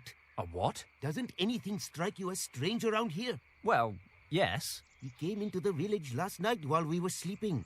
Who? The man-eater. Listen to me. The beast is still out there. I can feel it in my bones. And you're the only survivor? No, during these months, only women, children, and old people live in the village. The young men work on the tea plantations. When he came, there was no one here to protect us. Those who could walk packed their things and left this morning. What sort of animal are we talking about here? I'm, something of an expert. A tiger, what else? A tiger? It was no normal tiger, it was a man-eater. Tigers normally avoid settlements. They hunt in the jungle. But now and again, a few of the particularly hungry ones stray into the villages. I remember the old stories from my childhood. When a man-eater has picked out a village, he stalks it for days until he can strike again.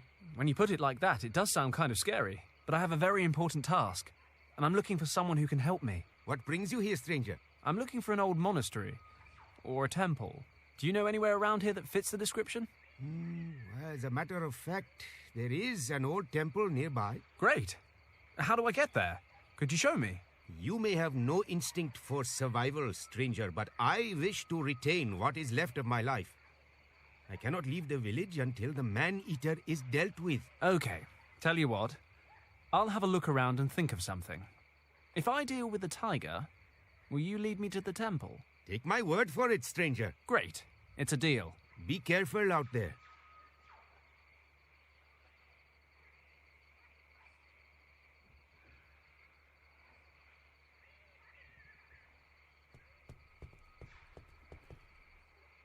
There's thick jungle in every direction, save for a small trail leading southwest.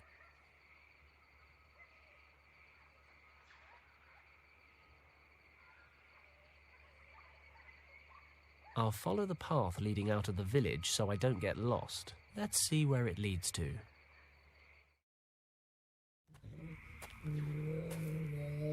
What is that sound? Christ, there really is a tiger out there. I never knew they sounded like that. Thinking about it, I'm not a vet, but this guy might be injured.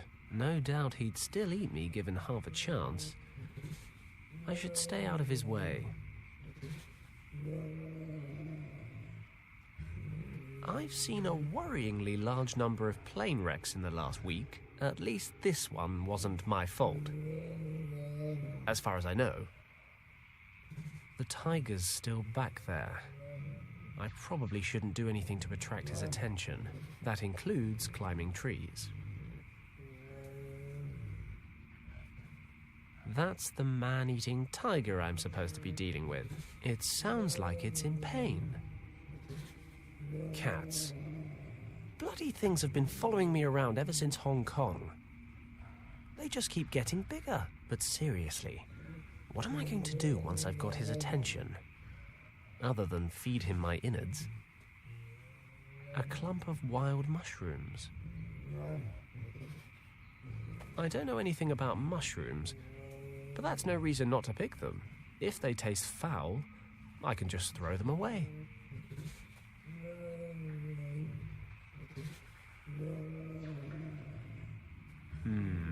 Salad. All that's missing is a thick, juicy, medium-rare ribeye and some chips. Hold the salad.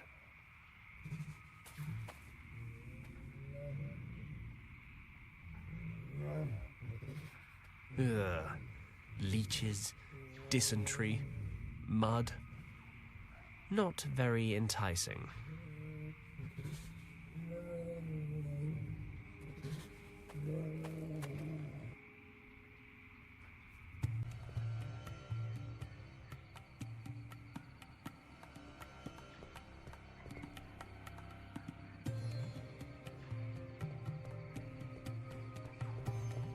Hello? Yes? Any luck in hunting the tiger? Yes, I saw the tiger. You're right. He's still lurking about. Told you so. I think I know why it came into the village last night as well. He looks injured. He's out in the swamp making sad noises. Would that explain why he's acting so aggressively? Quite possibly. But regardless, I am staying in my hut, and don't go getting any wild ideas yourself. But I promise to help. As you please. Is there anything else? Is there any chance I can convince you to come out for just 10 minutes? The tiger's out in the swamps. I don't think he really poses a threat. I forgot I was the tourist and you were the local. Believe me, it poses a threat. All right. I'm on it. I found these mushrooms in the jungle. Are they edible? I would only eat them if you have sleeping problems.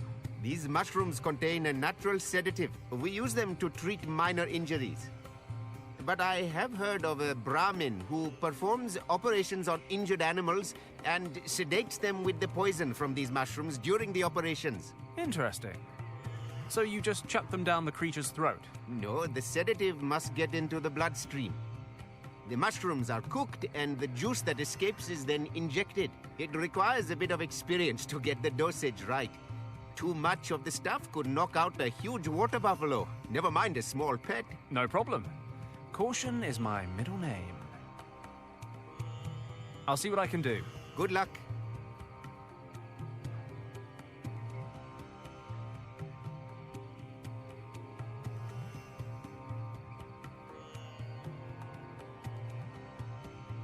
The basket's already broken, so I might as well finish cutting it up.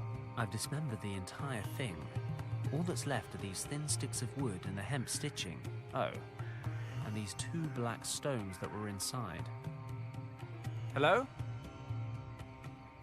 Yes? Any luck in hunting the tiger? I found these stones in the village square. I don't suppose they're, valuable by any chance? No. These are flint stones. Keep them by all means. Oh, well, thanks anyway. I'll see what I can do. Good luck.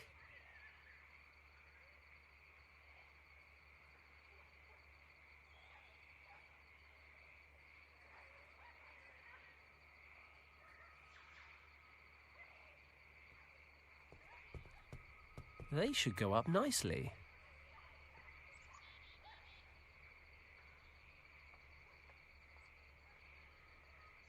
Two pieces of flint used to spark fires.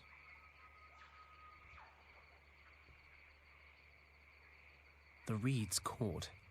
The logs shouldn't be far behind.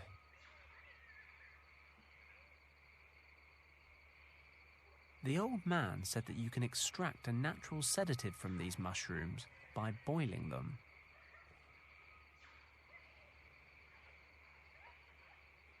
In you go. If the old guy is telling the truth, I can boil these mushrooms into some kind of natural sedative. That was quick.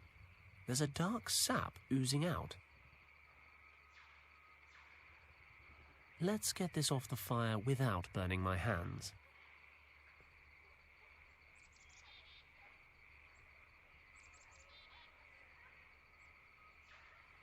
I can tie one of the pottery shards to one of the sticks. Great. I'll use a few fibers from the hemp cord to make fletching for the dart. A dart with all the trimmings: arrowhead, shaft, and feathers. I'll dip the tip in the homemade tranquilizer. Voila!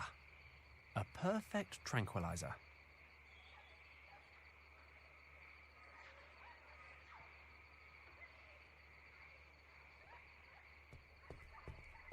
He looks hungry. Goats eat green things, don't they?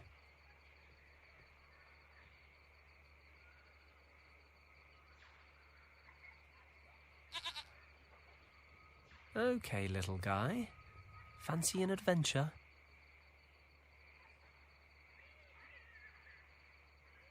I'll tie a piece of the cord around the goat's neck, so it doesn't run off before I'm done with it.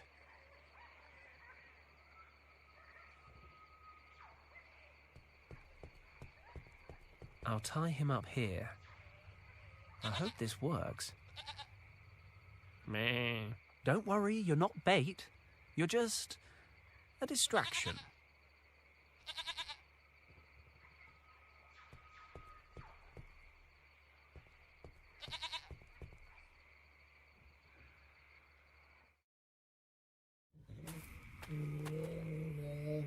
Okay, preparations are in place. I'll lure the tiger into the village, then hide behind the tree in the square. While the tiger's busy with the goat, I should have just enough time to hit him with the dart. Let's hope the sedative works.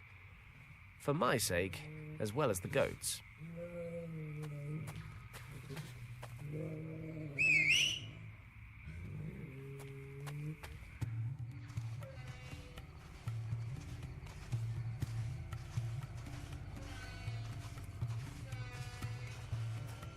Do or die. The tiger's just sitting there. The question is, for how much longer? I need a plan. I refuse to fight a sheep. I'm hardly about to wrestle a tiger. Only one shot at this. Concentrate.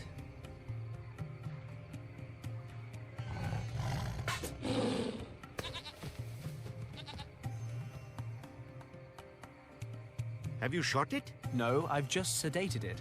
Sedated? And what happens when it wakes up? Look, he's injured. There's a nail stuck in his front paw. Ah, you are correct. He has obviously fallen into a trap. You set up traps to piss these guys off? No. Many farmers in this area protect their fields and plantations from all sorts of animals with spiked traps such as these. If a tiger gets injured by such a trap, it cannot hunt in its usual way. And it gets angry. It begins to look for easier prey. Chickens, goats, people. Exactly. Okay, let's pull the nail out. Then we can take him out into the jungle and hopefully he'll wake up and wander back to his natural habitat. This could work. I extend my thanks and the thanks of the entire village to you, stranger. You know, thanks are great and all, but don't forget our deal. Let me take a look at this guy's foot. You find something we can use to move him. Okay. I'll fetch a cart, and we can take it to the other side of the valley.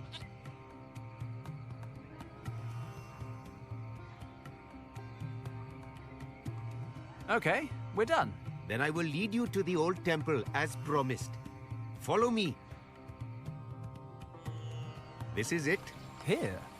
But I don't see a temple. Behind me, in the lagoon. What do you mean, in the lagoon? According to records, there was a narrow valley here in which a temple stood until a few hundred years ago. One day, after a heavy storm, the valley was flooded along with the temple. Since this day, everything that remains of the temple is under the surface of the water. Only this statue standing on the roof of the temple bears witness to what lies beneath. Do you think anything's still intact down there? I cannot swim, how would I know? Okay, well, thanks for your help. It was no problem, stranger. I had better make my way to the next village to tell the women that the tiger is no longer a danger. Would you care to accompany me? Women, you say? No, I really ought to get back to saving the world. Thank you, though. As you wish. Good luck. I usually need it.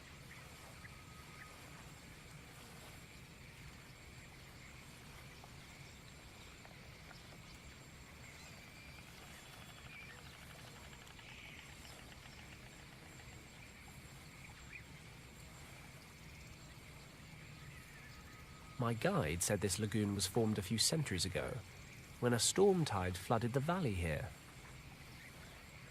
This statue is all that's left to be seen of the temple. The rest disappeared underwater when the lagoon formed. There's an old column here, reclaimed by the jungle.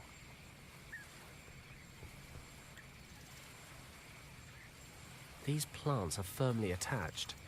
I can't just pull them away. This statue is all that's left to be seen of the temple.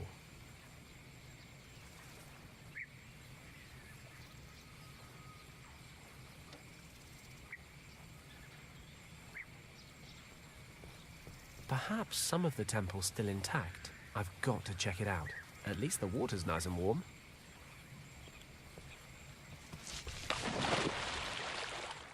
You know, it all started innocently enough. Flies. Nothing dangerous about flies. Then there was the cat. Then the sheep. The tiger. Now sharks. Bloody sharks! I'd better steer clear of him. At least the temple looks intact. I'd better head back to the shore before he spots me. Okay. I have to get rid of that shark if I'm going to reach the temple.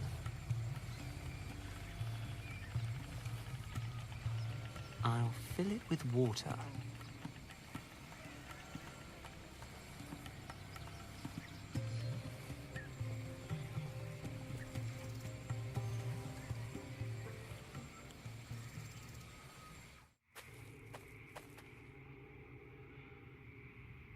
Let's get up there and take a look.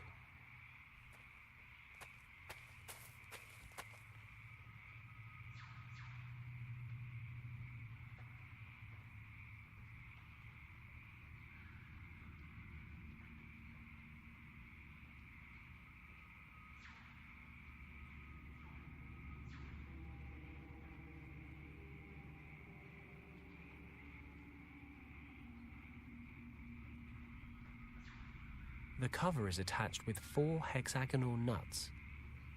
I need something to unscrew them. This wreck's old. The jungle's begun eating into it. There's a cardboard box in relatively good condition in the glove compartment, but everything else is foobar.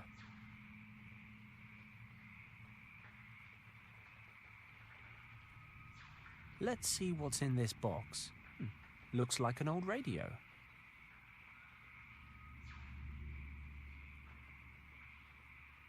A radio with a hand-operated generator. You produce power by turning this little crank on the side. Oh, it fell off. Wow, blind luck. The radio crank fits right into the bolts on the cover. Ah, there's an electrics cable under here. Might come in handy.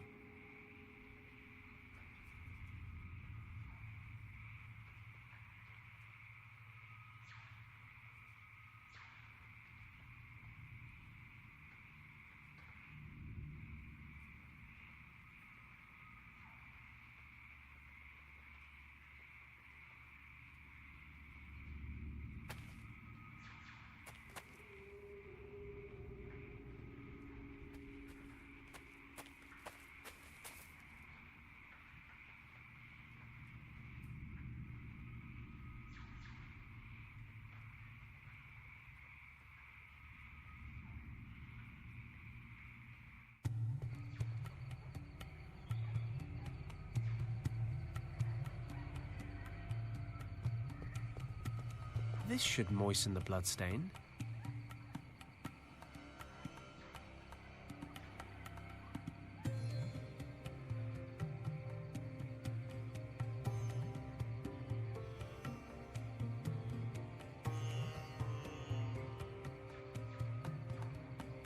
I've soaked the cloth in the blood.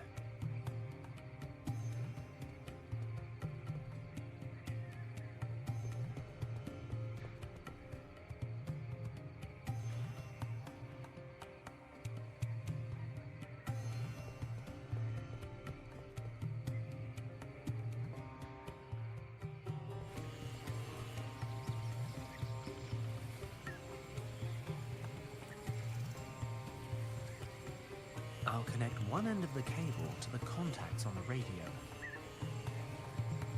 I'll knot the blood-stained rag onto the loose end of the cable. I connected the power cable to the contacts on the radio.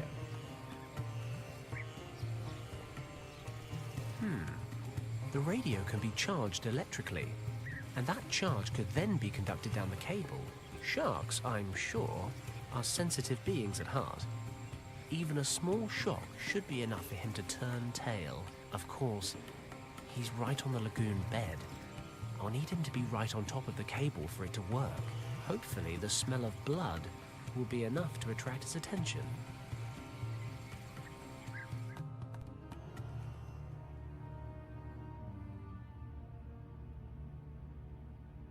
It's working. The shark's surfaced, and he's circling the bait. I need to hurry before he pulls the whole thing under.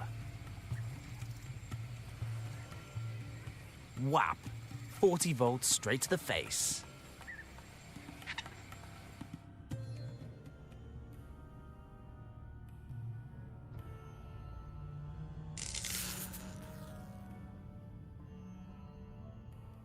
Fenton Paddock, top of the food chain. Time to get down there and check out this temple.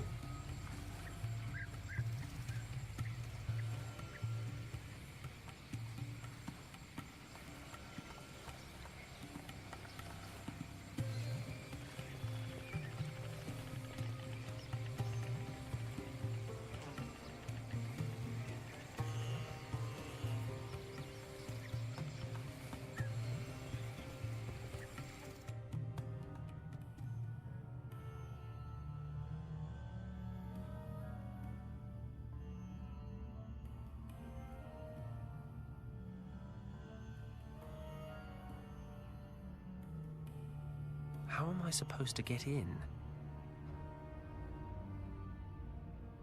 It's a huge gate with a recess in the center.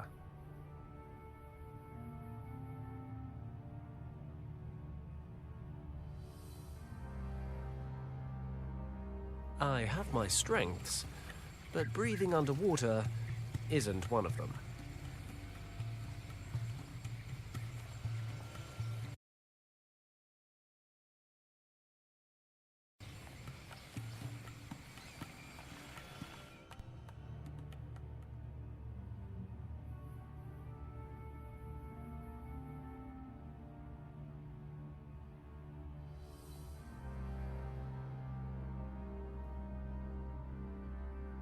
The recess isn't very big. I can reach all the way in. There seems to be some kind of mechanism back here.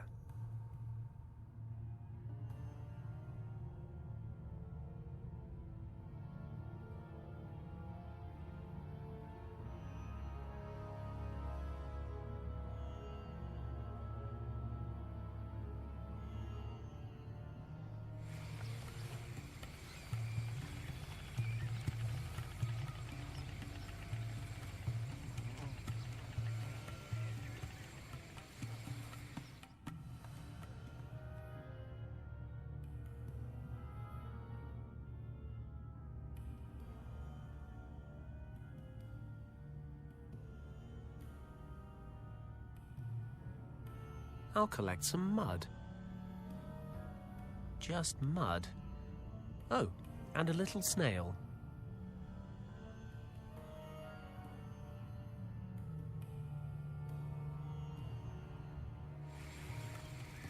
This metal rod has a sharp edge. Given how long it's been in the water, it's remarkably rust-free.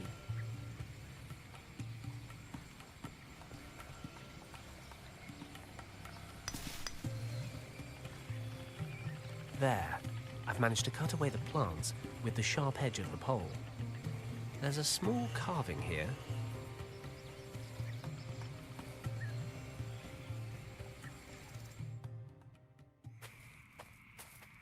A thick vine.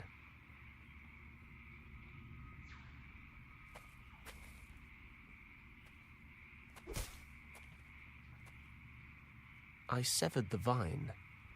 It's dripping some kind of oily sap.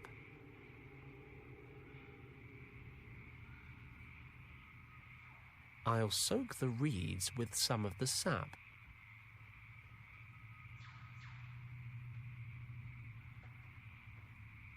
The reeds absorb the sap.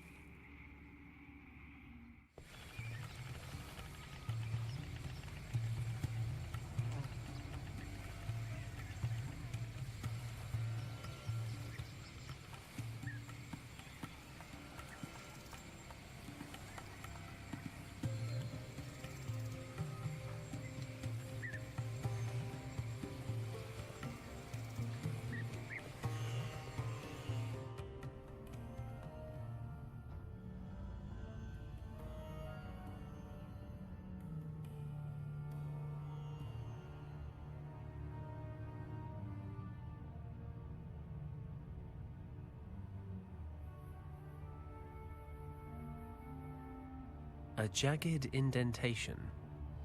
The recess isn't very big. I can reach all the way in. There seems to be some kind of mechanism back here. A jagged indentation.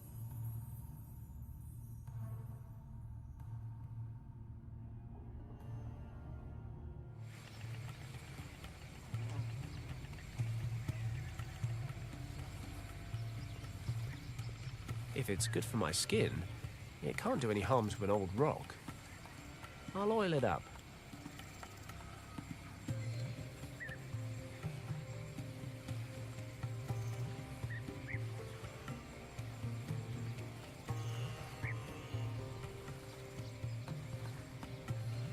The cardboard softened in the water. I've coated the carving with the plant oil. Perfect.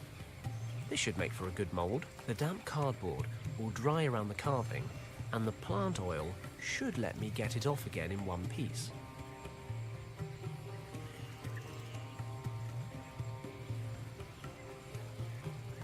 The damp cardboard's moulded itself around the carving. It should be dry pretty soon.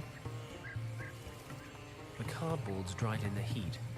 If I just remove it carefully, and yes, a beautiful cardboard mould. I fill the cardboard mould with clay.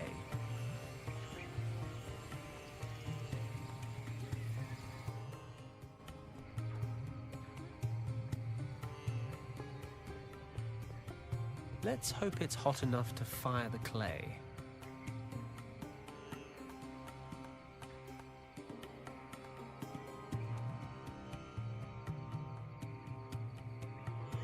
That should do it. The cardboard's burned away, and the clay looks pretty solid. The hardened clay's lying in the fire. It's lying in the embers. I need something to pull it out with. Got it. It's an exact copy of the shape on the statue by the temple.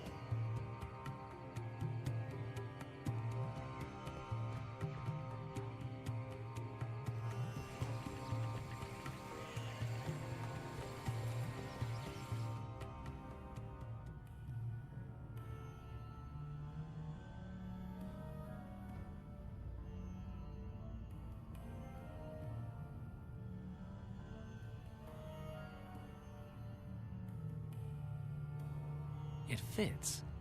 We're in business. How has no water reached this part of the temple?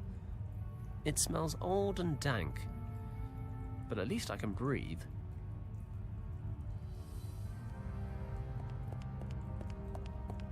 It's a magnificent city with some kind of glowing orb in the center. This must be Shambhala, the light at the center. That must be the source of these morphogenetic fields. It's the world's soul.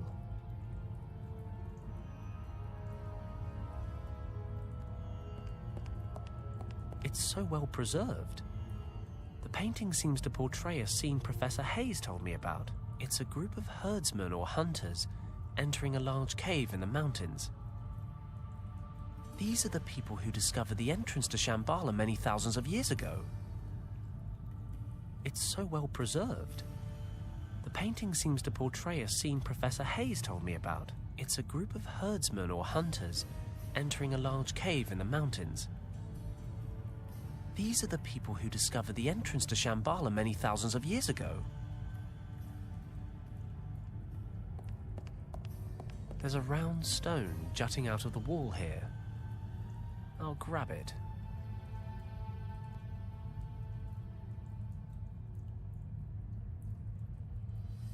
These glass windows must be thick as hell to withstand the water pressure, but this place was supposed to have been built over 10,000 years ago. They should barely have had two sticks to rub together. Christ, all these stories and legends. They're all beginning to feel very real. The painting shows burning houses and many, many dead people. They're fighting one another on a huge mountain of corpses. But they don't look like warriors. They're just townsfolk, murdering one another. Is this the fall of Shambhala?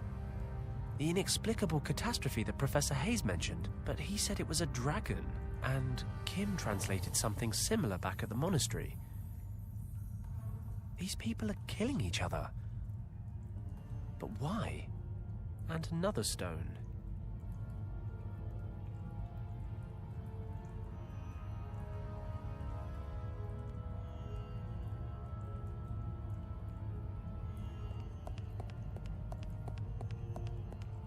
There's a loose stone protruding slightly from this painting.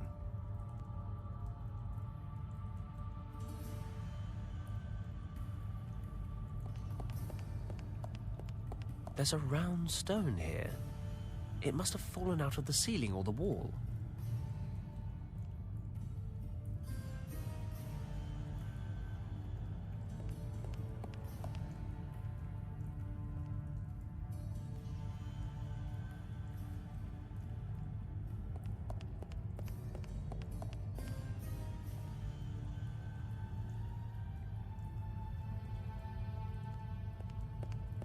The painting up there has a number of people reaching the shores of a sea or a river by boat. These must be the Shambhala survivors, the ones who came here to hide the second key. That can't be. That looks like a British Army uniform. But this place was supposed to have been built millennia ago. There's a plinth in the middle of the room.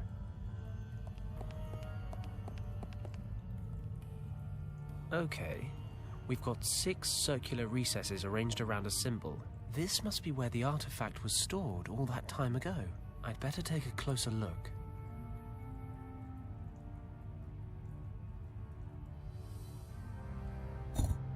It's stuck.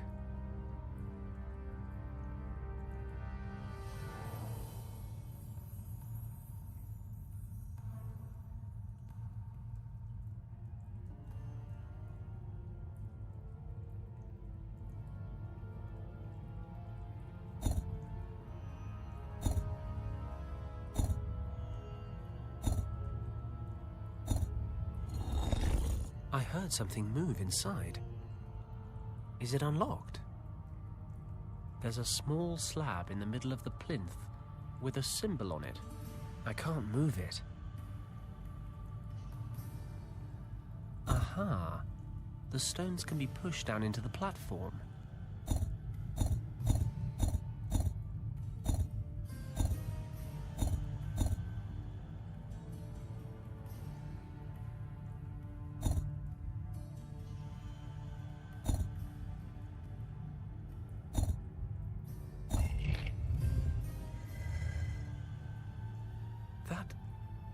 That must be the artifact.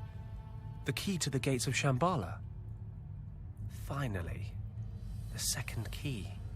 I've travelled 3 continents just to find this thing. I should be happy. Or at least relieved. But there's something bothering me. Something at the back of my mind.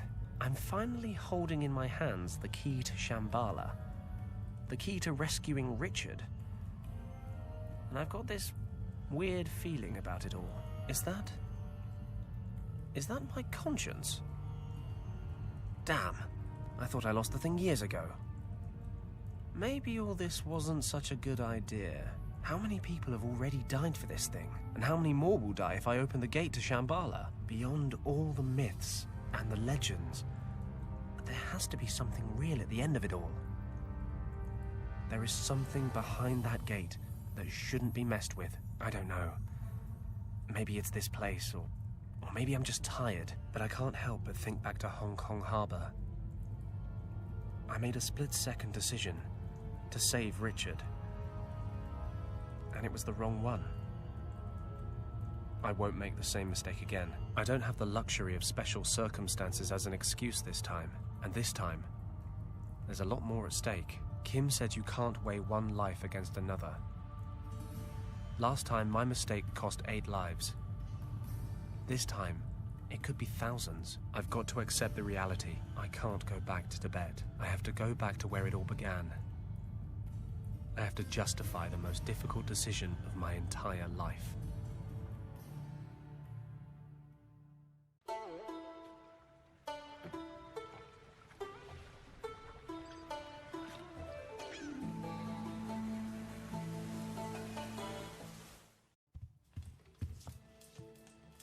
Lord Weston.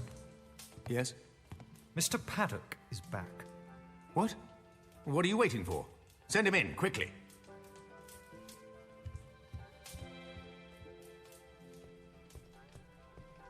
Fenton. You have no idea how relieved I am to see you. Lord Weston. Do you have any news of my son? Is he alive? I'm afraid it's not that simple, Governor. Is Richard dead? Is that what you're trying to tell me? No, he's still alive, I think. Oh, thank God. Do you need more money? How can I help you? Just say the word, I'll do everything within my power. Sir, I know where your son is. I even have the key to the gate that leads to his location. The problem is, I can't be answerable for opening that gate. And what is that supposed to mean? Richard is in a place in the Himalayas called Shambhala. For some reason, he fled there when his unit was attacked by Nazi troops. Maybe it was the only way he could prevent the Nazis from entering Shambhala. The point is, that place holds a secret so vital, it cannot be permitted to fall into the wrong hands at any cost. This is what I've come to realize. The second key could undo everything Richard has worked for. If I reopen the gate in order to follow him, I'd risk letting the Nazis into Shambhala. Lord Weston, we have to destroy the second portal key. I'm sorry, but the dangers it represents are simply too great. What are you saying? You suggest that we leave my son, your friend, to his fate? Lord Weston, you know what Richard means to me. You know what I've sacrificed for him. Believe me, if there were any other way, I would take it. I know it's hard to accept, but after everything I've seen and experienced, I just can't continue with this mission. I'm here today to ask for your understanding. I cannot believe I'm hearing this. You sentenced my son to death, and you come here asking for absolution. I was wrong about you, Paddock. If you are unable to handle the situation, I shall have to find someone who is. As I said, I'm very sorry, Lord Weston.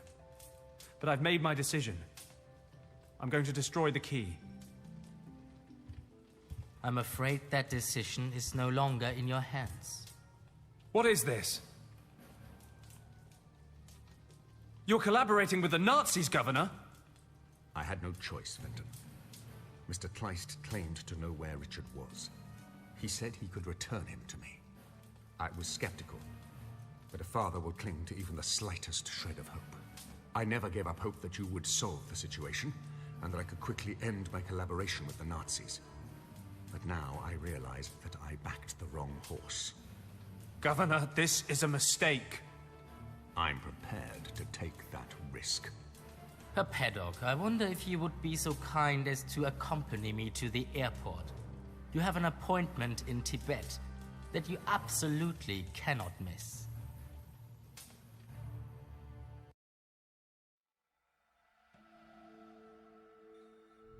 We meet again, Mr. Paddock.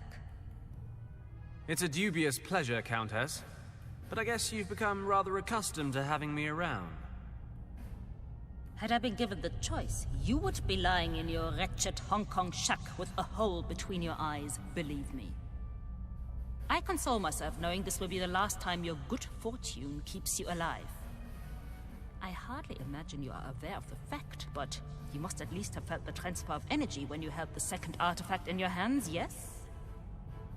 Paddock, you have connected with the key. You are now the only person capable of using it. You mean you can't get into Shambhala without little old me? Precisely. And you think I'm going to help you? But of course, there can be no doubt. I hate to break it to you, love, but if I really am your last option, you're rather scraping the bottom of the barrel. Your expedition ends here. Tut, tut, Mr. Paddock. You are always so hasty to judge before knowing all the facts. I am well aware of the lengths you would go to keep Shambhala from us. You would merrily abandon your greatest friend for that very reason.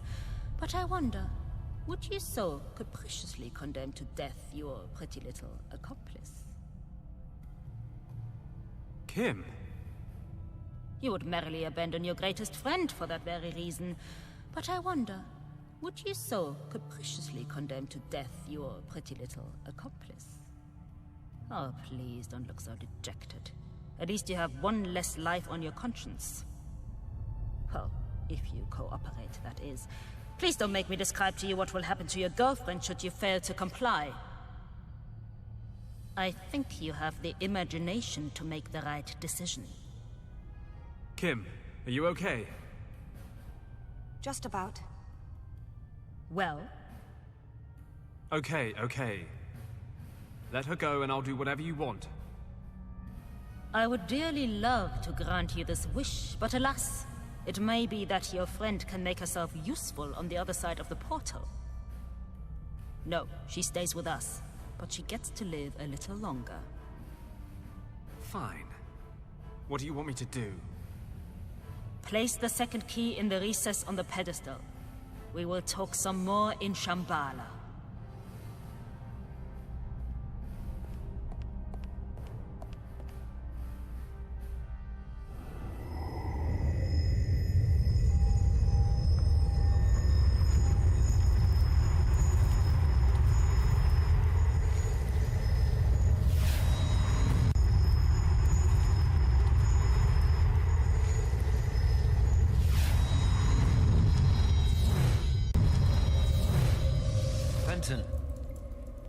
Fenton, wake up!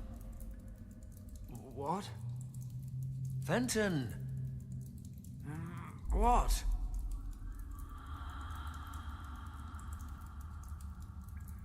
Richard?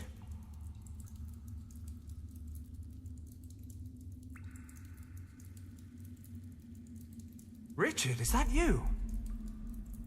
Of course it's me. Are you feeling okay? Why do you look like a ghost? Oh, charming. You came all this way just to tell me I've seen better days. I don't understand. My head hurts. Apparently your sense of humor is still en route.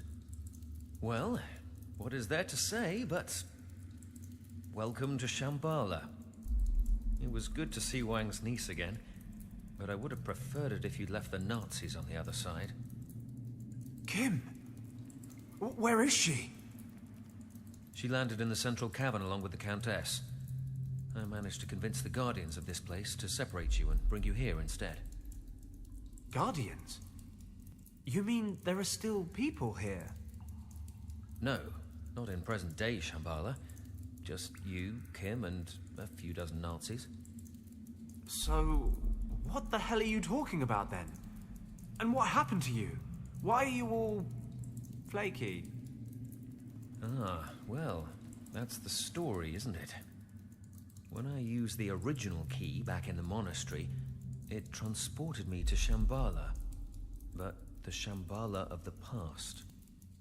It seems when the key was constructed thousands of years ago, the monks who stayed in the Kembalung Valley to guard it planned to use it to return here someday. I don't begin to understand how any of this works, but believe me when I say that this place holds extraordinary power. So I've read. Something about morphogenetic fields. Providing it a name implies an explanation for something inexplicable, but yes, if you like, morphogenetic fields. The high priests described Shambhala as the heart of the world. But in truth, it's more like the soul. If you want to see it in a scientific light, I suppose you could say that the energy of this place is what constitutes the life force of every living creature throughout time. Just as every single person has a soul that makes him the person that he is, every species has a soul that makes the species what it is. And the sum of all that resides here. The world soul. Would you be shocked if I said this was all a little over my head? I've been here for days and I still don't understand it. I don't believe we'll ever understand this place completely. Just take it as fact. There is an energy here, an imperceptible energy that bonds us all. How imperceptible exactly? Well, we are all linked to one another subconsciously. But it's true that certain people are able to detect the fields with more precision than others. We call them mediums or oracles. But the energy fields explain a lot more than that. Think about natural instincts, or phenomena such as mass panic. They're all a result of the ebb and flow of those subconscious links. Well, it all sounds very grand, but what does it actually mean on a practical level? Are we in danger? Fenton, imagine the heart of Shambhala as a gigantic archive, a pool of everything people have ever researched, discovered, or developed. So, that's a yes then? It is. The entire world converges right here. And the Countess knows that? But it's not just that. The center transcends time and space. He who controls it controls the sum of all human knowledge, past, present, and future. They could conquer the world. No, that's not the threat. The power of this place is too much for any person to control. Mankind doesn't have the maturity to handle this gift. Even the priests of primeval times failed. So, this field of energy ended up making the residents of Shambhala kill each other in a civil war? Correct. How? Imagine understanding everything, instantly. The spirit of a person would be subjected to extraordinary strain. They simply couldn't cope. Besides, there are darker forces at work. This archive is not limited to discoveries and inventions. It represents the entirety of the human condition. Jealousy, envy, hate, these define the human species just as much as learning or understanding, and have a corresponding influence here in Shambhala. But, as I said before, it is not something we can easily understand. Okay, fine. So we just wait for the Countess to open the center. I'll dash in, grab Kim, then we sit back and watch while they all kill each other. You're absolutely right. But? In my time, Fenton, the surviving priests are preparing to leave Shambhala for good. In order to protect the heart from misuse, they are performing a ceremony that will set up a force field around it. This field will allow only the bearer of a certain amulet to pass through. After the ceremony, the amulet will be divided into 3 pieces and hidden in the temples of 3 priest castes who once ruled here. Hey, even better. The Nazis won't get past square one. No. They've begun to plant explosives.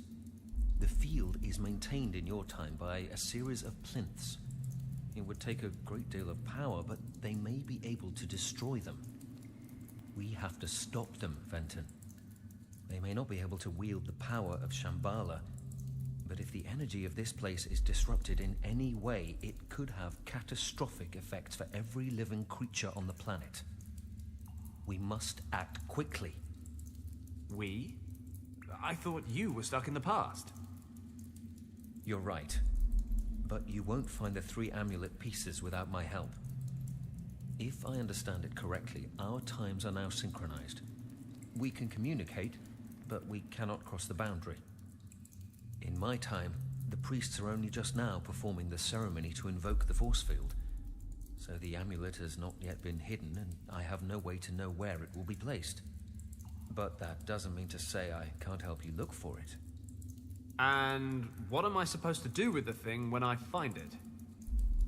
You will have to use the power of the source to drive off the Nazis. As in the source that sends anyone who goes anywhere near it doolally? That source? Is there a plan B? Don't worry. Once you find the dragon amulet, I will help you control it. Okay, let's do it. I couldn't agree more. The future of the world is in our hands.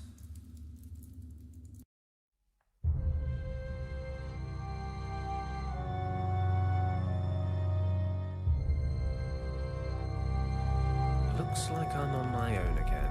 I'm still not sure I've got a handle on all this. 10,000 years ago, the residents of Shambhala all kill each other, save for a few priests who escape the civil war. Shortly after that, Richard crash lands here and convinces those priests to invoke a force field around the centre to protect it. Now the Countess, along with her troops, and Kim, are in the centre of Shambhala, ready to blow the bloody thing up. And, surprise, surprise, I'm the only one that can stop them. I need 3 pieces of some amulet to harness the power of the source and somehow make everything okay again. That's Richard's plan, in any case. I'll probably just wander around breaking things until something interesting happens.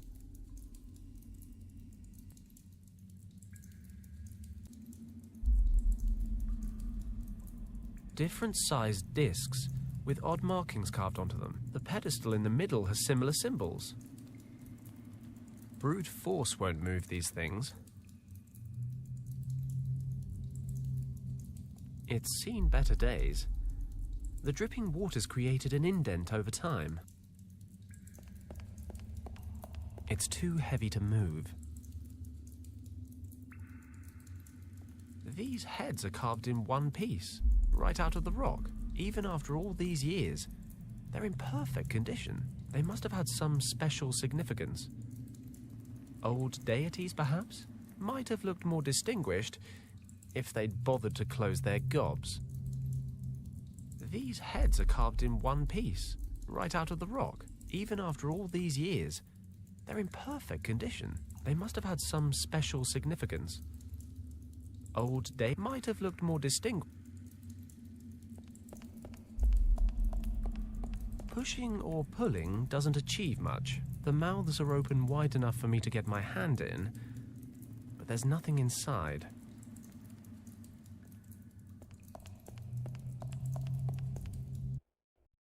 An underground river. I'm a strong swimmer, but I don't think I'd be able to fight the current. A torrential river pouring over the edge. Sure, I'm not tired of life. I'd have to cross the river, but the current's just too strong.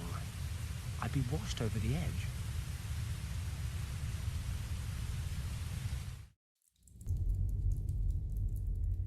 These discs are in the very center of this temple. Looks like some kind of altar, but who knows? The water dripping from the ceiling is beginning to wear it away in the center.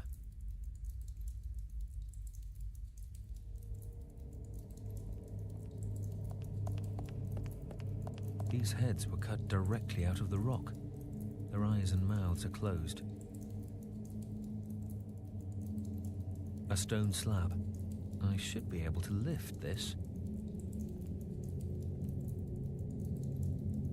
There's a complex system of gears here that looks to be connected to those stone heads. There are 2 metal gears and 1 wooden one. I wonder if I can take the gears out. The wooden one comes away easily enough, but the others are firmly installed.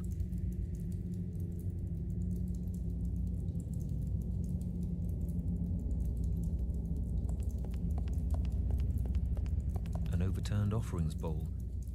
Now just rotting meat and fruit. Ugh. I suppose I ought to check through it, just in case. Just about the only thing here even remotely sanitary is this nut. I don't think I can move it.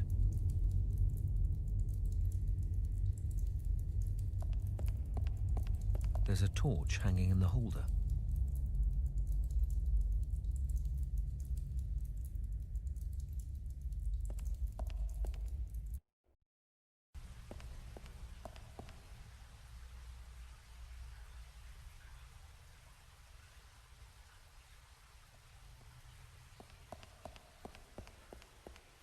These rocks seem to have broken off from the ceiling quite recently.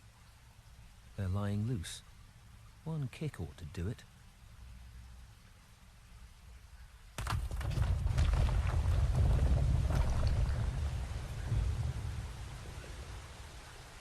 A small stream winding its way through the cave.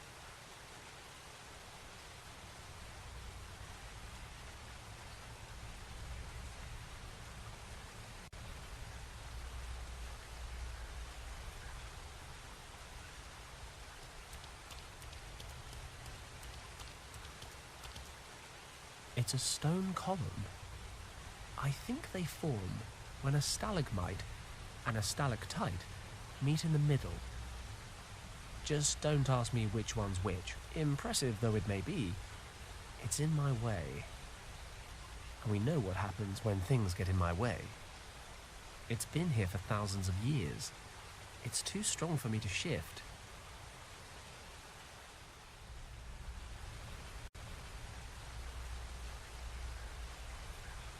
These posts support a chain that's used as a railing for crossing the bridge. This pole's firmly rooted to the spot.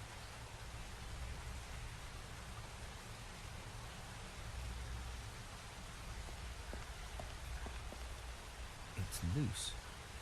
I can most likely pull it out. I'll take the chain as well.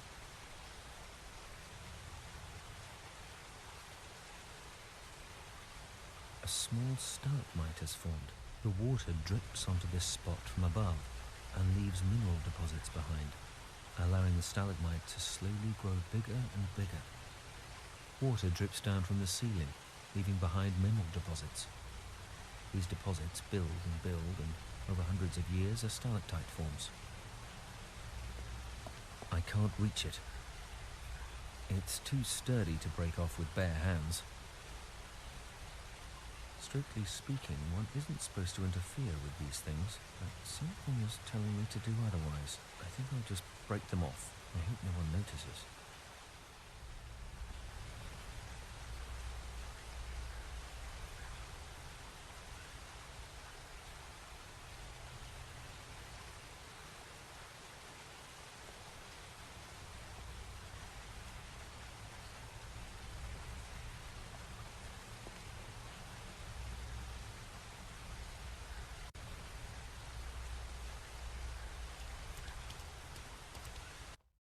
Looks like the Countess and her men have set up camp in the center. There's Kim.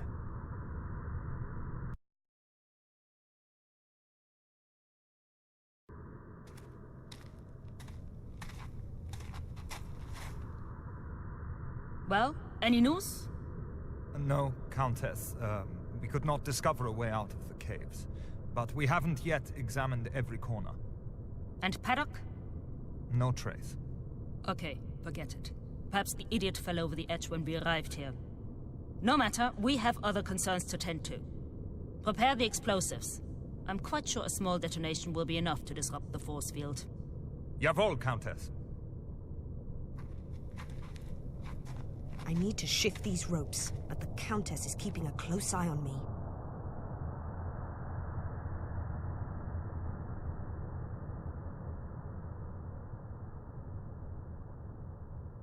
She's calm, precise, organized. I've had no chance to escape. Maps, documents, and a glass bottle. I could definitely reach the table with my leg and give it a kick, but the Countess would notice it immediately. I need to find the 3 parts of the dragon amulet. Fast. That's where Kim's being held. There are only a few soldiers down in the center, but there's an entire battalion stationed around the cavern. Large white crystals. Amazing. I'll grab the crystals.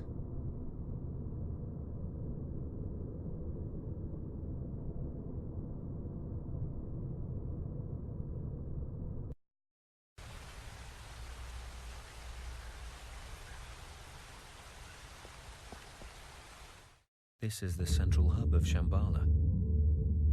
It's hard to fathom, but these priests are conducting a ceremony that will construct a force field around the world's soul that will still be in place by the time Fenton arrives in around 10,000 years. When I first arrived here, I told them about the Nazi attack on the monastery, and they decided this was the best course of action. Perhaps the dying monk gave me that key because he knew it would send me into the past. The priests needed to know the threat so they could prepare for an emergency like this.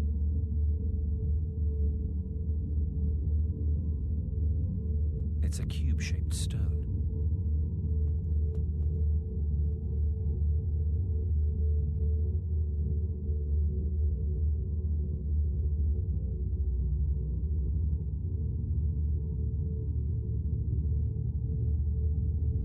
That force field protects the source of the morphogenetic fields, the center of all knowledge, from being accessed by those who might misuse it. Only with the dragon amulet can Shambhala's power be harnessed.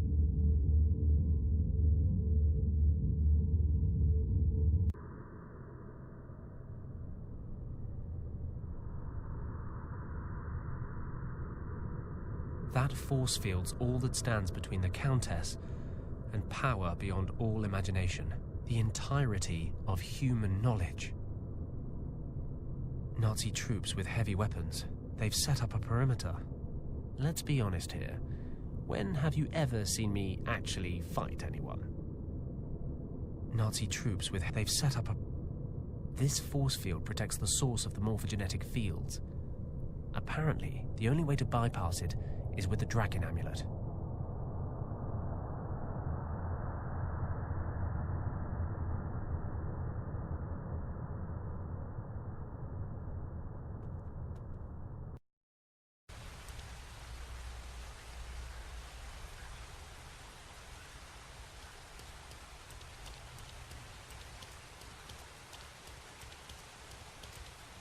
According to Richard, there are 2 more temples besides this one in the north.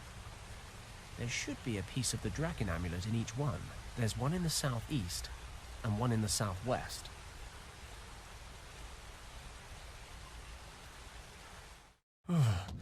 This place is freezing. Lucky I've gotten pretty accustomed to extreme conditions over the last week. I've got to crack on and find the amulet piece.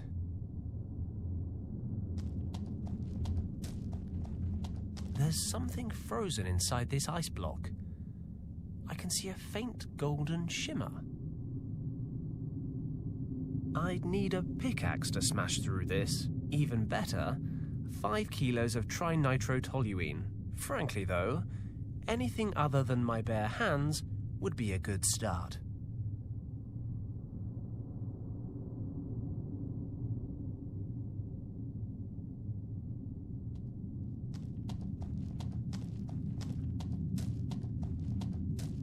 A stone tub.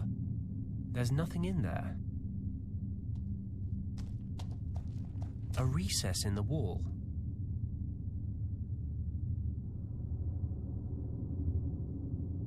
Fits perfectly.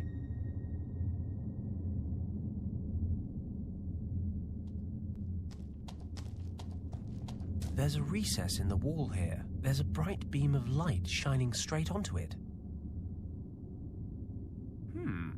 This crystal looks like a good fit.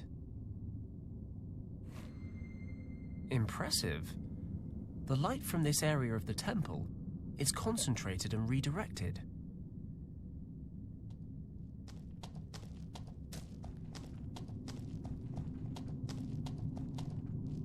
Let's fit this crystal in here. Let's see what happens. Ah, fantastic. The light's melting the ice.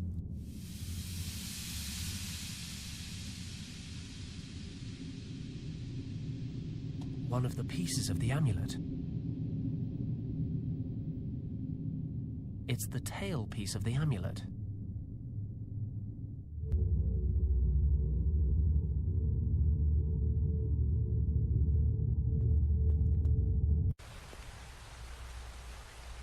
A mound of stones and earth.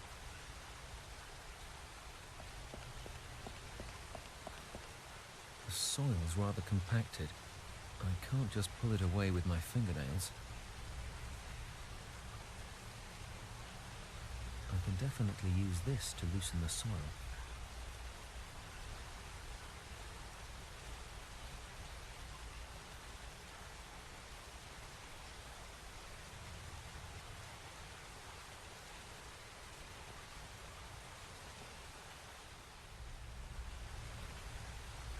Saving the world is no excuse not to get one's hands dirty. I'll try to shift some of this soil.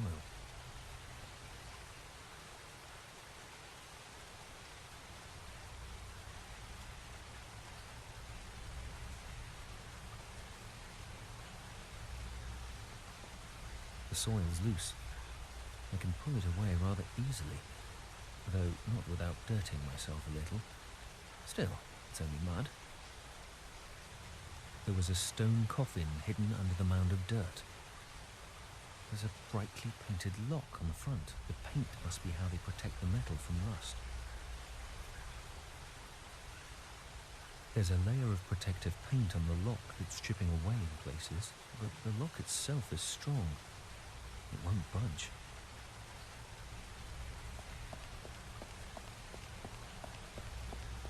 So, where to?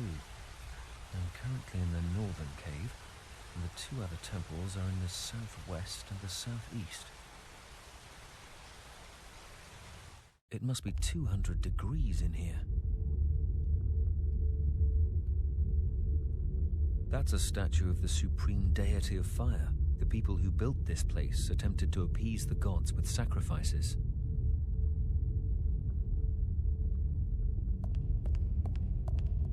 The statue carries bowls in each hand. This one's empty. Bowls in which sacrifices to the gods are made. If I'm not mistaken, this sign symbolizes death. This sign stands for fire or heat. This is the symbol for life.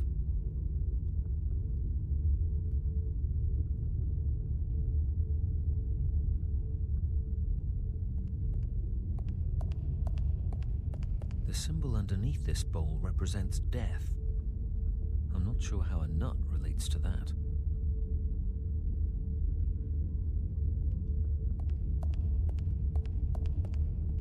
Okay, I'll put the nut inside. This bowl represents life, and a nut marks the beginning of just that. But perhaps my offering is missing a little something.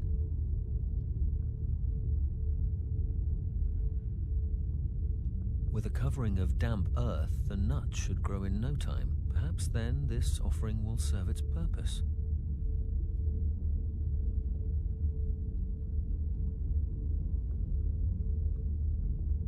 I'll attach the torch to the chain. Hot lava. Even Fenton wouldn't be stupid enough to throw himself into the pit, even if he was really drunk. Yes, that works.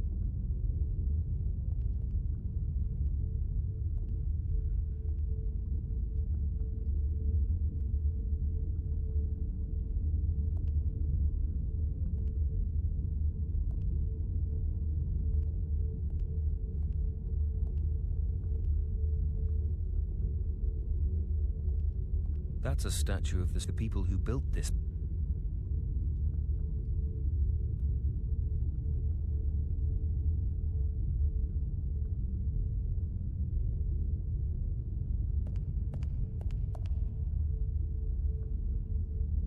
This symbol, I've learned, means fire or heat.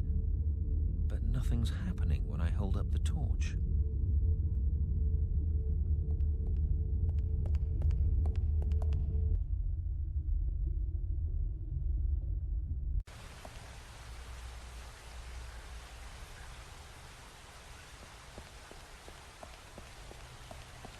I can't break open the lock, but perhaps I can burn off some of the paint.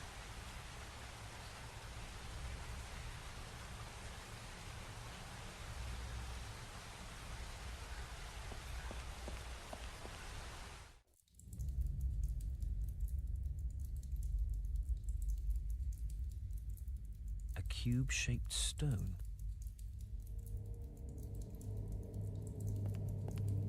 I'll place the stone directly under the dripping water.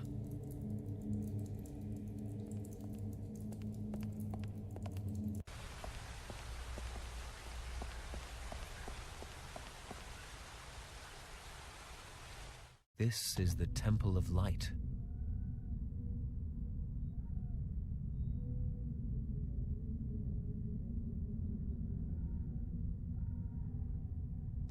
An icicle.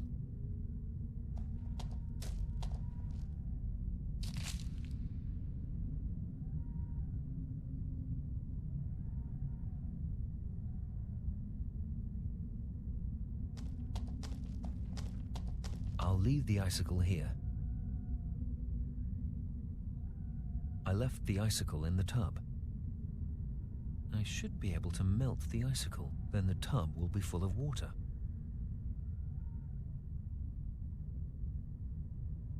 I'll immerse the gear in the water.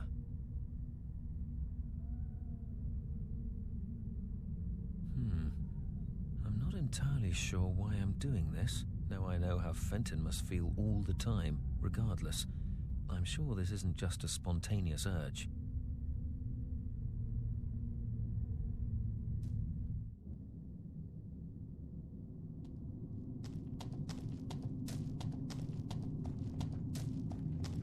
It's a block of ice with a gear frozen inside it. Curious. There's a chain leading out of it as well. Just like an ice lolly. One good heft on the chain and...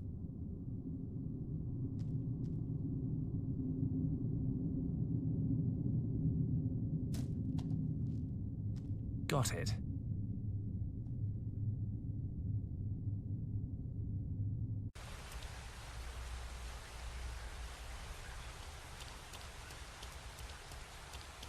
It's made of stone, adorned with all sorts of symbols and engravings. Looks like this coffin once had an iron lock on it. It's completely rusted through now. Maybe I can get it open.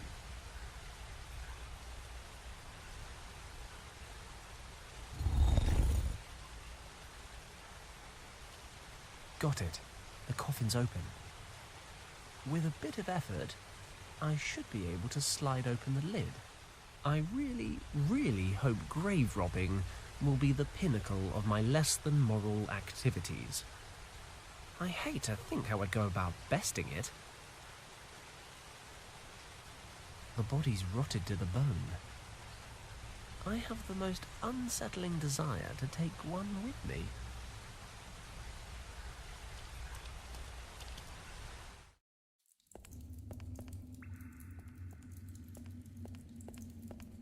This stone's had a hollow carved out of it by the dripping water. I'd say it's been here a while.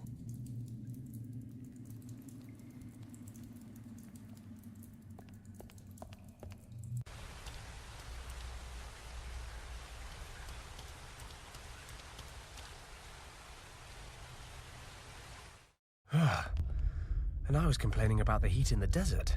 This is one of the 3 temples that hold the pieces of the dragon amulet. There don't seem to be that many places it could be hiding. But then, I am a master of underestimating tasks.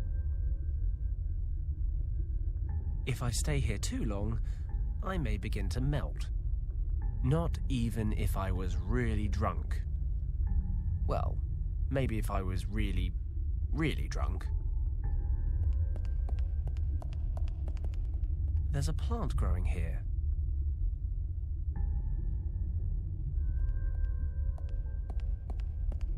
The statue has a bowl in each hand. This one's empty. My knowledge of ancient characters leaves a lot to be desired. That said, this one appears to be the mirror image of the symbol on the right. Looks a bit like flaming tongues. Maybe it represents fire. If only I had Wang's notes. Or preferably, his niece. But I don't. Which leaves me rather clueless. If I were to take a stab, I'd say this symbol means the exact opposite of the one on the other side.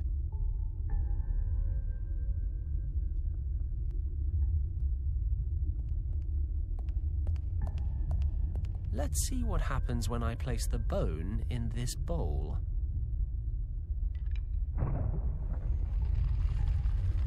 The bone didn't look that heavy. Maybe I actually did something right.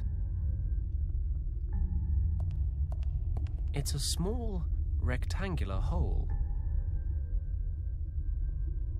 There's a wooden gear frozen into the ice here.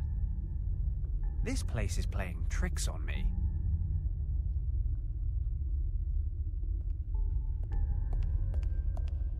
Let's see if we can't thaw this thing out. I'd better not leave it down there too long.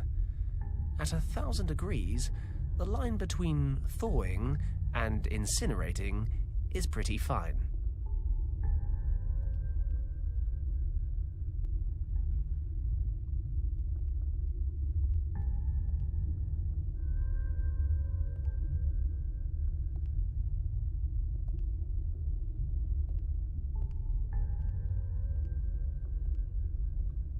It worked.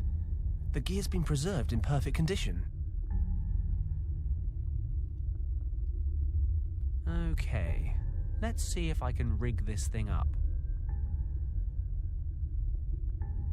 That should work. The chain's long enough, and the stone should hold the lava without melting.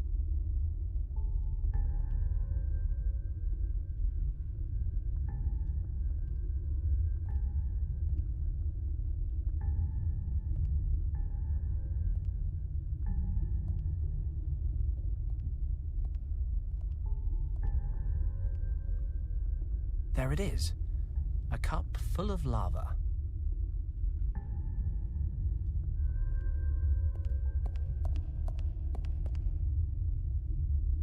That's it. The statue's moving. Looks like we're in business. A piece of the amulet. It's a piece of the dragon amulet.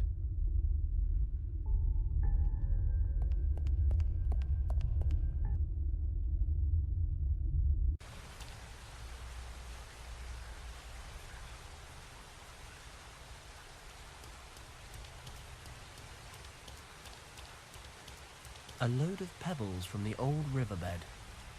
I'll take some with me.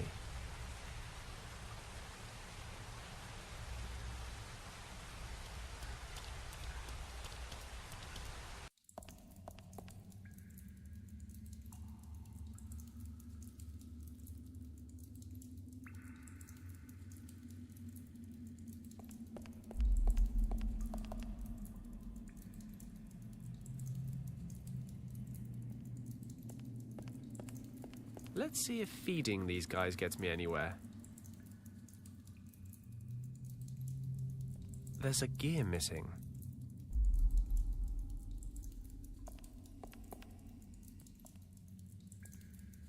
Almost like it was meant to be.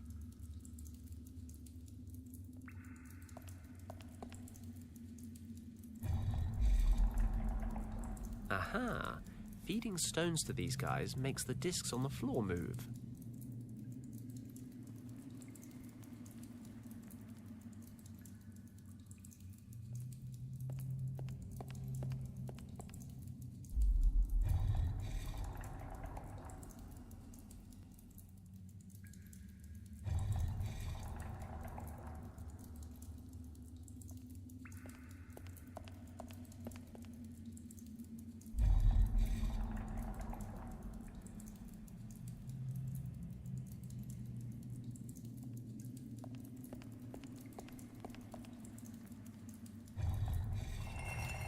Ah, something opened up.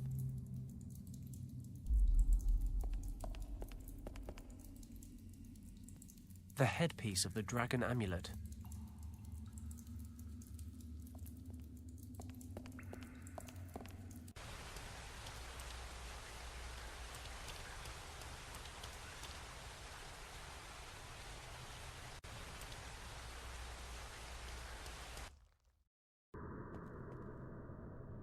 That's where Kim's being held. There are only a few soldiers down in the center, but there's an entire battalion stationed around the cavern.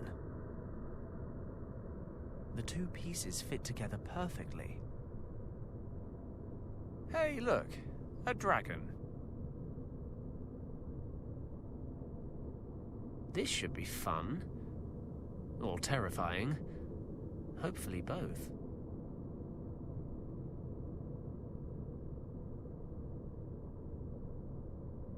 Well, that was an anticlimax. What am I doing wrong? I'm impressed. Richard? I put the amulet back together. Is something supposed to be happening? The amulet allows its bearer to breach the force field and to access the heart of Shambhala. Use your imagination, Fenton. Think about how the morphogenetic fields work. They are a part of everyone here. I liked you more when you didn't talk in riddles. If you control this energy, you control everything it is a part of. Let your thoughts, your feelings take control. Turn your thoughts into action. But... Richard? Great. Okay. Thoughts into action. Thoughts into action. Nothing's happening. Christ. Why does this remind me of Professor Hayes' dragon story? I do like dragons.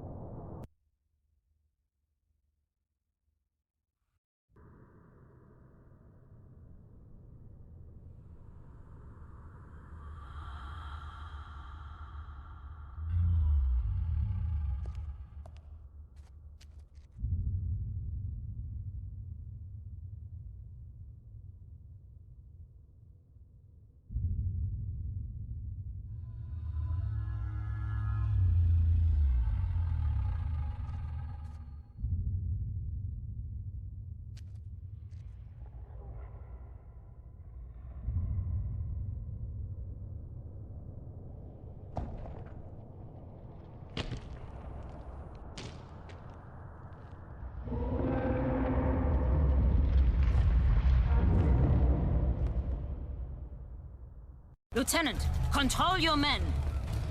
This is all an elaborate illusion. They are in no danger but from themselves. This is my chance. I've got to get free before they get organized.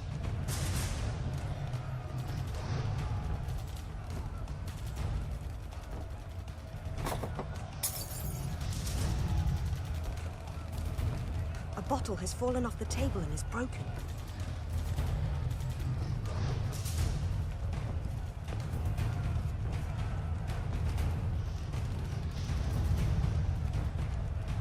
That's it. I've pulled some of the glass towards me. Let's do this thing.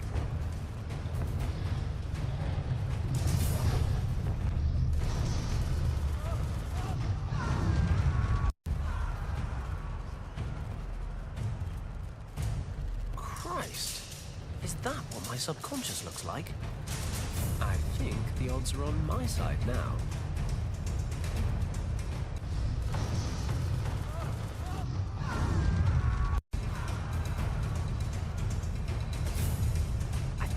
Free. I'm tied up with a thick rope. It's digging into my skin. The ropes are tied tight.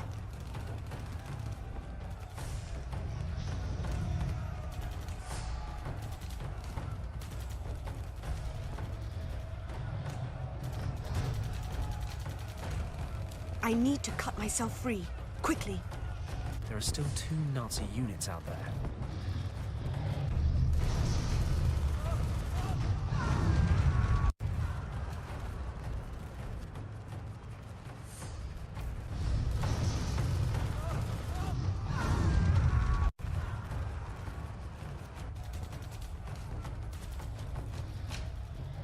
Don't move!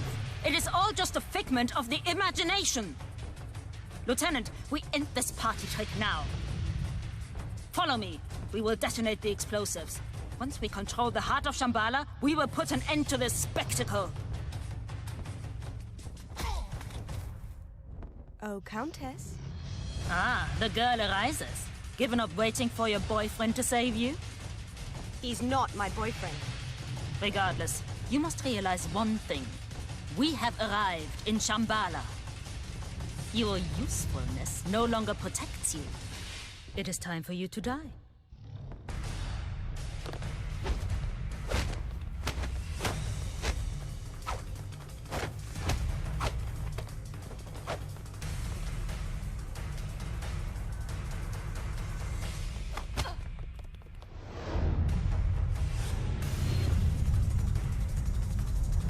I'm the one you need to worry about. Always with the witticisms, you people.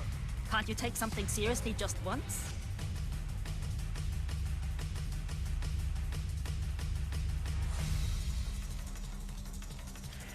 But it makes everything so much more fun, don't you think?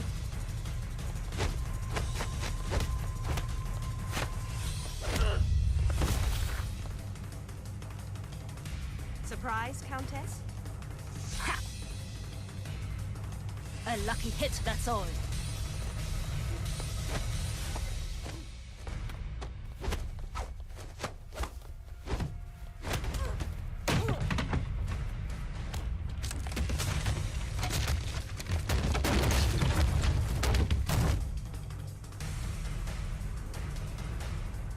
Kim, are you okay? I'm alive, I think. What's with the kung fu? I didn't know you kick ass. Why didn't you pull that out sooner? There's a lot about me that you don't know. So I'm beginning to realize. Maybe that's something we can work on. Huh, you'd like that, wouldn't you, Paddock? Kim, you know I would. Richard? I don't mean to break up the moment, but it's time for me to say goodbye. What do you mean? I've made my decision. I'm going to stay here, in the past. But why? I've seen a great many things here that I never would have believed. I think there's a reason I wound up in Shambhala. Whatever you want to call it, there's a great power that connects every living being throughout time and space. I don't begin to understand it, but I do know it wants me to help protect it. Humanity is nowhere near ready for a miracle like this. I know that when you return to your time, you will do everything you can to keep this place a secret. Promise me. Done. Thank you, Fenton. And thank you for coming after me. I know how much you've been through. I'll never forget it. You really thought this through? Yes, I have. One day you'll understand. I think understanding is more your bag, but I'll do my best to get my head around it. I'll make sure the governor knows you're safe. Thank you. I have to go now. I'm no good at soppy. You know that. Just look after yourselves, okay? Take care, Richard. What on earth just happened? Where did Richard go? I'm not entirely sure. But I'll try to explain on the way home. So that's it then? World saved, catastrophe averted? You're not even a little bit interested to understand the great secrets of the universe? Nah, overrated.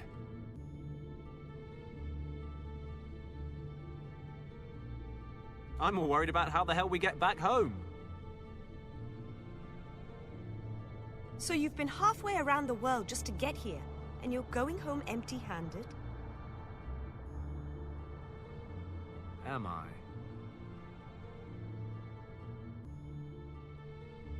You think you're pretty cool, don't you, Fenton Paddock?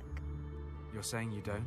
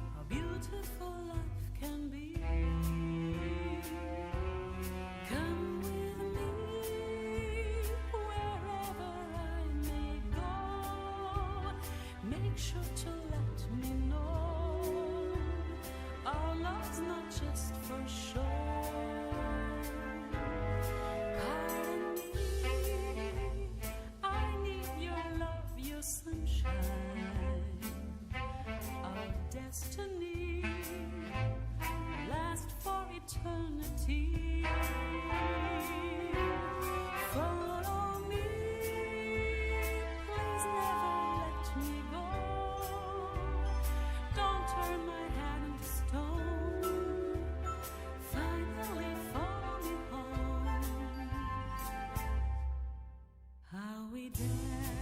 danced in the night under blossoming skies. When we dance, I see starlight reflecting your eyes. In your arms, I feel tenderly touched all the time. And on your lips, I am reading the words you are mine. Follow me into my arms and my heart, and you see that you're the one I need. Please come with me. I need someone to heal, someone to make me feel. Why don't you follow me? Come follow me. Just follow me.